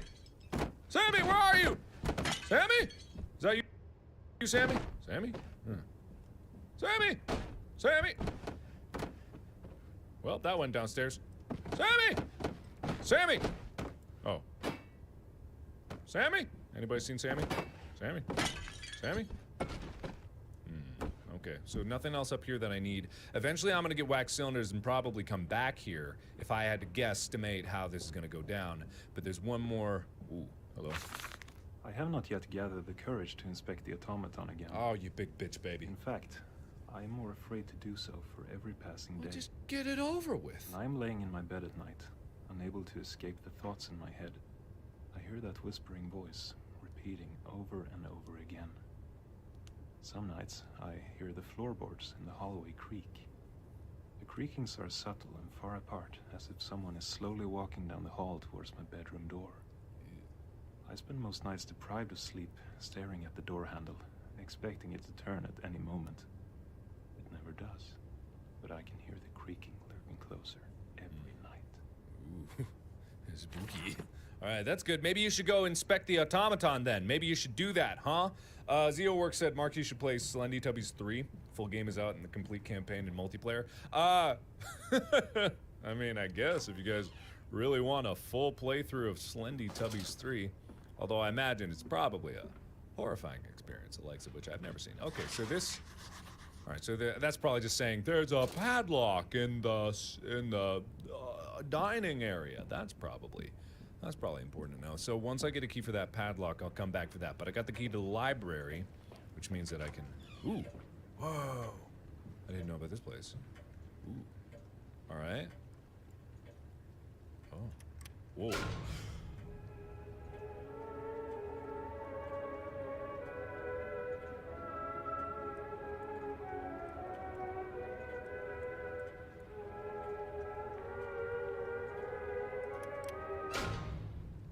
Okay, I'm probably gonna assume that I need that at some point, but I don't think I need creepy music blaring in the main level anytime soon. Probably. I don't know. This is all just some sick game to this guy, so... I don't know. Maybe he just wanted to provide me with some music for it. Into the library we go! Please play it. No! I'm not gonna play it. Why would I play that? Oh, the passion his mother fell in love with later became the very thing that destroyed her. Eventually, she lost her courtesy and took the men home. His father probably had no idea, and even if he had, he didn't seem to care. Oh, I guess I was too rushed on that one. Why is Oh, hello, baby. Hey, how you doing? How you doing? I like what you done with the place. Very bright in here. Sure hope you don't change that, because I like the light. The light's real good. Anyways, this is booze for me. For you? Okay, all right. Well, this is just goddamn delightful. Okay. Pleasant music, too. Don't know why. See, it's moments like this when it gets too pleasant in here that I absolutely 100% know that they're going to remove it from me. They are going to take this away from me because I am too comfortable, and there's no way that they can keep this up. Astral projection is an out-of-body experience that assumes the existence of an astral body separate from the physical body. Astral projection denotes the astral body leaving the physical body to travel in an astral plane. The idea of astral travel is rooted in common worldwide religious accounts of the afterlife. It is frequently reported in association with dreams and forms of meditation. Patients have reported feelings similar to the descriptions of astral projection induced through various hallucinogenic and hypnotic means. There is no evidence for the contention that one can consciously leave the body and make observations. Attempts to verify these claims have consistently failed in spite of the variety of claims to the contrary. Okay, that's good to know. Why did I need to know that? Hello, baby. Why did I need to know that? Why was that important to anything that I'm doing here? Ooh, nice map. Congratulations. Nice hat, too. All right. I've looked about everywhere that I could possibly look. Down here, anyway. And once again, it's too nice. Way too nice. Way too nice. Yeah. Ugh. You played, Mahadra said you played Darkwood a while back, but the full version is out now. It's really good and it would be awesome. I did like Darkwood. I remember that game. It was a top-down kind of like, wasn't it randomly generated in a way, and like it had monsters, but it wasn't really a top-down shooter. It was more like a top-down adventure RPG, something like that. I would love to see the full version of that. That might be fun. People did request that a lot. Like, I think I did like 2 episodes or 2 or 3 episodes and then I stopped playing it. I did that to so many games. Someday you guys are gonna have to give me a full running list of every single game that I've started and not finished. Some of them I have an excuse that I'm like, I didn't actually like it, but some of them I was like, oh, I'll get back to that, and then I don't, because you know how valuable a Markiplier promise is. The silver cord is mentioned by mystics in the context of dying and astral projections. It is the... Wait, sorry, I need to hang on, this... It is the tether between your astral spirit and your physical self. It is said that the cord must remain connected during the astral progression, because if it breaks, the projector will die. Okay. I don't know if that added any value to this, but I've got buttons and I'm damn well gonna use them. I spent time making those. What's this all about?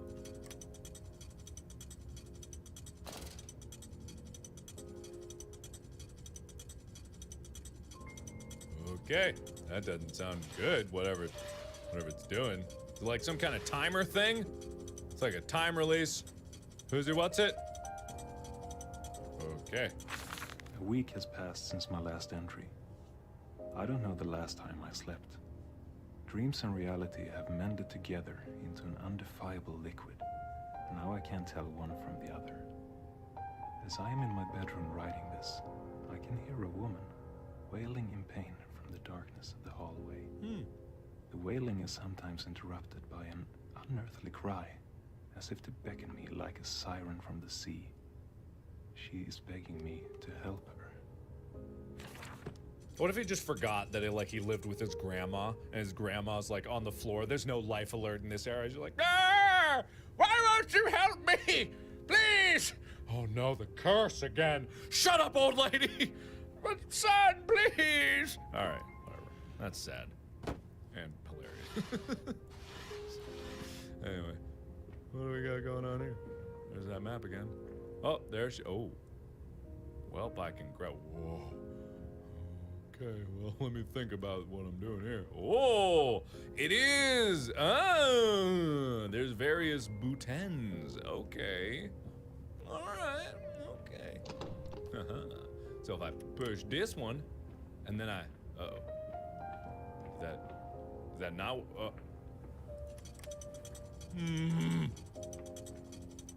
Maybe that... Oh, there must be a third one and I gotta push them in sequence or something? Okay, so I haven't found the other one. I thought I was pretty thorough in this. I've been pretty thorough in this. I can't believe that I haven't been finding everything. But if I didn't find it, I didn't find it, so I gotta go back. I would imagine it's on the bottom floor, because if it's not in here, stain over there. If it's not up around here, then it's probably gonna be on the bottom floor, and that's why it gives me so much time to run downstairs, hit it, go back up, and then, hit the last one, because I'm willing to bet that there's just 3 of them, because that would make sense to me. At least they give me this lovely piano. Okay, nothing here, nothing here, nothing there. It's got to be in one of these many, many bookshelves. I didn't really inspect this one. No. Hey baby, you know where I can find me a switch? You know where I can find me like a big red button? Wait, button. It's so obvious now. There's gotta be something. Oh, I'm gonna be stuck here for a while, aren't I? Yeah, the piano is nice. It's real nice. Yeah, it's real nice. Yeah. Nothing. Not a thing. Can't see nothing. Can't find nothing. Hello? Button? Butt! Uh-oh. Sorry. Forgot about that. Button? Maybe in the stump of his neck? Okay. Ugh. Nope. It's gotta be somewhere. Where the heck? Where the heck? Where the heck in heck? Some under here? Nope. Oh. Man, I don't ever know what I'm... Okay, I looked everywhere here. It's gotta be on the 2nd floor. Do you guys... Have you seen it? You probably have seen it. Some of you have seen it. Probably under the plants. Can I even... I can't move the plants, though. That doesn't make any sense. Lock the light. That's the wrong game! It's gotta be somewhere, maybe in, under the desk? Hello? Hello? Hello?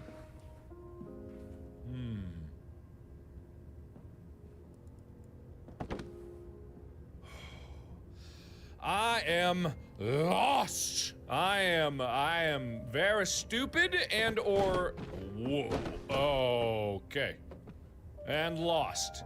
It's gotta be in here. Somewhere. Alright. If you've seen it, if you've seen that button, if you've seen the button, tell me. It looks just like a like button. Just, if you find it, click on it, really. I'm sorry. I'm so sorry. I'm not sorry at all. So it's gotta be on one of the bookshelves. They wouldn't have this many bookshelves if it wasn't on one of these goddamn bookshelves. And the button wouldn't be... And the button... No, it's not the mechanical room button. No, it's not the one that plays the music. That's not the one we're talking about. It's gotta be... It's gotta be somewhere here. Can I just jump? No, it won't let me. The books, Mark. Thank you! The books! Oh! If I'd have known that it was the books... Oh, in the books! Maybe it's there. Yes, of course it's a book. But I just don't know. Whoa. Oh, maybe it's... Yeah, maybe you're right. Maybe you're right. Maybe you're right about that. Maybe I shouldn't have mocked you so mercilessly. Maybe it's just a pulley book. You know. Oh, you know. Oh, I think you know. If you don't think you know, maybe you actually know. Maybe. Oh, it might be one of those Yankee books.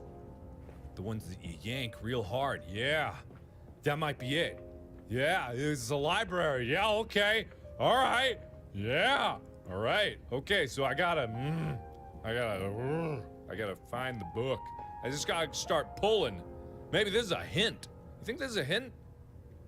Wait. It's a hint, isn't it? Wait, this is a hint. Isn't it? It's a hint. Maybe it means 2 upstairs, 1 downstairs. Maybe that's the hint. Or maybe I don't know what the hell I'm talking about, but it's a hint, ain't it? Might be a pulley book. Everybody bear with. I'm gonna yank that. Oh, I'm gonna grab that book by its balls. I'm really gonna just. I'm gonna really crump that book. Where are you? I'm not gonna be kind when I find you. When I find you, ooh, you're gonna get. Ooh. It looks, if it is a Yankee book, it would look fundamentally different from the other books. That's just a fact. Where are you? Where are you? Well, I'm out of books. Okay. I'm gonna find you. I can't just go, bear with me, guys, I'll be right back. I have to do this right now. In front of you, and I have to, someone tell me. Someone tell me. Someone please. Help me. I'm so lost. Sir? Ma'am? Lady? Someone please. Does anybody know? Anybody seen it? Anybody got it? It's behind the books you were pulling on. What does that mean? Is this the button? Is this the button right here? Excuse me, sir. Is this the button? Button? How about this one? Button? Man, there's gotta be a custom story that hides a button in the dick of a statue, right? There's gotta be. Okay. I'm just gonna go again. I'm gonna go again. I'm gonna go from top to bottom. Okay. Not here. Not here. Not here. Not here. I'm looking at every square inch of ya. Every. Wait, no. Okay, not there. Every square inch. Looking real close at you. Why don't? Looking real close. It's gotta be. Oh boy. This is where I lose it all. This is where this is where, oh boy. This is where I start to lose it. If it's not here, the candle. It's one of the candles. It's a Yankee candle. You gotta yank the candle. It's like a penis, but it's a candle. That's the answer. That's the secret. That's the trick. No tinderboxes left, but I got one of these. Maybe this is it. Wait a minute. Why can't I use that item this way? What are you saying? Is this? But they're not all like that. Wait a minute. Wait, is that the thing? Maybe it's maybe that's it. Maybe I gotta push the button and then I gotta go down and I gotta light it. Maybe that's it. Maybe that's it. Maybe that's the one. Maybe that's, yeah, I think that might be it. I think that might be it. Yeah, I think that there's no candles up here that you can light. There's no books to pull. Yeah, I think I'm onto something. So I gotta press that button. There's no yank candles here. But wait, oh, what the hell? Wait a minute, wait, what the? Wait a minute.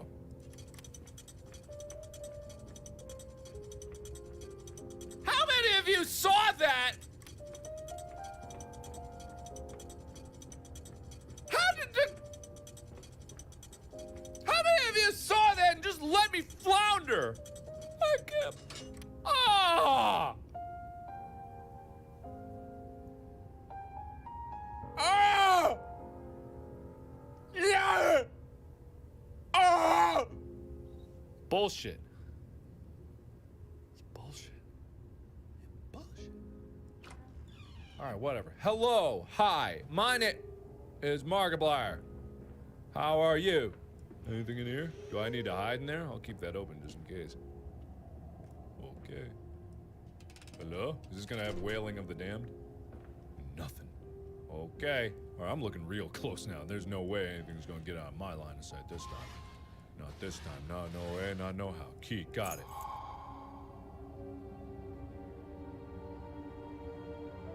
All right. Yesterday was the day I finally managed to enter the prop room. Not out of courage, but out of desperation. The automaton was not sitting where I left it. It was sitting by the board, with the pointing stick in hand. I took a few steps back towards the door. Then, it suddenly started to tap its stick at the board of letters to once again spell out the word, hungry. A mysterious substance started to emerge from the corners of the room. The substance was pitch black, and had both the characteristics of smoke and liquid. It was slithering on the floor towards me like a bed of serpents. When they reached me, it started crawling up my body until my entire side of view was engulfed in darkness. I wasn't able to move. That's a problem. Suddenly, the darkness lifted, and I found myself in a dimly lit chamber the size of which was hard to estimate. The architecture had the overall look of an old, deteriorated dungeon. From the void, I could hear the faint sound of dripping water. That's when I saw a shadowy figure. I knew instantly that it was her. She was standing, motionless, in a basin of water with large pipes sticking out of the ceiling above it. The only sign that time was even flowing was the dozens of floating pale corpses, the corpses of children. She lifted her arms towards the ceiling pipes and whispered hissingly in a foreign language. Blood started streaming out of the pipes and showered her while she was screaming euphorically. Ew. I could feel the ravenous hunger practically radiating off her as I watched the blood flowing down her gray face. The blood of the innocent. Blood of the pure. The dark substance emerged again and all faded to black. I woke up on the floor back at the prop room in a pool of my own sweat, shaking like an orphan in the cold. I now know what she wants me to do. I just don't think I can do it. Well, funny you should mention orphans, cause I'm pretty sure you murdered some. Hang on, I'm gonna crank up the volume just a bit for you guys so that you can get the full experience of all this. Oh yeah, just a little bit, I think right there. That's gonna be good. Yeah, right there. Okay, that'll be a little better. Cause I think now we're gonna start diving into the spooky part. Probably. Yeah. Because there's been a lot of pretense up until this point. There's been a lot of, like, build-up and ambiance. But now we know there's a ghost lady that really wants to, oh yeah. Dear Mr. Campbell, despite our previous reminders, we have still not received any payment or response from you. Therefore, we regret to inform you that if we do not obtain the payment in full within 4 months, we will have no other alternatives but to undertake court actions against you in order to retrieve the debt amount. If you have any questions regarding the current situation, please do not hesitate to contact us. Yours truly, the Denver Bank. Okay. Man, people really write letters weirdly here. Can I still not use this lighter? Okay, can't use it that way. So the lighter is just there for special reasons. So he wasn't making money off of this? Seems like he probably should have been making money off of this, if I just had to guess. Okay, all right, but we got what we needed, so I'm assuming we can get out of here, right? With no problems. All right. So far, so good. What did I get a key to anyway? The second floor. Okay, good. That's great. That's real good. All right. Okay. No problems. Goodbye, baby. Okay. I honestly didn't think that I was just gonna be able to go. It was an open casket funeral. He had never seen a dead body before. The sight was a bleak imitation of the horrors he could paint on the canvas of darkness while lying awake at night. Okay. Good, great. Ooh. All right, so straight up to the second floor then, I guess. All right, nothing weird about that. Time does pass here, so that's good. Good to know. All right. Okay, nothing weird. Mother fell to the floor. Tears were beginning to well in her eyes as she begged him to look at her. He would not grant her wish. She packed her bags and left. Okay, good. I mean, not good, but... Oh.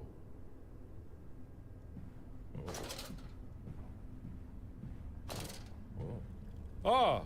Oh. This don't look as nice. Everything else all nice, maintained. This one, yeah, this one not so nice.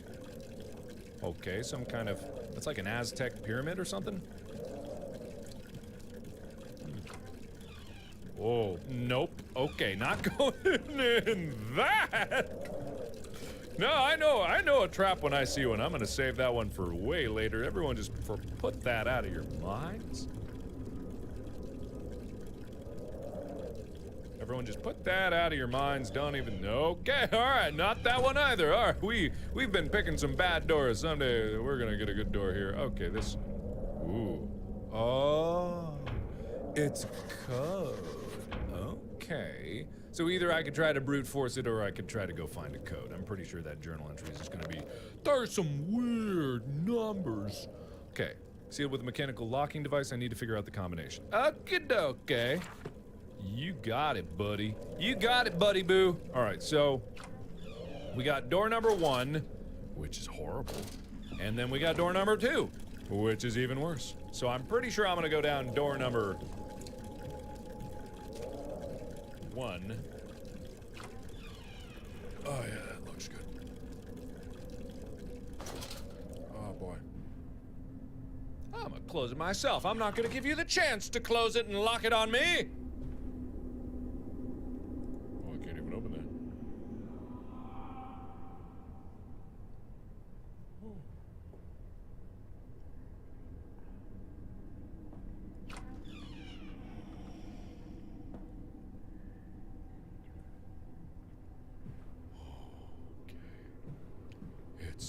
It's like stupidly dark.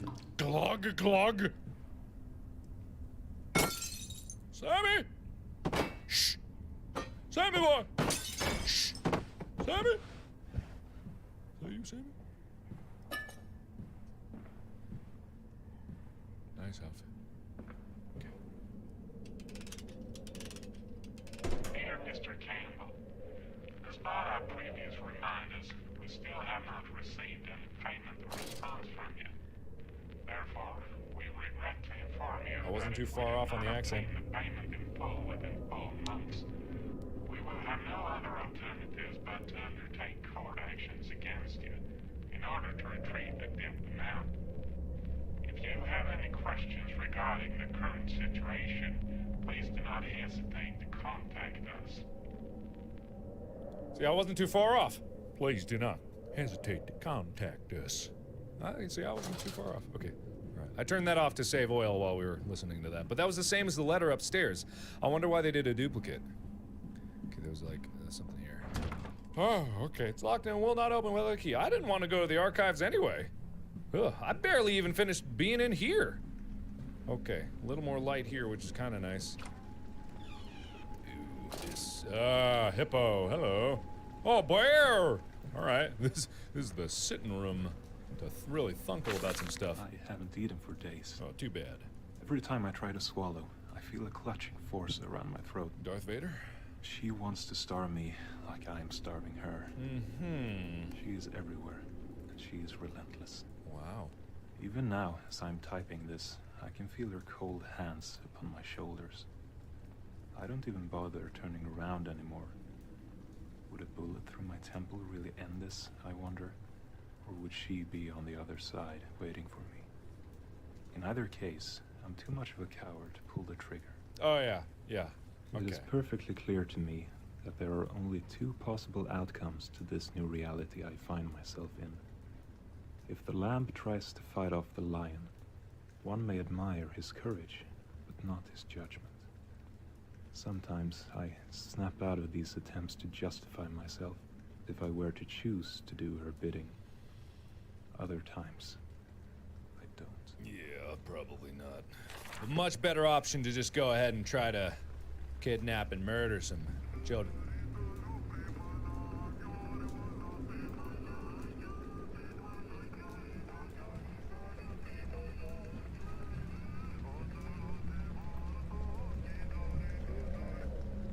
Okay.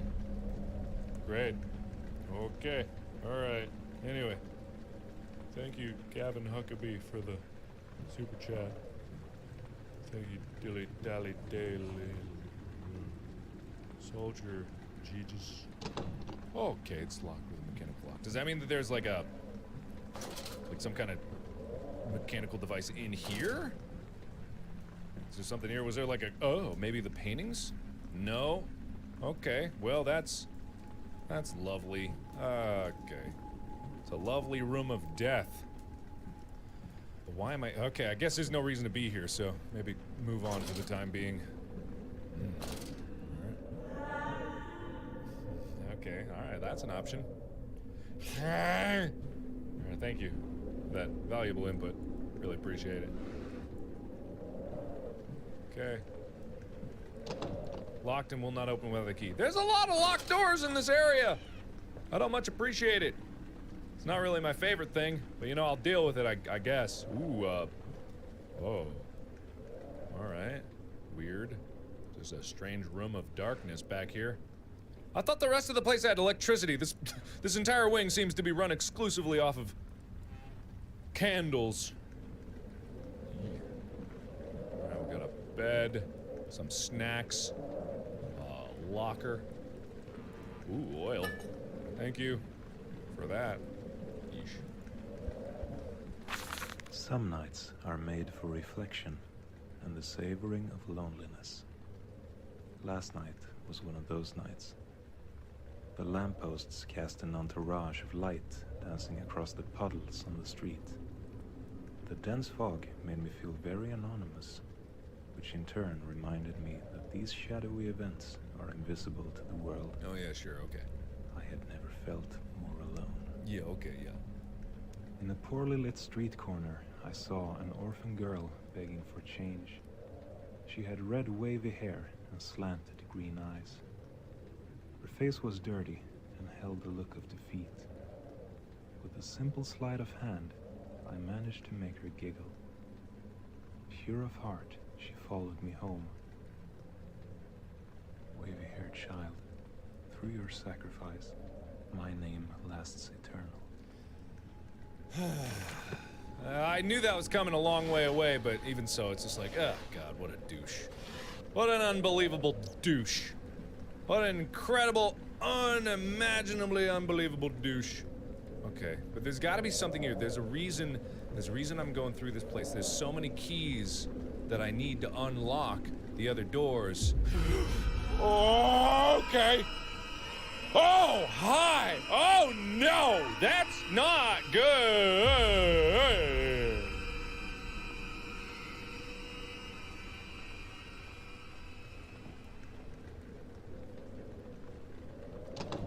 Okay, alright, we're gonna ignore that.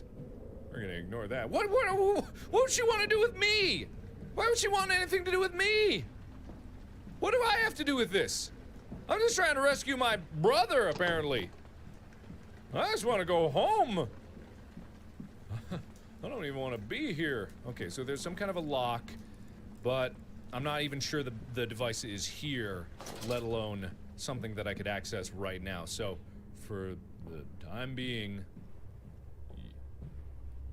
I'm just gonna assume I didn't get anything new, so I'm just gonna assume that maybe it's a different area of this place. Yeah, whatever. I can go upstairs. Let me go upstairs to the other area. See what was going on over there. This place is not fun. Maybe upstairs will be better. I've always heard that laboratories are a fun place for the whole family to be. Looks good so far. Hello. Oh, pleasant. Okay. Anything here? Oil or such. The like as. Now we get oil. Is that oil? Ah, it's not oil. Whatever. Okay. Nothing. Nothing. Whole lot of nothing. Oh, oil. And this. Please don't be creepy sounds.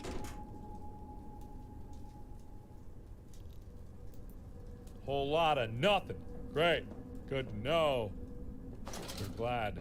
I'm very happy. What is it? Laboratory. Oh, it's the laboratory within the laboratory.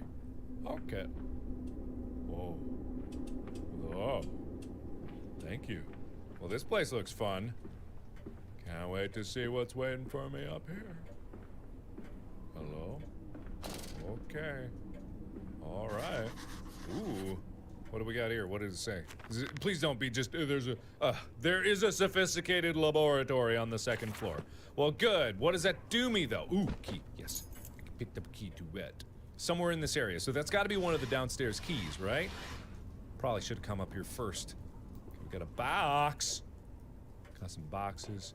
We got a light there. Something else here. Ugh. Ugh. Some kind of mysterious white ooze.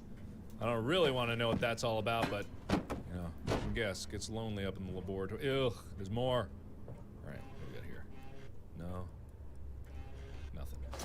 All right. Plenty of opium, but that seems about it. So what I'm probably gonna have to do is I'm probably gonna have to go get ingredients and come back here and then try to make something. That's usually how this works here. All right, what else we got? Hello? Oh, this looks nice. Oh, that's not so nice. Oh, that's even less nice. Okay, great. What do we got here? Nothing. It's just a whole lot of nothing. There's so many things to explore that I'm just meticulously going through everything just in case I miss something, and when you know it, there's... Uh-oh. Why does that not open?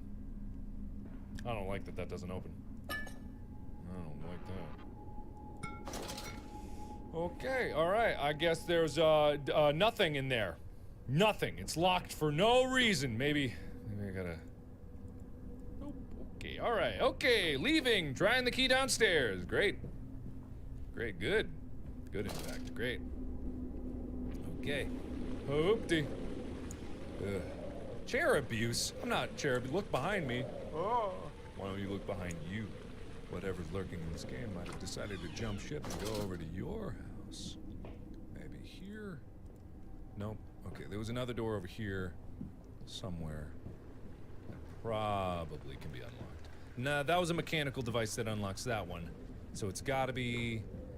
Was this door here locked? I believe yes. Please unlock it. Yes! Okay. Ooh! This looks like a storeroom. Maybe I can get some ingredients. What have I said about the creepy laughing?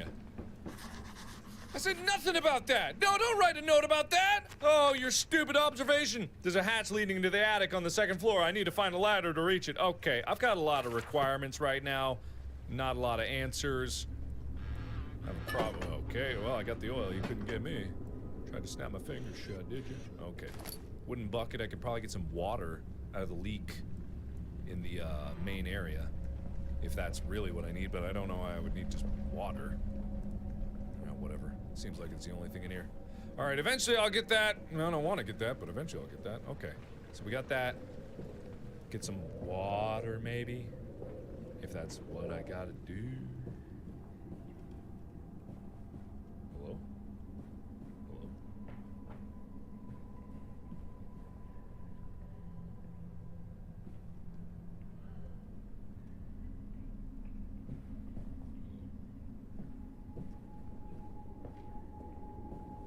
Okay, alright, that's fine.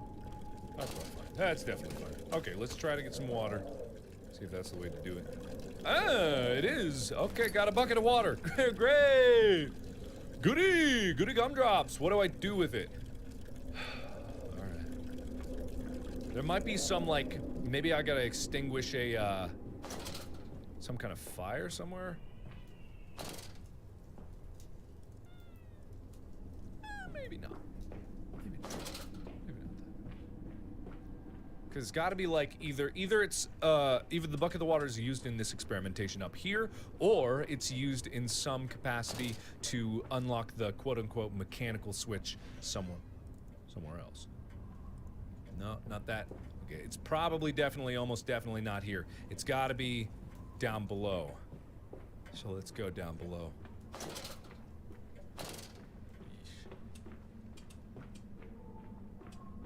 I don't like the random noises. I'm just gonna say it right now. I don't like the random noises. There was nothing over there else, I think. There was the weird locked, like, closet, which I don't trust in any capacity. I've got a lighter that goes to some mystery, whatever have you. I also may need this bucket in some other location. But all I know is that there's a mechanical switch that needs to be done here. Maybe it's to extinguish this. It is! I don't like that, but that really did it. That really did it. Damn it. Well, it did something. So glad I put out that fire. Whoa, there it is. Okay. Uh-huh. Yeah. Okay. All right. Okay. All right. Okay. All right. Ooh. I feel good about myself. I feel like I'm a big smarty. Oh, this is the Sears room. Okay. The exchange was made, and she held her end of the bargain. Tonight's performance was met with standing ovations. Later in the lounge, Mr. Cameron popped open a bottle of the finest champagne, and we drank straight out of the bottle. But I couldn't suppress last night's events well enough to celebrate convincingly. I told Cameron I wasn't feeling too well, and was going to take a carriage home. He looked very surprised and somewhat disappointed, but told me that he was looking forward to tomorrow night's performance. I waved frantically to the first carriage I spotted and told the driver to take me to the slums. In order not to suffer another Longmont fiasco, I needed to see to her needs. I needed to supply her with yet another child. Wait, a child a day? A child every day? That's... I mean, one is too many child, but... Oh, God. That scared the piss out of me. Okay, alright, well, forget about that. Alright, so... Whoa, I didn't mean to do that. Excuse me, sorry.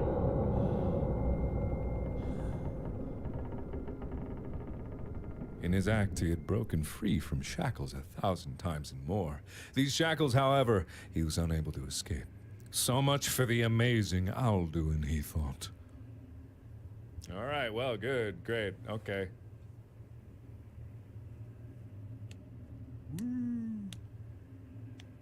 Oh, where? Oh, what is happening? I can't move. Oh.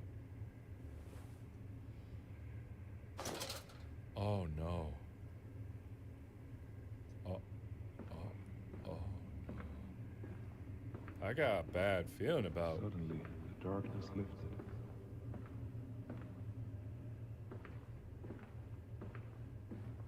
And I found myself in a dimly lit chamber, the size of which was hard to estimate.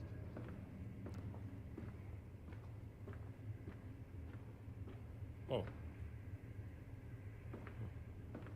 Okay.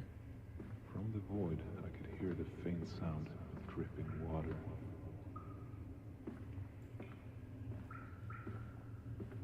Okay. That's when I saw a shadowy figure. No, no! No! No, no! How about no?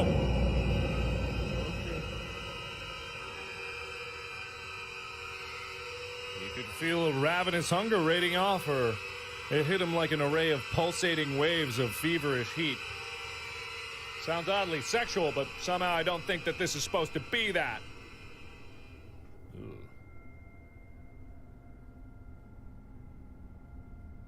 Okay, alright, that's all I needed to see. That's all the, Okay, that was fun, that was fun, that was fun. 10 out of 10 on Yelp. Okay, archives key. Okay, so we got the archives key, that's good. That means we'll probably have to come back to the laboratory at some point later. Yeesh. Okay, but at least we know that we're totally, utterly, and completely boned in every possible way. Okay, let's get you out of here. Where was the... Wait, the archives? No, that was right here. That was right here. Why do I need to go down to the archives? Ugh. The archives sound old and dusty and probably full of horrible things. He had read somewhere about a culture in which water was a symbol for obsession. For a while now, he had thought that maybe his father drowned in both. What, water or obsession? Probably. Ah! Great. Hello? Hello? Oh, I thought that was Dynamax Tim for a while. Okay, there's a weird buzzing in my ears. That's nice. That's real nice. Okay. Hello? Hello? Hello? Don't see anything of importance right away. That doesn't mean that there couldn't be something later. Okay. Nope, whole lot of nothing. just got a bad feeling about this area. Something tells me it's not going to be fun for me. Alright, nothing so far. Okay, thank you. Okay, thank you. Ah, good, another note. Tell me more about your horrible, horrible, horrible deeds. For every soul I bring, her image grows ever more defined. She uses the lifeful souls of children to gradually make her way back into the world of the living. Once she reaches her magnum opus, I will be of no importance to her. A few days ago, I sent a letter to James Warren, a paranormal researcher that specifies in spectrology. Despite being extensively ridiculed by the scientific community, his controversial research goes back decades. In his reply, he told me about the silver cord, which is the tether that binds our astral spirits to our physical bodies. If severed, the physical body perishes. This cord can only be interacted with if you, like the cord itself, are in a state between life and death. Okay. The silver cord is the bridge through which she accesses this world. Severing the cord would banish her to whence she came. Although admittingly a complicated task, I have to find a way. Okay, you have to find a way now, not before you sacrifice numerous children to it and, you know, generally made yourself out to be a horrible, murderous son of a bitch. But yeah, okay, now's good. I guess now's better than never. All right, whoa. Hello, weird roofy slant. Hello, anybody in there? Hello? Hello? Okay, I can't go there. What is that buzz? Oh wait, did I just make a loop? Oh, I did make a loop-de-loop. Okay, never mind. Did I get everything in here? I couldn't have possibly gotten everything in here. There's no way. There has to be something else. No, I did. Wait, what? Wait, no, that... sorry, my brain just got messed with. That's not a loop. It's just looked like it was a loop. Why didn't I realize that? Because I couldn't go in there. I'm sorry, my brain just completely farted out my ass there. I had no idea what was happening. Okay. All right. I still got these flies in my ear, which is real cool. Okay, what's this? Oh. Ooh. The book is displayed symbols. Oh, boy. Oh, boy, I love magic symbols. Oh boy, I love unknown magic symbols that I can put into things and stuff. I can't open these. All right, let's go back, I guess. Hopefully those wrote down. Did those write down properly? Or else I'm gonna be very upset. There's a dead body. Okay, it's... There's a dead body. That's all I have no other journals. That's all I wrote. Unless there was like 2 pages to the journal. Nope. Oh, there are. Okay. Planet, tree, moon. Got it. All right, planet, tree, moon. Got it. Okay, planet, tree, moon. Planet, tree, moon. Got it. Whoa, whoa, whoa, whoa, whoa, wait, whoa, whoa, whoa, whoa. Hello? Hey, whoa, no. I have nowhere to hide. Oh, no. Oh,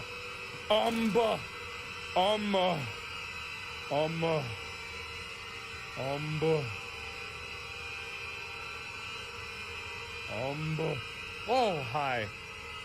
Oh, no. Oh, no. Oh.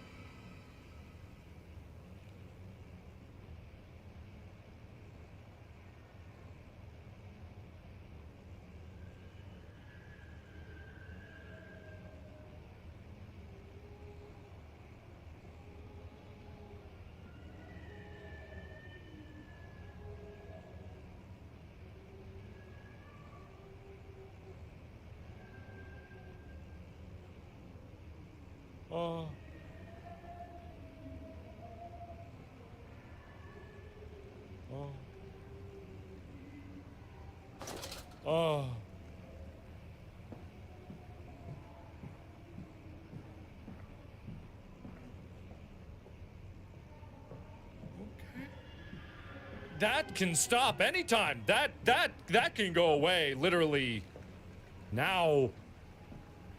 Okay, I don't know if she's gone.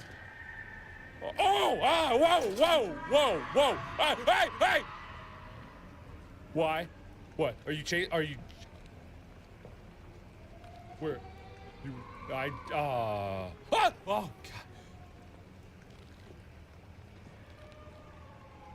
It's fine. Literally not horrible. Oh boy. So you're. Oh. Hi. Okay. Hello. Hi. How are you? My name is Markiplier. What are you doing? Oh, okay. Here's my chance. Here's my chance. Okay. If you make a loop-de-loop. Okay, you're gonna make a loop-de-loop. That's good. Okay. Are you making a loop-de-loop, or am I fooling myself? Oh no.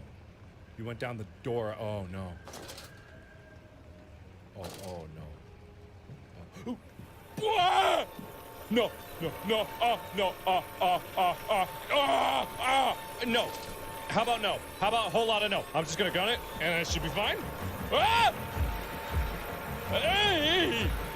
No, no, no, no, no, no, no, no, no, no, no, no. It's totally fine. Good.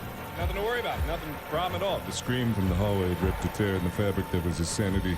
His mind was swirling in a whirlpool of madness, a whirlpool in a vast ocean of darkness, spinning about a hole in the void. Okay, all right. Totally fine.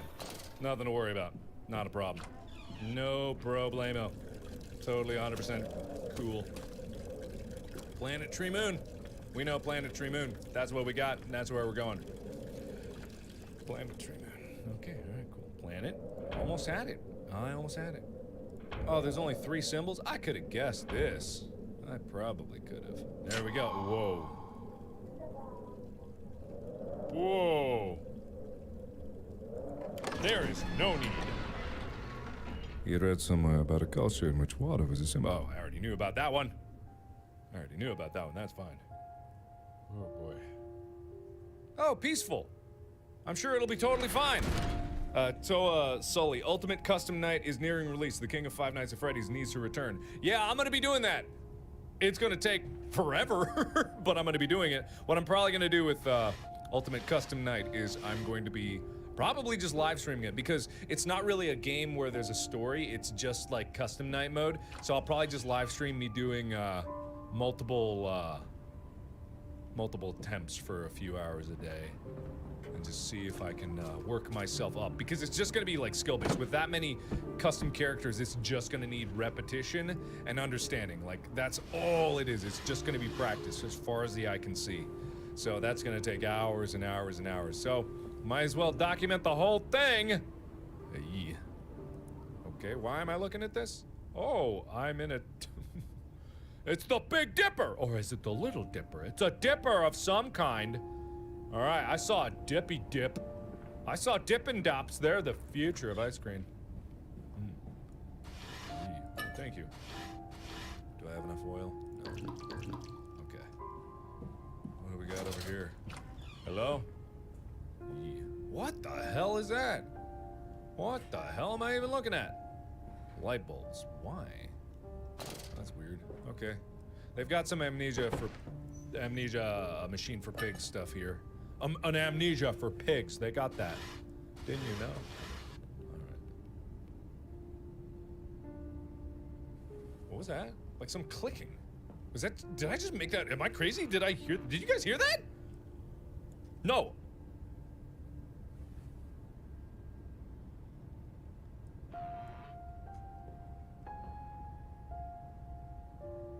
I swear, I'm not crazy, right? I heard some kind of like weird clicking. That's probably nothing. Probably just part of the ambiance. I'm just being crazy. Oh! That was probably good, I guess. I don't know if these need to be down there, but I'm gonna put them down there. Except for that one, I really wanna... There we go. There's nothing on the banisters. No, okay.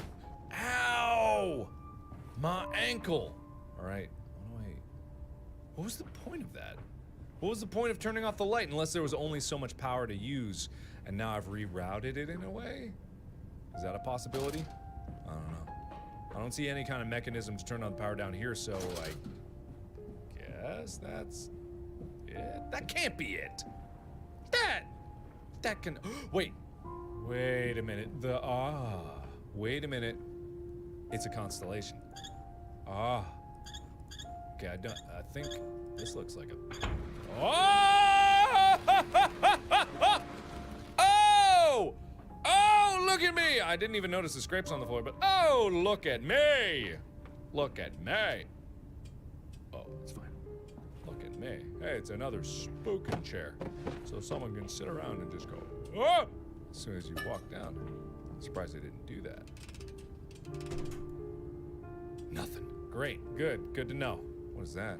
What is this? What is this stuff? The technology seems to be a little inconsistent around here. Okay. Great. Good. Glad I did that. Good. Cultures all over the world have found ways to disembody their consciousness to get closer to their gods. Okay, sure. I found a rare book about an occult guild of Greco-Roman alchemists. Their experiments resulted in a neurotoxic brew they called Portas Mortis, which roughly translates to Death's Gate. The brewing involves the combination of a very rare strain of mushroom, as well as ectoplasm and a human heart. Of course, the heart. The mushroom contains a powerful neurotoxin that slows the heart rate and breathing to virtually nothing. The heart and the ectoplasm contains the essence of the living and the dead, respectively. Ectoplasm is a white gelatinous substance, which could potentially remain where a spirit has manifested itself. To complete the crossover, however, one must be deprived of their sense of weight. This is most effectively achieved by being underwater. Conveniently enough, my father's Chinese water tank still stands in the prop room. The very same tank which I watched my father drown in 20 years ago. It's rather poetic in a way. No, it's not! That's not Acquiring poetic! the necessary ingredients will definitely take some time. I fear that I need to commit one last night of harvesting to avoid her suspicions. A starving orphan might be easier to seduce, but a child of privilege, full of life, should keep her satisfied for much longer. Don't use the word seduce in that context. I don't care. I don't care what you're saying. Just don't do that. Ugh. Nothing about this entire operation is pleasant. And if you can just hand me over Sammy so that, you know, can get this over with. It's gonna come down to a choice of being like, but this'll banish her forever if you sacrifice your brother. And I could be like, or you could die. That's also an option. If you just like, you know, do that. Did I get it? Oh, I got a wax cylinder. Wait. There was a cranky dank. There was a cranky wanky. There was something over here. I could probably put it in over here. I don't need to run all the way back to that one that I have no idea where it is, but I got one here. Okay, hang on. Oh, I do gotta run all the way back to the other one. God damn it. Why even have that there if you were just gonna tempt me with it? Maybe it's just to like remind me that, oh, I ran into one of those before. I remember that very greatly. Good thing I'm putting all these notes in my book. All right, so we gotta run back to wherever the hell that was. Okay, cool. Cool, we're making progress. He woke up as the sun was reddening, and for a second everything felt normal. But it wasn't. Yeah. Oh, yeah. Oh, it's a cranky. Alexis Smith said, please consider revisiting Stranded Deep. It has really come a long way. I've been playing it like crazy and updates are consistent. So there's more to do. Oh, that's good. I haven't even thought about Stranded Deep in forever. Yeah. Is there a main floor? Peculiar model of phonograph. Okay, I think I know where that is. Yeah. Yeah, I haven't even thought about Stranded Deep forever, which is always weird because Stranded Deep is a game where you're stranded on an island, not underwater. Which is a different game that I've actually never... What was that game that where you get stranded underwater? I can't even remember what that was. I never actually played it. I never made any videos of it either. I guess that falls into the same category, but you know what I mean. Yeah, I just can't remember. Oh yeah, there's a lot of like space program simulator games that I haven't had a chance to visit either. Someday. Someday I shall. Okay, so somewhere down here. Somewhere down here. Is this where the body is? Yeah, that's where the body is. Okay. Is that always there? Didn't notice that before. Okay, but maybe over here? I can't quite recall. It's been so long. No, not there, but this leads through. Hello? Hello? Hello? Hello? Okay. Oh, whoa. Oh, wait, no, I've opened all these before. Oh, I didn't even try that door before, did I? Maybe I did? I can't remember. Phonograph! Where the hell are you? Phonograph? Phonograph, wasn't it here? What the frick was that? What the hell was that? It sounded like something whispered in my ear. Oh, I'm losing it. Oh, I'm losing it. I'm losing it right in here. I'm gonna lose it. Okay, nothing. Was it a nothing? You still nothing? All right, cool, good, great. Glad that happened. Okay, all right, let's plop her in. Ooh. Oh.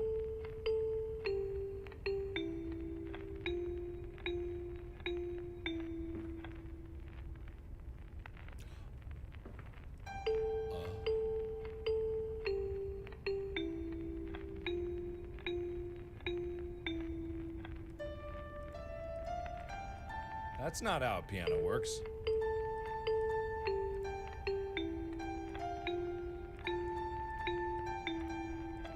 Wait, okay, hang on. Ding, ding.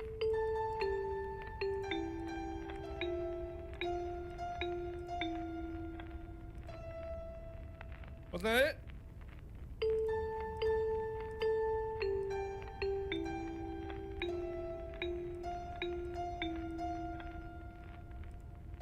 Oh, that's the same thing I did. I did that. Oh. What the hell? Holy hell. Oh. Oh. Who built this? What contractor that they hired to build the giant moving wall? Who built that? That's what I always wonder whenever you have a house with like moving parts and it's like, who built it? Why does it always work 100% of the time? Prop room. Oh, this is where, yeah, okay. All right, cool. You built it? I don't believe you. Bob the Builder? I don't think Builder. Oh, they Bob the Builder. The blacksmith? I don't think they did either. Oh. Hello? Oh, what the hell am I looking at? Oh, what's over there? Something's on the ground over there. I don't know what that is. Man, there's a ton of like areas in this game where I haven't visited yet. Or I've seen, but I haven't been able to get through. Oh, man. It's really nice because...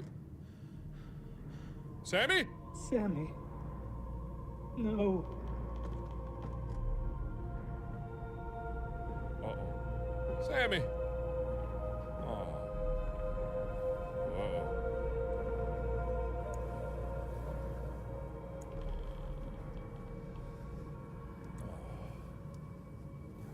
That's no good. Why am I laying? Okay, alright. I was just laying. Don't worry, Sammy. I'm coming for you. I don't think that's... Oh, chapter... What? Chapter 2? That was all just chapter 1? Whoa, looks like we may be in for a long night, because... If that was just chapter 1, then maybe there's like it's like a 3-chapter thing, but whoa. I liked it. I was just about to say that I really like it because the first chapter, I didn't even know it was a chapter when I was gonna say it, but the first arc of this story took you through the entirety of the house and like showed you pretty much everything. And it's like, there's parts of it that are gonna be useful later, useful sooner. Did I get everything down there? I'm gonna just double check because I don't wanna have to come back down here, but like it took you through the entirety of the house and then there's just like, there's other things to see like as you go through it again, but it's not like a lot of running back. It's like showing you, oops, sorry Sammy, I didn't mean to step on you like that. Okay, I got everything I needed, but it's not like running back and forth. It's procedurally going forward through it and then going back and like unlocking things. I forget like what other games like have that mechanic. It's like there's a body back there. Maybe I can hammer it. Oh, there we go. Yeah, it's like I don't know. Many games do that, where you're in one hub location but you go around and unlock it. But wait, whoa. Nikola Tesla, no.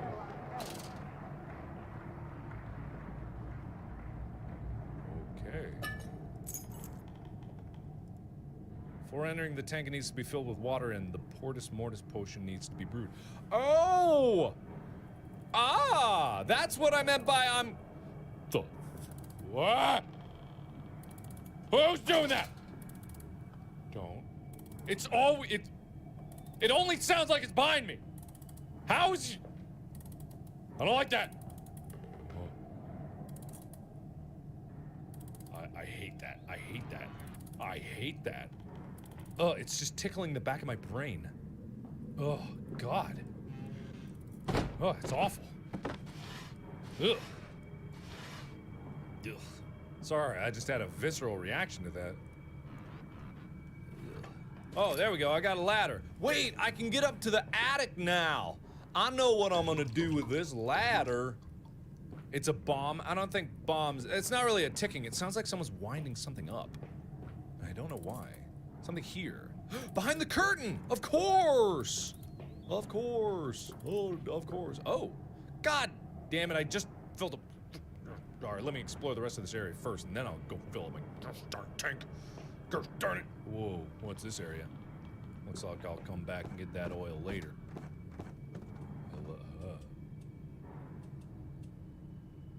Hello? Oh, this is a rather grim and dark-looking basement. Oh! This is lovely, this is. Oh, perfect place for a monster to hide. Okay. I hear that cranking. Boy. Whatever. I don't like this. I don't like it none at all. Oh, is there something behind there? No.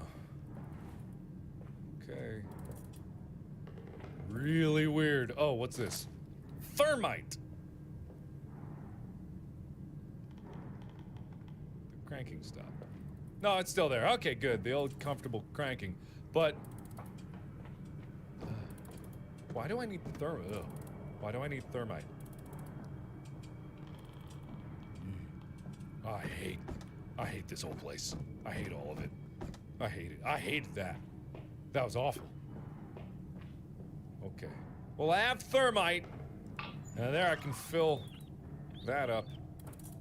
There's it cranking again. All right, you know what? I'm just gonna go up here, see what's up here, and then I'm out of here. Ugh. This place can suck it. Where am I going with this? Which way am I going? Come on. There's no running water through the pipe. Okay, so I gotta, like, what? Turn on the pipe? If everything I've read is true, Sammy's in the astral plane and I might be able to bring him back. I need to gather the following ingredients to brew the Portus Mortis potion: a human heart, ectoplasm, neurotoxic mushroom. So there's a human heart right there on the floor, like that dead guy. In order to fill up the water tank, I need to redirect the water flow to the prop room. Okay. So I gotta do that somehow. I don't know what that flash was. Alright, so I need some sort of a knife to cut the heart out of this dude, but I don't need it right now. I mean, I'd hammer it out of him, but something tells me that's not gonna work properly. So I got a ladder and a key to the conservatory, which I know where that is. So let me get out of here, hit the conservatory first. Ugh, I don't like that room. That room is no bueno. That room is no bueno. Ugh. The facial features of the automaton was carefully detailed. Van Doren must have really missed his son. Yeah, something about that. Oh, jeez. Yeah, thank you to Kyle Morose for the super chat. Oh man, how it all started. I love this game. Yeah, this Amnesia, this is where it all started. Super weird to think about, but this really is it. Okay. Nothing. All right, okay. All right, that's the best you can do, huh? Nah, it ain't nothing. Ain't nothing. A whole lot of nothing. Whole lot of dick diddly over there. Being the son of a famous magician. Oh, that's alright. made a very skeptical mind. His worldview was very bleak compared to the colorful beliefs of the other children. Oh, okay, I get it. I thought I'd read that one before, but it didn't seem so familiar. Ooh, what do we got here? All right, let's do this. Who's shouting over there? What kind of conservatory is this? What is a conservatory anyway? What is a conservatory for? Is that for music?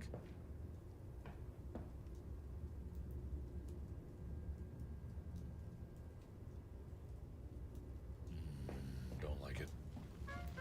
Oh!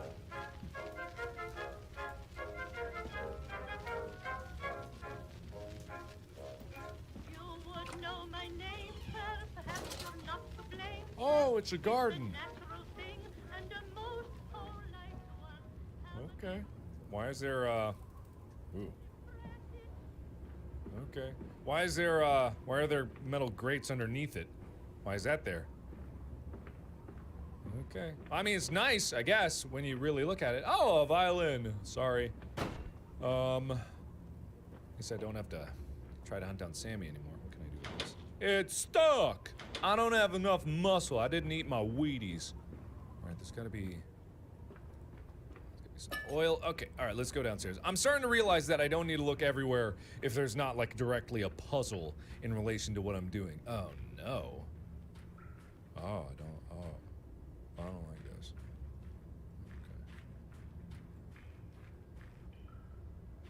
Okay. Alright, well, wow. Weird place to put weird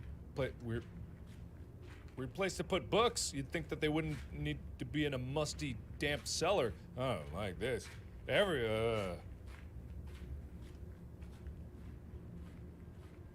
Oh, yeah, okay, alright. Is this where you grow your weed? Why is this so secluded? Why is there an oven? What are you growing? Mushroom, got it. 1 of 4. Great. Great. Oh, that's the knife I'm gonna cut the heart out with. At least I know what I'm doing with that one. Yeesh. This legend traces back to Wallachia during the reign of the Ottoman Empire. It tells the story of Victoria Grigoras, the head nurse at the mental institution of Bucharest at the time. Buki. A large portion of the patients suffered from psychosocial incapacities associated with old age. With this being her everyday surrounding, she gradually became more and more obsessed with the concept of aging and death. Complaints from the patients about occult activities and imagery around the institution was not uncommon. Unfortunately, the complaints were simply disregarded as mass hysteria. Young women began to disappear from villages near and far. Desperate girls were lured by offers of well-paid work as nurses and were never seen again. As the years passed, her victims grew younger in age and gender stopped being a criteria. The legend states that she bathed in the blood of hundreds of children with the belief that she could absorb their life force and subsequently prolong her life. Her gruesome activities earned her a plethora of names, but the Red Nurse became the most prevalent. There are as many twists to this tale as there are people telling it, but there are some motifs that keep reappearing. There is no doubt in my mind that this is the woman that haunts me. Okay, alright, sounds bad. Sounds bad all around, yeah. I don't know what to say about that. Can you just point me towards where the other mushrooms are? I just need to go on a trip to forget how, you killed my brother! Alright, whatever. Yeah. I just don't like this long hallway. Why would they build a long hallway there if it didn't need, but why? I look over at chat, it's just like, destroy all anime! I'm like, what kind of campaign are you trying to run over there in chat while I'm not looking around? Okay, well, I got 1 mushroom. Does that mean there's 4 other mushrooms somewhere in this garden? Or is this like, are there just like 4 mushrooms strewn about willy-nilly all over the place and I need to smash it up to find everything? Yeah. Happy B-Day. It's not my birthday. Is it someone's birthday in chat? Happy birthday! Everybody sing happy birthday all at the same time. I'll give you $5 if you manage to do it. No, nothing up there. That's still stuck. Maybe I have some kind of like lubricant.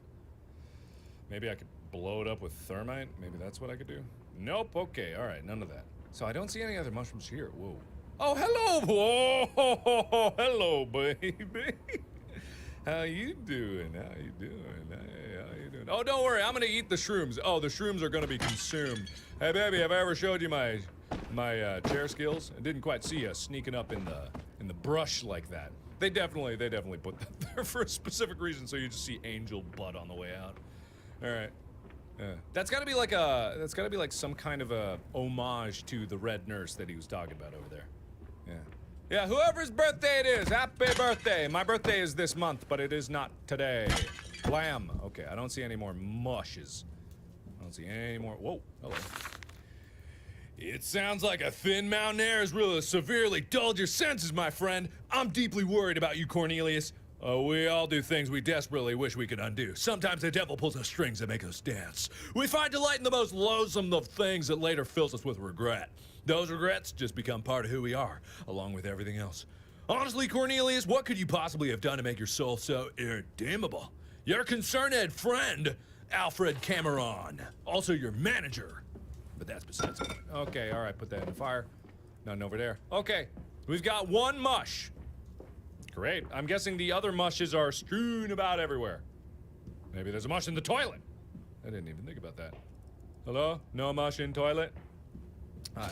Corey, my birthday is Monday. I'll be 28. I'm donating to a suicide prevention charity on Facebook. If you could do that too, that'd be awesome. Yeah, I actually did. Earlier today, I made a contribution because there was, Anthony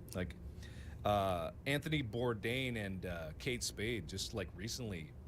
sorry to bring this up out of the blue, but it was just, like, in the news everywhere. They recently committed suicide, and it's just, like, it's such a tragedy to see. And, like, it's just something that's always in my mind. And I always want to make sure that everybody knows that if you're going through depression and you have any thoughts of self-harm or suicide, like, reach out to someone. There are like, the overall understanding of depression and suicide is, like, it's bringing more attention to everybody because there's still people that don't take it as a serious thing, especially when it comes to depression. There's a lot of people that don't take depression like seriously. They think it's just an attitude adjustment. They don't realize that it's just this crippling pain that some people try to go through life with and bear, but sometimes it's just absolutely unbearable. So if you're having any thoughts about this, please reach out to someone, the National Suicide Hotline, a friend. And if you're just fine, like, reach out to a friend if you're even remotely concerned that they might be having a rough time. Just send them a text that just says you're thinking about them. That's really all it is, and open up the door that they can talk to you at any time. Like, that's what's important. Okay, anyway, second floor, attic, hatch, upstairs. Got it. That's where I'm headed now. All right, let's go. My birthday's on the 28th of June, this month, if you were curious about that. Yeah. Today you turned 16? Well, happy birthday to you.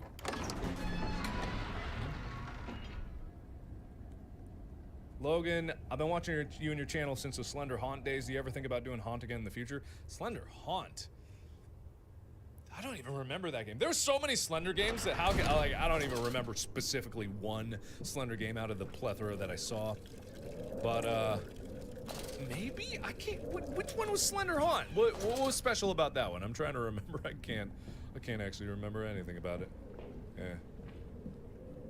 You're turning 20? Oh man, so many birthdays this month. Well, happy birthday.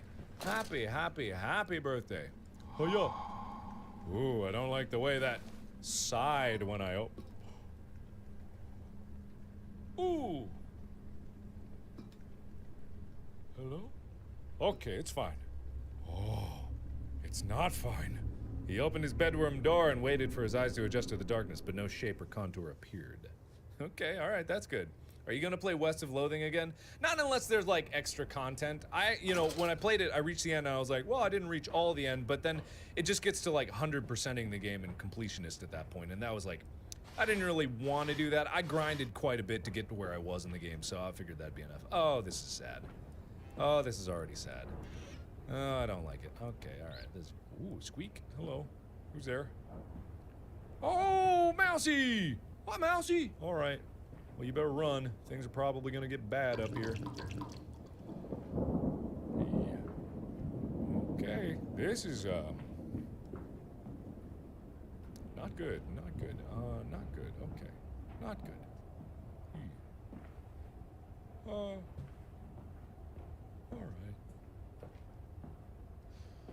Okay, things are probably fine. Where the hell am I even going? understand where I'm supposed to go. Oh, hi. Oh, okay, all right, yeah, that's... Yeah. That's, yeah. Where? Oh. Oh. Did I make a big circle or did I go the right way? I think I went the right way. Something here anyway. Hello? Hello? Nothing. Damn. It just goes on forever. Oil! Okay.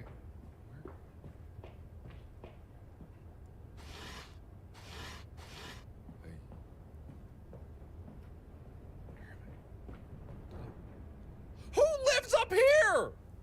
Is this where Grandma was? This is where you put Grandma and you couldn't hear her cries because she's in the very back of the giant attic?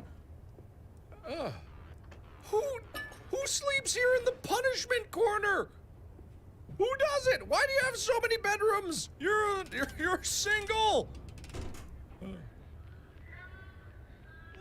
Oh, good. It's that band that we all love.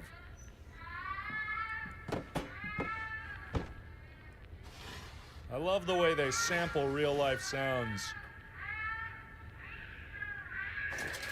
Okay, we don't need to listen to that much. Okay, all right, great. Okay, good, glad. Excuse me, I needed that. Is there a mushroom up here? Oh, ectoplasmic goo. I find a jar filled with mysterious white fluid and I pick it up and I'm like, oh, ectoplasm. I know ectoplasm. I definitely can tell ectoplasm from a jar of jizz. I know straight up in my head. I know. Oh yeah, that's ectoplasm. All right, let me put that in my pocket. You know, I don't even need a jar for it. I'll just wear it on my skin. I'll get it later. I need to go into the tub anyway. Probably do this right. Oh, that's probably good enough for me. Excuse me. Can I borrow this? Thank you. All right. Anything else over here, other than the ectoplasm that I very clearly? Oh, okay. Oh no! No! How am I? Oh,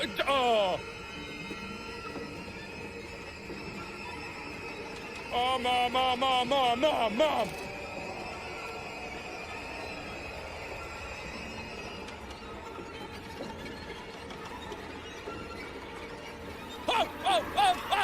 Whoa! Hey, whoa! I'm not looking!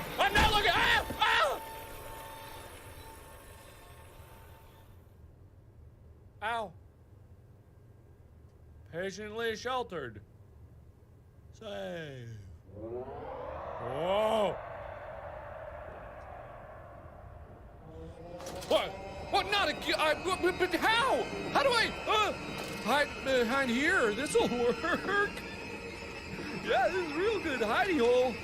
Oh, boy. Maybe I should stack a box in front of my face. Oh.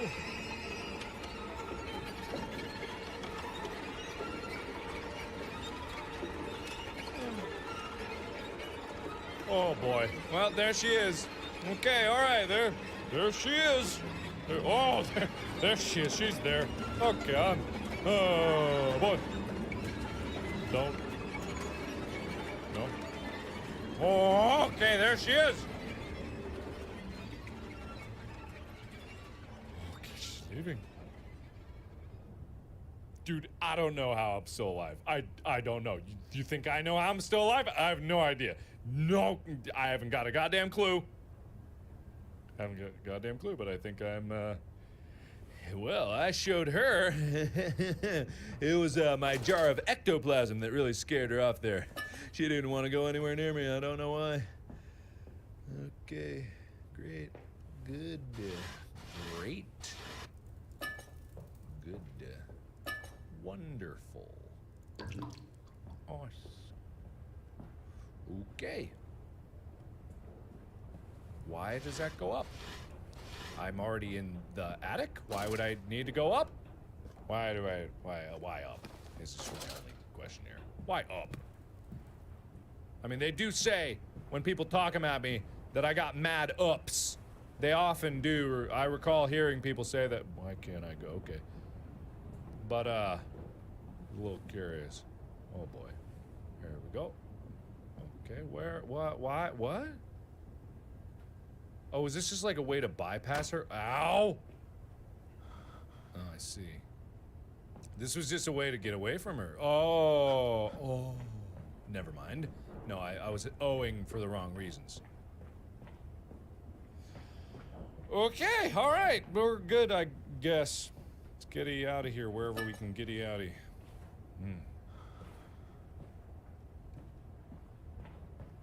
Okay, alright, we're good. Okay, we're good. Yeah. The rumor is that the Ultimate Custom Night will be released sometime in, around the anniversary date of the original Five Nights at Freddy's, which I believe was in August.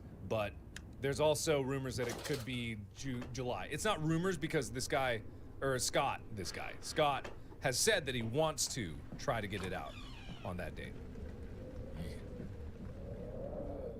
So hopefully we'll know beforehand, because he's been very open and upfront about like what he wants to do and how he wants to do it. So that's good. Okay, so I got the ectoplasm. I got 1 mushroom, not 4. So I just gotta. What's my next thing? I've got thermite. I don't know where that would be. Maybe there's like a padlock that I need to. Wait. Cellar on the main floor is locked by a metal padlock. I could use the thermite on that, use the lighter to light it on fire on the main floor. Okay, so yeah, let's do that. Let's try that. That's probably what I need to go.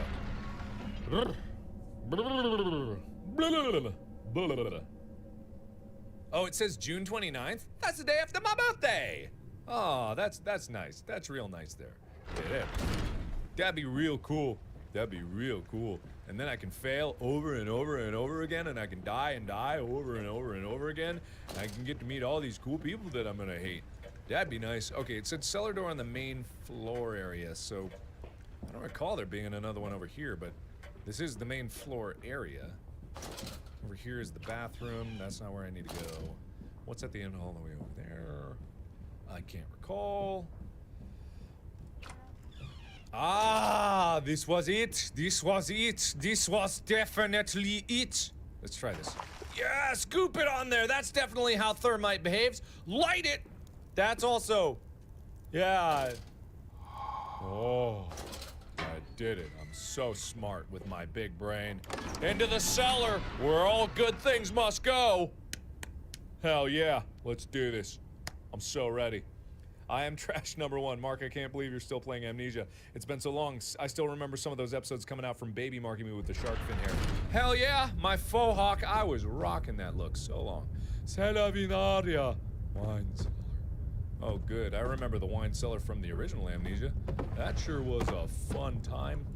Oh, come on. There's got to be some. Oh, you wouldn't put all this back here and not put some there? Can't believe you. I can't believe you. Alright. That's a lot of wine. How do they even get a barrel that big down here? Do they have regular shipments of giant barrels of wine coming down here? Okay, waterworks. Oh, I can get the water diverted down here. That's something good.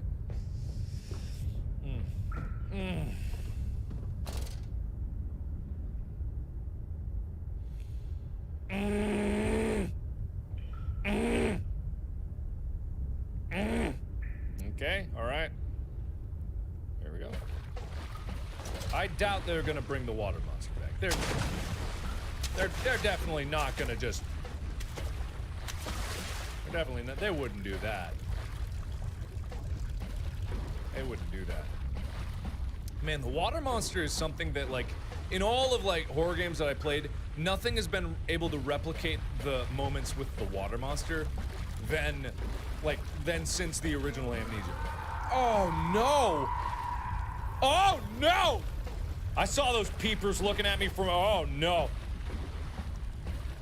Oh, titty sprinkles.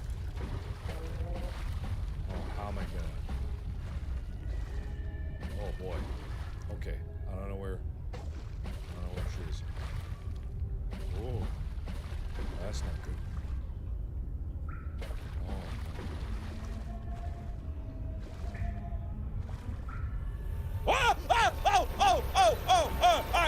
I did not! Oh boy! I didn't expect. I didn't expect that. Sure is a lot of moaning happening down here. Yeah. Okay, alright, back into it. Okay, well, I really royally pooped that up pretty strongly. Let's see if I can unpoopinate it. Okay, so if the noises get louder, that means she's nearby. I think she's nearby. Wow, okay, alright. Drama queen much? The infamous moose woman. Who would have known? Oh, boy. Well, there she go.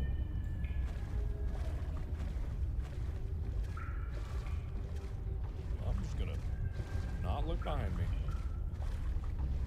Don't look behind me. Okay. Ooh, she just turned around. Okay, she... Oh, that's the fire. Okay. She just turned around. So there's gotta be... Up here, maybe. Yeah. There's gotta be, like, some way to turn off the fire. Get away from her. Okay. What am I looking at? What am I looking at? What am I looking at? Come on, come on, come on. Ah! How's there no valve? How's there no valve? How can there be no valve? Can I get down here? No! Can I get... Oh, the grating is very loose. Well, I'll pry it open with a knife. How about I just smash it with a box? Okay, all right then. Well, I need a crowbar, apparently. Nope. Oh boy, I'm out of oil. Okay.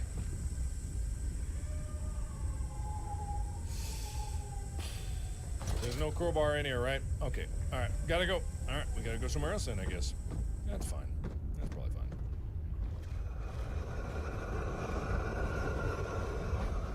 It's definitely fine. It's definitely fine. Ooh, what's there?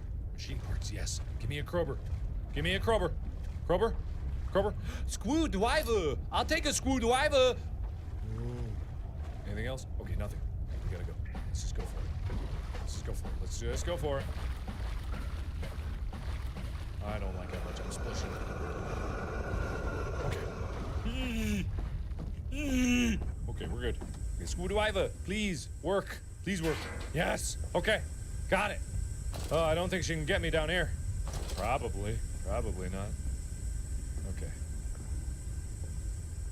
Probably not, right? There's no way that she'd be able to get me down here, right? Oh, where am I? Ooh. Okay. Where is this?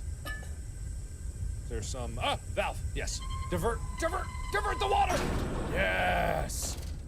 Yes! Yes! Okay, that's good, I guess. I thought there would have been a more confirmatory thing. Did that actually... Oh, that just turned off the fire! Oh, okay, well that's not as exciting.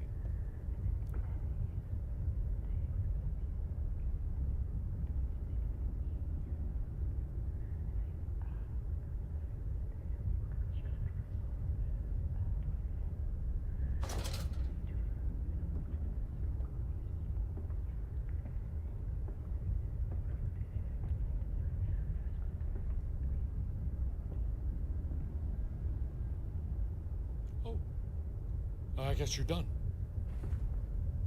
Okay. All right. Totally fine. Totally fine. Everything's fine. Everything's hunky-doopy. All right. Well, let's go wherever this is leading me down and try to divert that water so we can fill up a tank and then promptly die, which is exactly what I was hoping for. Okay, 1, 2, 3, 4. I know what this adds up to. 5. Oh, now it's out of my realm of possibility. I have no idea where it's leading me. Okay. There's a piece of pipe there, but that's not what I need. Some kind of something here. What is this? It's locked. I can't open it. Okay. So there's got to be... Well, there's no instructions. I don't just want to start spinning valves willy-nilly on me. All right, well, here we go. Spinning valves willy-nilly. That sounded good. All right. Oh, yeah. That felt good. I'm sure this isn't gonna catastrophically burst all the pipes in this entire place. Also, what happens if someone bursts a pipe in this hellhole?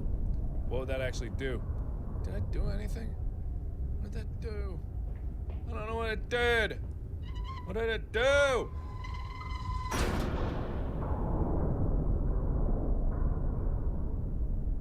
Well, that sounds awfully impressive. But you're seriously not gonna give me any, like, instructions or anything like that? No clue? Is this a clue? 3, 1, 2, 2? No? Oh, I don't know. I'm not gonna assume that I did it because there was no schwa! There was no schwa, so if there's no schwa, I'm gonna assume.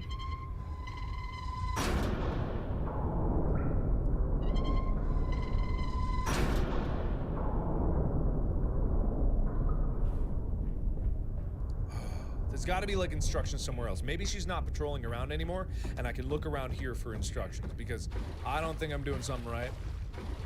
In fact, I'm willing to bet money that I'm not doing something right. So there's gotta be something else here that can tell me if I'm doing something right. Maybe there's instructions in here. Nah. Book or note or something. Something ain't right. Oh, she better not still be down here. I'm going down here too recklessly for her to still be wandering around. No, it's nothing. This is the loop again. Do you guys know? Do you guys know? Do you guys know what it is? Have you had some kind of clue or something? Some idea? Might give it away. There was nothing in that room, right? There was nothing in the room. The only other thing that I could guess is like just to leave them all open. But I would assume. Wait, where did it? Wait. Where does this lead? Is that? Oh, it's just the machine room. Okay, this is just a circle. Yeah, I would assume that the ladder or the little thing, the little doodadder would have like it would have opened because that seems like it's an openable thing. Maybe there was a clue up here? In the other room, maybe? I have no idea. I mean, these are all a series of tubes, so it's probably the early internet. But, I have no idea. No book, no nothing, no diagram, no nothing. Let me just real quickly, let me go back here, just in case. I don't want to miss nothing. I feel like maybe there was a note or something like that, and I was in too much of a hurry because I'm just a giant bitch baby. Oh, they're still whispering over here. That's good to know. Maybe they're whispering the answer to me. It's for real estate. Nah, dude. Nah, dude. Nah, dude. Nah. Nah, dude. Nah, dude, there's nothing. There's nothing. A whole lot of nothing, dude. Sammy boy is dead! Sammy's dead! He's dead! Thank you, it's Milu MSP. I love you too. Love all of you. Lots of love for the whole world. Oh, also, yeah, thank you for everyone that's become a sponsor. That's apparently a new thing that appeared on my channel. So, that is, a thing. I don't know what to do with it yet. I like, did preliminary, just like, basic emojis and stuff, but, I don't know what to do with it fully yet. So, I'm gonna experiment and get back to you at some point in the future. I feel like I'd have to do more regular live streams to really have something for that, but I'd like to do something. I think it'd be fun. Nothing. All right. So what I'm gonna do is I'm gonna spin them all open and I'm gonna assume that's what it's supposed to do. If this even is open.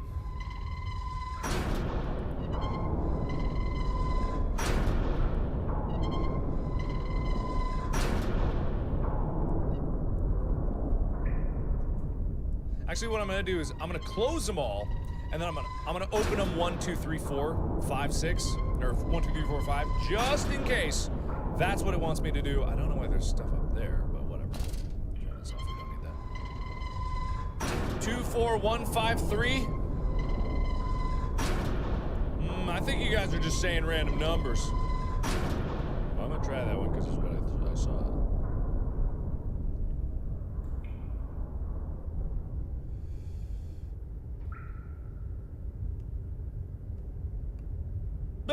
It doesn't.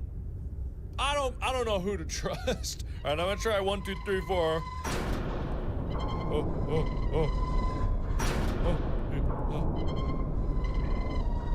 Where's the money, Lebowski? Where's my money? Sonny says you're good for it. Where's the fucking money, man? That's so funny. Nah. Well, 1, 2, 3, 4, 5 definitely wasn't it. Let me check my journal just in case there's not like a note or something. I have no idea. I've no idea. I've no idea. I don't know. I don't know. I don't know. Anyway, whatever. I'll just try that. There's no 6 and there's no 9. I can't try 69. It's impossible. Impossible. Alright, we're going. I'm gonna go back because they're all technically in the open position. I probably didn't do it in the right order, but there's no way that I'm gonna be able to guess that. So I just gotta go back and look for something else. There's another thing that I can do. I'm in this cellar right now, but I can go cut the heart out of the dead body. I just saw in my notes that it said there was a dead body in the bathtub, and I forgot about that, so I'm gonna go get that. I don't know why there's a dead body in the bathtub, but there is a dead body in the bathtub, and that is worthy of note. And then hopefully at some point we can get, like, I don't know. Oh, wait a minute. I wasn't even done exploring. Oh, if the answer is here, I'm gonna be pissed. I don't think the answer's here. Okay, all right, I'm not pissed. The answer is not here by the looks of it. But that doesn't mean that I'm not pissed anyway. I'm pissed off. No matter what way you spell it, I'm pissed. All right, whatever. I got this here, go up here, get over yonder way. I'll come back to this. I'm gonna go cut someone's heart out, and then I'm gonna come back. I got this.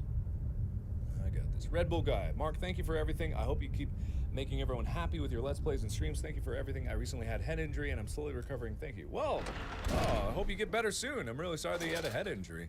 Are you typing that from the hospital? If so, get better soon. We're all pulling for you. Aston Martin, hey Mark, thank you for being a big inspiration. You mean being a big old dummy who doesn't know what he's doing half the time, but I appreciate the sentiment nonetheless. All right, let's go cut somebody's heart out. Hello, nice dick. Here we go, and stab, stabby, slice, snip, snap, snup, snippy, snippy. All right. Ooh, I got a human heart. Yay. All right. Well, maybe I don't need 4 mushrooms. Maybe it was just like, that's what I needed. There's gotta be like, there's gotta be some answer that I'm not getting here, right? Like there had to be a something. In order to fill up the water tank, I need to redirect the water flow to the prop room. But I don't know, maybe the answer was actually in the prop room because then I would have known, like, maybe the pipes leading to there. Hello? Maybe the pipes leading to there would have been more informative. How did I even get to the prop room again? Wait, I just totally forgot. How do I get to the prop room? How in the... Was it through the... How do... It was through here, right? It was in the main... My brain... Guys, my brain hurts real bad. Guys, my brain... Ah, it was here. That's right. Oh my god. Couldn't believe I forgot that. Maybe something's here. I mean, I've got a lot of the ingredients. The only thing I don't have is the water. So let me check to make sure the water's not already open because it's open. I'm not gonna try the numbers. Stop saying the numbers. The numbers are done. We don't need more numbers. The only numbers we need are more likes. That's all that matters in the world. I don't need no numbers. 1, 2, 3, 4, 5. I need, oh shit, I'm out. That's the only thing that matters. Stats, shares are a little low. Oh, fun fact, apparently, and I had no idea about this, apparently, I don't see any pipes or anything. There's one big pipe. I asked someone, I was streaming on Twitch, and I was asking someone to go get a sound clip of me saying, shares are a little low this month. And apparently, I've never said that. In that old video, I never said, shares are a little low this month. I've never said those words, which is fascinating. It's fascinating to me. It's fascinating. I never said, actually, the words shares are a little low this month, which is just ridiculous. Can't believe it. I could not believe it. Anyway, so I didn't get the water, so there's got to be some answer to that. But I haven't found it yet. So the one thing I'm going to do is I'm going to go up to the laboratory, and I'm going to brew up the potion, because I do believe I have all the ingredients necessary for that. What do the numbers mean? I don't know. Oh, 3, 2, 1. 3 plus 2 plus 1 equals 6. 4 plus 5 equals 9. That's how you do 69. That's funny. That's funny right there. You's a funny one. I like you. You's funny. You's real funny. All right, we gotta find. Where was it going? I just told. Upstairs. We need to go to the up. I got to go up into the laboratory. Nope, that's down. Wait, do I need to go up into the laboratory, or did I need to? Was it over here? Is in the conservatory was over here, which is not where I need to go. I don't think so. I don't think I need to go. Yeah, I don't need to go to the conservatory because that's where all the plants were. I need to go uppy stairsies to some place uppy stairsies, which is somewhere. Where the hell are you? In the yeah. In the up here.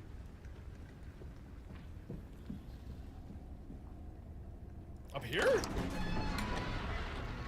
Was it here? I can't remember anything. Dude, your voice is so freaking cool. Oh, thank you. Thank you. Which voice? Is it this voice? I bet it's that voice. That's a pretty cool voice you got there. That voice is. I think maybe not. No, this is where... Oh, no, this was it. Okay, Laboratora.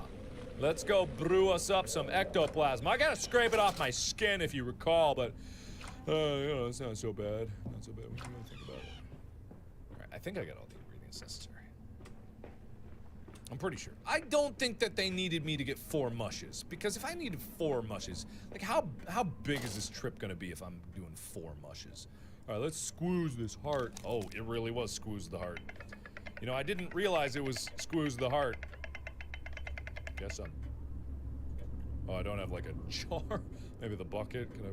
Bucket? Can I... Bucket? Can I have my heart back? Can I have my heart? Oh, alright, well... I guess that's there forever. I don't have a jar. I kind of forgot. Oh, does the ectoplasm... Oh, I have a jar. Okay, I have an ectoplasm. Okay, it doesn't go in there, apparently. Well, how about you? Nope. All right, how do I... Let's see. There, not that one. We're getting closer, though. I feel like it's right. Nope, apparently not. Let's turn on the... Oh, maybe I can light it. Boop. Okay, apparently not. Maybe I gotta put the jar under here. Wait a minute. There we go. We got it. We got there eventually, guys. We got there, boys and girls. We got there. We did it. We did. Oh, that was a squoosh. All right, I got the incomplete brew. Great. Oh, okay, not there. We gotta put it in the conflabulator. No, no object. Wait, no, the conflabulator. Nope, not the conflabulator. How about that? Nope. Okay, well. Maybe we put this in here. Oh, there we go. The conflabulator is engaged. Let's put this here. The oven is not full. You sure about that? Sure about that? You sure about that? I think it's full. Pretty full. Pretty.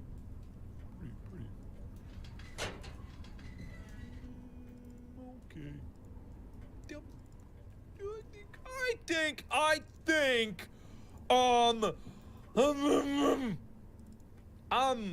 okay, look, not ready to be, what do you want from me? It's just 3 ingredients. How did titty sprinkling hell? What, are you're, okay. All right. There's only so many things.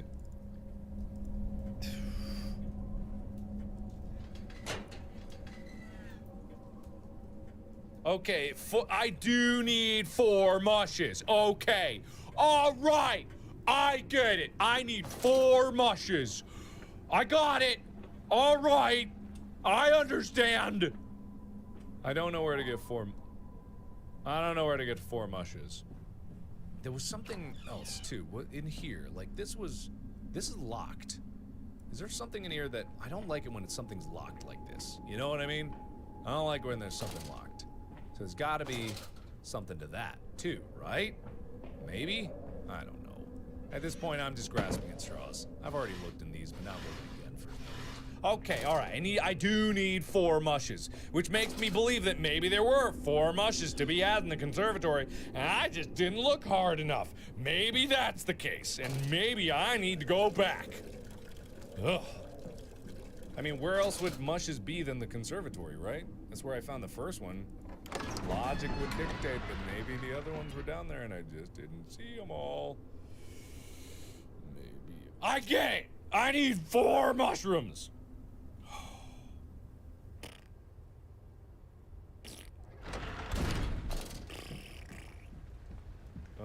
I'll get there eventually. There's the problem. I would normally cut all this shit out. Maybe these lamps are secretly mushes. Okay. Let me think about this rationally. So I've got an incomplete brew. The oven is not full. So I need 3 other mushes. The mushes were only from the conservatory. So logic would dictate that's where I would go. I went to the underground area in the cellar. You divert the water by doing the pipes, but I don't have all the pipe stuff that I need. So, probably thinking rationally about this, I probably need to go back down to the conservatory and be extra thorough about it. That's the only place that I could think to go. There's also more places to go. I hate that. I hate that. Every time I go by there, I hate that. There's also more places to go, like the maze garden. That could potentially be a place where there might be mushes. But I'm gonna go to where I went first before I go anywhere else. Makes sense? Yeah, it makes sense. It makes sense if you really don't think about it too much. So there's gotta be... Okay, this was the way down there, but what was through here? Anything here? Oh, this is the toilet. There definitely was no mush here. So there was this very specific reason why it said mush 1 of 4 here. That bum lady is gonna tell me the answer.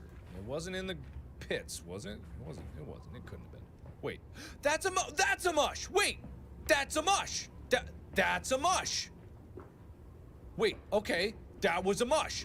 That was a mush. Okay, so that was a mush. So the only way to get down there is down through here, right? So it was just on the ground. Maybe I wasn't looking down. That's my problem. I keep looking up at the sky. Gate 2. Wait, what?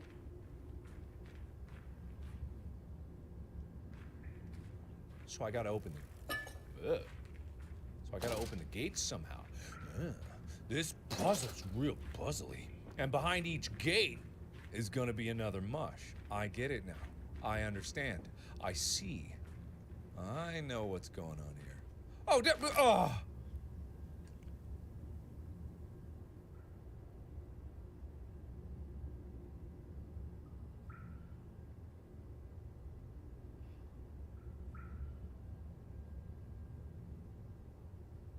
How many of you guys saw that? How many of you guys saw that and I just blew right by it? How many? Oh no. So where's the way to lift the... Oh, that's bad. Oh, that's so bad. Okay. So there's got to be some secret way to raise the gate, right? Oh, boy. I feel like a giant turd. Oh, that's bad. Oh, God. Oh, now you're all just saying you did to try to be like, no, I knew that. You didn't know. Some of you knew, but I can't prove which one did and which one didn't, so I'm just gonna say you're all liars. That's what I do. That's just my kind of person. Okay, so I don't think there'd be anything up. Is there like a secret book to pull? Are we back there again? Is there another book that I gotta yank? to get the... Ooh. No, that's just a book, period. Okay, that flew off the shelf. That's not a pulley book. This is just a book. Okay. So those weren't pulley books, but I'm thinking... Ooh. No, that's candles. Thinking maybe... Ooh. Nah. Damn it. I thought. I thunkled. But I thunkled wrong. Is also... Yeah. So how do I open this other gate? Gate number 2. How do I open you? How do I need a walkthrough. I'm gonna need a walkthrough eventually. But I don't even know if there would be a written up walkthrough for this. How the hell do you open the gate 2? How the hell do you do it? How do you do it? I'm at a complete loss. I'm gonna lose my mind. Ah! Ah! How do you do it? There's more oil. How do you do it? How do you open gate 2? I just want another mush. How do you open gate 2? How do you do it? How do you do it? I'm so scared. Oh.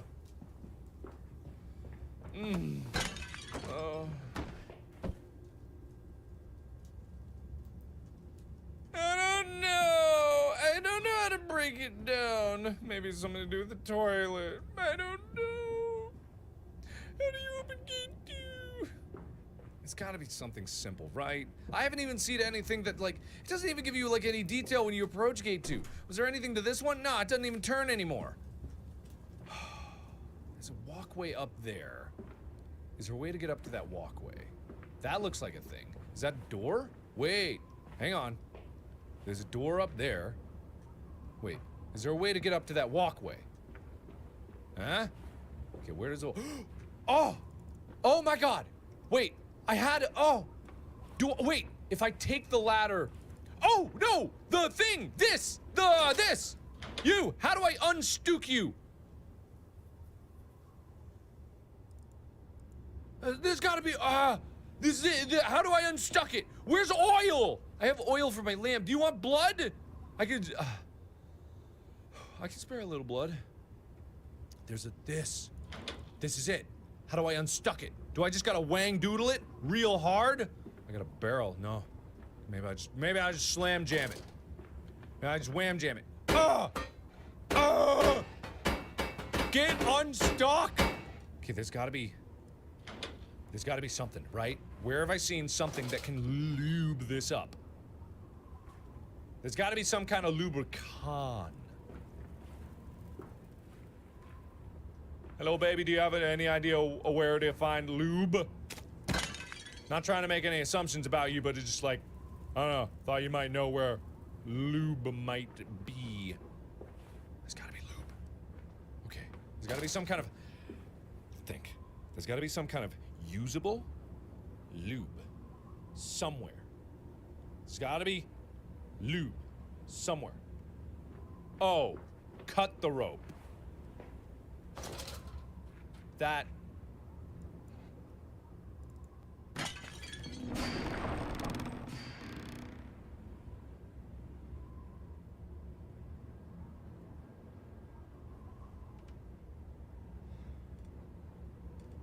Oh. I gotta cut the rope. Oh.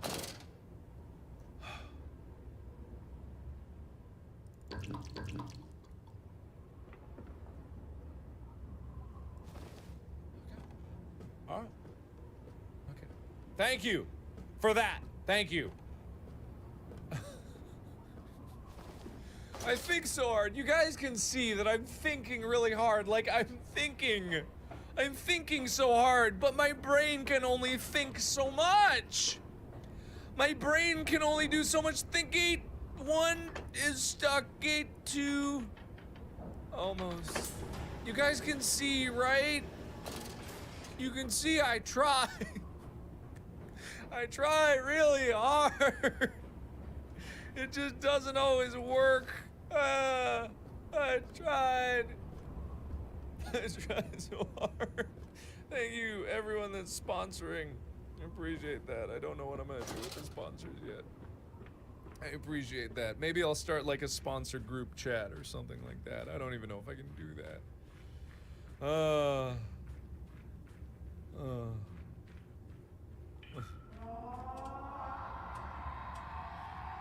I forgot that this was a horror game for a moment. Okay, that's, is that something I need to worry about, like, now, or is that just a worry later kind of problem? Is, okay, that's a hidey hole.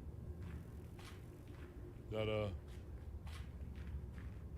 I legitimately, like, completely forgot this was a horror game. I was so wrapped up in my own problems, I kind of, okay, alright. It's really quiet for just hearing the moans of the damned over there.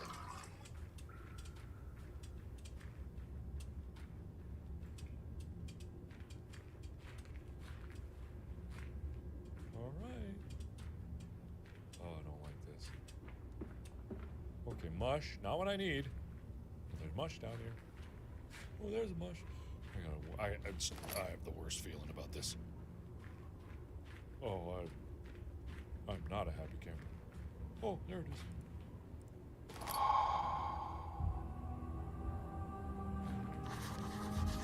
Oh boy! Oh boy! Yeah, yeet! We did it! Got him. Just gotta get out.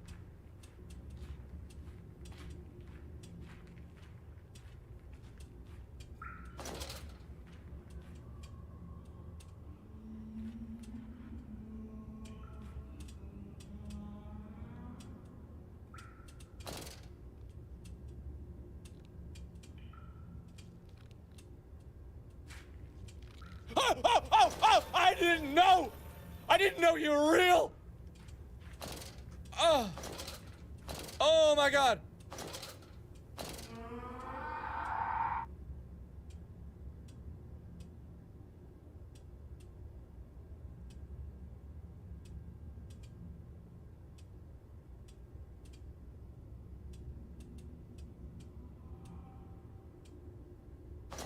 Oh! Oh! Ooh.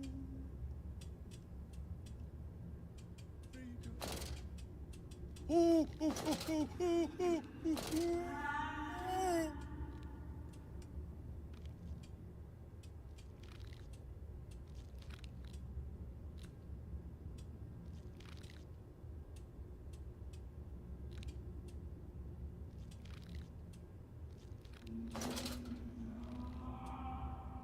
Did she go by?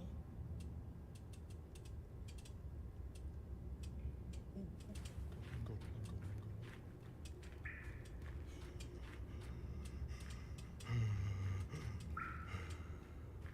Okay. We're good. I think we're good. I think we're good.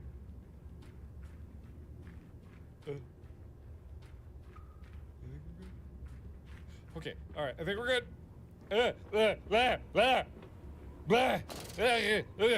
I hated that.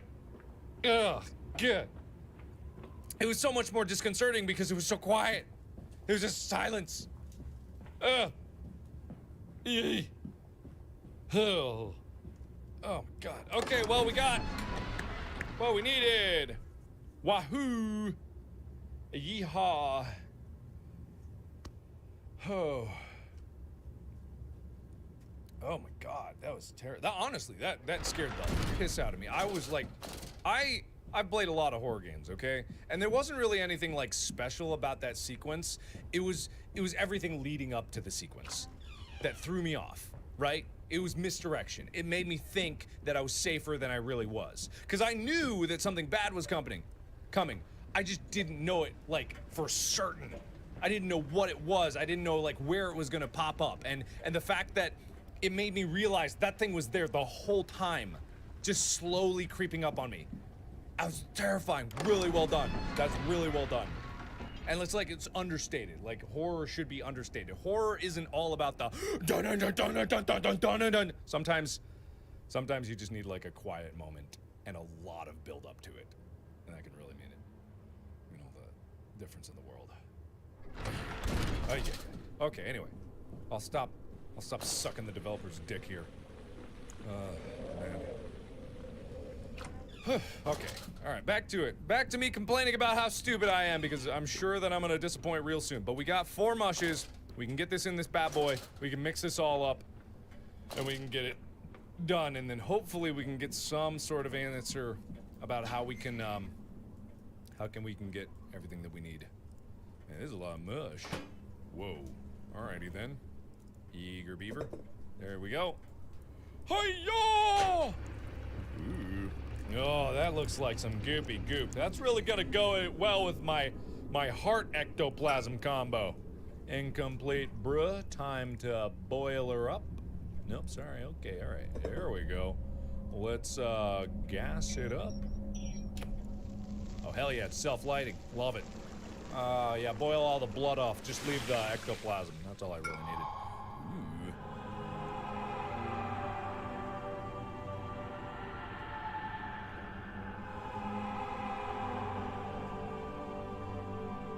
Thank you.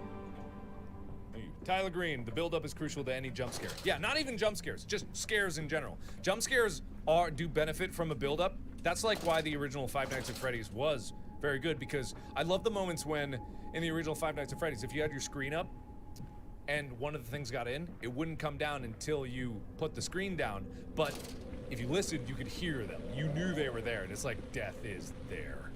Oh, God, no.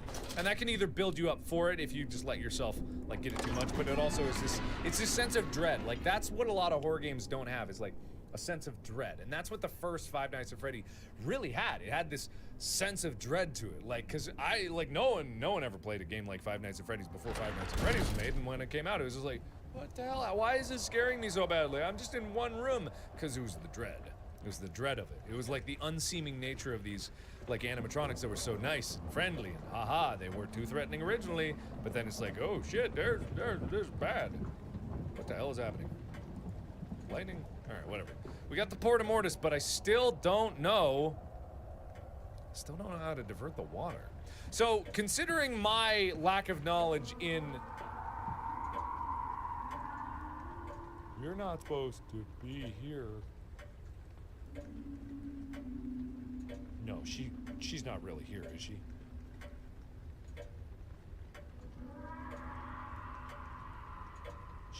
No.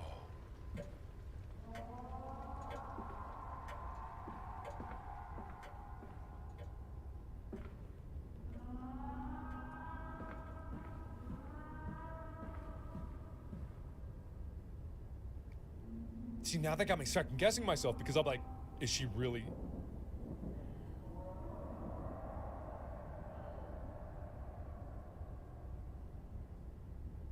Is she really here? I don't know. I need to go to, not there. Yeah, wait, there? Is this way? I think, yeah, this way. I need to go back down here because the answer must be down here. It's just like, it's gotta be, you know? Yeah. No, she's just screaming a scream. Or maybe she was. I don't know. That's the thing, I don't know.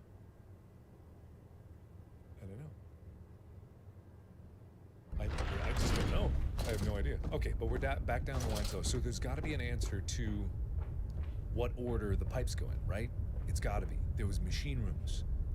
There have to be, like, some piece of paper somewhere that tells me exactly what to do in the machine room. Right? Bam! That's the only thing that makes sense. And it probably would be in one of those other machine rooms down there. Either way, let's just go down. Let's be really meticulous about this because I don't see any other place to have the information to deal with the waterworks than in the waterworks, right? It's the only thing that makes sense. Okay, there's no ups. There's these pipes, but these pipes don't really mean anything. Okay, let me go down. Okay. I don't think she's gonna be here still. There. Pipes still. Ah. Pipes. Here.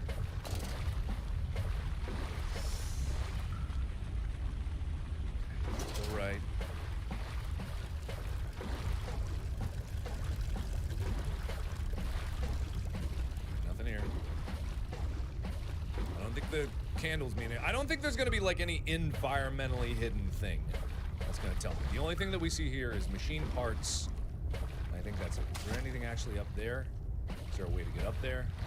Is there a book, some kind of moldy old book that has any information about it? There's these 3 pipes. That doesn't mean anything. Barrel. No. Nothing. I see nothing. Okay, so there's absolutely nothing in here. Weird. Nothing in the pipe structure here.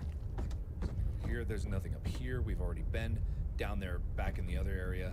I'll go back there if I can't get the answer later. Oh, hey, going back to your roots, Mark. Yeah, I recently discovered that there are tons and tons of really highly well-made Amnesia custom stories still being made to this day. I think that's fascinating. Okay. Oil. There's no paper. There's nothing. It's just 1, 2, 3, 4, 5. Have I seen anything that pertains to 1, 2, 3, 4, 5? Has there been any note that I picked up that might have something to do with 1, 2, 3, 4, 5?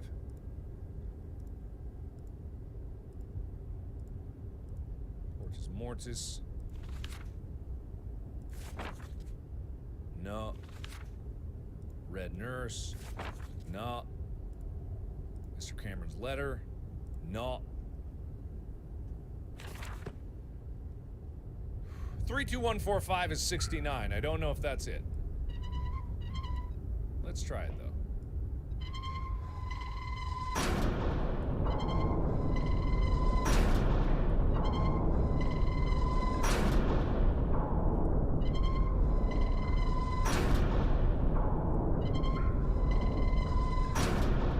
Nope, nothing. Okay, that did nothing. Yeah, the only way that I would know is, I bet, if this pops up, because this is not... Oh, what? What? No!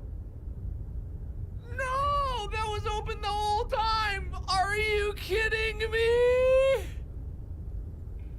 No! I know! No! Oh, no. Oh.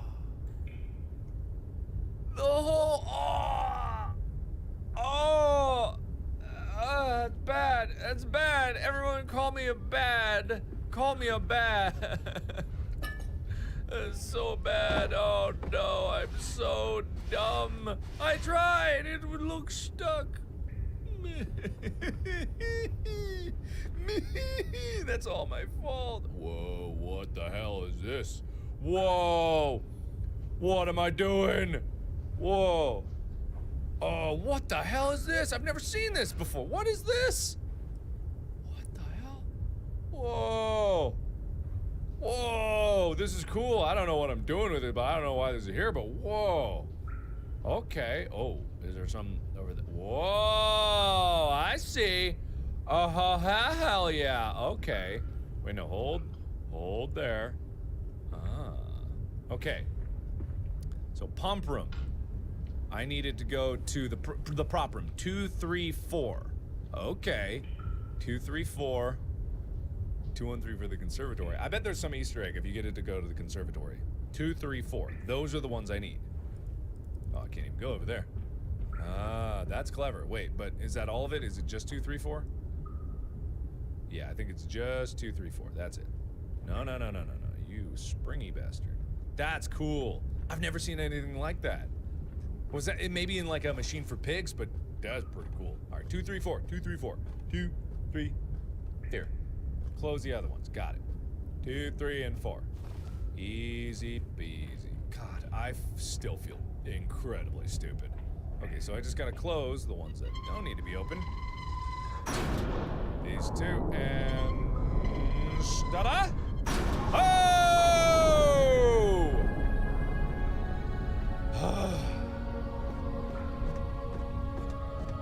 Swear that it was so simple. Oh, that was her. Oh. No, thank you. Oh, I'm dead. I'm very dead. Oh no. Wait. Am I dead? Okay, I'm not dead. Never mind, I'm fine. I might be dead. Oh, I might be dead. Am I even going the right way? I don't even remember anymore. Where am I going? Is she right behind me? Is she right behind me? Oh, she better not be. Oh. Yee. Okay. Alright. I'm gonna assume I'm fine. I'm gonna assume I'm fine. I'm just gonna assume. I wish I could turn behind me like an Outlast. Yee. Yee. Okay, we're fine. We're fine. Woo. Okay. Yay! We did it! Woo! Okay. No, don't call me a bad boy. That's weird. Don't do that. Don't do that. That's weird. Go for it. If you want it. Well, who am I to tell you what to do? Who am I? Oh, thanks for sponsoring Morgan Mill. Thank you so much. I hear it again. She's really here, isn't she? She is. She has to be, right? Or maybe not? Okay. I need to go to the prop room. She's here.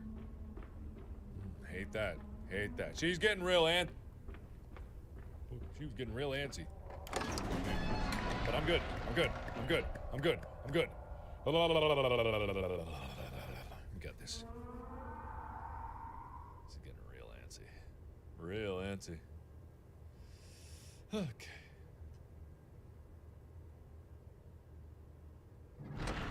But we got this, and I don't know if it's gonna go into chapter 3 or it's gonna be like some kind of conclusion here. Honestly, who knows? But at least we're gonna probably get Sammy back, maybe, probably. I don't know. We're gonna have to like make a choice, aren't we? Like choose to get our baby bro back, or you know, maybe not do that. Okay. Well, either way, time to jump into a water tank. Hey, Tesla, you know, why'd you have to go into the paranormal? Whoa. What did I just write? Preparations are done. It's time for my astral travel. Yeah, just learned about this today, but I'm coming for you, Sammy. Sammy! Sammy boy! Sammy! Sammy? Sammy boy? Sploosh. Should I take it? I didn't take the potion, though. Should I take the... I guess I should take the... I'll just drown, I guess. Jump in, forget to take the potion, and you're just like, shit, could have had a VA. And then you die. That's probably how it goes. Flying in his dreams was an exhilarating, breathtaking experience. Various colors shone through what he could only describe as the veil of existence. Okay, alright, cool. Cool. Very cool. Very cool. Super cool, even, in fact. Very cool.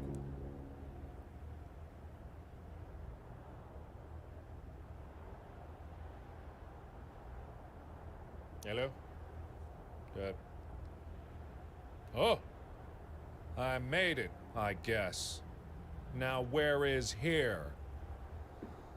Hello, baby, how you doing? Ugh. Didn't expect it. Oh, hello, baby, how you doing? Okay. Didn't expect there to be water here. Alright, that is a gate. Where am I? Sammy! Sammy boy! Sammy boy? Hello, baby. Sammy boy. Oh. I don't know if I trust this, but I'll go up, I guess. Alright. I guess it's fine.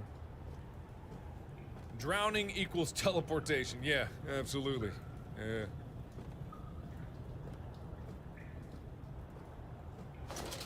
What? Alright. Well, everybody ignore that happened. That didn't happen. Okay. Alright then. It's like the vision. What's like the vision? Oh, like the vision we had earlier. Why? I can't. Am I not gonna be able to get out of this? Am I really? Are you really just gonna? Oh my God, are you kidding me? Oh, there we go. Alright, there we go, got it. Alright, how much oil we got? We need to fill her up, not much. Okay, very little oil. Okay, why is there machinery here? What kind of weird world is this? Whoa. Oh, hello. Okay, window. Where am I? Wait. This looks familiar. Haven't I seen something like this from, like, the beginning of A Machine for Pigs or something like that? I could have sworn that maybe... Oh, man, something seems a little bit familiar here. Yeah. Oh, yeah, no. The ladder wasn't getting the best of me. I showed the ladder who was the boss. And the boss just so happens to be me. Can I get out? Oh, shit, I can. Oh, beautiful! Oh, chapter 3. Oh. Uh-huh-huh. Uh-huh-huh. All right, Sammy boy, I'm coming for you. I drank a weird potion filled with shrooms. I'm coming to get you. This is like straight out of A Machine for Pigs. I think even like this level is like straight out of The Machine for Pigs. Unless I'm crazy. It's been a while since I played that game, to be perfectly honest. It has been a while, but but it's kind of cool. Oh, I guess I'm going the right way then. Oh, he poofed. Hey, where'd you go? Now, don't run from me. Come on now. Where's Sammy boy? Ooh, a graveyard with jack-o'-lanterns. Okay. Sammy boy! Sammy boy! Sammy boy! Oh, shit. Mental institution of Bucharest. Hello, baby! I hope you could hear me all the way up there. Ooh, that's a weird grumble. Alright, I'm going in. Ooh, alright. Oh, yeah. Can I borrow this? Thank you. Didn't need it for something. Alrighty then. Ooh. Okay. Hello? Anybody here? Is there anything worth perusing in this desk? Hello? Hello? No? Okay, I'm gonna go up the stairs then. I guess. Yeesh. Big place. Oh, locked? Okay, well, maybe not as big as I thought it was gonna be because there's nothing I can do. Nope. Okay, alright. Well, this is a mystery. Unless there's an open door on the other side, I have no idea. Nope. Oh, winner. Let me see if this one opens too. Nope, they're all locked. Maybe there's something in here. No, can't even go in it. Can't even go in it. All right, hello.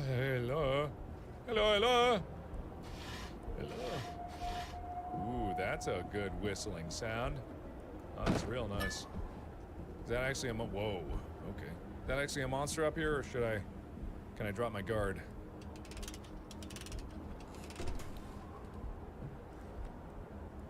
Okay, all right, whole lot of nothing. All right, well, way to go for me. Oh God, I don't like this. Again with the howling, a little weird. Oh, where the hell? Okay, I went up another level. How did I even go up another level? There wasn't even a staircase to another level. Can I borrow this? Thank you. Nope, not that one. Hey, slam dunk. Nothing. Excuse me. Nope. I guess I go down then. Weird. There's a lot of environment to just have me plowing through it like top speed. Ugh. Ew. Gross? Ew. Why? Ew. Gross. Ward! Ward? The orphan girl giggled and looked up to him. He was smiling at her and warmed the long-held coin in her tiny chest. Come with me, he said in a gentle voice. That's no good. Okay, alright.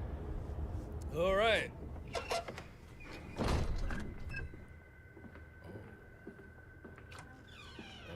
I guess this is Bucharest. A gun? Okay, why is there a gun here? Why is there a gun under the desk? What? Oh boy.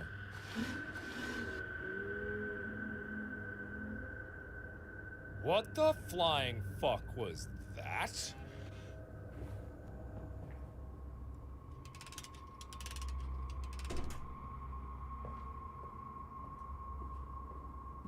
What was that?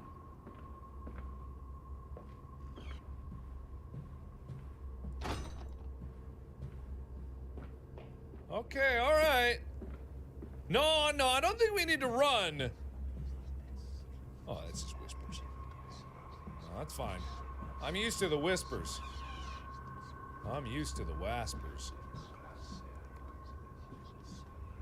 Oh, this is weird. Oh, I don't like it. Oh, here's another one. I bet this one's not gonna work too. I don't know why I'm even bothering. Yep, nothing. Whole lot of nothing. Thank you for the oil, at least. Come on, give me that. Right. If you're gonna do something, just do something. Just jump out and do something already, huh? The oil? Is that all I came up here for? Is that really all I came up here for? That can't have been the only thing. No way. Come on now. Oh, there we go. Gate 2 key. Got it. Okay, great. Let me check the drawers over here just in case. Oh, I ran out of oil. Oh, that scared the bejesus out of me. Who's crying? Who's crying and why? I'm really on edge now and I don't wanna have to deal with anything. Just get me out of here. Just get me through the gate. Everything's gonna be fine. Oh. Oh, hello. Oh, good. Children, remember, silence and hard work are the roads to heaven. Of course.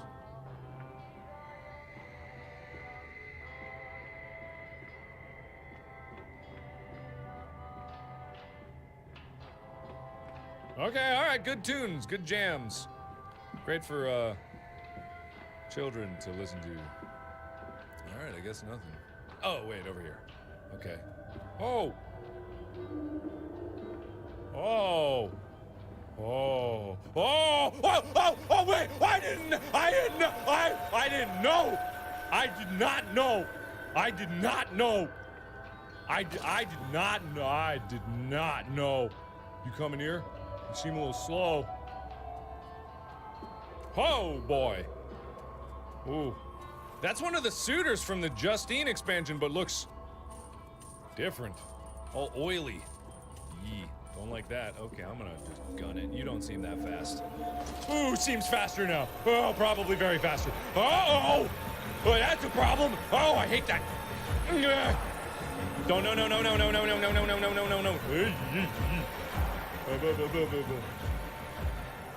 Okay. Did they get away? Okay. It's locked. All right. Okay. All right. I don't like you. I don't like. Oh, good. Good. Okay. Young of heart, a vessel of life, emptied and paled.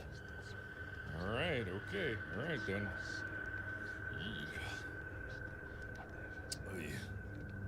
Okay. I'm glad these children are just drawing pentagrams in their bedrooms. That's real productive use of their time. Wait, am I somewhere else? Wait, did I just move somewhere else? What? Did I? I did! What the hell? Where am I now? Oh, big old hole in the ground. That's... Oh, I gotta go down there. Okay. Alright, well, before I do, let me check this door. Nope, locked and won't open without a key. Did I somehow just get around it? Is that what I did? Alright, let's go down. Hop! No! Okay, didn't hurt at all. I've been building up my legs with repeated impacts. When you break your legs a few times, they do heal back just a little bit stronger than they did in the past. Alright, what do you got? Excuse me. 2 points. 3 points. Alright.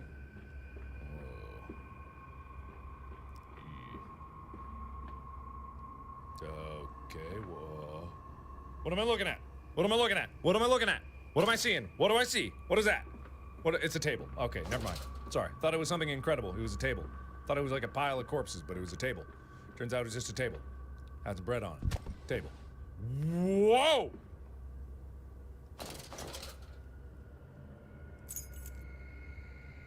Hey, buddy! Hey! Alright, you don't get up. Can I buy this pig?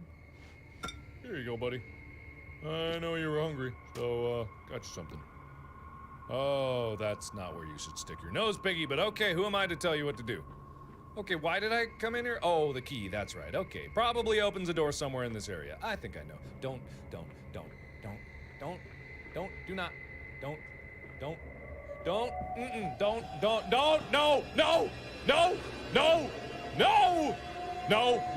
no, only way out is up. Oh, no, no, no, no, no, no, no, no, oh, no, oh, no, oh, no, oh, no, this is no higher, oh, no, no, one higher, one more, please, just, oh, one scooch, one scoochy tooch, one toochy scoochie, one little toochy scoochie higher, one little, okay, no!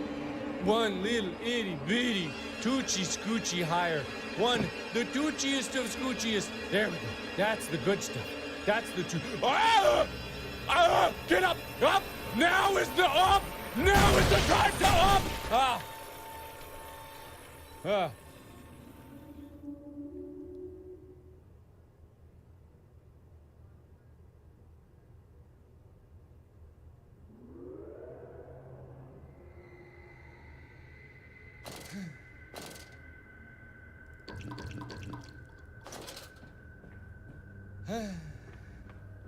All right.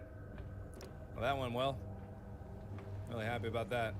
I still have the key. I don't even have to go back down there anymore. It won't even let me. I failed it. Let's just assume that I nailed that. Good, I don't have to do it again. Good. Oh my God. Well, I failed that challenge, but you know, I think I won it in the hearts of the people. That's really what matters. And these don't even open. Give me that oil. Everyone, please just pretend like I nailed that. Just please, just give me some false encouragement. Be like the like button. Don't have any actual effect on things, but you make me feel better. Just like, make me feel good here. Just lie, tell me sweet lies. Just lie to me.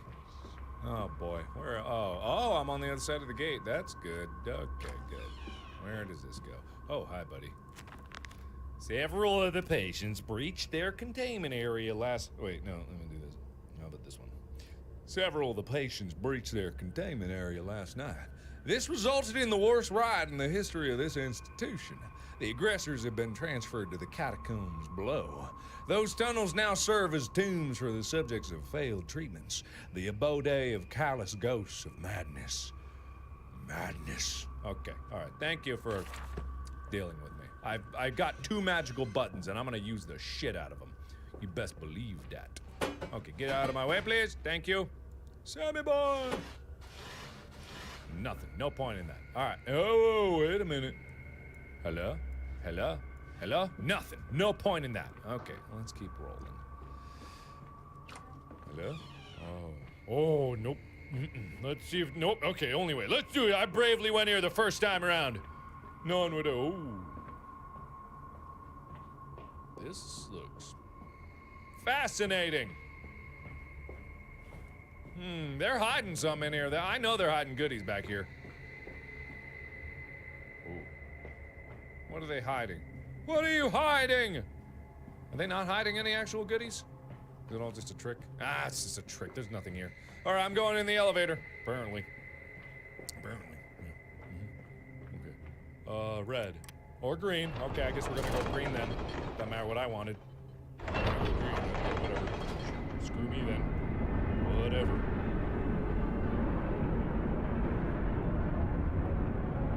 They're hiding drugs? What are they hiding? Exactly, right? That just makes you question, like, what are they hiding? What are they hiding? What are they trying to get away with? Because I know it's some. I know it's some. I'm too smart. I'm too smart for them to pull over the wool of my eyes. Okay. Where are we going? Oh, wait a minute. Didn't I? Wait. What? What? Wait a minute. What? Wait. They pulled the wool over my eyes.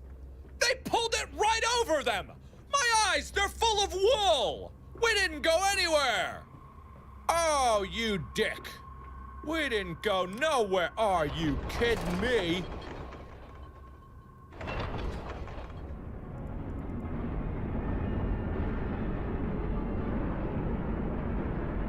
Are you dicking with me? Oh, that is That's the problem.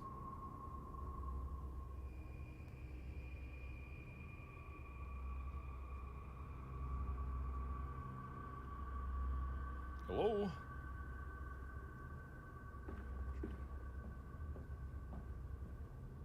Hello? I don't like this. Hello. Hi, how are you?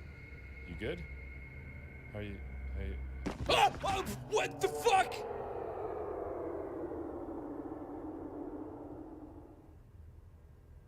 Oh, I get it. I was just supposed to push the button a bunch. It's like an elevator from hell. I get it. Okay. Thank you for that. That made my heart jump. That made my heart jump.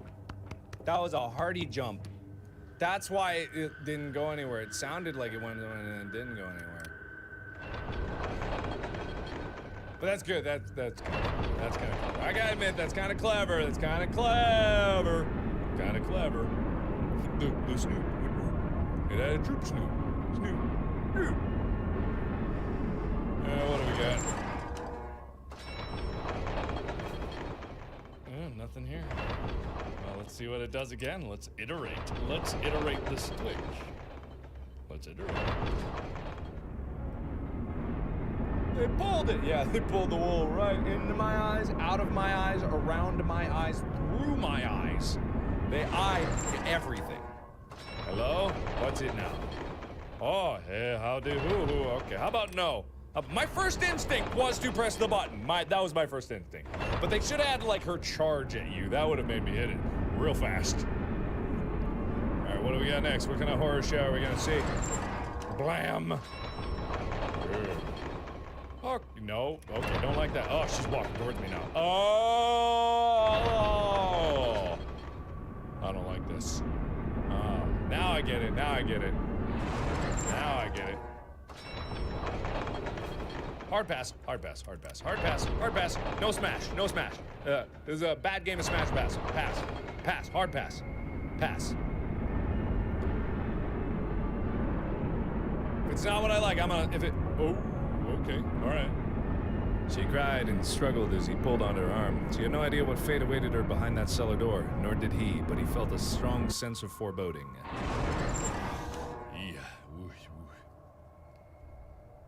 All right, let's see. Am I gonna smash? Pass. Smash, pass. Ooh, empty. All right, I'll try. Whoa, hey, hi, buddy. I've been startled by you before, but not this time. Okay, that's a whole lot of nothing. Okay, all right. Well, I guess I'll go right then. Hello? Hello? Ooh. Okay, never mind. That was a big door anyway. Ooh, hey, how's it going, buddy? Please don't pull it.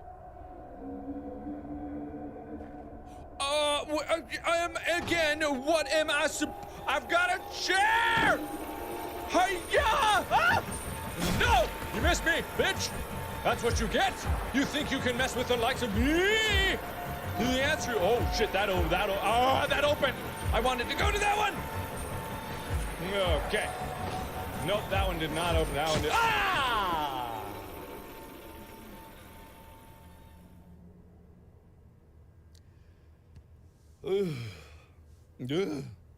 They are coming indeed. They are in fact. They are coming. All right, let's take two. Okay, here we go. Oh boy. Okay. I think he'll be fine, though. I don't know if I'm supposed to pull the maneuver that I pulled. Yeah, because he's there. Oh, my chair's gone, so I guess I can't pull that maneuver anyway. But, whatever I'm supposed to do, I honestly have no idea. Oh, God, what is he doing? Is he just gonna come around the... I guess I can lose him around the eagle statue? If he comes all the way out here, I can lose him around the eagle statue. That's definitely... Okay, he's coming all the way over. No, he stopped. No, he's coming. Okay. He's coming. Okay. Alright, so eagle statue right here.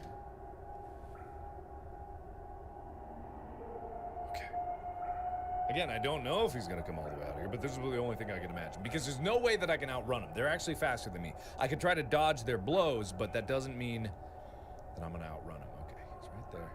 Come on, come this way. Come this way, big boy. There he is. That's a big boy. That's a big boy. All right, come all the way out here. All the way. Ooh. Oh yeah. Oh yeah. Oh yeah. All the way up. All the way up. Keep going. No, keep. No, keep. No. Okay, good. I'm going for it. Oh, that was a bad idea. Why did I run? Why did I run? No! Don't kill me! Don't kill me. I'm gonna jump over this. You're never gonna get me. Hop sick maneuvers. Oh, he's gonna get me. I think he's gonna get me. I think maybe I'm gonna get away. I think I'm gonna get. Oh, I don't know. I think I'm fine. I'm fine. Uh-oh. I'm not fine. I'm not fine. Not that way. Ah, fuck. Why did I run? Why? Why? I didn't have to run. Why did I run? Why did I run? Why did I run? Why? I didn't have to. I didn't have to run. I did not. There was no need to run. There was no need to run. There was no need. Oh, there was so much not need. Maybe I can hide like behind the sack of potatoes. Perfect. He'll never find me. He's gonna walk right by. This is gonna work out perfectly. Trust me. Trust me when I say he's gonna go right by me. He's gonna blast right by me, not even see me. He's not gonna see me. He's not gonna see me. No way. Bye! Stop me! Ah!